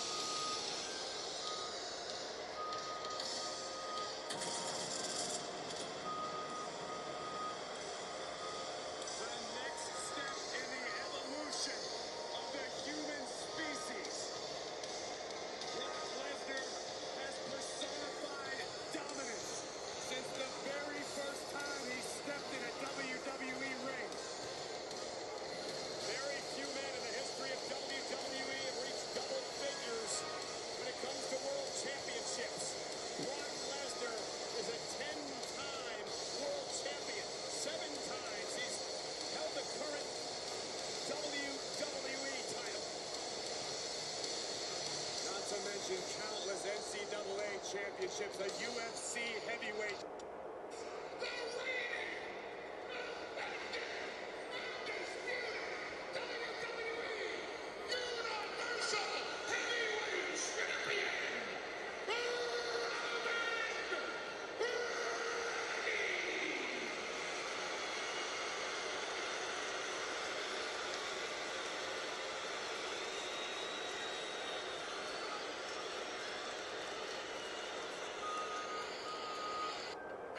In front of over 78,000 at AT&T Stadium in Dallas to cap off an incredible WrestleMania weekend.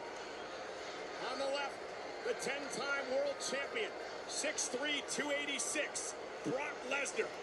On the right, the 5-time world champion, 6'3", 265, Roman Reigns. This is what the business is all about. A heavyweight clash with the highest of stakes. And Lesnar, after the opening bell, immediately removing his gloves. Bare knuckle time. Both of these juggernauts possess knockout power. And to me, Corey, Brock looks much looser tonight than Roman Reigns does. No doubt about it. And that fact appears on the surface to have Roman Reigns a little shot. And Brock goes right to the midsection and now clubbing blows to the back of the neck. If you're Lesnar, how do you knock off this record-setting universal reign of Reigns? Exactly how Lesnar is attempting to do it right now, but here comes the universal champion. And Lesnar, the power of Lesnar, driving Reigns into the corner. Roman Reigns not used to being manhandled like this. The look on Roman's face now, one of pure grin on his face. And Lesnar caught it. German suplex. Welcome to Suplex City, Roman Reigns. And a second.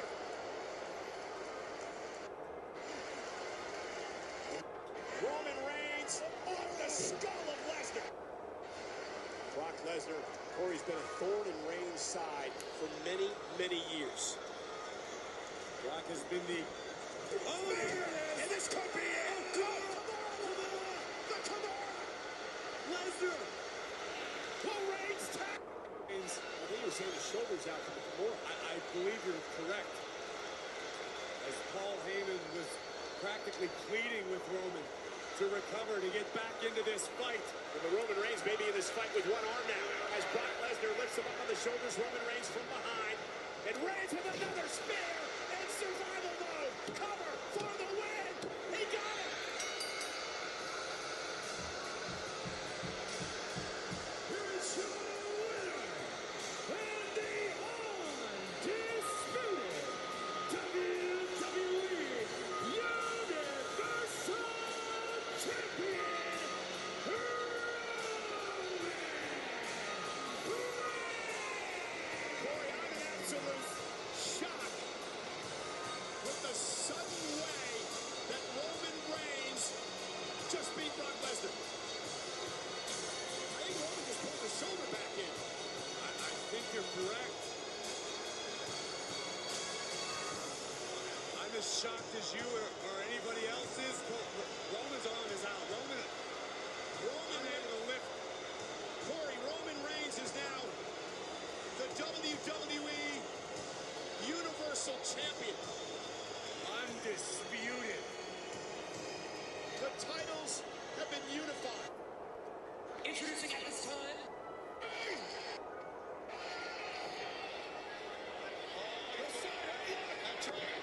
Take over, he's got him. 1, 2, 3. I'll tell you where I was in Seattle, Washington. With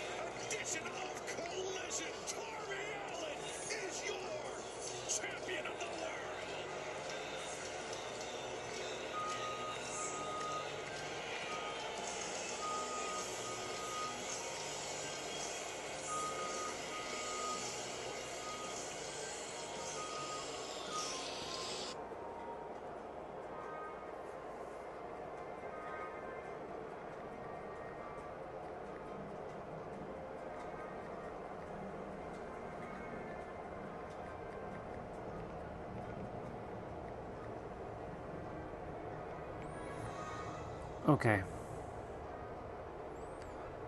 Um.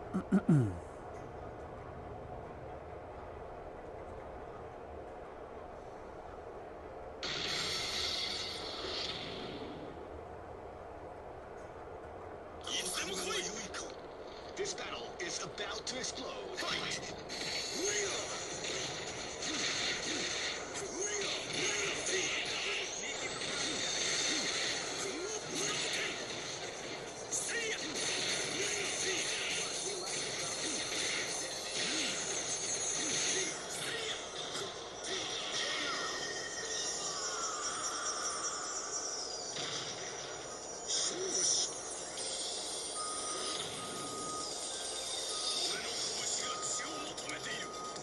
Live and let die. Fight!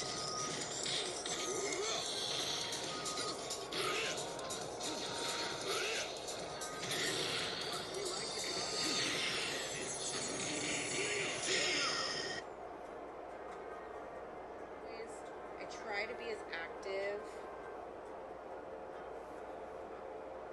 Oh, Ashley, I think you wrote a question there. Oh, I'm just seeing that. Okay, I'm gonna copy and paste it.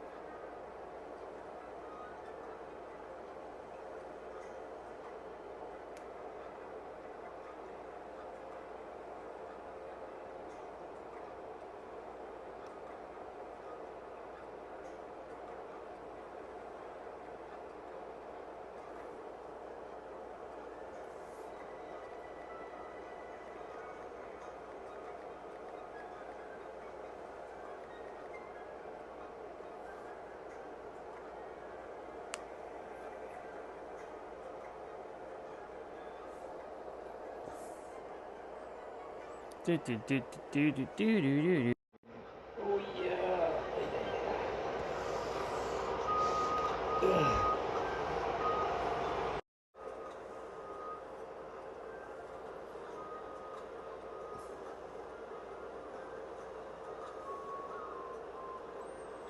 Do, do, do, do, do, do, do, do, do, do, do.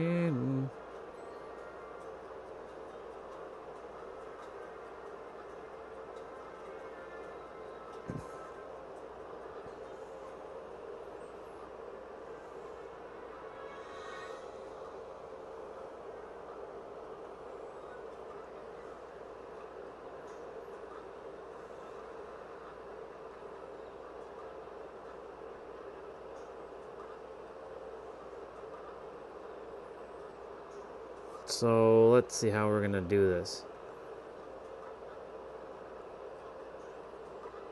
If I go and play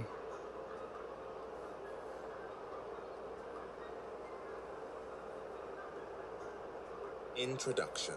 Outsmarting reality is like a game of chess.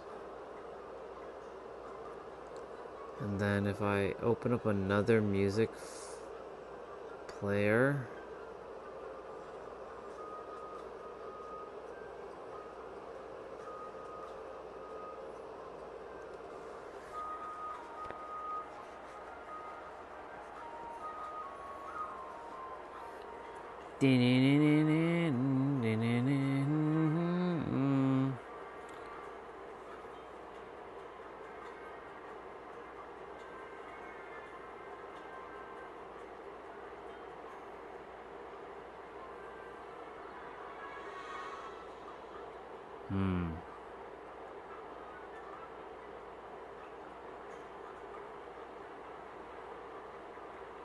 The universe conspires to fulfill my every wish as I open.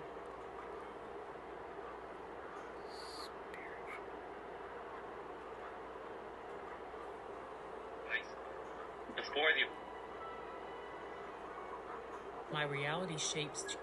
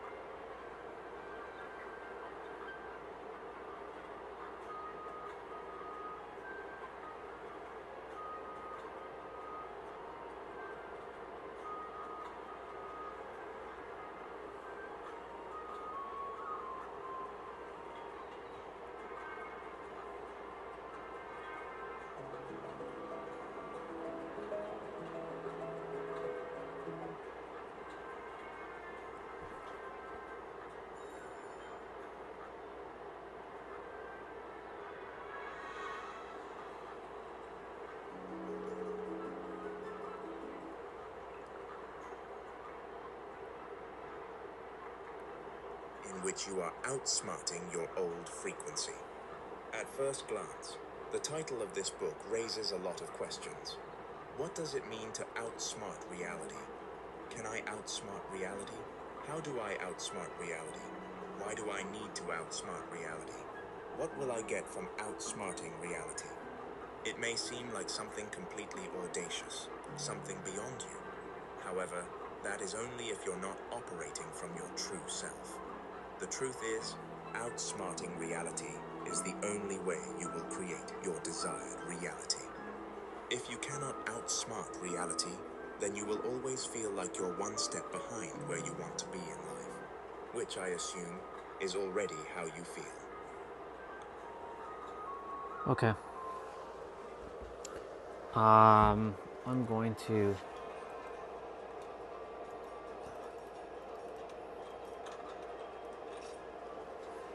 I'm gonna call this a wrap.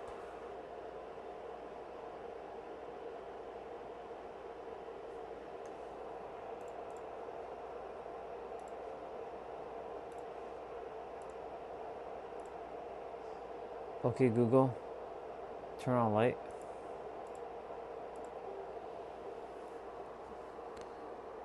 All right, y'all.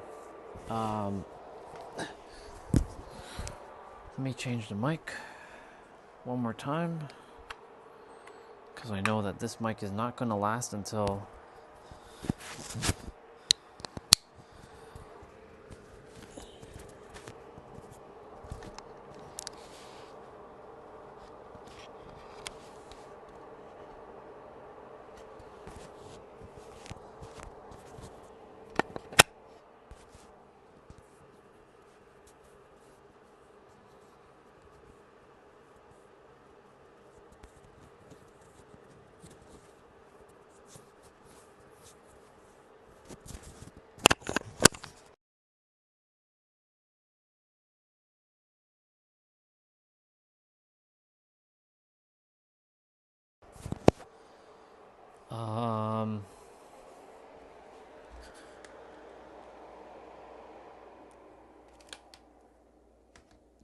so here's what's going to happen. We're going to be on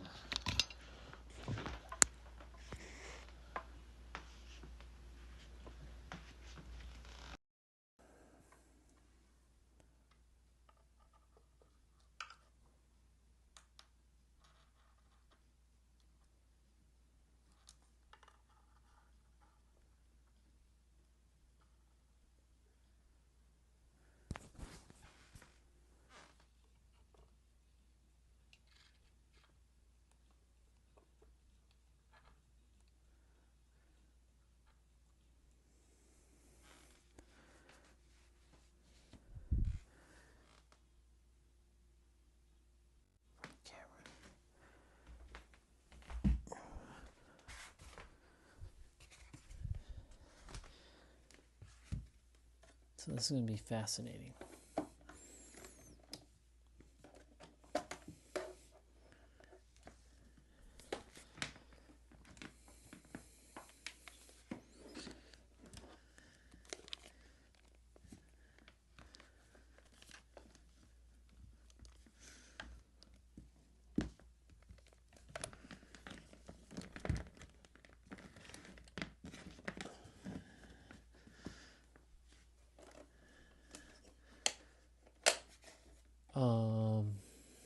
Yeah.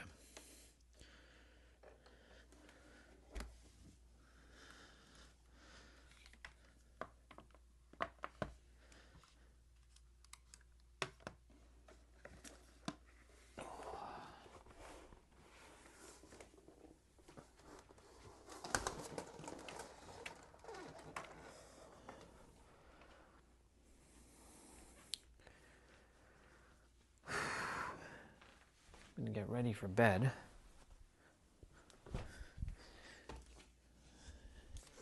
Drink some water. So what I'm gonna do is I'm gonna put the microphone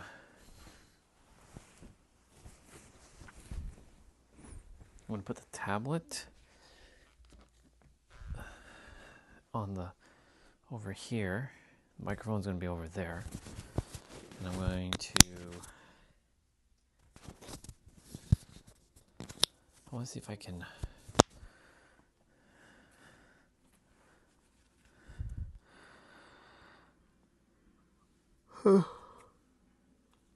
Sound tools.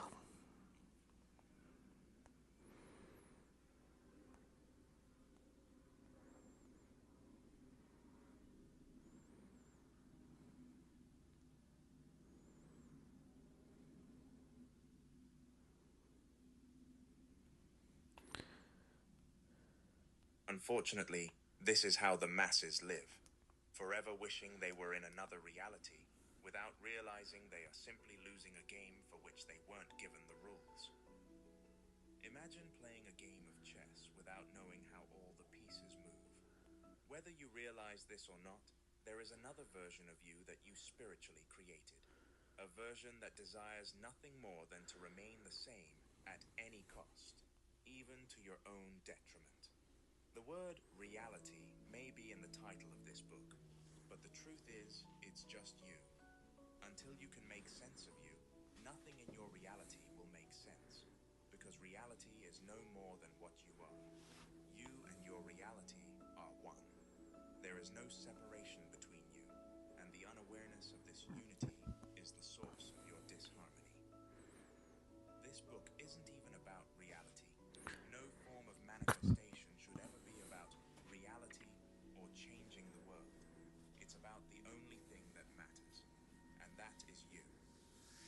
brings me to the sole purpose of this book, to get you to give yourself your desired reality before the world gives it to you. Whatever it is you desire to be in this life, you need to become it before the world proves it to you.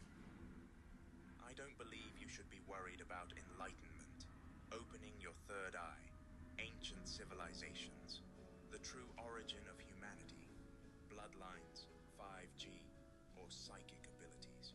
If you're still struggling to pay your bills, or worse, still wishing your reality was different.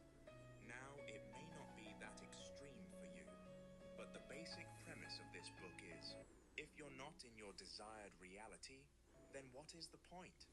With all due disrespect, you have bigger concerns, and those concerns revolve around actually living in a reality that you want. Don't get me wrong, those things have their place. Most definitely. But spirituality without the ability to control your reality is nothing but complete vanity.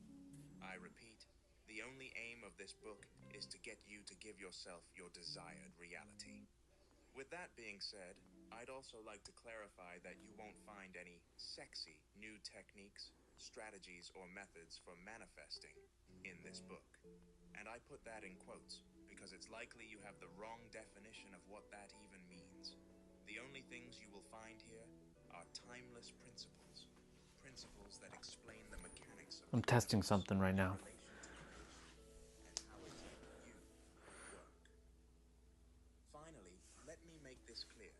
You may be holding a book, but that's not what you're really reading. What you are reading is your level of consciousness, and nothing more. The reason for that is simple. You don't see reality as it is. You only see it as you are, and you are forever evolving, forever changing. So what is revealed to you today won't be the same as what's revealed next week. This book will not be your savior. You are your only savior. A word to the reader. I am typically hired by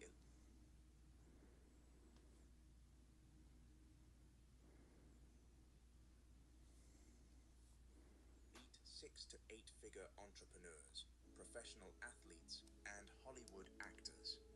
Not for what they publicly preach about hard work or smart strategies, but for what they will never tell you. Introduction. Okay. I'm going to go use the bathroom. And then I am going to... I'll be right back.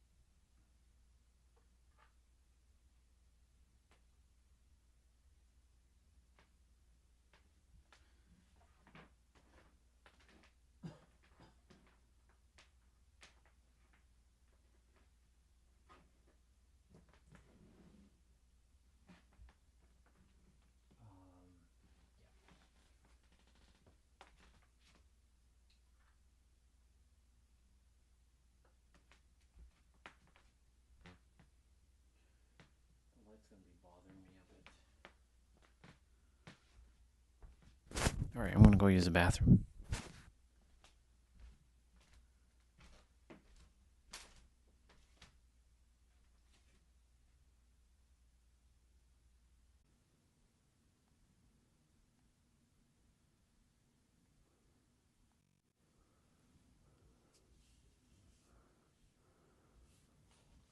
Cool.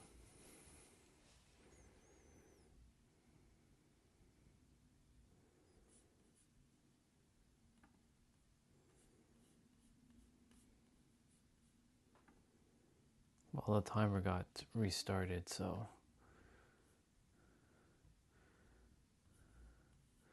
we were at 8 hours and some odd minutes before that happened, so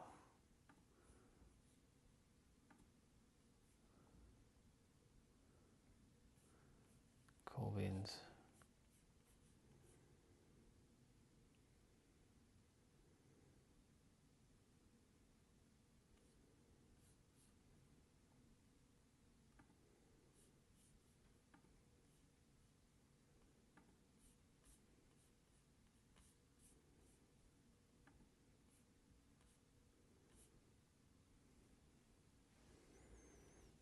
Wait, hold on.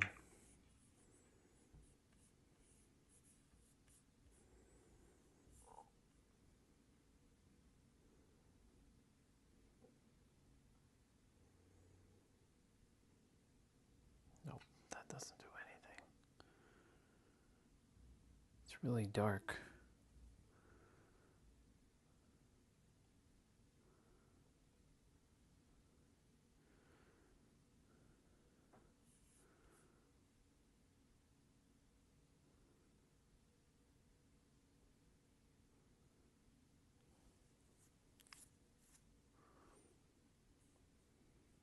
Okay.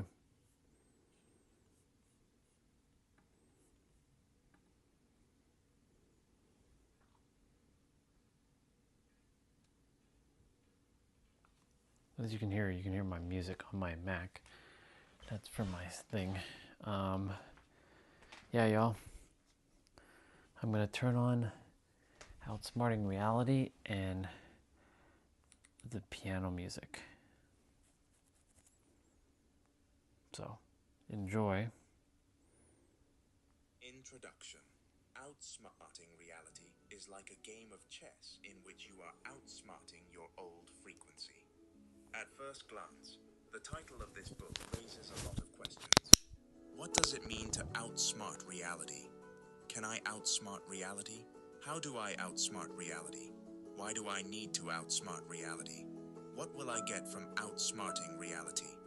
It may seem like something completely audacious, something beyond you. However, that is only if you're not operating from your true self. The truth is, outsmarting reality is the only way you will create your desired reality. If you cannot outsmart reality, then you will always feel like you're one step behind where you want to be in life, which I assume is already how you feel. Good night, y'all. Unfortunately, this is how the masses live, forever wishing they were in another reality, without realizing they are simply losing a game for which they weren't given the rules. Imagine playing a game of chess without knowing how all the pieces move. Whether you realize this or not, there is another version of you that you spiritually created. A version that desires nothing more than to remain the same at any cost, even to your own detriment. The word reality may be in the title of this book, but the truth is, it's just you. Until you can make sense of you, nothing in your reality will make sense, because reality is no more than what you are. You and your reality are one. There is no separation between you, and the unawareness of this unity is the source of your disharmony. This book isn't even about reality. No form of manifestation should ever be about reality or changing the world. It's about the only thing that matters, and that is you.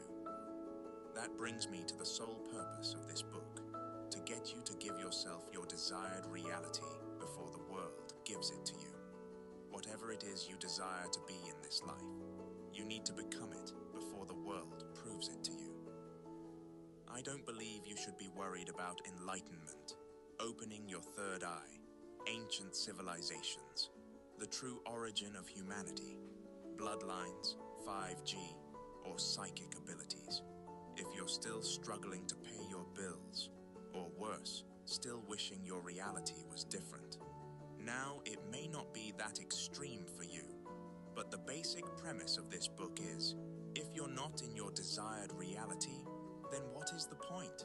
With all due disrespect, you have bigger concerns, and those concerns revolve around actually living in a reality that you want. Don't get me wrong, those things have their place. Most definitely. But spirituality without the ability to control your reality is nothing but complete vanity. I repeat, the only aim of this book is to get you to give yourself your desired reality. With that being said, I'd also like to clarify that you won't find any sexy new techniques, strategies, or methods for manifesting in this book. And I put that in quotes because it's likely you have the wrong definition of what that even means. The only things you will find here are timeless principles, principles that explain the mechanics of the universe in relation to creation and how you work. Finally, let me make this clear. You may be holding a book, but that's not what you're really reading. What you are reading is your level of consciousness, and nothing more. The reason for that is simple. You don't see reality as it is. You only see it as you are. And you are forever evolving, forever changing. So what is revealed to you today won't be the same as what's revealed next week. This book will not be your savior. You are your only savior. A word to the reader. I am typically hired by elite 6 to 8 figure entrepreneurs, professional athletes, and Hollywood actors. Not for what they publicly preach about hard work or smart strategies, but for what they will never tell you. The hidden, esoteric, and metaphysical secrets of the universe that allow them to achieve more by doing less. I am brought in to help them transcend effort entirely, to show them how to operate multi-dimensionally, where it is no longer about working harder or even smarter, but about stepping into a state where the universe itself seems to be on your side, where results flow effortlessly from alignment, not force. My clients have doubled, tripled, even quadrupled their revenue in weeks, landed TV roles, and accelerated their careers, not by working harder or doing more, but by shifting their beliefs and aligning with the success they once chased. This is the real secret behind many of the world's elites. It is not that they are intentionally hiding it from the world.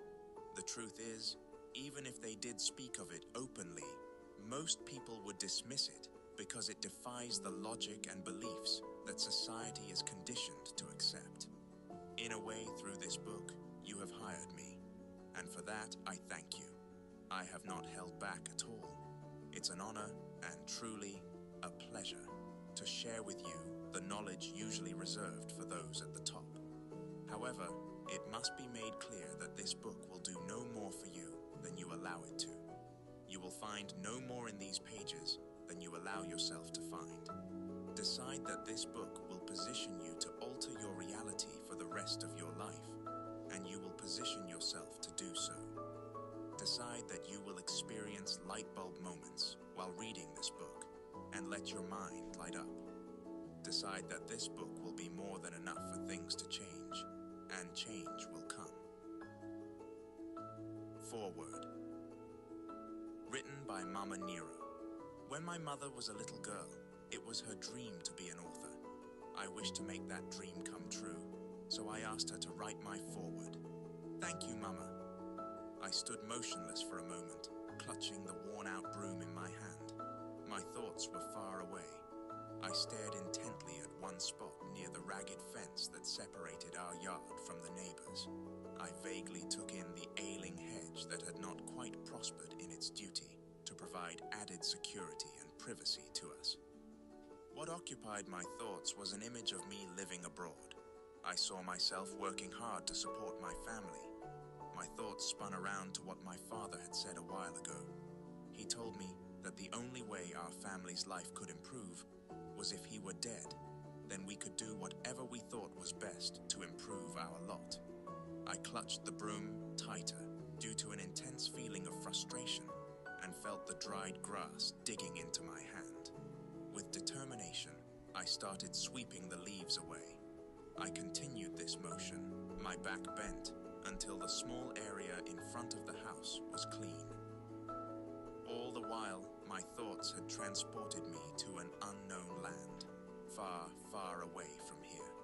I knew back then that I was going to make it. There was no doubt in my mind. I was going to be the one to take my family out of poverty. My father was a government worker with a relatively good salary. My mother was a homemaker. However, despite my father's job, daily life was a struggle. I could feel my mother's unhappiness like a sharp knife in my side. I saw her struggling to raise us children, trying to make ends meet. I saw her pain after my youngest brother was born. She suffered from a mysterious illness that left me fearful she was going to die. I was 9 years old at the time, living in fear every day that the one person who struggled daily for our well-being might not make it. I started to pay more and more attention to her. I realized at that young age that she was suffering. In the tiny home we lived in, it wasn't difficult to overhear the adults talking, arguing about money, school fees, and daily living expenses. Daydreaming became my escape. I started to imagine a better life than the one I was in.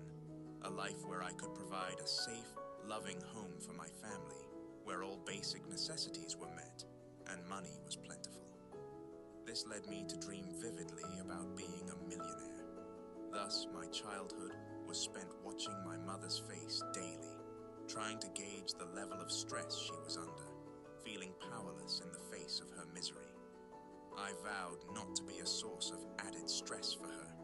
I began hiding anything I thought might cause her worry. When my shoes were torn, I would sit quietly in the corner and mend them with pieces of twine I had picked up near the tree where the shoe mender waited for customers. My source of joy became escaping to the only place no one else in the world could penetrate, a corner of my mind where everything was as it should be. My mother was happy, safe, and free from worry about the next meal, school fees, rent, or other basic needs. In that space, I could give her money freely, so she didn't have to worry about anything. I imagined her having more money than the so-called educated woman my father constantly compared her to. My mother's words constantly rang in my ears. She told me I could be more, do more, and most importantly, to never settle like she did. She always emphasized the importance of having a certificate in my own name. When I passed my GCSE exams, my uncle who lived abroad sent me a check for what was a substantial amount at the time, as a way of congratulating me. I knew the money would solve a few immediate problems, but I wanted more than a handout. I dreamed of a job that could truly change our lives. I persisted in my vivid daydreams, seeing myself living abroad, sending money home to my mother, helping with bills, and paying my brother's school fees. I never cashed that check. Instead, I held on to it as a symbol of hope, proof that I could escape this life. My intuition told me my uncle was going to be my way out. My imaginings became more focused, more realistic. I could feel the tension in my spirit as the realization dawned that my dreams could come true. I could feel it in my bones. I withdrew into myself more and more, spending time alone with my thoughts, imagining my uncle sending for me to join his family in the UK. I felt immense joy from this exercise. This escape into my secret world became a daily routine. I used every opportunity, especially during solitary chores, to visit that wonderful life where I was able to solve all my family's financial needs. Then, one day, after I had written my GCSE examinations and had started working as a shop assistant in a local shopping center, news came from my uncle. He was going to send an air ticket for me to attend university in the United Kingdom. When I heard the news, I wasn't surprised. There was no ecstatic moment of joy. What I had been waiting for had finally happened. I hastily sent a message to my school friends to say I was traveling, then went to the capital city and arranged for a passport, which came through in a few days. Within weeks, I was in the UK. It wasn't until years later, when my son became my teacher, that I realized what had truly happened. I had a burning, overwhelming desire to succeed. That desire led me to create and cross a bridge of incidents that caused my dream to manifest into reality. Somehow, my untrained mind had caused a shift in the universe, prompting my uncle and his wife to make arrangements for me to join them, making my desires come true. In a new and foreign land, I started working toward my goals. Barely an adult, but already taking on responsibilities within my family, just as I had promised myself I would. Then my son was born, before I had even completed my nursing education. My family was disappointed in me, seeing it as a failure. But I remembered my mother's words, how her own family had seen no value in educating her simply because she was a girl. They believed she would just get married and never benefit the family. I became even more determined. I completed my course while my family cared for my son. Now I had a more pressing reason to work hard, to get my child back from the parents I had entrusted him to. Over the next 20 years, I stopped listening to that inner voice of my childhood. I lost the directions to that tiny room in the corner of my mind that I used to escape to. I told myself I had no time for childish fancies. I became more concerned with surviving, solving other people's problems ahead of my own, and most importantly, being a good mother to my son, Nero. Occasionally, I would think back to that time when I held the broom in my hand, pressing hard on it while daydreaming, only to have my strongest desire come true. That moment became a reminder of what I could achieve with my thoughts alone, and a strong desire. My greatest joy growing up was bending reality. I could escape to far and amazing worlds simply by opening a book and losing myself in it. I wanted my son to experience this wondrous world too. I started encouraging him to read, for fun. Imagine my joy when he asked me to buy him books. That joy soon turned to mild concern when I noticed the titles he was drawn to. My son began an adventure of a lifetime. Before I knew it, he was devouring books daily, asking for one after another, all while completing his education. Even as I tried to guide him, I sensed that his energy was greater than mine. I had lived in survival mode. He did not. I became curious about the books he was reading, wondering how his mind worked, slightly perplexed by this person in front of me. Then I tried reading the books myself, and I couldn't understand a thing. Then the haze began to lift, and I started thinking again. I tried to reconnect with that part of my mind that could make the unseen real. I am currently working through the fear of who and what I can become if I once again apply myself and harness the power of my mind, as that young girl once did. I walk through the maze daily, with my teacher Nero holding my hand, having learned that before I can change anyone else, I must first change myself. I continue my onward journey of self-discovery. I am forever a student of the universe, learning its laws and its secrets with the belief that I can partake in the banquet that is laid out before me. Say not ye, there are yet 4 months, and then cometh harvest. Behold, I say unto you, lift up your eyes, and look on the fields, for they are white already to harvest. John 4:35. Seeing things that are not yet seen, as if they were seen, has been the biggest lesson so far. For everything, every circumstance, starts off as a thought, and becomes visible for all to see. Happy learning, reader. Chapter 1. The Old Frequency. Principle.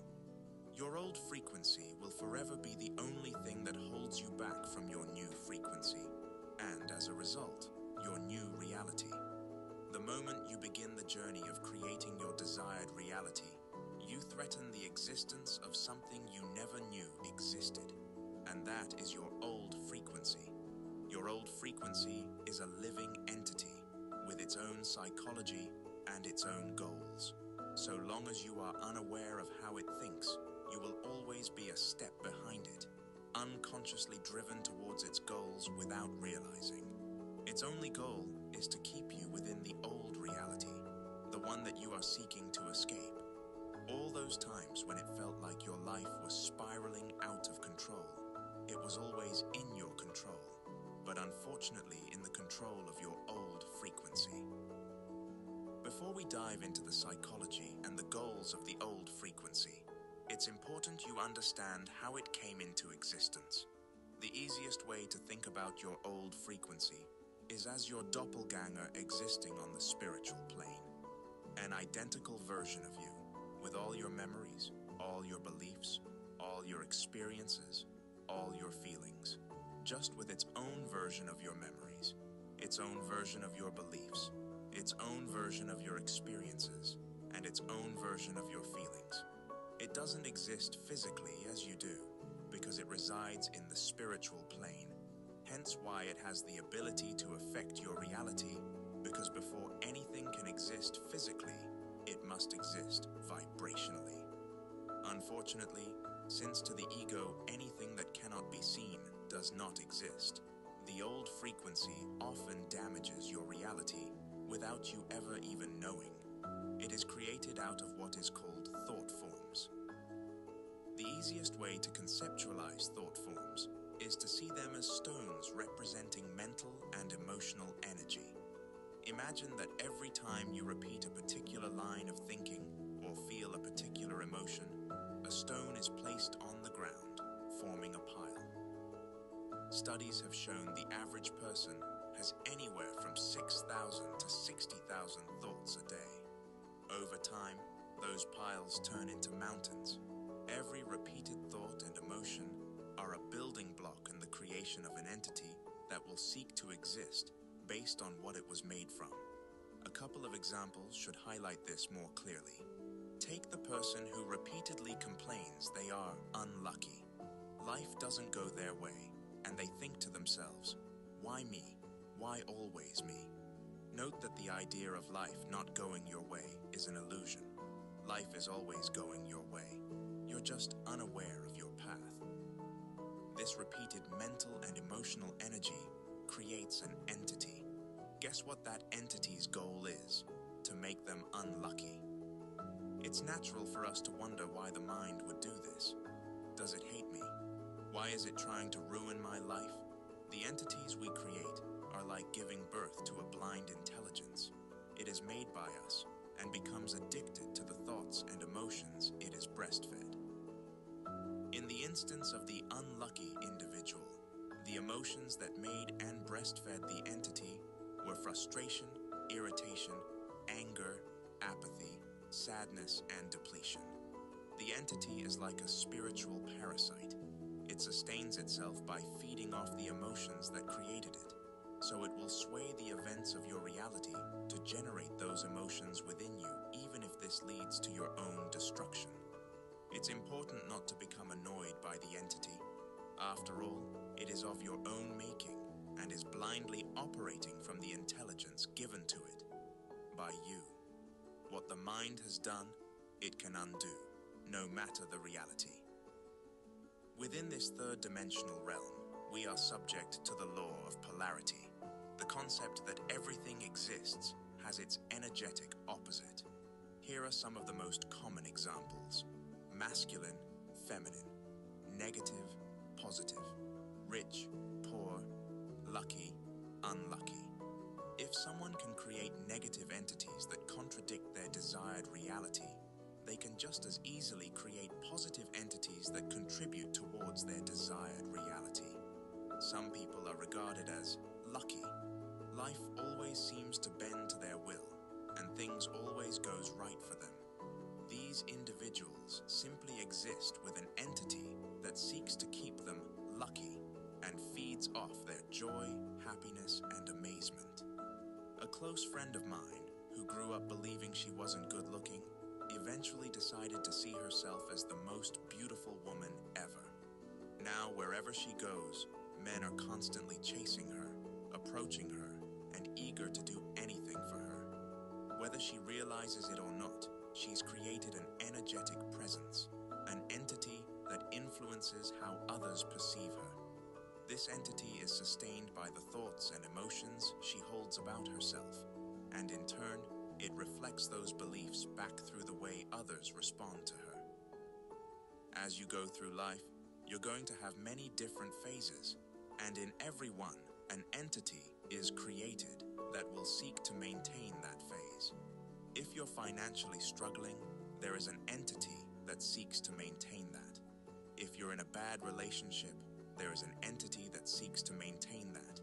If you're unfit, there is an entity that seeks to maintain that.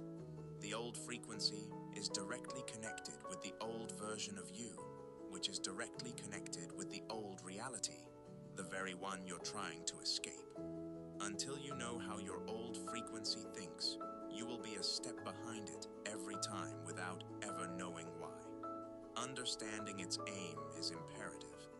The goal of the old frequency is simple, and that is to exist. The old version of you will stop at nothing, even if it means your destruction and total misery, to shift from the spiritual to material. Ultimately, like other spirits or entities, it wants to become one with your reality. I can't emphasize this enough. It will do whatever takes. Now we have defined its aim, let's shift our focus to its psychology, which has 4 main characteristics. These qualities are nothing more than a humanistic conceptualization meant to provide a more relatable, simple understanding. First, needy. To put it quite simply, the old version of you is an attention seeker. It is desperate for your attention. Where attention goes, energy flows. If the old version of you can capture your attention, even if only temporarily, it has opened the door to get back in. Concentration precedes vibration. Vibration precedes frequency, and frequency precedes reality. Through your attention, it can nourish itself. Focus is a centralization of energy, and the old version of you knows this, so it will sway events, circumstances, conditions, and even people in your reality to reflect the old reality, all to get you to redirect your energy towards it, specifically your emotional energy. Emotion is energy, so it'll always seek to extract it in a manner reflective of what you've got it accustomed to. The old frequency must feed, and it will do so at any cost. It is needy because it's been with you during all the low moments of your life, whether you knew it or not. Even though it was feeding off you, it is the best friend that occasionally ruins your life. Second, sadistic. The old version of you is a sadist. It loves pain, sadness, frustration, irritation, and annoyance, because that's the energy it feeds off. It rejoices in your suffering and all the very emotions you're attempting to leave behind. It's likely that during times of adversity, these are the predominant emotions occupying you, which are like a drug to the old frequency. It sustains itself with them. Remember, too, that emotions act as a glue that sticks you to the old frequency, ultimately binding you to your old reality. The old version of you is you, so it knows exactly which buttons to press to trigger the emotions it craves. The moment you start feeling too calm, too peaceful, or begin shifting toward a new reality, that's when it strikes. It's not random, it's a calculated pullback, designed to stir up the most emotional resistance possible and keep you anchored in the familiar, so the idea of change seems like a hopeless dream. 3. Scared. The old version of you likes existing, so the thought of not existing frightens it, and ultimately, this is the beginning of a trap which captures many of us. Sensing its own potential extinction, the old version of you will project its fear onto you the moment you begin striving for more or moving in a new direction. As you shift into the frequency of your desired reality, it attempts to make you unconsciously associate that change with fear, so you'll hesitate, retreat, or self-sabotage. It's a defense mechanism designed to keep you tethered to the familiar and prevent your evolution into a better reality. It also knows that once you feel fear, it's only a matter of time before that fear begins to negatively alter your frequency, since fear is nothing more than ignorant faith, which then eventually alters your reality. Fear is like a guiding light for what you don't want to navigate the universe so it can find you. Due to the emotional strength of fear, it ultimately overshadows the frequency sent out for your desired reality, taking over to manifest the worst. That fear of change is not yours. It belongs to the old frequency, which tricks you into thinking it's yours so you don't move forward. 4. Reactive. The old version of you is extremely reactive, but the irony is that it is reactive to its own creation. Once again, this is the beginning of a very dangerous but calculated cycle. Since the old version of you is in opposition to the creation of your desired reality, it will cause adversity in your reality, while also short-circuiting your thinking to shut down the potential of any higher levels of awareness, which is seeing reality clearly beyond illusion. It ultimately doesn't want you to be aware of the true nature of reality and what is going on. It wants you to be caught up in the whirlwind of chaos, so you never become aware, because all transmutation first begins with awareness. It'll project its tendency to quickly react to circumstances, conditions, events, and people, so there is no time for awareness, so there is no transmutation. It's important to note that emotion is the most powerful energy source in the universe, and so the old version will seek an emotional reaction from you. That is all it wants. Every time you emotionally react, you are strengthening and reinforcing the old frequency. Emotion is a supercharger of frequency, and so you are supercharging the old reality. Always remember, on the car journey to your desired reality, emotionally reacting to the old version of you, and ultimately the old reality, will take you on a detour back to it. Practical. Awareness is the only way you'll escape the clutches of your old frequency. The moment you are aware, a pathway that was once hidden opens itself up, giving you the option to live by design instead of default. Within the adversity that reality presents to you, there is a choice, and that is to live by default or design. Default pertains to the old frequency that expects you to react. Reacting to reality will always lead to the old frequency. Design pertains to the new frequency that expects you to respond. Responding to reality will always lead to the new frequency. The difference between reacting and responding is life and death. Reacting is death, and responding is life. To rise to your desired reality, you must rise above reaction into response. Let's examine how the old frequency perceives reacting. Reacting is to allow the external nature of reality to imbalance your internal state. You've been wired to think that you react to reality, but the truth is reality reacts to you. The internal is a reflector. So, ironically, once it is swayed, it will lead to the swaying of the external. And this is the beginning of a cycle in which too many are trapped. To simplify the point being made here, an imbalance of the internal creates everything you don't like.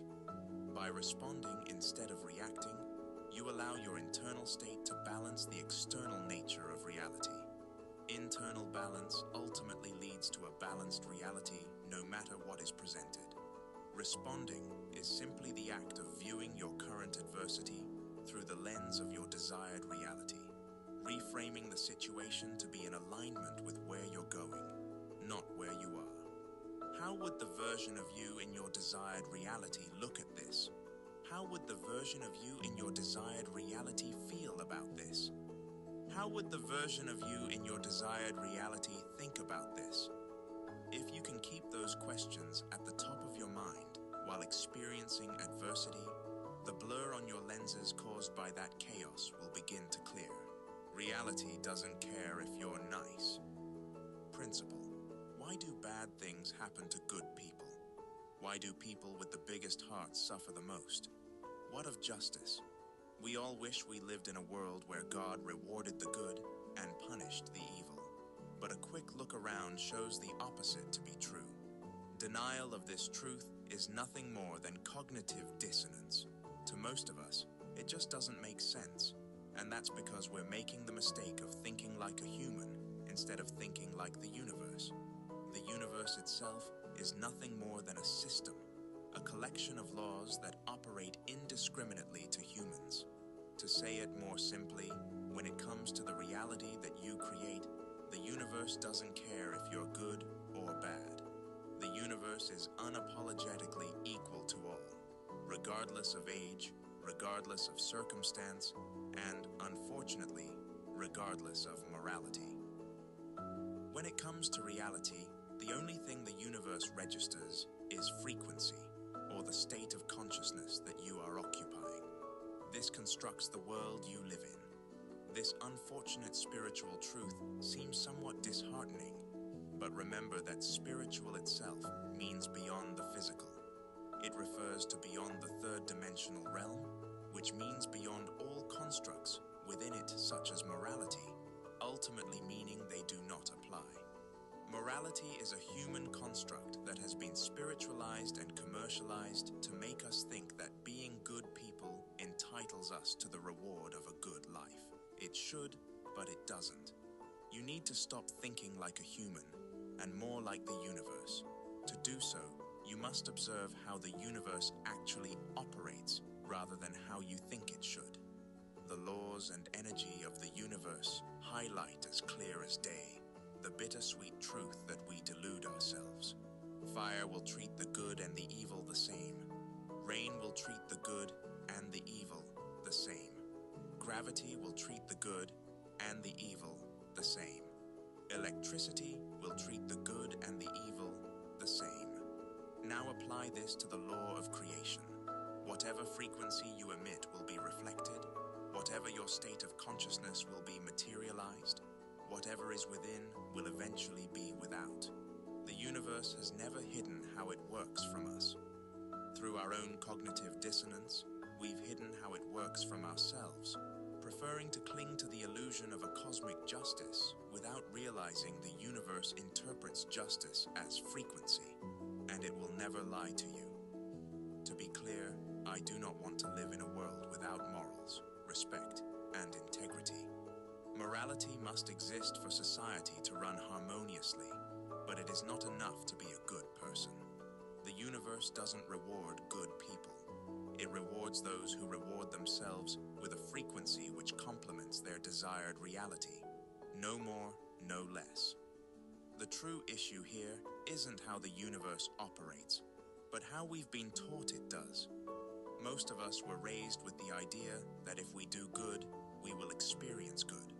But life happens and confusion hits.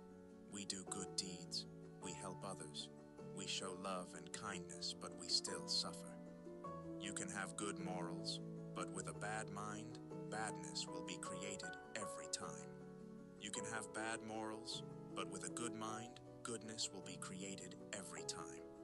There's nothing wrong with being a good person. In fact, it should be encouraged. But don't think for a second that being a good person qualifies you for your desired reality. The only thing that qualifies you for your desired reality is the frequency of your desired reality. It seems as if the nicest people often have the worst frequencies, ultimately creating the worst realities. They are riddled with low confidence, low self-belief, doubt, fear, worries, and stresses, without realizing each one of those components contribute to a frequency that corresponds to a reality of nothing but suffering, struggle, failure, misery, and misfortune. On the other hand, it seems as if the most evil people often have the best frequencies, ultimately creating the best realities. They are brimming with ironclad confidence, self-belief, conviction, certainty, and power. Without realizing each one of those components contribute to a frequency that corresponds to a reality of nothing but success, power, prosperity, peace, and fortune. How often do we admire powerful, successful people in society, overlooking their unpleasant or immoral ways as we wallow in our virtues and suffering? The conclusion often mistakenly made is that success is directly intertwined with evil, and those who are successful must be immoral. But that is nothing more than a projection of someone's level of consciousness and their preconceived notions, which are a result of programming or self-validation. The success of their realities is a result of frequency alone. You don't have to like it, but you'd be wise to accept it. Or you can keep deluding yourself with the idea that a man-made construct exists to the universe. The only things that exist to the universe are universal constructs. You can't escape these, as you are a walking universe, a microcosm of it, a reflection of it. You are bound by the laws of the universe because they are within you. The nature of the universe is esoterically depicted in the Bible in 2 verses. That ye may be the children of your Father, which is in heaven. For he maketh his sun to rise on the evil and on the good, and sendeth rain on the just and on the unjust. Matthew 5:45. Whether the evil or the good, the just or the unjust, the rain doesn't discriminate. This can be seen across the universe, its laws and energies. Rain doesn't target certain people. It doesn't do a criminal background or a credit check, and it definitely doesn't measure your good deeds. Then Peter opened his mouth and said, "In truth, I perceive that God shows no partiality." Acts 10:34. The esoteric nature of this verse is revealed when you conceptualize God as consciousness, which is the substance of reality. Consciousness not showing partiality makes it impartial, once again referring to the idea that all treatment is equal and the impersonal nature of consciousness, which simply reflects itself into reality. Entering your desired reality isn't about becoming a righteous person. It's about becoming the right person to the universe, and that's it. Your morals do not dictate whether you deserve your desired reality. Your frequency does. Have you matched the energy of your desired reality? That is all that matters. You will forever remain in the quicksand of suffering, struggle, misfortune, and misery if you moralize the universe. You're communicating in a language it doesn't speak, but that's not even the worst part. Our notion of good and bad is nothing more than adhering to the illusion of polarity. It is a confession of our ignorance that everything is one, everyone is one, and there is no separation. This dooms us to the reality in which we trap ourselves. The universe doesn't recognize good or bad because the concept of separation only exists to us. Even on a humanistic level, good or bad is subjective, but the operation of the universe is totally objective. We normally moralize the universe in a state of frustration, irritation, apathy, or anger. We call out the heavens, why don't we have what we deserve? Why, despite being good people, are we still suffering? What did we do to deserve this reality? This emits a frequency which the universe simply magnifies, plunging us deeper into the very state we hate so much. This is why those who believe they deserve better will die believing so. Their reality will not change until they realize they're playing the wrong game. You can't plead your case with the universe on why you deserve a different reality. You must become different. You must emit a different frequency. This universal truth is somewhat disillusioning, but please don't become apathetic or use it as an excuse to be an impolite, unkind, and unpleasant person. Do not forget that every individual you meet is simply the same consciousness with a different physical expression. They are you, just with another mask that God is wearing. The way you treat, think, and feel about people is ultimately what you are inviting unto yourself from a point of frequency. That doesn't mean if you do X to someone, X will be done to you. It means a frequency resonant of X will be with you because you've done it to yourself. Assuming you're a good person, uphold your morals, be polite and be kind. Just make sure that the frequency you're putting out to the universe aligns with your desired reality. That's all the universe cares about. This is a wake-up call. Stop thinking like a human and start thinking like the universe. The first step to mastering reality principle. How can you control reality if you can't even control yourself? How can you expect reality to submit to you if you can't even submit to yourself? How can you expect reality to listen to your commands if you can't even listen to your commands? There is no way around it. The first step to controlling your reality is through controlling yourself. Through self-mastery, what you truly master is reality. And that is because you and reality are one. It is the same entity simply existing on different levels. The most unused word in the manifestation space is discipline. There is no manifestation without self-mastery. There is no manifestation without self-discipline. Nothing is compartmentalized in the mind, and as a result, nothing is hidden to the universe. More often than not, what is reflected in the universe is weakness within. Most people that struggle to manifest don't have difficulty with anything other than mastering themselves, and as a result, struggle to master reality. Truthfully, you do not have a discipline problem. In fact, nobody has a discipline problem. The true problem is that you are disciplined by the old frequency and not the new one. You're disciplined in how you see the world. You're disciplined in how you see people. You're disciplined in how you label reality. You're disciplined in how you react to reality. You're disciplined in how you think. You're disciplined in how you feel. You're disciplined in how you focus on certain things. To live a life that you don't like requires discipline to maintain the frequency of that life. In the same way, to live a life that you do like requires discipline to maintain the frequency of that life. Discipline isn't an issue, but the irony is, there are no truths in reality other than what the subconscious mind accepts as true. When you decide you have no discipline, that is what materializes in your reality. Recognize how disciplined you have been in order to maintain the old frequency so consistently, and you'll truly realize how powerful you are. Ironically, the old frequency likes to project the idea that you are weak and lack discipline.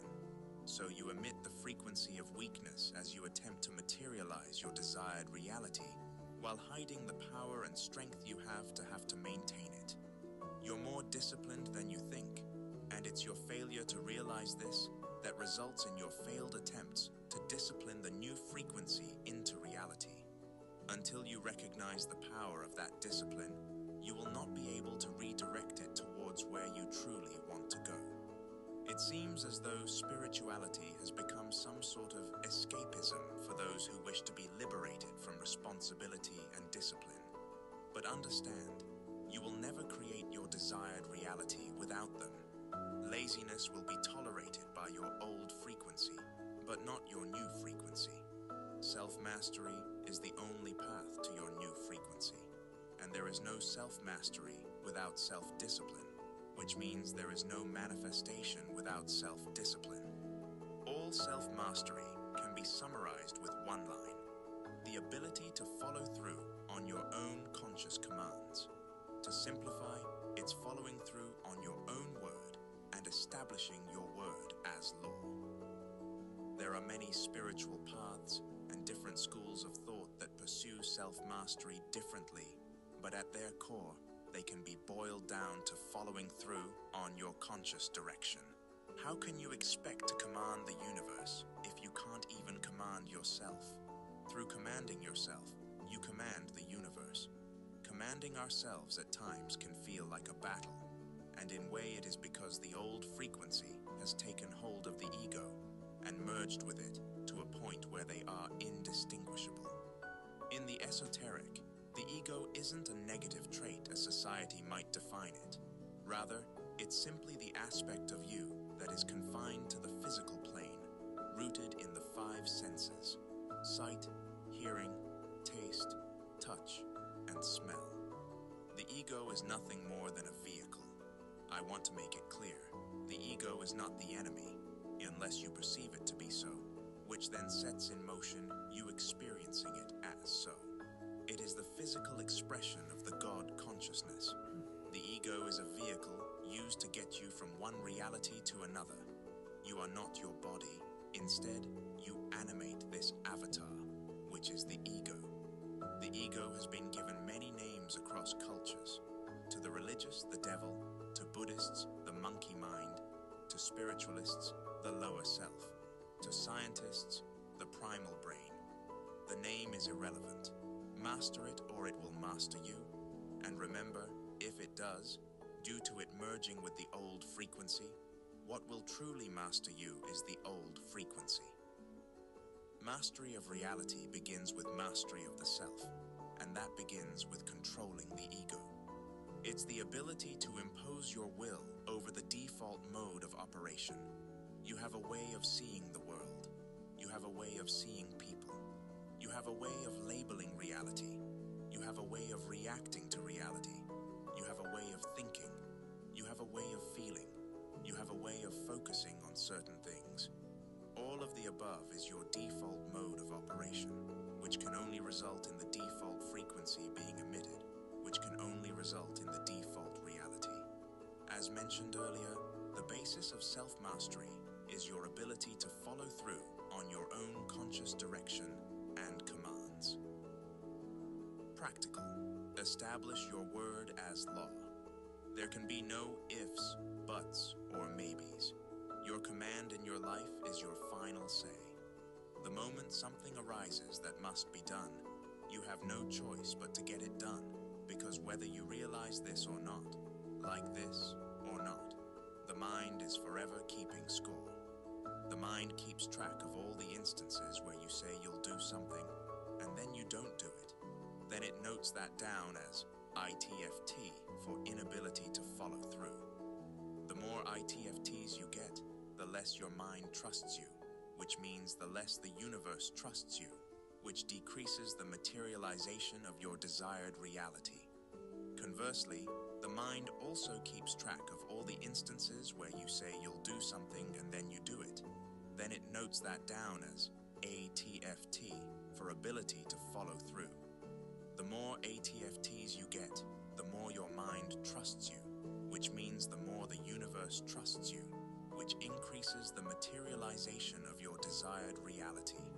If your own mind is against you, then it will feel like the world is against you, because your mind and the world are one. So it's best you get your mind on your side. A harmonious mind is the only blueprint to a harmonious reality. If you say, I will wake up at 7 a.m., you must do so. If you decide to complete a task, you must do so. Whatever the task, establish your word as law. Being your own dictator is the only way you will have the ability to dictate your reality. It's never about the task itself. The truth is, it doesn't matter. All that matters is the significance of you consciously directing yourself. The issue is that we often establish the word of others as law instead of our own word, which positions them to indirectly dictate the laws of our life. Here are some examples of when you prioritize the word of others over your own. At work, you do as you're told. In your family, you do as you're told. When someone needs something, you do it. When someone needs you to show up for something, you show up. At what point will you do as you're told, but by you? At what point will you do something when you need it to be done? At what point will you show up for yourself when you need to? When you keep putting off things in your life without realizing it, you are actually putting off self-mastery, which indirectly results in putting off your new frequency. List all the things you've been putting off and begin to change now. There's no more to it than that. It is quite literally that simple.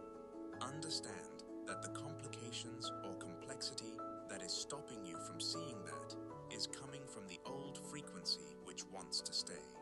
Self-mastery is a mandatory, unavoidable, non-negotiable prerequisite to mastery over reality.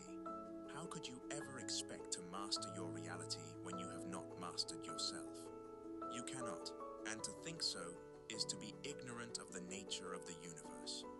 Many are undisciplined, yet attempt to discipline the universe. They struggle, never realizing their lack of discipline is reflected into the universe. There is no separation between your mind and the universe. The way you govern yourself is how the universe will govern you.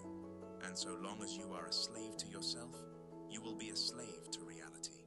You need to transcend the lower parts of yourself to live in the heights of your dreams. You may have God within you, but that doesn't qualify you. You must cultivate the God within you by cultivating self-mastery. You will never control your reality until you can control yourself. Below, I have outlined my personal journey towards self-mastery. Meditation.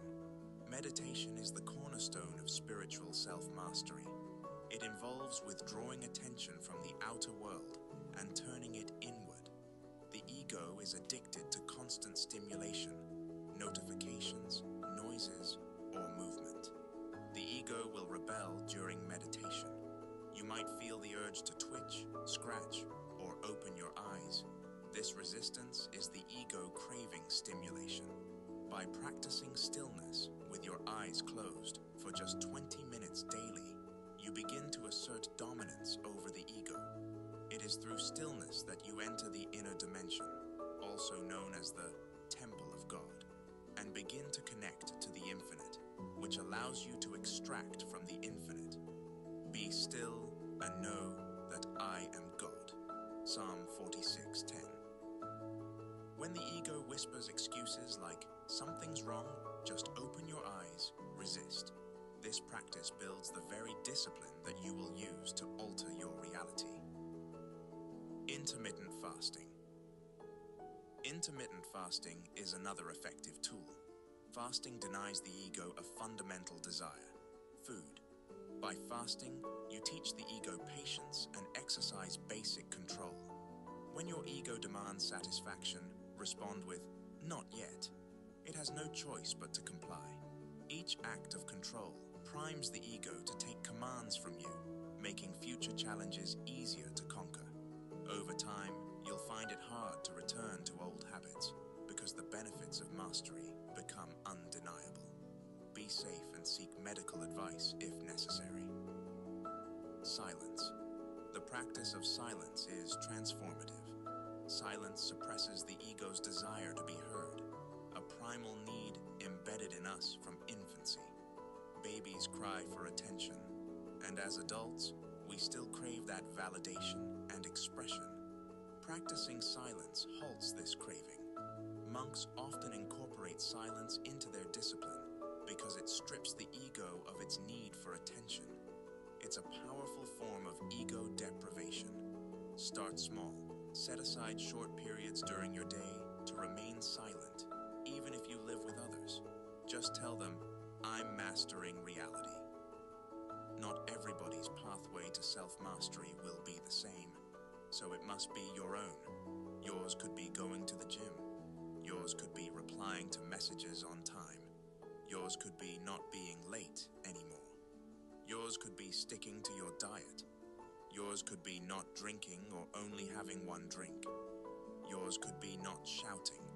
At a base level, it consists of simply doing what you know you should do, and not doing what you know you shouldn't be doing.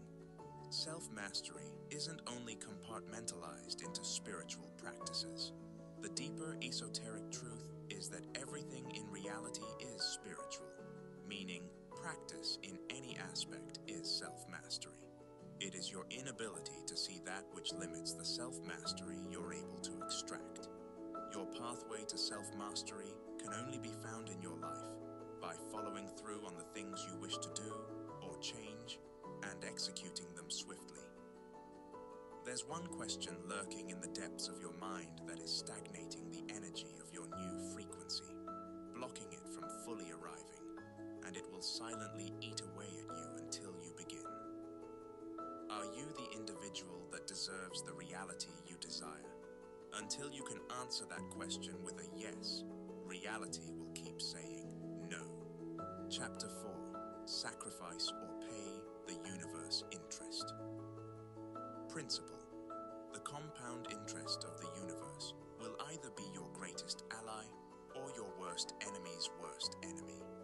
The most dangerous thing in the universe is to not know how it works. Unfortunately, most people live their lives never understanding that their frequency is being multiplied. Now, one of the most critical fundamentals is what I call the universal compound. Take the concept of compound interest.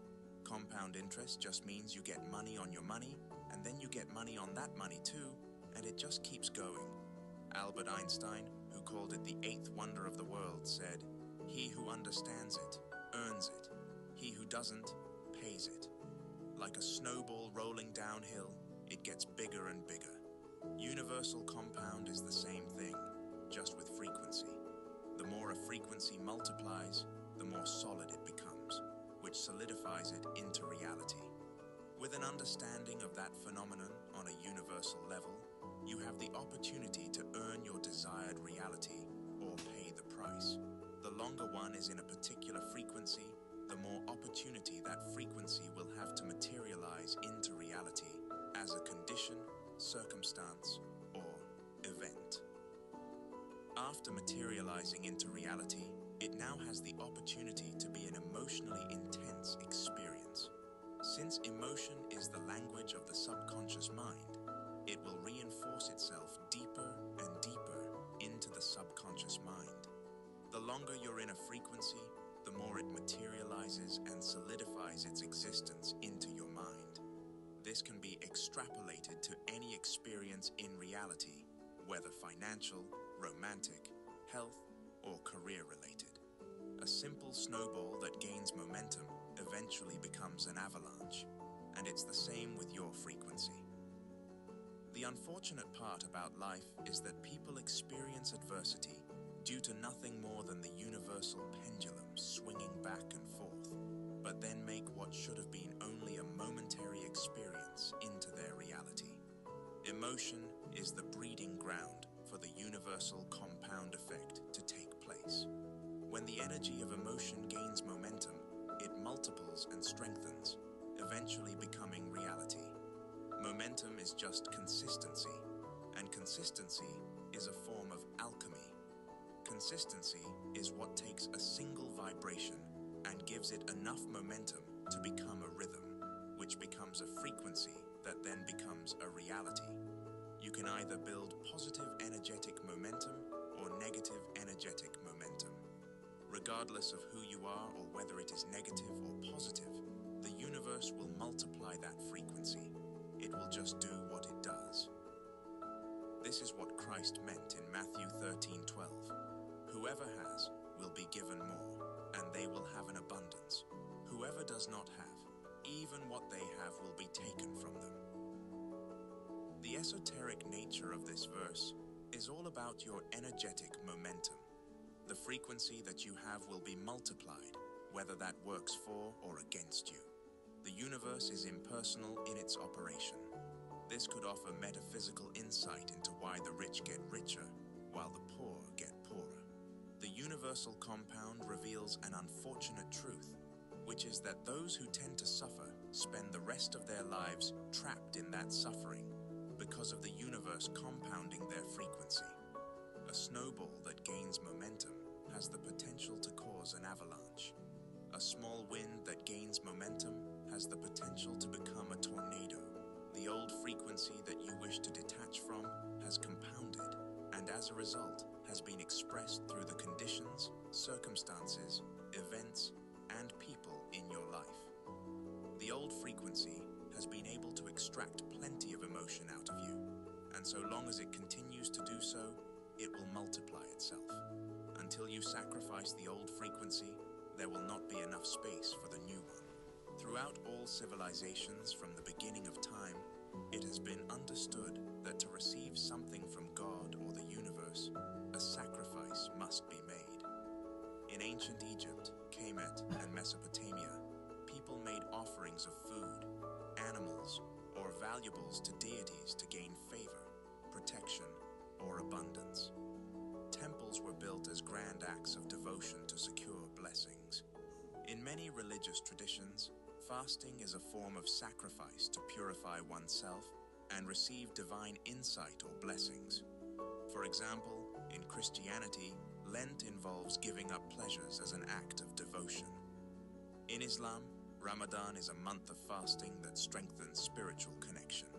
Even in the 21st century, in a non-religious context, the principle still applies.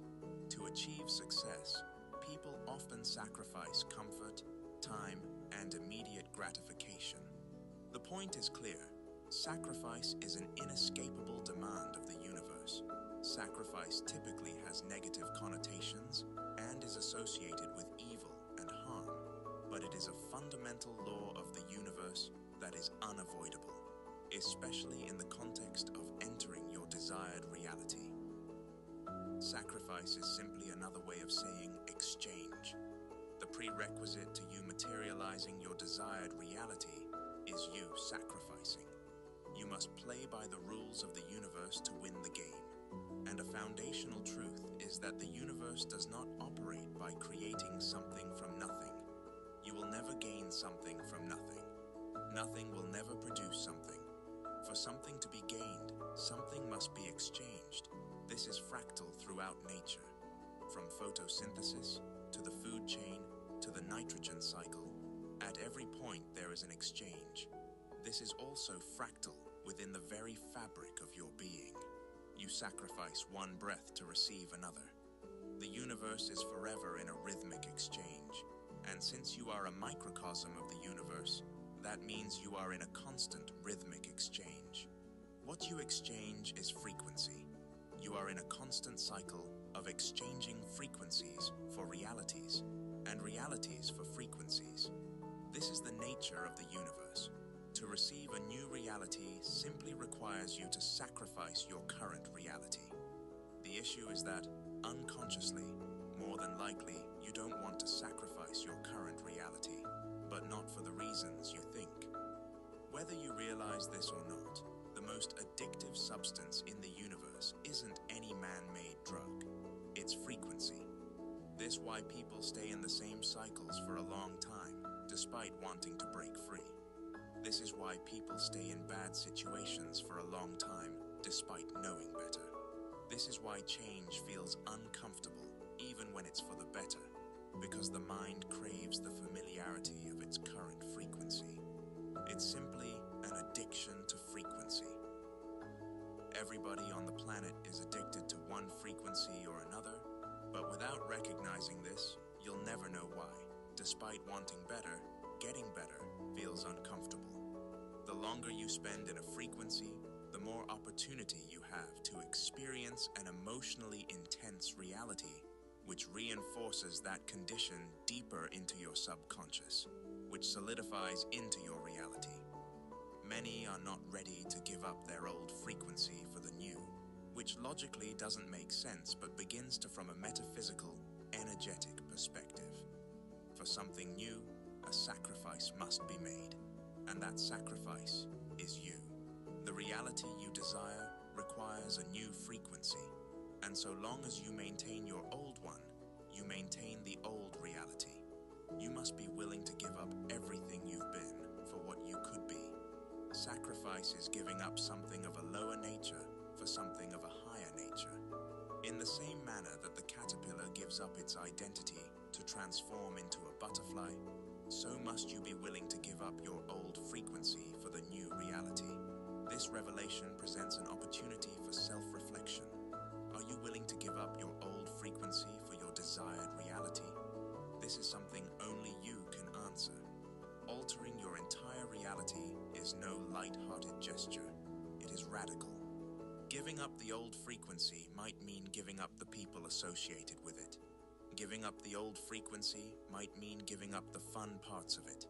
Giving up the old frequency might mean giving up the aspects of it that have brought you comfort. You can't sit in two chairs at once. It is either the old frequency or the new frequency. Once you give up everything you know, you will realize that the only reason you knew it was because unconsciously you were holding on to it. Practical. As stated, you must sacrifice the old frequency, which is simply a matter of giving up the 7 keys that make frequency. Clinging to the old frequency puts you in energetic cuffs, which render you unable to move. You must be willing to give up your current beliefs of what it is you desire to free yourself from the old frequency and move towards the new frequency. You must be willing to give up your current conviction of what it is you desire to free yourself from the old frequency and move towards the new frequency. You must be willing to give up your current perception of what it is you desire to free yourself from the old frequency and move towards the new frequency. You must be willing to give up your current emotionally charged thoughts of what it is you desire to free yourself from the old frequency and move towards the new frequency. You must be willing to give up your current focus on what it is you desire to free yourself from the old frequency and move towards the new frequency. You must be willing to give up your current reactions to what it is you desire to free yourself from the old frequency and move towards the new frequency. You must be willing to give up your current expectations of what it is you desire to free yourself from the old frequency and move towards the new frequency. Decide now that everything that used to be will never be your reality. This will require you to be aware of the instances in your life when you begin to slip back into the old frequency. This awareness can only come by making the decision to be aware. The uncomfortable truth is that we purposely dismiss awareness because we don't want to be aware. As said many times, ignorance is bliss, but it is also your imprisoner. Chapter 5. The Mechanics of the Universe. Principle. The universe does not want you to change, and it's all because of the two IMS people rarely break out of their cycles. Those who grow up in a certain set of circumstances typically spend their lives in similar or literally the same circumstances, whether that's financial, romantic, or professional. At times, it can feel like there is a greater force at play.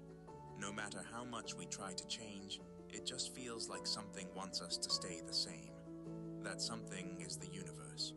As stated at the beginning of this chapter, the universe does not want you to change, and there's a couple reasons for this. The universe is a system, and like all systems, it functions best with predictability and minimal deviation. It is efficient, favoring whatever is most convenient and requires the least effort. By default, it follows the path of least resistance, always seeking to maintain the current state with minimal change. As already mentioned, the universe strives for energetic equilibrium, a state of balance. Once something is calibrated to a certain frequency, it will naturally work to preserve that level. These reasons form the basis of the two M's of the universe. The first M is magnify.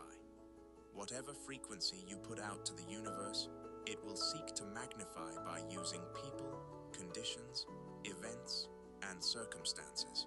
Understand that there is nothing more addictive in this universe than frequency.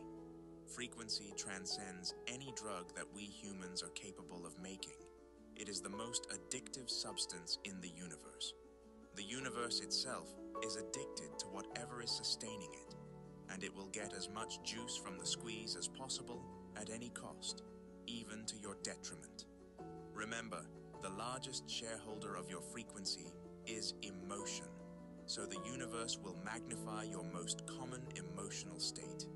If you are in a state of anger, the universe will use people, conditions, events, and circumstances to make you angrier.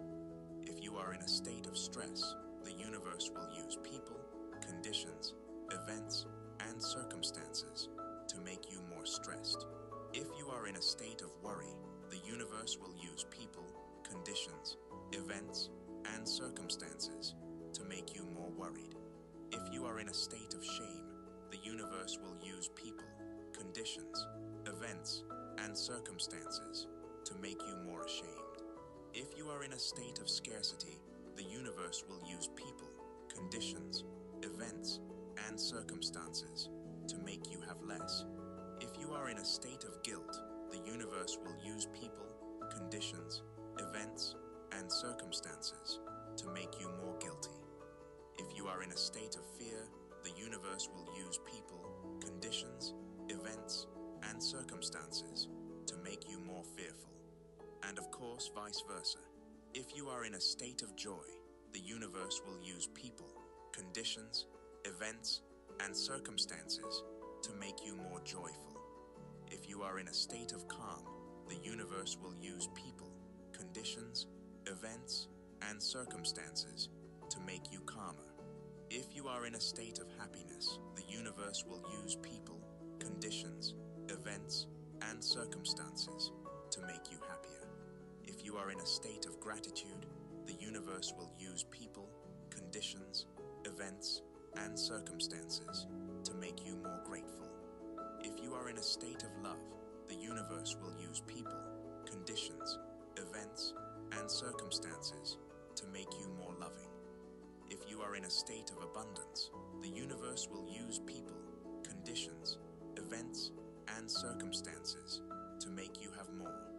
If you are in a state of security, the universe will use people, conditions, events, and circumstances to make you more secure.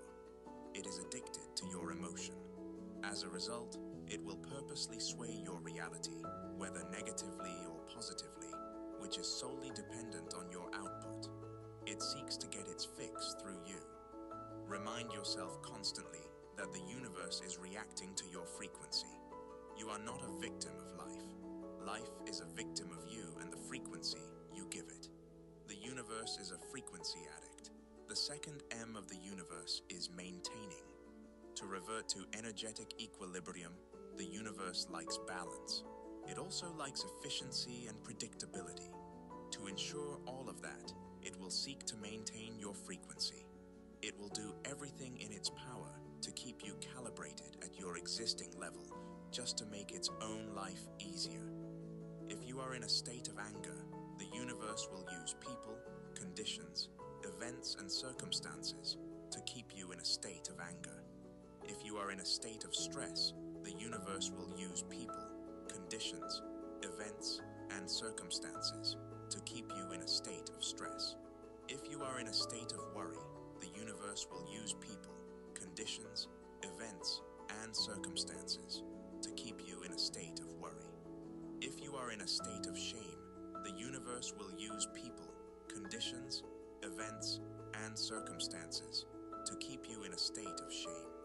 If you are in a state of scarcity, the universe will use people, conditions, events, and circumstances to keep you in a state of scarcity. If you are in a state of guilt, the universe will use people, conditions, events, and circumstances to keep you in a state of guilt. If you are in a state of fear, the universe will use people, conditions, events, and circumstances to keep you in a state of fear. And of course, vice versa. If you are in a state of joy, the universe will use people, conditions, events, and circumstances to keep you in a state of joy. If you are in a state of calm, the universe will use people, conditions, events, and circumstances to keep you in a state of calm.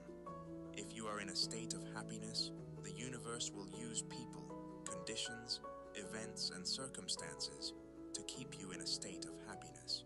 If you are in a state of gratitude, the universe will use people, conditions, events, and circumstances to keep you in a state of gratitude. If you are in a state of love, the universe will use people, conditions, events, and circumstances to keep you in a state of love. If you are in a state of abundance, the universe will use people, conditions, events, and circumstances to keep you in a state of abundance. If you are in a state of security, the universe will use people, conditions, events, and circumstances to keep you in a state of security. The nature of the universe seeking to maintain our frequency is esoterically explained in Matthew 13:12. For whoever has, to him more will be given, and he will have abundance. But whoever does not have, even what he has will be taken away from him. This would metaphysically explain why the rich get richer and the poor get poorer. Everything that takes place externally is in the realm of effect, which would include the things normally attributed to the wealthy, such as financial literacy and monopolization of assets and opportunities. For those who are rich, the universe will seek to magnify and then maintain their riches. Simultaneously, for those who are poor, the universe will seek to magnify and maintain their poverty. These two mechanisms of the universe can be indeed frustrating. Why does it seem so difficult to switch frequencies and switch realities? Don't make the mistake of thinking switching realities is difficult, because believing it will make it so. It will require some initial effort before momentum is built. The longer you spend in your new frequency, the more it compounds, the stronger it gets, and so the more addicted the universe becomes to it. Then, it'll seek to magnify and maintain it for you. Consistency is a form of alchemy. So, decide that switching realities will be easy and require minimal effort, and you will experience it as so. Most people live their lives feeling as if they're trapped in the same cycles, unaware of the two M's. The universe likes cycles. They're predictable and efficient. The truth is, you will never be able to break the cycle. You will always find yourself in a cycle. That is inescapable, and to desire otherwise will only result in frustration and failure. The alchemist never attempts to go against the nature of the universe, but will use the nature of the universe against itself. And so, you must not attempt to break any cycle. You must switch cycles. The law of energy conservation states that energy can neither be created nor destroyed. Rather, it can only be transformed or transferred from one form to another. Extrapolate this to the cycles in which we are stuck. Cycles can neither be created nor destroyed. Rather, they can only be transformed or transferred from one form to another. It's not about creating new cycles or destroying old ones, but simply switching the cycle you're in for another. Practical. The first step to freeing yourself from the cycle in which you're trapped is becoming more aware. Awareness will always be the prerequisite to any form of transformation. In relation to the two M's, you must become aware of what is first being magnified and eventually maintained. Before desiring for reality to change, see that you have first changed. It is vain to be dissatisfied with reality, but satisfied with yourself. What is your day-to-day mood? What is your daily attitude? What is your base emotional state? Until you become aware of these things and clearly define them, you do not possess the necessary faculties to switch from your current cycle or condition of reality to another. Honesty is a must. You can lie to others, but you can never lie to the universe. It will show you the truest indication of who you are in the depths of your mind. Do you feel defeated? Do you feel irritated? Do you feel frustrated? Do you feel hopeless? Do you feel stressed? Do you feel worried? Do you feel inadequate? Do you feel angry? Do you feel sad? Do you feel ashamed?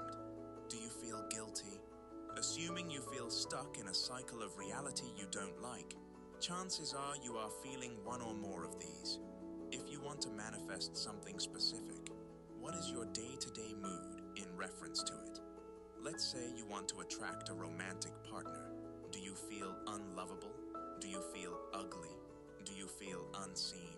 Do you feel unappreciated? Do you feel lonely? Or let's say you want a better job. Do you feel unqualified for that position? Do you feel undeserving of that position? Do you feel unseen by your colleagues? Or let's say you want more money. Do you worry about your financial security? Do you feel like money hates you? Determine how you feel. If you pinpoint it accurately enough, you will see that very feeling reflected, magnified, and maintained in the universe.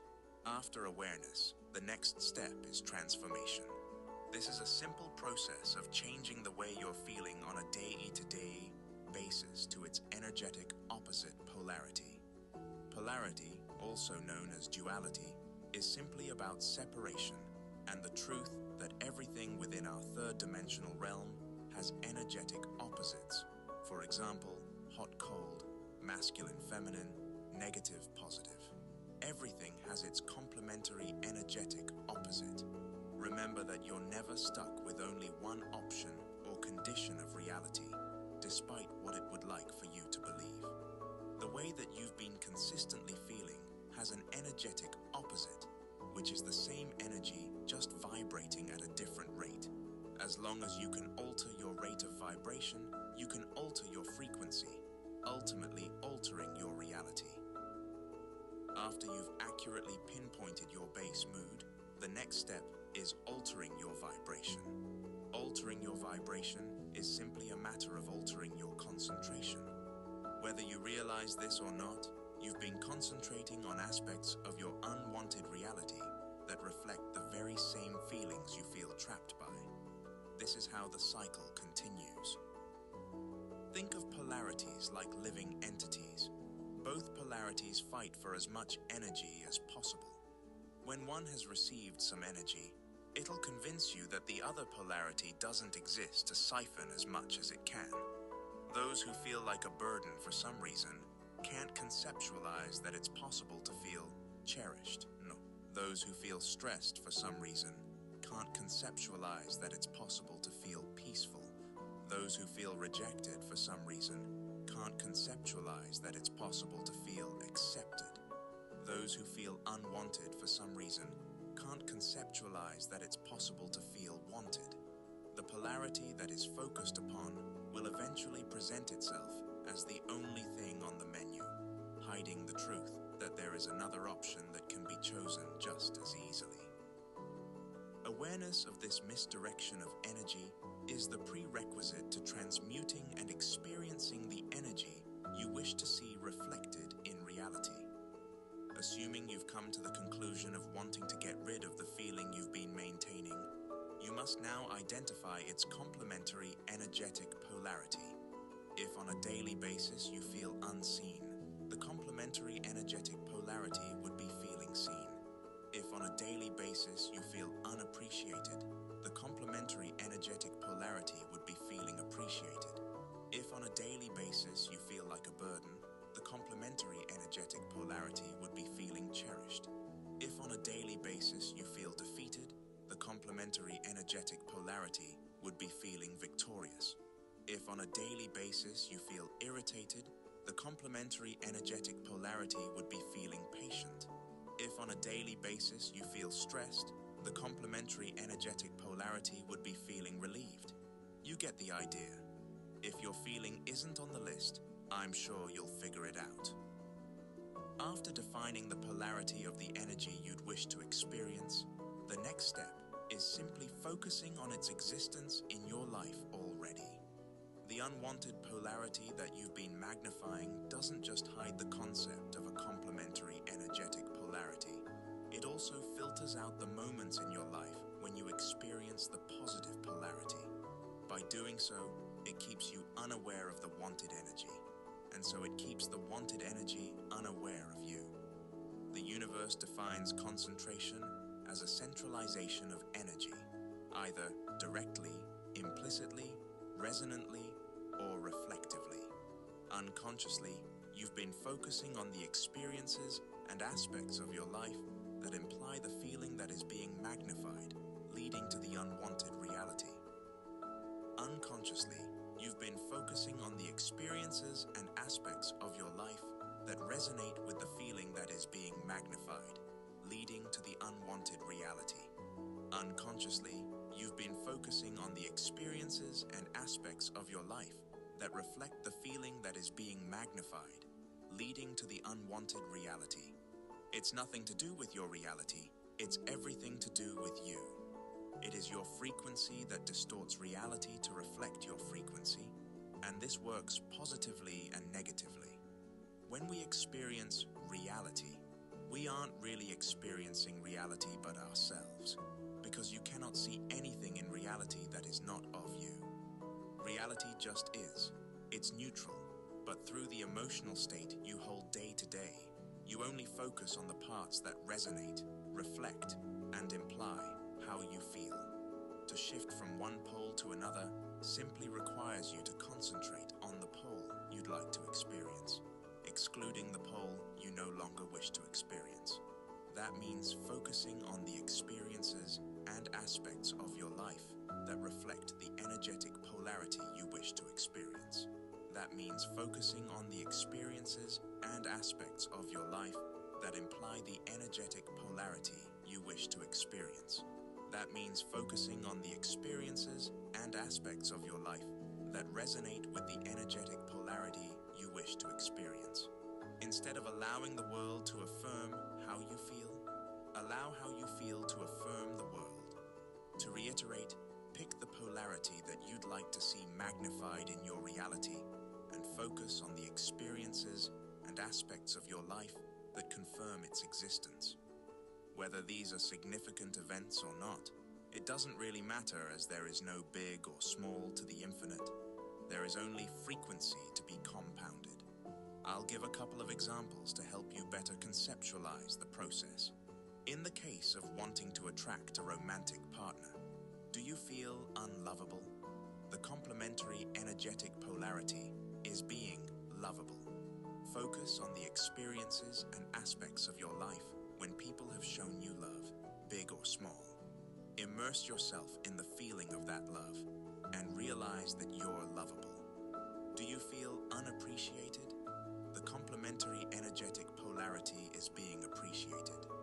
Focus on the experiences and aspects of your life when people have shown you appreciation, big or small. Immerse yourself in the feeling of that appreciation and realize that you're appreciated. In the case of wanting a better job, do you feel unqualified? The complementary energetic polarity is being qualified. Focus on the experiences and aspects of your life when you have been qualified, big or small. Immerse yourself in the feeling of being qualified and realize that you're qualified. Do you feel undeserving? The complementary energetic polarity is being deserving. Focus on the experiences and aspects of your life when people have shown that you are deserving, big or small. Immerse yourself in the feeling of being deserving and realize that you deserve it. In the case of attracting more money, do you feel that money doesn't come easily to you?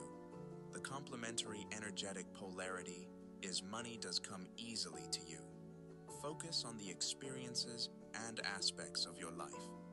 When money did come easily to you, big or small, immerse yourself in the feeling of money coming easily to you and realize it does. This is a skill. The more you do it, the easier it'll become, but just decide at the start it'll be easy and let your mind do the rest. Chapter 6, The Annoying Law of the Universe. Principle. You can only have what you already have, and if you don't already have it, you can never have it. At first glance, the statement above seems paradoxical, but it is only paradoxical so long as you don't understand the annoying law of the universe. Until you understand the annoying law of the universe, reality will continue to be annoying. Especially in the context of creating your desired reality, this law cannot be avoided. It bears repeating, you can only have what you already have. If you don't have your desired reality, then you'll never have it. Yes, you read that right. You need to have your desired reality in order to have it. There's two chairs in the universe, and you can't sit in both of them simultaneously. You're either in one or the other, and only one will sit you in your desired reality. The first chair of the universe is wanting. You will never manifest anything you want. You can't have anything you want. Before we go deeper into this, I want to make something crystal clear. Manifesting your desired reality isn't about what you understand or think. It's about what the universe understands and thinks, so we must adhere to its psyche. Within the psyche of the universe, wanting is an indication that you do not have your desired reality because you only want something that you don't have. Think about it. Do you want your current reality? No, because you already have it. But it gets a bit more intricate once we discover the unobvious connotations that the universe associates with wanting, and that is importance. The universe interprets wanting as importance. It also interprets importance as energetic space. The bigger the importance, the bigger the space in between you and your desired reality. Think about it like this. The people that need money the most have the least. The people that need money the least have the most. An unfortunate reality that should be otherwise. But don't attempt to moralize the universe. It doesn't adhere to what should be. It only adheres to what is. To simplify and reiterate, you can't have any reality that you want, because to want is to confess that you do not have. And if you don't already have it, you can't have it. The second chair of the universe is having. This is the only way you'll enter your desired reality. Reality will only give you whatever you already have, but not by your definition of having, but the universe's definition. The human definition of having pertains to the physical plane, which is playing the game backwards. Your definition of having is probably being able to see or touch your desired reality. So long as you're adhering to this definition that the universe doesn't recognize, you're speaking a language that the universe doesn't. The universe doesn't take reality to be real, because reality is an illusion. So, having anything in the third dimensional doesn't mean anything to the universe. You need to have, not by the human definition which is tied to an illusion, but by the universe's definition which is tied to frequency. The universe's definition of having is your frequency, or state of consciousness. That is more real than anything in reality. It is the mental and emotional declaration of who you are now. Think about it like this. The universe registers you by whatever frequency you put out to it. It sees your frequency as the totality of your beliefs, conviction, perception, emotionally charged thoughts, focus, reactions, and expectations. To have your desired reality by the universe's definition, each one of those attributes needs to reflect your desired reality. It's not a game of manifesting. It's a game of vibrationally aligning with your desired reality. The less you want your desired reality, the easier it'll come, because the universe won't register any energetic space between you and it. How effortlessly do unwanted outcomes manifest in your life? The more you want your desired reality, the harder it'll come, because the universe will register energetic space between you and it, keeping you separate from it. How much resistance do you experience when trying to manifest what you desire? It seems as though our desires work against us, and it's because our desires are a confession that we don't have them. Those who desire approval lack the state they believe approval would put them in. Those who desire respect lack the state they believe respect would put them in. Those who desire money lack the state they believe money would put them in. Those who desire love lack the state they believe love would put them in. Have you given yourself your desired reality, not by your definition, but the universe's?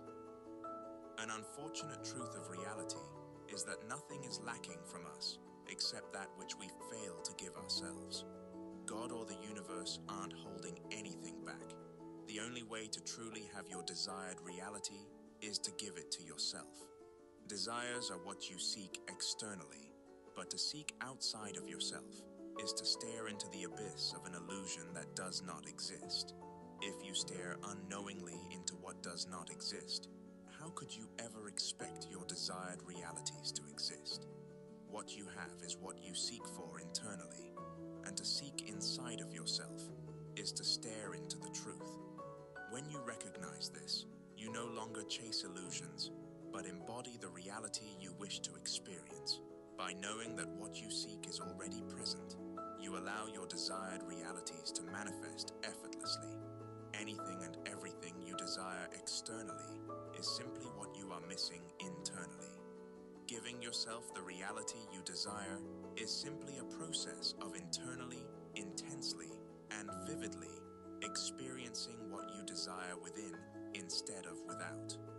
When done with intensity, an internal shift will occur that diminishes the very desire that is repelling what you desire away from you. While this law is annoying, it's also liberating when you come to one realization. You possess everything you'll ever need to reach any frequency or state of consciousness, which means any desired reality. Only through first acquiring the frequency or state of consciousness will you enter your desired reality. If you're not already in your desired reality, then you can never be in your desired reality. If it is more money you desire, you must already have it to have it. If it is a new career you desire, you must already have it to have it. If it is a loving and healthy relationship you desire, you must already have it to have it. The moment you have by the universe's definition, you will have by the human definition. Before you can be in your dream reality, you must be in your dream reality in your current reality. Until you can treat your current life like it's your dream life, it can never be. The good thing about this law is that it can give you true insight into your current state of consciousness, which makes you aware of the reality you're creating. Pinpointing whether you already have what you desire only requires answering the following questions. Are you good with your desired reality? Are you good without your desired reality? Could you live happily if your desired reality never manifested? Would your desired reality manifesting make you happier than you are now? Would your desired reality manifesting give you more inner peace than you have now? Would your desired reality manifesting make you feel more whole and complete than you are now? Every once in a while, as you're doing the inner work and rearrangements, come back to those questions to gauge your progress. Don't bother lying. You can lie to yourself, but never to the universe. It has the ultimate lie detector, a frequency detector. The more your frequency aligns with your desired reality, the less you'll need your desired reality, and that's when it'll need you. The annoying law of the universe is truly embodied by its complementary frequency, which is the secret frequency of not needing, and you will have touched it at some point in your life. The secret frequency of not needing is what will make your desired reality chase you. It simply has one rule, and one rule only.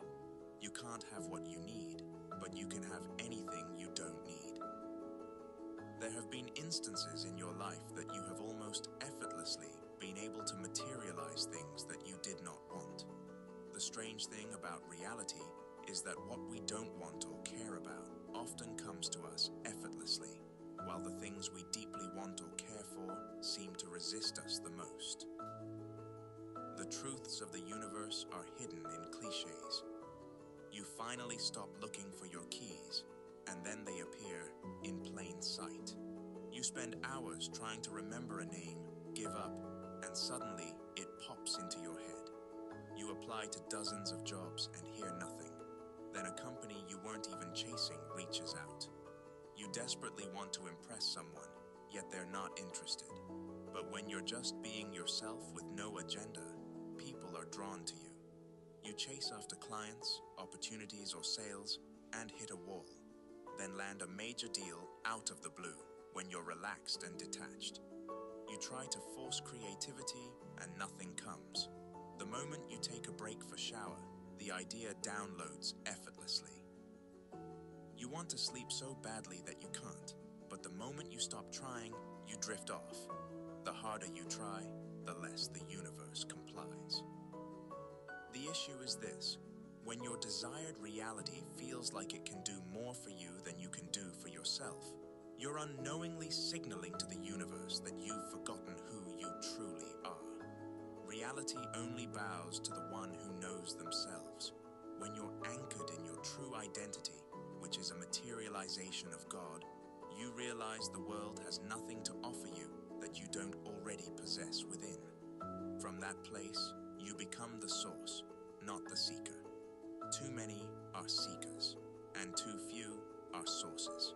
Before you desire anything in reality, first become a source of it. If you seek money, be a source of it by tipping, donating, or giving freely. If you seek love, be a source of it by showing affection to those already in your life.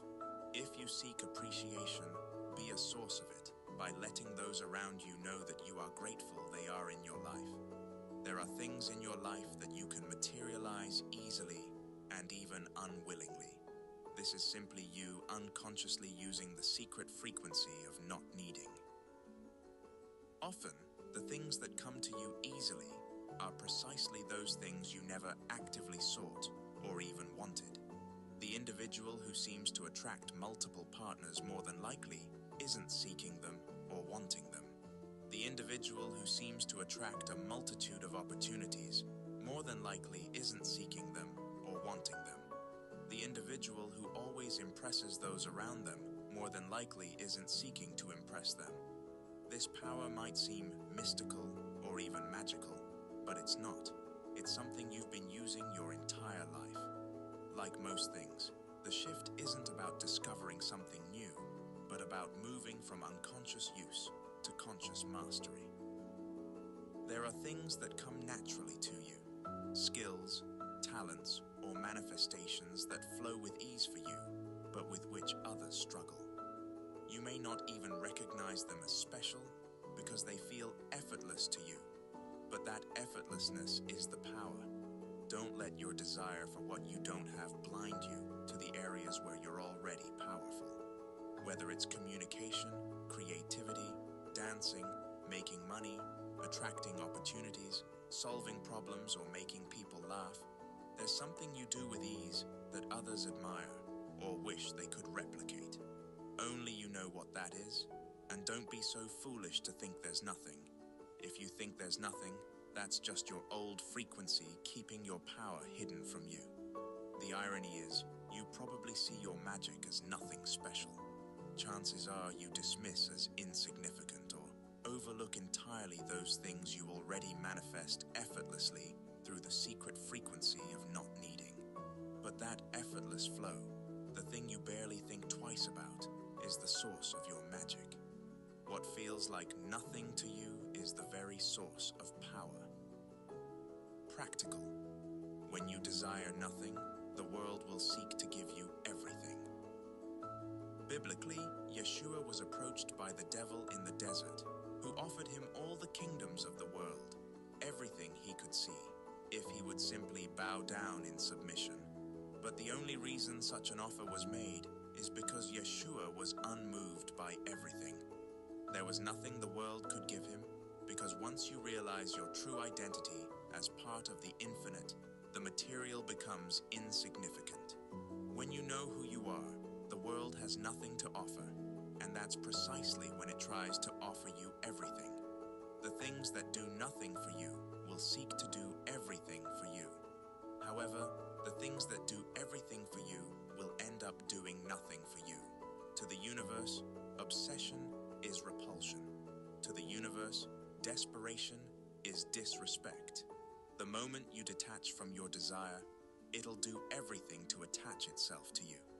Activating the secret frequency of not needing simply requires you to look at your desired reality in the same way you look at the things you don't want that you easily materialize. Look at your desired reality as unimportant. Look at your desired reality as insignificant. Look at your desired reality as if it is nothing. Through minimizing your perception towards your desired reality, you neutralize it. You normalize it in your subconscious mind, making it normal in your reality. You have given yourself so many things that you already effortlessly materialize that you are almost tired of them, unmoved by them. That same energy must be applied to your desired reality. Luckily, the more you use the technique prescribed for manifestation, the more you naturally set it into motion, since you are giving yourself what the world hopes to give you. Chapter 7, On Earth as It Is in Heaven. Principle. No heaven, no manifestation. You will not materialize your desired reality until you live in heaven. There are prerequisites to materializing your desired reality, and one of them is entering heaven, not in the religious sense of a particular location in the afterlife, but in the metaphysical sense. Most people make the mistake of attempting to materialize their desired reality without realizing that the frequency in which they live and exist is in direct opposition to what they want. It's safe to say that most of the world live in hell, and you can only ever be where you are. In the religious sense, hell and heaven are locations in the afterlife that one enters depending upon how they lived their life, in accordance to the will of their God. But these two locations exist on earth, specifically within your consciousness. Nor will they say, see here, or see there, for indeed, the kingdom of God is within you. Luke 17:21. Christ stated very plainly that the kingdom of God, which is synonymous with heaven, isn't outside of you or in the sky, but within you. This idea directly contradicts the notion of heaven being location in the afterlife, as religious institutions have been marketing to the masses for thousands of years. For more context, Christ was talking to his people and explaining how others will point you to a place and say that the kingdom of God is here or there, but you should not fall for it because the kingdom of God is within you. The idea of heaven being within you should lead to an internal restructuring and redefining of what heaven is. How can you go to a place that is within you? Why would I have to die to go to a place that is within me? How is it that when you die, you will go to heaven, but Christ says it is within you? To reaffirm Luke 17:21, in the Lost Gospel of Thomas, Christ explains the same concept. Jesus said, "If those who lead you say to you, 'See, the kingdom is in the sky,' then the birds of the sky are closer than you. If they say to you, 'It is in the sea,' then the fish already know it. Rather, the kingdom is inside of you, and it is outside of you."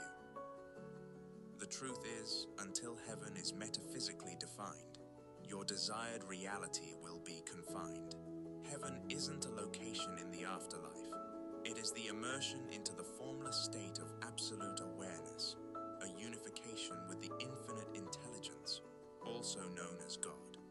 In this unification with God, the mind is unburdened by attachment, resistance, temporal limitation, desire, wants or needs, and it requires nothing, for it has everything. Heaven isn't a place but a realization, the direct knowing of self as the infinite, unfragmented whole. In this state, separation from God dissolves, suffering ceases, and experience aligns with effortless inner calm, peace, and bliss. The irony is, whether you realize this or not, you have touched heaven at some point in your life. That inner stillness, peace, calm, where you were in complete fulfillment and felt whole, desiring nothing because you felt connected to everything. Heaven is not a place you get to, but a place you realize is already here within you.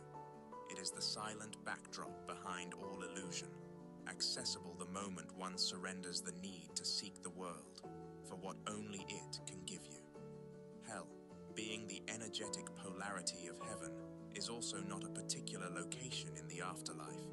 Like heaven, it is a state of consciousness, a frequency in which many do not realize they are already living.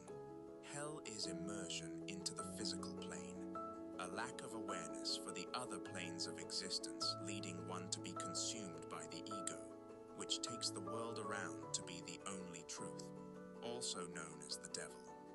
This unification with the devil, the ego, a consciousness burdened by attachment, resistance, temporal limitation, desire, wants and needs, requires everything due to a distortion in perception where one fails to realize one has everything.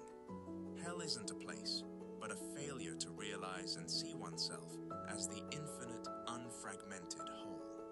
Hell is often described as a separation from God, but since God is omnipresent, that doesn't make sense.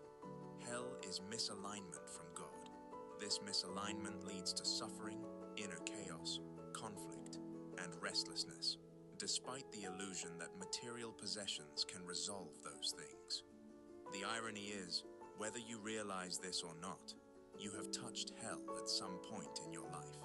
That inner chaos and conflict, where you felt a lack of fulfillment or completion, leading to a sense of being disconnected. Nobody can escape the truth that reality is nothing more than immaterialized frequency, and any frequency maintained will be materialized. Many desire heaven while maintaining a frequency which resonates with hell. Those who live in a hellish state can only experience hell, and those who live in a heavenly state can only experience heaven. The path to heaven can only be walked by those in heaven. Reality will never precede consciousness. Effect will never precede cause. You can only have what you already have, and if the frequency you're emanating to the universe is hellish, it cannot possibly not bring you to heaven. Apple seeds will never produce mangoes, and mango seeds will never produce apples. This is a simple truth in the world of nature, and it reflects how the universe works. In the modern day, hell is equivalent to living in survival mode.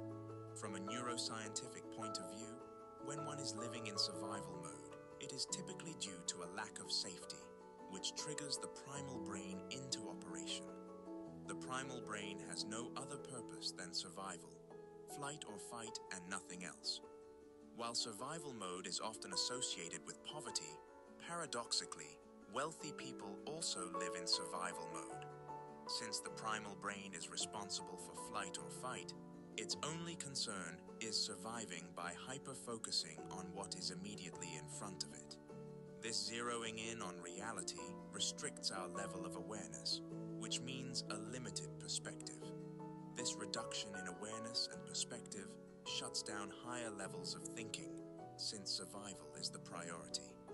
A lower level of awareness will always lead to reality being distorted to reflect the lower aspects of one's nature, which will always correlate with negativity. Hell is directly opposed to the materialization of your desired reality metaphysically. In neuroscientific terms, it is specifically opposed to your brainwaves. The alteration of reality requires an alteration of one's frequency or one's state of consciousness, which requires an alteration of one's subconscious mind. The subconscious mind becomes more accessible in certain brainwave states, allowing for deeper influence and transformation. By leveraging the optimal brainwave frequencies, you can achieve more with less effort as your mind becomes more receptive to change. To revert to the point initially made at the start of this chapter, until you can enter heaven, you will not be able to enter your desired reality.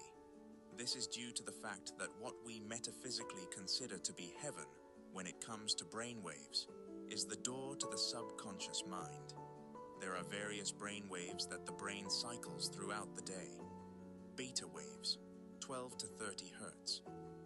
Alpha waves, 8 to 12 hertz. Theta waves, 4 to 8 hertz. Delta waves, 0.5 to 4 hertz. Beta waves are associated with being awake, alert, and active. It is the standard mode of operation in your day-to-day life. Alpha waves are associated with a meditative, relaxed state. It is the state before drowsiness. Theta waves are associated with deep meditation, a trance-like state which is typically used in hypnosis and is equivalent to a drowsy state. Delta waves are associated with deep sleep. The slower the brain waves, the closer they are to the subconscious mind. Beta waves are produced during conscious operation, and so long as the conscious mind is present, the subconscious mind won't be. Think about these brainwave states like trains. The slower the brainwave state, the easier it is to catch a ride to the subconscious mind. The slow trains are your only entry into the subconscious mind. Most people make the mistake of attempting to give the subconscious mind their desired reality to materialize while operating in a brainwave state that prioritizes the conscious mind. To put it another way, they are trying to catch the fast trains, which only lead to the conscious mind and not the subconscious mind. The brain waves we produce are interconnected with either heaven or hell. Those who live in a survival state of consciousness rarely relax. Their alertness means they mainly produce beta waves, which are the fastest waves that call upon the operation of the conscious mind, and not the subconscious mind. Therefore, all attempts to alter their frequency, or state of consciousness or subconscious mind, are made in vain. They're trying to catch a train that doesn't lead to the subconscious mind. Those who live in a survival state of consciousness live in hell, and those who live in hell produce beta waves, which means they never access their subconscious mind.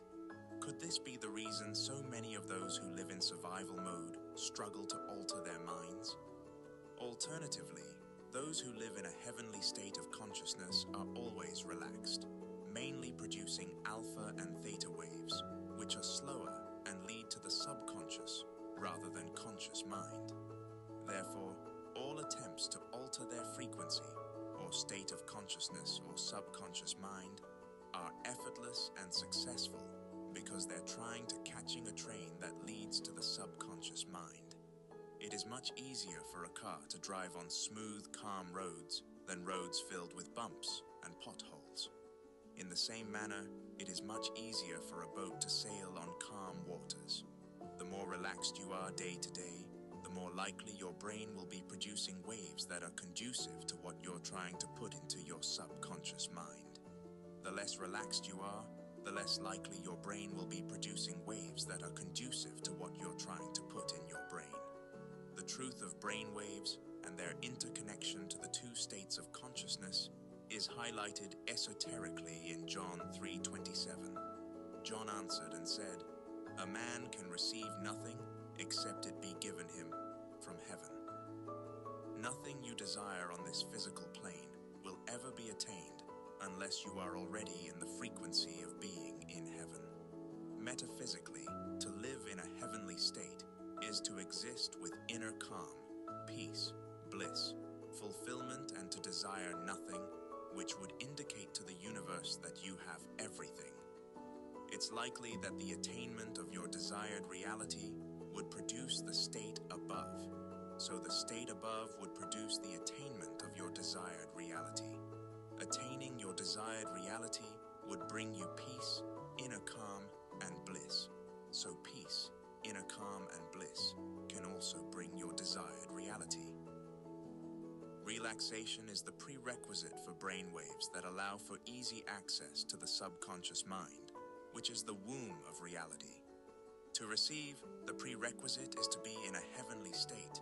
Conversely, those in hell never receive.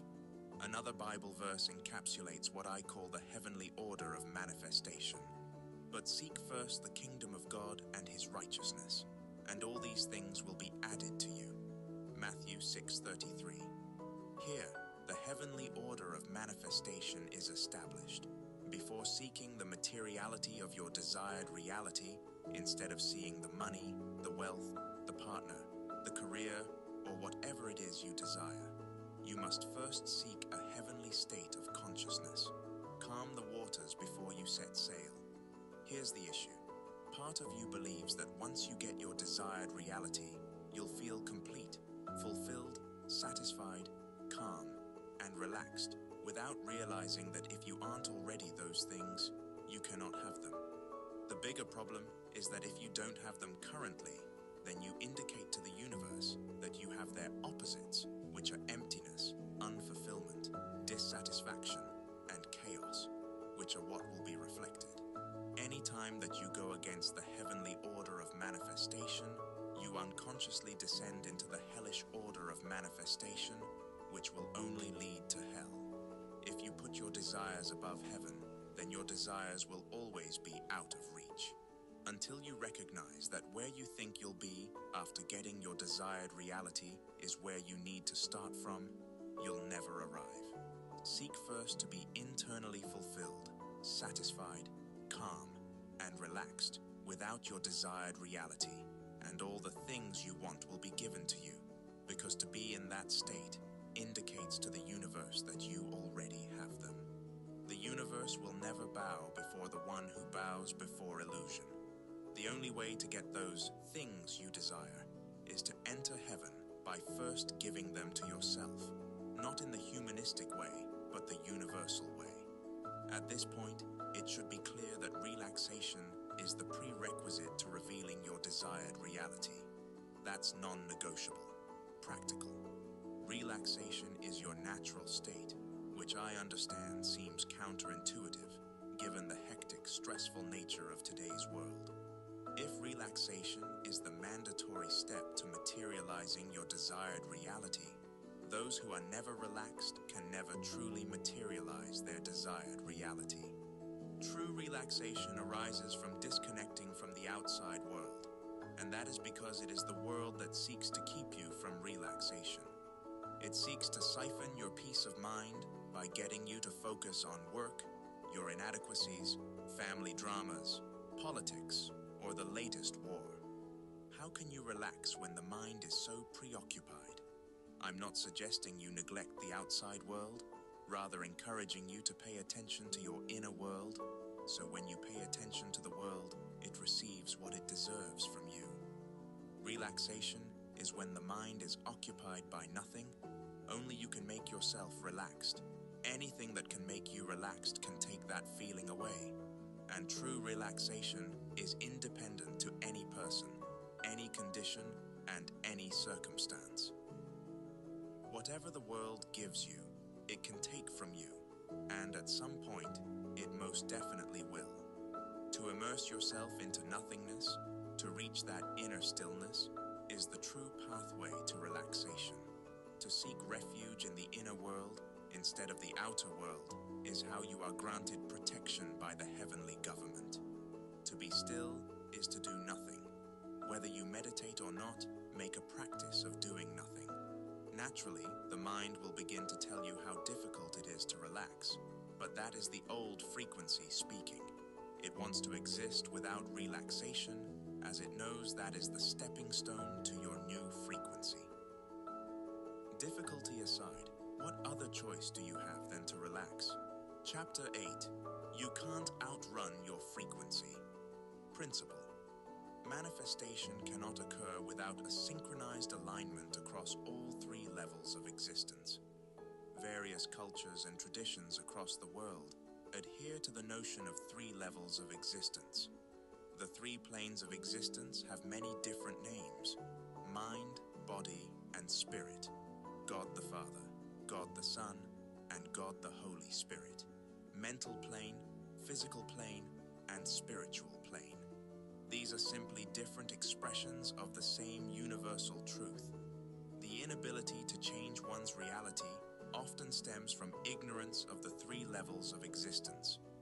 Most people go through life operating from only one plane while completely neglecting the other two. But relying on just one aspect of your being is guaranteed to lead to stagnation and a death sentence for your desired reality. True transformation requires full spectrum alignment, mental, physical, and spiritual planes working as one. Manifestation is impossible without a synchronized alignment across all three levels of existence. This is the multi-dimensional structure of reality. The plane of existence that most solely use is the physical. This is what you call reality. It's everything you've ever known, everything you can see, touch, taste, smell, and hear. It is the realm of your physical vessel, which is the materialization or the image of God. Despite the physical plane appearing to be real, it is an illusion. This doesn't mean it's fake. It just means there's more to it than meets the eye. Scientifically speaking, humans can only perceive a tiny fraction of the electromagnetic spectrum, the range known as visible light. This visible light makes up approximately 0.0035% of the full electromagnetic spectrum, meaning 99.995% of the spectrum is invisible to the human eye. There is a vast and active part of the universe that we simply can't perceive with our senses. Reality is like putting on a VR headset and forgetting that you are wearing one. When you put on a VR headset, you become fully immersed in a simulated world. You can look around, interact, and even feel emotions based on what you see, even though none of it is physically real.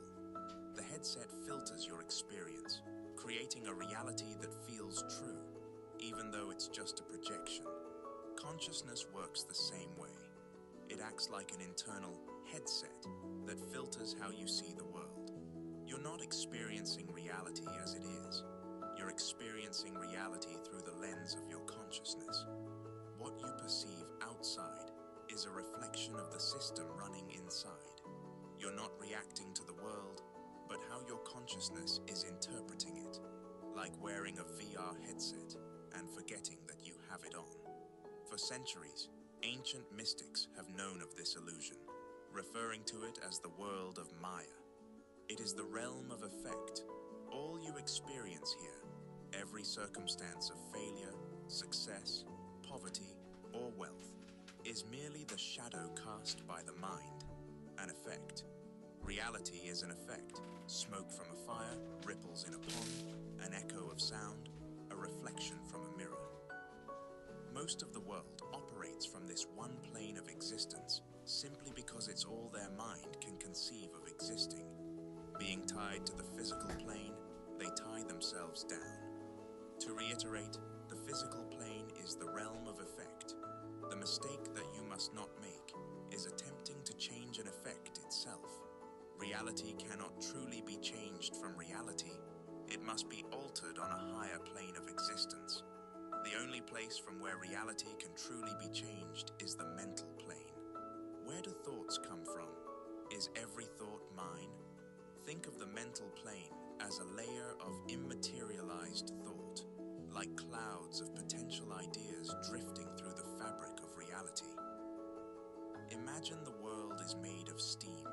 You can't touch it, but when its vibration is altered, it forms matter, which in this example would be ice. The physical plane is nothing more than the mental plane materialized.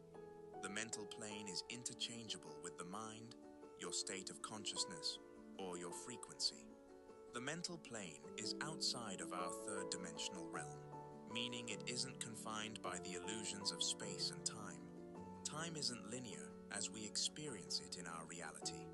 This reveals a truth you may not have heard. You don't create reality. How could you? Everything already exists, and it exists here.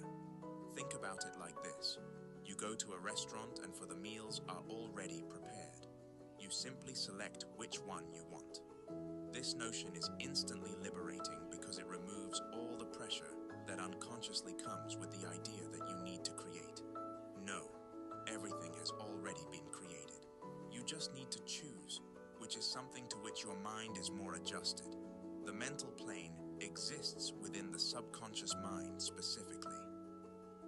Being the realm of cause, it is the fire that produces smoke, the stone that creates ripples, the voice that generates an echo, the light that casts a shadow, and the object that reflects in the mirror.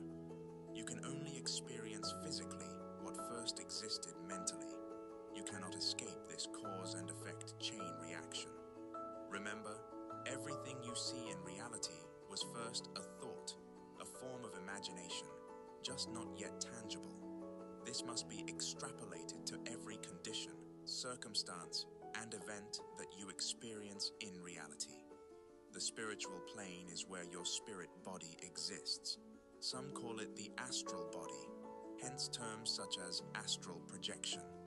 Delving too deeply into the spiritual plane is beyond the scope of this book, so I will keep it directly relevant to reality creation. Your spirit is the aspect of you that is infinite. This means it is beyond the illusions of the third dimensional realm. It is the droplet from the ocean of God. And the thing about a droplet is that it contains the same qualities and properties as the entire ocean.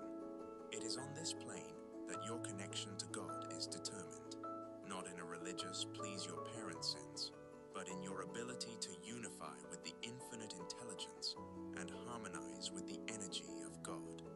The spiritual plane is like the oven that bakes your mental creation into the physical plane. The stronger your connection to God, the quicker you'll be able to materialize conditions into reality, and the greater you'll be able to materialize into reality. To reiterate, this isn't in a religious sense. It's about what your state of being is indicating to the universe.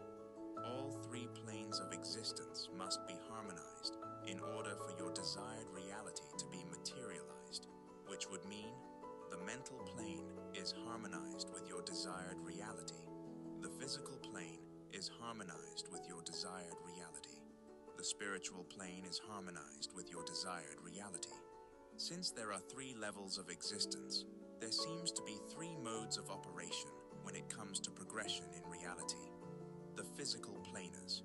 These are the people that work as long and hard as possible, grinding away day and night. The mental planers.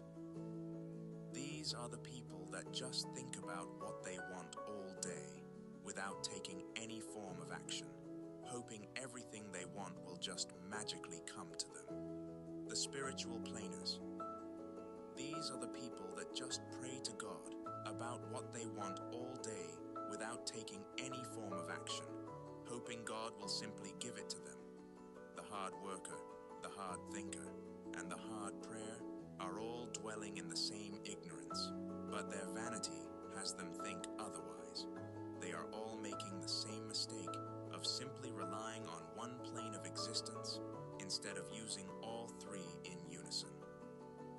Let's examine the multi-dimensional mistakes they are all making. The physical planners. They are unaware that reality is an effect, which they are attempting to also change with an effect. They rely solely on physical action, neglecting the higher planes of existence, and never realizing that action is the lowest level of consciousness, so their results are low level. This is where most of the world reside, without ever realizing that you cannot change an effect itself. You must change the cause. You cannot outrun your frequency. You cannot out-hustle your frequency. You cannot work your way out of your frequency. The mental planers. They are unaware that action is the external manifestation of the internal energy reflecting your mental creation, which solidifies it and turns it into matter. They are unaware that action is needed to bring a frequency or consciousness into reality. By seeking to escape hard work, which isn't a necessity unless you deem it so, they escape work altogether.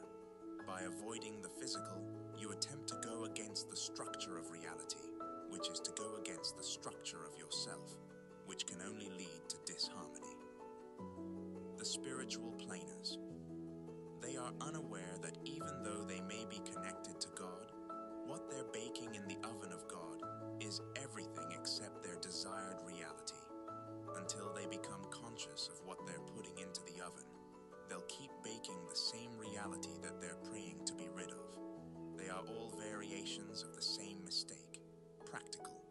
You must adhere to a specific order to create your desired reality in alignment with the structure of the universe. The order of alignment goes as follows. First, mental plane. Second, spiritual plane. Third, physical plane. The mental and spiritual plane are interchangeable, but the physical is non-negotiable. It must always come last. It is the lowest level of existence. Lowest not meaning lesser value, just that it is not a causal realm. 1. The mental plane. Whatever your desired reality, hold it in mind as if it already exists. Since the mental plane is the realm of cause, if your desire is to be materialized in reality, then you must be operating as if it is already so. Shift from desiring to already having. The only way to arrive at the end is to begin at the end. The mirror will never smile before you do. 2. The spiritual plane. Until you recognize the power within, you will have no power without. By recognizing and internalizing that you are a materialization of God, and that God dwells within you, you activate the power of the infinite within you. There is no greater power in the universe than God, but if you fail to recognize God within you, then you will be powerless before any condition, circumstance, event, or person that poses as adversity. Once you grasp the infinite nature of your true identity, you realize how arrogant it is to think that God could ever fail. To doubt yourself is to doubt God, which is true blasphemy. The only way to strengthen yourself on the spiritual plane and to connect to God is to spend more time within than you do without. The vehicle of choice doesn't matter because the destination is the same. The more time you spend within, the more power you grow within. The more you cultivate internal power, the less power the external will have over you. 3. The physical plane. Only after arranging yourself correctly on the higher planes of existence can you begin to dominate the lower plane of existence, reality. Action is unavoidable, but to avoid wasted action, the physical plane must come last. The higher planes of existence metaphysically position you in the correct direction to begin walking towards your desired reality through action. After vibrationally aligning yourself to your desired reality, you will begin to receive the blueprints on how to physically get there. Chapter 9. Redefining Manifestation. Principle. If you desire to change your reality, then you have lost the race before it's even begun. Manifestation isn't what you think it is. It's likely that you entered this realm of knowledge seeking to change your reality, but the paradox is that true manifestation has nothing to do with changing reality. The desire to change reality is actually what keeps so many from ever changing their reality. True manifestation is solely focused on you and neglecting reality. Nothing will ever change until you do you first, and that is a non-negotiable, universal truth. Indeed, Allah will not change the condition of a people until they change what is in themselves. Quran 13:11-95. The moment you change, the frequency or state of consciousness that the universe picks up from you begins to change, and as a result, what is reflected changes. Think about it in terms of supply and demand. Every supply is only a product of demand, meaning that the reality you are being supplied with is what you are subconsciously demanding through your frequency or state of consciousness, whether you like it or not. If you want to be supplied with something different, then you must demand something different. And the unfortunate thing is that we are unaware of what and how we demand. What you want is not what you demand. What you demand is who you are. The only thing that the universe will ever recognize as demand is your current frequency or state of consciousness. You will never change the supply until you change the demand. To reiterate initial idea presented at the start of this chapter, nothing in your reality will ever change until you change your frequency or state of consciousness. Your frequency or state of consciousness totals 7 keys. A typical mistake that many make when attempting to alter their reality is to simply alter 1 or 2 keys while neglecting the others. Eventually, the neglected keys unconsciously contradict their change, ultimately contradicting their reality to change. In the same way that all successful manifestation requires alignment across all 3 planes of existence, a successful change in frequency requires alignment across all 7 keys. The 7 keys to frequency are beliefs, conviction, perception, emotionally charged thoughts, focus, reactions, expectations. Your current reality is nothing more than the reflection of what you've been demanding, or in other words, your current beliefs, conviction, attitude, emotionally charged thoughts, focus, reaction, and expectation. You have the beliefs equivalent of your current reality, and until you change them, you will remain there. You have the conviction equivalent of your current reality, and until you change it, you will remain there. You have the perception equivalent of your current reality, and until you change it, you will remain there. You have the emotionally charged thoughts equivalent of your current reality, and until you change them, you will remain there. You have the focus equivalent of your current reality, and until you change it, you will remain there. You have the reactions equivalent of your current reality, and until you change them, you will remain there. You have the expectations equivalent of your current reality, and until you change them, you will remain there. When the 7 keys are altered, your frequency is altered. Only then will reality be altered. This can work for you or against you. When the 7 keys are aligned, reality is aligned. When the 7 keys are misaligned, reality is misaligned. Whether in alignment or not, the universe will always seek to materialize the frequency emitted into reality.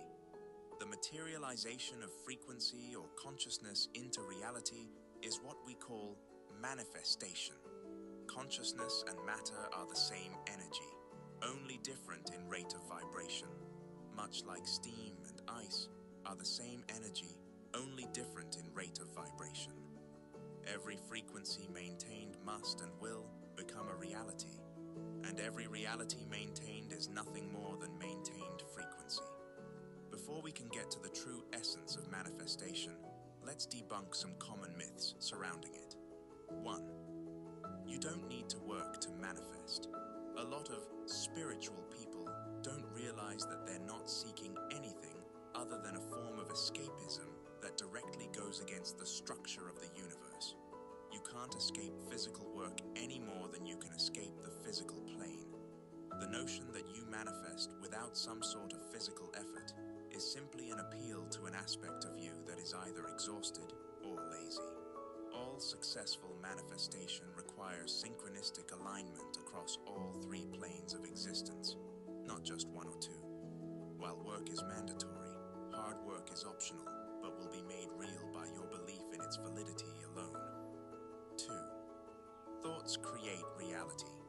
Not all thoughts are equal in their effect over reality. The only thoughts that have the potential to materialize a reality are those which are emotionally charged. The true language of the subconscious mind is emotion, which also means emotion is the language of God. Emotion being the language of God means that this is primarily what the universe recognizes, and emotion is simply energy in motion, which alters the vibration of a thought, making it more powerful and its manifestation more likely. If there is no emotion behind it, it won't manifest. If there is, it always will. Emotion is a huge contributor to your frequency, and as a result, your reality. Emotion doesn't necessarily mean a sense of euphoria or excitement, but it is always relative to you as a person. There isn't a one-size-fits-all. To simplify your understanding, you can think about manifestation like this. The universe is a sort of warehouse that only delivers the reality that you order. To reiterate, you can only receive what you are asking for. Remember, supply and demand. The issue is, we spend most of our lives consciously asking for one thing, but subconsciously and with our energy, asking for another.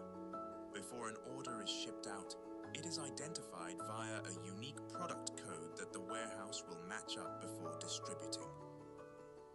Think about your frequency like that unique product code that will always match its identical reality before being shipped out. To reiterate, before anything can exist physically, it must first exist vibrationally, which is the combination of mentally and emotionally. Those who know the true process of manifestation possess the ability to manifest instantly, and that is not an exaggeration. Before you learn the true process of manifestation, I would like to make something clear. The knowledge you have is activated by the security you have in the knowledge. There are individuals with wrong knowledge, but through their security and conviction in it, make it right. There are also individuals with right knowledge, but through their insecurity and self-doubt in it, make it wrong.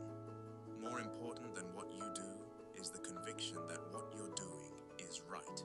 To act on knowledge while in a state of insecurity and self-doubt will render the potential of the knowledge useless. Decide decide that you have everything you need and that you know more than enough to maximize the potential of that knowledge. The true process of manifestation. Manifestation is internally shifting to a degree to which you are no longer emotionally dependent on seeing reality change, when you are good with it and good without it. Diving deeper into this definition can alter everything. There are two layers to this definition. First, manifestation is focused on shifting internally, not externally. Two, when you are no longer emotionally dependent on what's going on outside of you, whether positive or negative, when you are good with it and good without it. Part 1. The common perception of manifestation is that it's about changing your reality. However, that idea will set you up to continuously fail to manifest or change your reality. So long as you desire to change your reality, you will be stuck playing the game of reality backwards.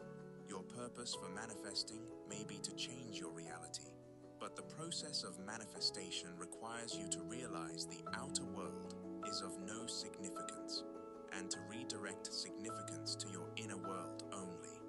To be concerned with the outer world is to be concerned with the effect instead of the cause, a trap that many fall into that puts them in a perpetual cycle of never altering the effect.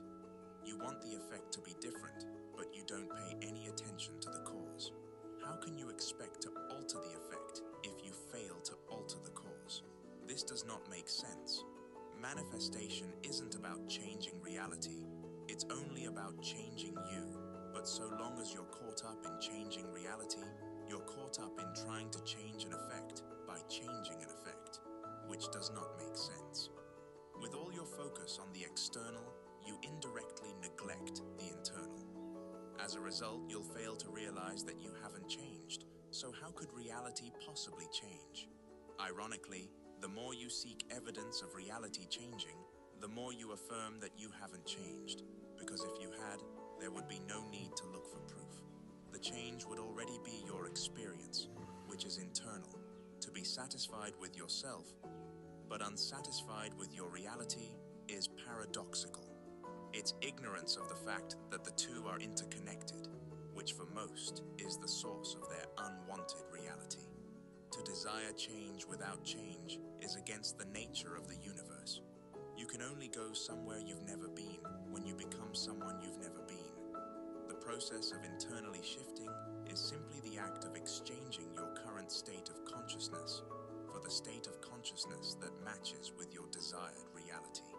Completely different beliefs, a different level of conviction, a different perception, different emotionally charged thoughts, different focus, different reactions, and different expectations. Part 2. If you manifested your desired reality right now, how would you feel?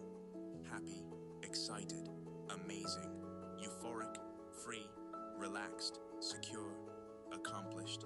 If so, that's the exact reason your desired reality will never manifest.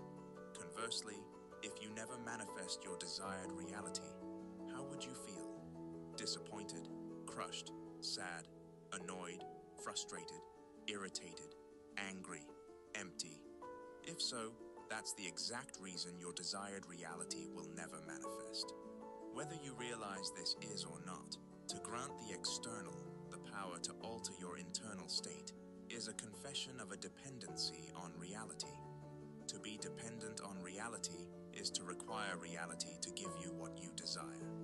Those who are internally dependent on reality will forever be the slave of condition, circumstance, and the events of reality. To be independent of reality requires you to give yourself what you desire. Those who are internally independent of reality will never be the slave of condition, circumstance, or events of reality. The quickest way to determine if you're internally dependent on reality is to ask yourself whether you're postponing the feelings of your desired reality until it manifests. If that's the case, it means you're waiting for reality to change before allowing yourself to feel those feelings. But in doing so, you reinforce that your reality hasn't changed, so it it doesn't. Ironically, the feelings you envisage as your desired destination are actually the starting point. They generate the frequency that signals to the universe that your desired reality is already yours. By feeling those emotions now rather than later, you shift your state of consciousness to the present, setting in motion the external changes that reflect your new reality.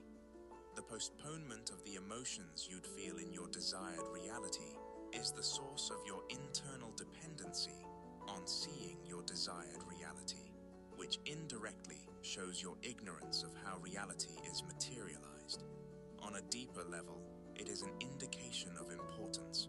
Importance to the universe is interpreted as energetic space. The bigger the importance of your desired reality, the bigger the space between you and it. Conversely, the smaller the importance of your desired reality, the smaller the space between you and it. The more you are internally dependent on seeing reality change, the more importance you indicate to the universe, which means the more space there is between you and your desired reality. If you need your desired reality to materialize before you allow yourself to feel the way you would in that reality, you'll never generate the frequency required to bring it into existence. The world will never prove anything to you that you have not first proven to yourself. Internal independence of reality is the essence of what it means to be good with or without it, which is the prerequisite to altering your reality. Unfortunately, too often you are good with it, but not good without it. At first, this notion can seem frustrating. How can I be good without it when I need it? The truth is, this notion is liberating. The moment you are no longer dependent on reality, you are freed from it, which also frees up your desired reality to come to you effortlessly. Your desired reality is merely an aspect of you that already exists within, but it remains imprisoned by your internal dependency on what you believe it will give you. When reality can offer you nothing, it will offer you everything. Manifestation has nothing to do with doing, but everything to do with being. It isn't something you need to do, it's something you already do. Manifestation is like breathing, an effortless, unconscious process. Understanding this is the foundation of all manifestation. Only then will it be experienced as such. Think about the moments you were searching for a particular car online, and then suddenly you started seeing them everywhere in your reality. Think about the moments you were searching for some shoes online, and then suddenly you started seeing them everywhere in your reality. Think about the moments you were thinking about someone, and then suddenly they called or texted you. Manifestation is something you've always done effortlessly. You've never had a problem with it. Truthfully, learning about it is simply discovering what you've been doing forever. Mistakenly, many desire to manifest while negating that they already manifest. Then when they fail to manifest, they conclude they have a problem. Ironically, through their belief in a problem, they manifest one. So rid yourself of your old frequency's trickery, attempting to convince you that you have a problem manifesting. Ironically, there are no truths in reality other than what the subconscious mind accepts as true. So if you believe you will have difficulty manifesting, then you shall. Practical. Many argue about the best technique for manifesting. Is it subliminals? Is it affirmations? Is it visualization? Is it vision boards? Is it writing your goals down as if they are accomplished? None of these are the best way to materialize your desired reality. The best manifestation technique is you. Transcend the infancy of technique or law superiority. The only truth is you. The only law is the law of you. There is no secret method or technique. One method works for some, others work for others. Techniques themselves are useless. It is the conviction that you pour into the technique that activates it to work, and nothing else. The technique itself does not create reality. It merely positions you to create your reality by being in the internal state equivalent to your desired reality, so it can effortlessly unfold. The The only purpose of these techniques is to internally shift you into the state of consciousness of your desired reality to such a degree you are no longer emotionally dependent on seeing reality change. Your unwavering conviction that it will work is the only thing that makes it work. That is what activates the technique. So, to reiterate a point made earlier, more important than what you do is the conviction you have in what you're doing. Scientists discovered the placebo effect during the 18th century, which proves that conviction alone creates change. If you take a sugar pill, truly believing it's medicine, your body responds as if it is because it's not the pill that holds the power, but your conviction in it. As humans, we are microcosms of the universe. The ancients stated, as above, so below. As below, so above, conveying that we are miniature, walking reflections of the universe. This means that the universe itself being so below, as above, has its own placebo effect. So it's not about affirmations, visualization, vision boards, or writing your goals down as if they're already done. It's about you. That's what it's always been about. Techniques are like vehicles. It doesn't matter what car you ride in. All that matters is the fuel that's in the vehicle, because that will be what drives you to your destination. In order for a technique to work, using it must generate an intense degree of emotion. To do that, the technique must be vivid. Bear this in mind when choosing your preferred technique. The technique I exclusively teach clients. This technique can be used for a number of purposes. To alter an upcoming event such as a job interview, a date, a meeting, or simply an uncomfortable conversation. I have seen all the above unfold as desired, including court hearings that were definite jail time. It can also be used to internally shift you to resonate with the frequency or state of consciousness of your desired reality. It can also be used to rewrite a traumatic, painful, or upsetting past event that still may have a grasp on you to this day. This method capitalizes on the fact that the mind cannot distinguish between fact and imagination or consciousness. When imagination becomes real to the mind, it alters your frequency or state of consciousness to reflect that, causing reality to reorganize itself in alignment with your internal shift. This technique has the sole purpose of convincing your mind that what you are experiencing within is real, and it will only accept it as real if what you are experiencing within generates an intense degree of emotion and is vivid. An intense degree of emotion may mean euphoria. It may mean tears of joy. It may mean extreme gratitude. It may mean uncontainable excitement. It may mean deep peace. It may mean complete serenity. It is entirely dependent on how you would be upon attaining your desired reality. It is not one size fits all. I am rarely excited but often extremely calm, so that is the emotion that resonates my truth. Vivid implies clarity, which means knowing exactly what you want with pinpoint precision, so there is no room for confusion.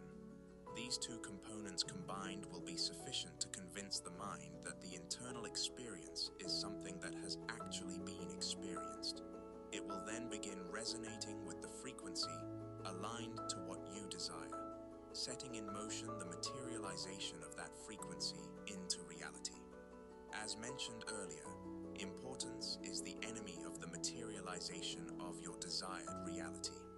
The beauty of internally, intensely, and vividly experiencing your desired reality within through this technique is that the more you do it, the more your mind accepts that this has already happened, which decreases the external desire and importance placed upon it.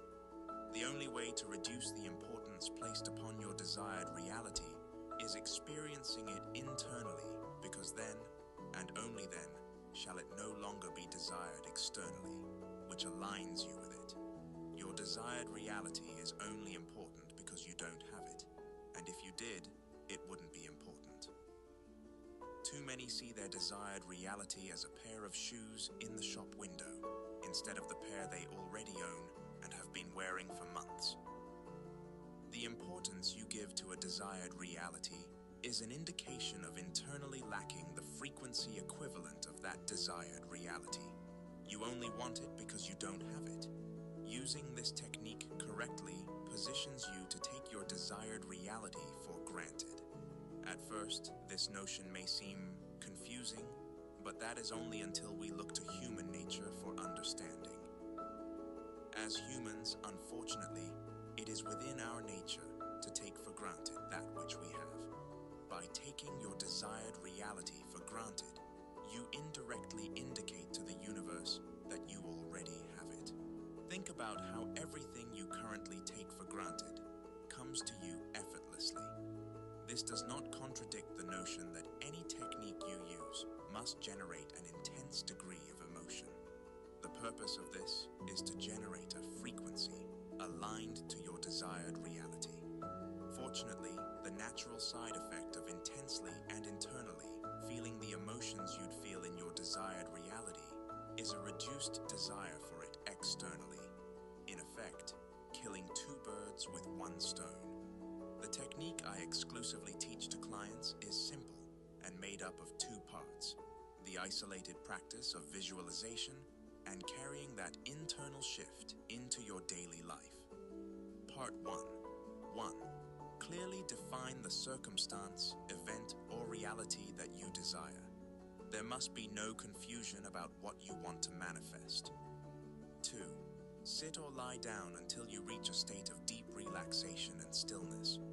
Whether this takes 5, 10, 20, or even 40 minutes doesn't matter. Being relaxed is mandatory. Clarification. You'll know you're relaxed enough when your body feels loose, heavy, or weightless, and your mind becomes quieter. If you still feel restless, take more time. 3. Imagine a scene that includes someone who cares for you, a friend, partner, or family member who recognizes your desire by commenting on it in a natural and personal way. Clarification. If you don't have someone who would naturally comment on your success, use a person you admire, a role model, or even a past version of yourself, reflecting on the achievement. If your desired reality isn't something others would comment on, e.g. internal growth, imagine a scene where they acknowledge your transformation through a change in your energy, demeanor, or actions. 4. Include physical touch in the scene. A high five, fist bump, hug, or anything that feels natural with them and intimate. 5. Keep the scene short, focusing only on their comments on your desired reality materializing, and replay it again and again on a continuous loop. Clarification. The scene is kept short to prevent overcomplication. If it's too long, your focus will scatter. Keep it concise and impactful. To make the loop feel natural, imagine it like a movie clip replaying, fading out then seamlessly restarting. 6. If imagined vividly, you will naturally begin to feel the emotions you'd experience upon your desired reality materializing. Feel these deeply. Clarification. If emotions don't come easily, focus on amplifying the details. Tone of voice, expressions, warmth of touch. Emotion is triggered by immersion into vividness, so sink deeper into the scene. 7. There is no set time for this practice. The moment you begin to feel strain, effort, or fatigue, stop immediately. Clarification. If you notice yourself forcing it, don't push through. Ease out of it naturally and return to it another time. Part 2. 1. Pick a single, simple sentence that you would naturally say to yourself upon your desire manifesting. It must be authentic, what you truly think or say. Clarification. If you struggle to come up with a natural sentence, imagine seeing your desired reality unfold right now in front of you. What's the first thought that runs through your mind? That's your sentence. 2. What is the feeling you'd experience naturally and exclusively upon your desired reality materializing? Clearly define it. 3. Repeat the sentence in your head continuously throughout the day, feeling what you would feel if it were already your reality. Clarification. You don't need to say it out loud, just think it, like an internal affirmation. If you struggle to feel the right emotion, slow down and focus. Instead of repeating the sentence mechanically, imagine the depth behind it. There's no need to force constant repetition. If you forget to do it at times, that doesn't ruin the process. Just return to it whenever you remember. This isn't about repeating the sentence mindlessly all day, but about anchoring yourself in the feeling whenever possible. If your mood fluctuates throughout the day, don't panic. Shifting states is natural. Simply return to the sentence and feeling without resistance. In both aspects of the technique, simplicity is mandatory.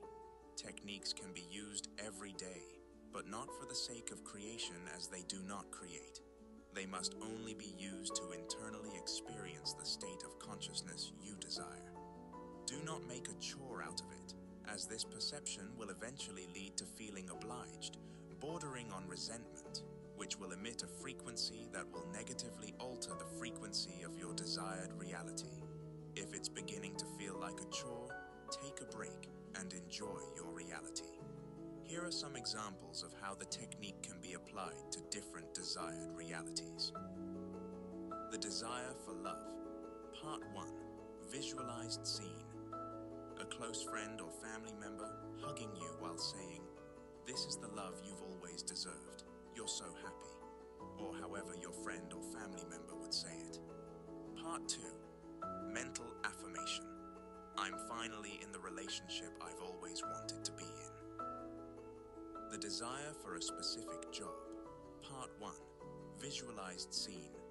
A close friend or family member hugging you while saying, "Congratulations, I knew you were going to get the job." Or however your friend or family member would say it. Part 2. Mental affirmation. I'm so grateful I got this job. The desire for a specific income. Part 1. Visualized scene. A close friend or family member hugging you while saying, "I can't believe you're making that much. That's insane." Or however your friend or family member would say it. Part 2. Mental affirmation. Now I have more money than I can spend. The desire for a specific physique. Part 1. Visualized scene. A close friend or family member hugging you while saying, "You look like you live in the gym these days. You gotta train me." Or however your friend or family member would say it. Part 2. Mental affirmation. I'm in the best shape of my life. The desire for business success. Part 1. Visualized scene. A close friend or family member hugging you while saying, "Congratulations. How does it feel to be making X amount of money?" Or however your friend or family member would say it. Part 2. Mental affirmation. Sales are coming in like crazy these days. These are just some examples. Adapt them to your specific desire. All manifestation is instant. When aiming to materialize your desired reality, it's natural to ask, how long will it take to manifest what I want? This question is a confession of ignorance to the true essence of manifestation. Remember, manifestation isn't a matter of altering reality. It's about altering oneself. Altering oneself can happen in an instant, which would mean that all manifestations are instant. The act of altering reality requires a transcendence of third-dimensional constraint, one of those constraints being time. You need to transcend time by immersing yourself within the state of consciousness of your desired reality. By doing so, you experience the truest essence of your desired reality. Those who think manifestation is about altering reality will always wait for reality to be altered, which indirectly indicates to the universe they are lacking what they desire. Imagine your desired reality as a jacket. From the moment you step into its frequency or state of consciousness, you put on the jacket, and you remain in that state until you unconsciously choose to take it off, which is when you shift out of that frequency or state of consciousness. Once you have truly entered the state of consciousness or frequency of your desired reality, you will not need to see reality change. So, how long or when will not even be relevant. If it is, that is an indication that you must internally, intensely, and vividly experience your desired reality more. There are no big or small manifestations. Nothing in the universe is bigger than God, but paradoxically, whatever God deems bigger will be. Big or small are concepts that do not exist to the infinite. It is us defining that leads to confining. Your perception of a reality will always lead to the projection of a reality. If you view your desired reality as big, then it will be too big for you to materialize, not because it is big, but because you have made it so. Often, the difficulty of materializing our desired reality does not lay in the reality, but in our unawareness of how we make it difficult.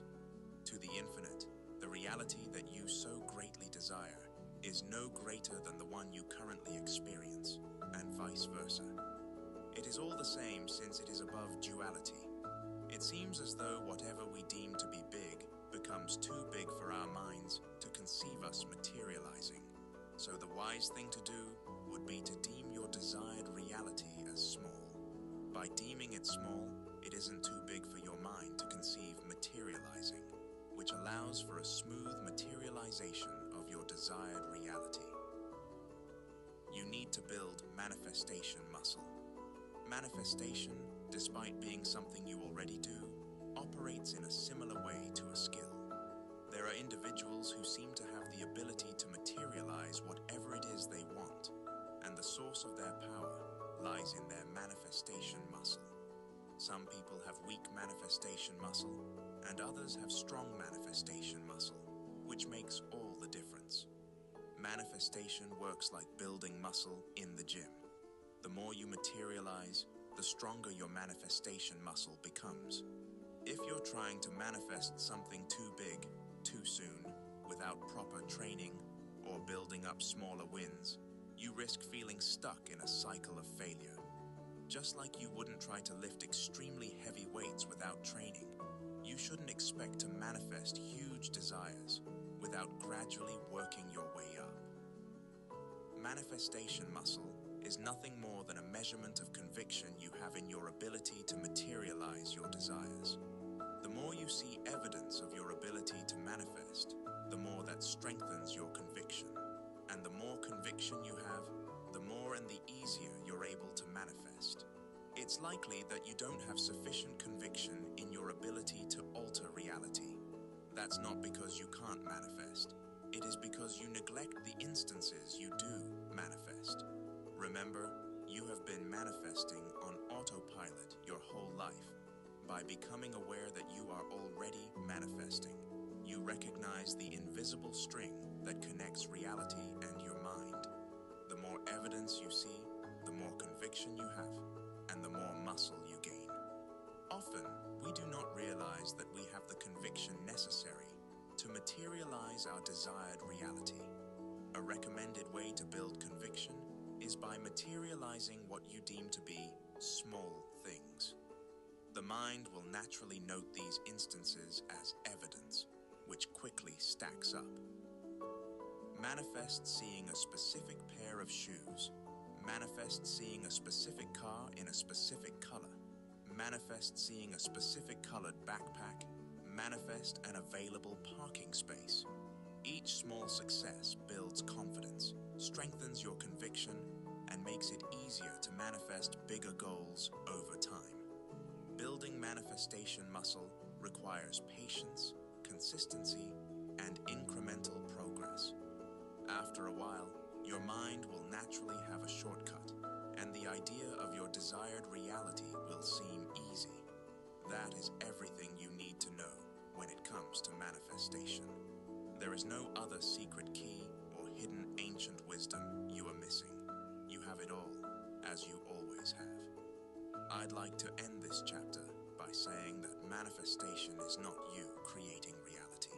There is nothing for you to create, since all realities and frequencies already exist within the infinite within. Manifestation isn't creation, it is revelation. You are revealing what already exists within. Chapter 10, The Desire of Your Desires. Principle. Just let go. Just detach. These are not new concepts, yet they seem so difficult to do. How can I detach from wanting more money when I need to pay my bills? How can I detach from wanting a romantic partner when I need love? How can I detach from my career when I need to progress? Detachment and letting go are necessary if you are to alter your reality, but they cannot be unlocked unless you understand exactly what this means. You will never be able to let go or detach unless you know what you truly want. You don't want what you think you want. Until you realize what you truly want, you will not be in a reality where you experience what you want. It's likely that you are reading this book because you want to materialize a reality of success, prosperity, health, love, abundance, and good fortune. This is your first mistake. So long as your motive is to change your reality, you're playing the game backwards. It's not about reality, and it never has been. Paradoxically, again, none of this is truly about changing reality. It's about changing you. When your focus is locked on fixing or controlling reality, you end up neglecting yourself. And in neglecting yourself, you unknowingly continue to create the very reality you're trying to escape. Everybody wants to change their reality one way or another, whether they want a romantic partner, better looks, material abundance, a specific career, more money, a specific house, a specific car, a specific holiday, better health, a life of freedom.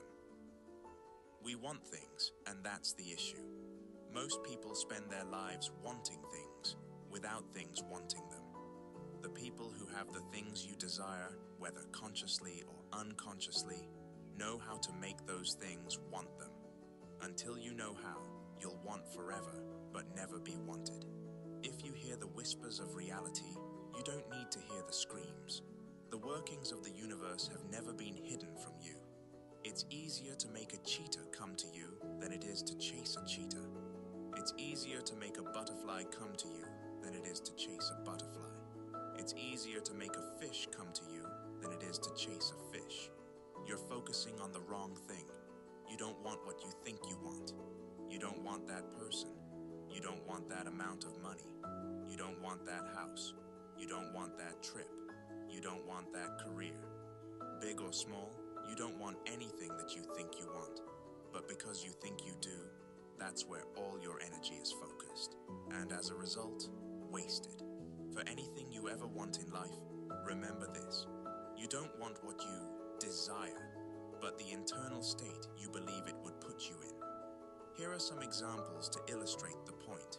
You don't want a toothpick for the sake of wanting a toothpick. You want to be in comfort.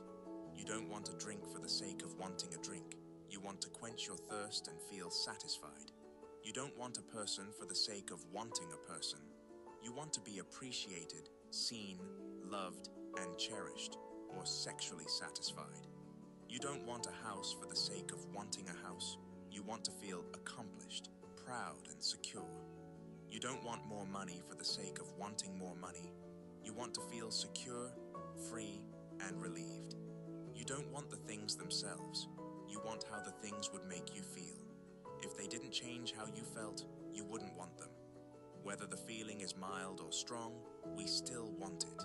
If you dig deep enough, at the root of everything you'll ever want, you will find a frequency that you believe is missing. All we want in life is frequency. We were once interconnected and part of the infinite, but through materializing ourselves on this physical plane, we separated to a degree. And so every desire we have is nothing more than a feeble attempt to become whole again. You don't want anything in this world, even though you've become convinced that you do.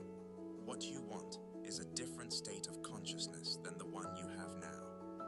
How can you expect to detach from the world when what you think you want is the world? It's a trap. This is why the notion of letting go or detaching makes sense intellectually, but not practically. Until your concept of what you desire changes, nothing will change. You will never want something in reality without reason. Reason is meaning, and meaning is always emotional, which poses a question. How do you think you'd feel upon materializing what you want? If you can answer that question, you can have what you want. And this leads us to the paradox of reality. The universe interprets you wanting something as an indication that you don't have it. How can you want something that you already have? You only want that house because you don't have it. You only want that career because you don't have it. You only want that person because you don't have them. You only want more money because you don't have enough. This is how the universe thinks. In this universe, there are two chairs, wanting and having. You can't sit in two chairs at once. You're either in one or the other. Anytime that you want something, the universe registers that you don't have it, and that is what's reflected, leading to a continual cycle of you wanting but never receiving. To want is to decline what you could have. Wanting something will repel you from ever having it. Having must be understood through the lens of the universe rather than the human definition. Having to humans and to the universe are two completely different things. For humans, having refers to physically possessing. On a universal level, having refers to vibrationally possessing. We humans want our desires because we physically don't have them. And if we did, then we wouldn't want them anymore because we'd already have them. To the universe, the physical plane is an illusion. It's insignificant as it isn't grounded in universal truth. The universe, knowing that reality is merely an illusion, doesn't revere it as we do.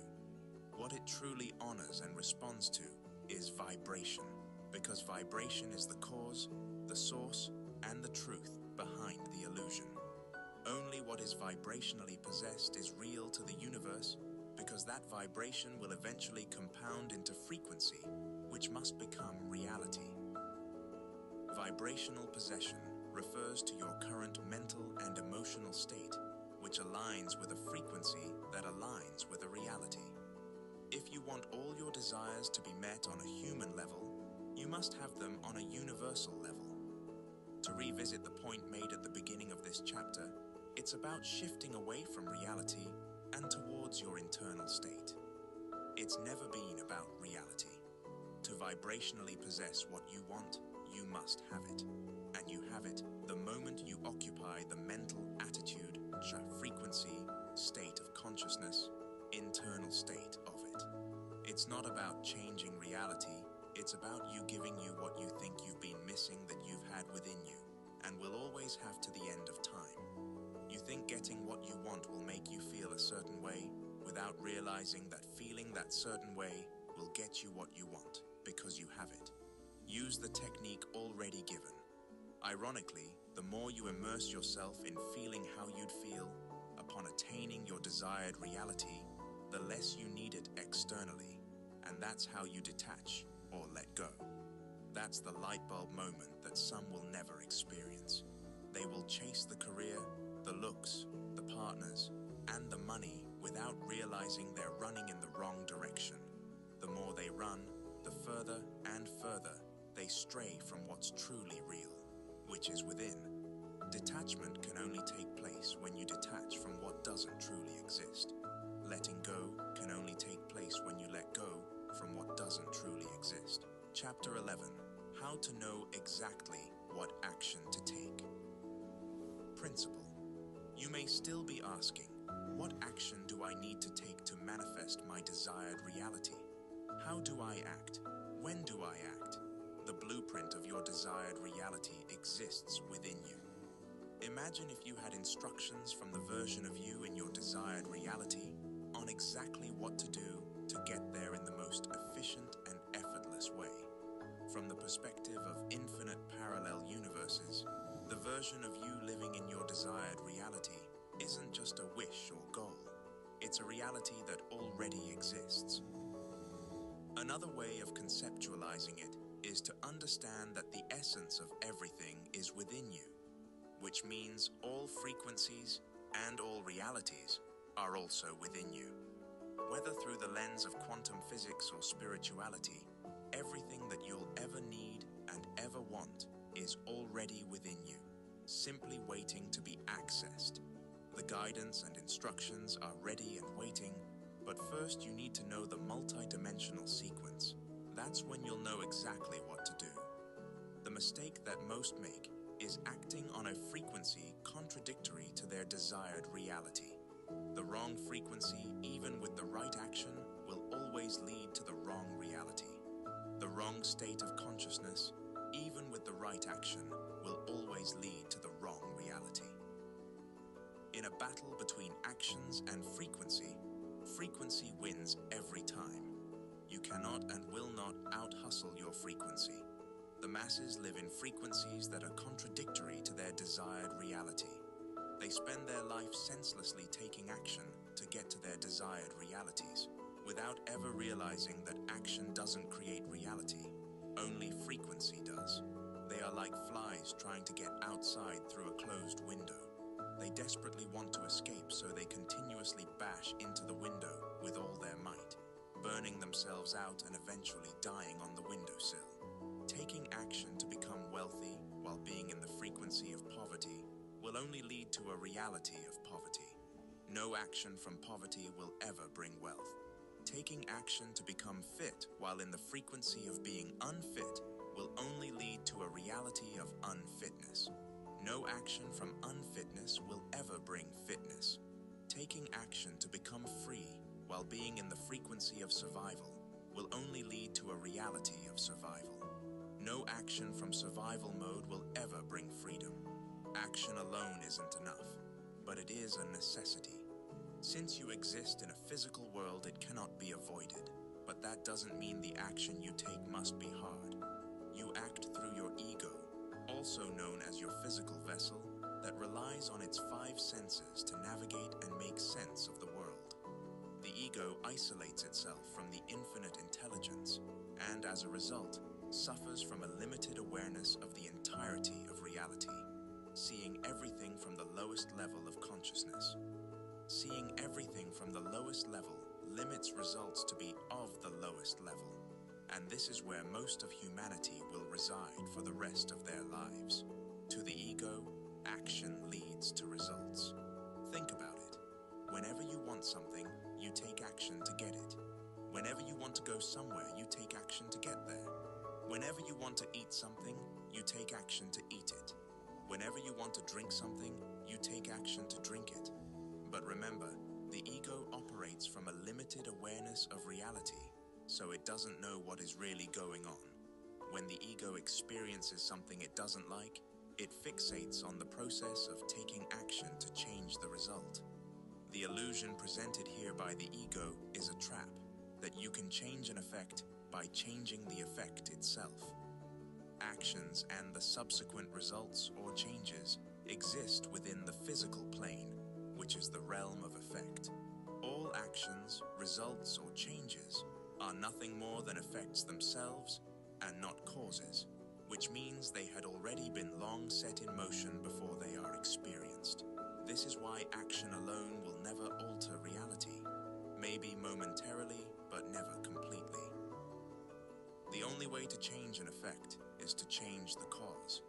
The multi-dimensional sequence from which action originates is as follows: consciousness/frequency, intuition, mental nudges, action, reality. Until you understand this, like the masses, you will continue to act senselessly, and it will never be enough. Let's begin with the end product, which is reality. To get there, we take action. Think of action as the midwife of energy, solidifying the immaterial to the material.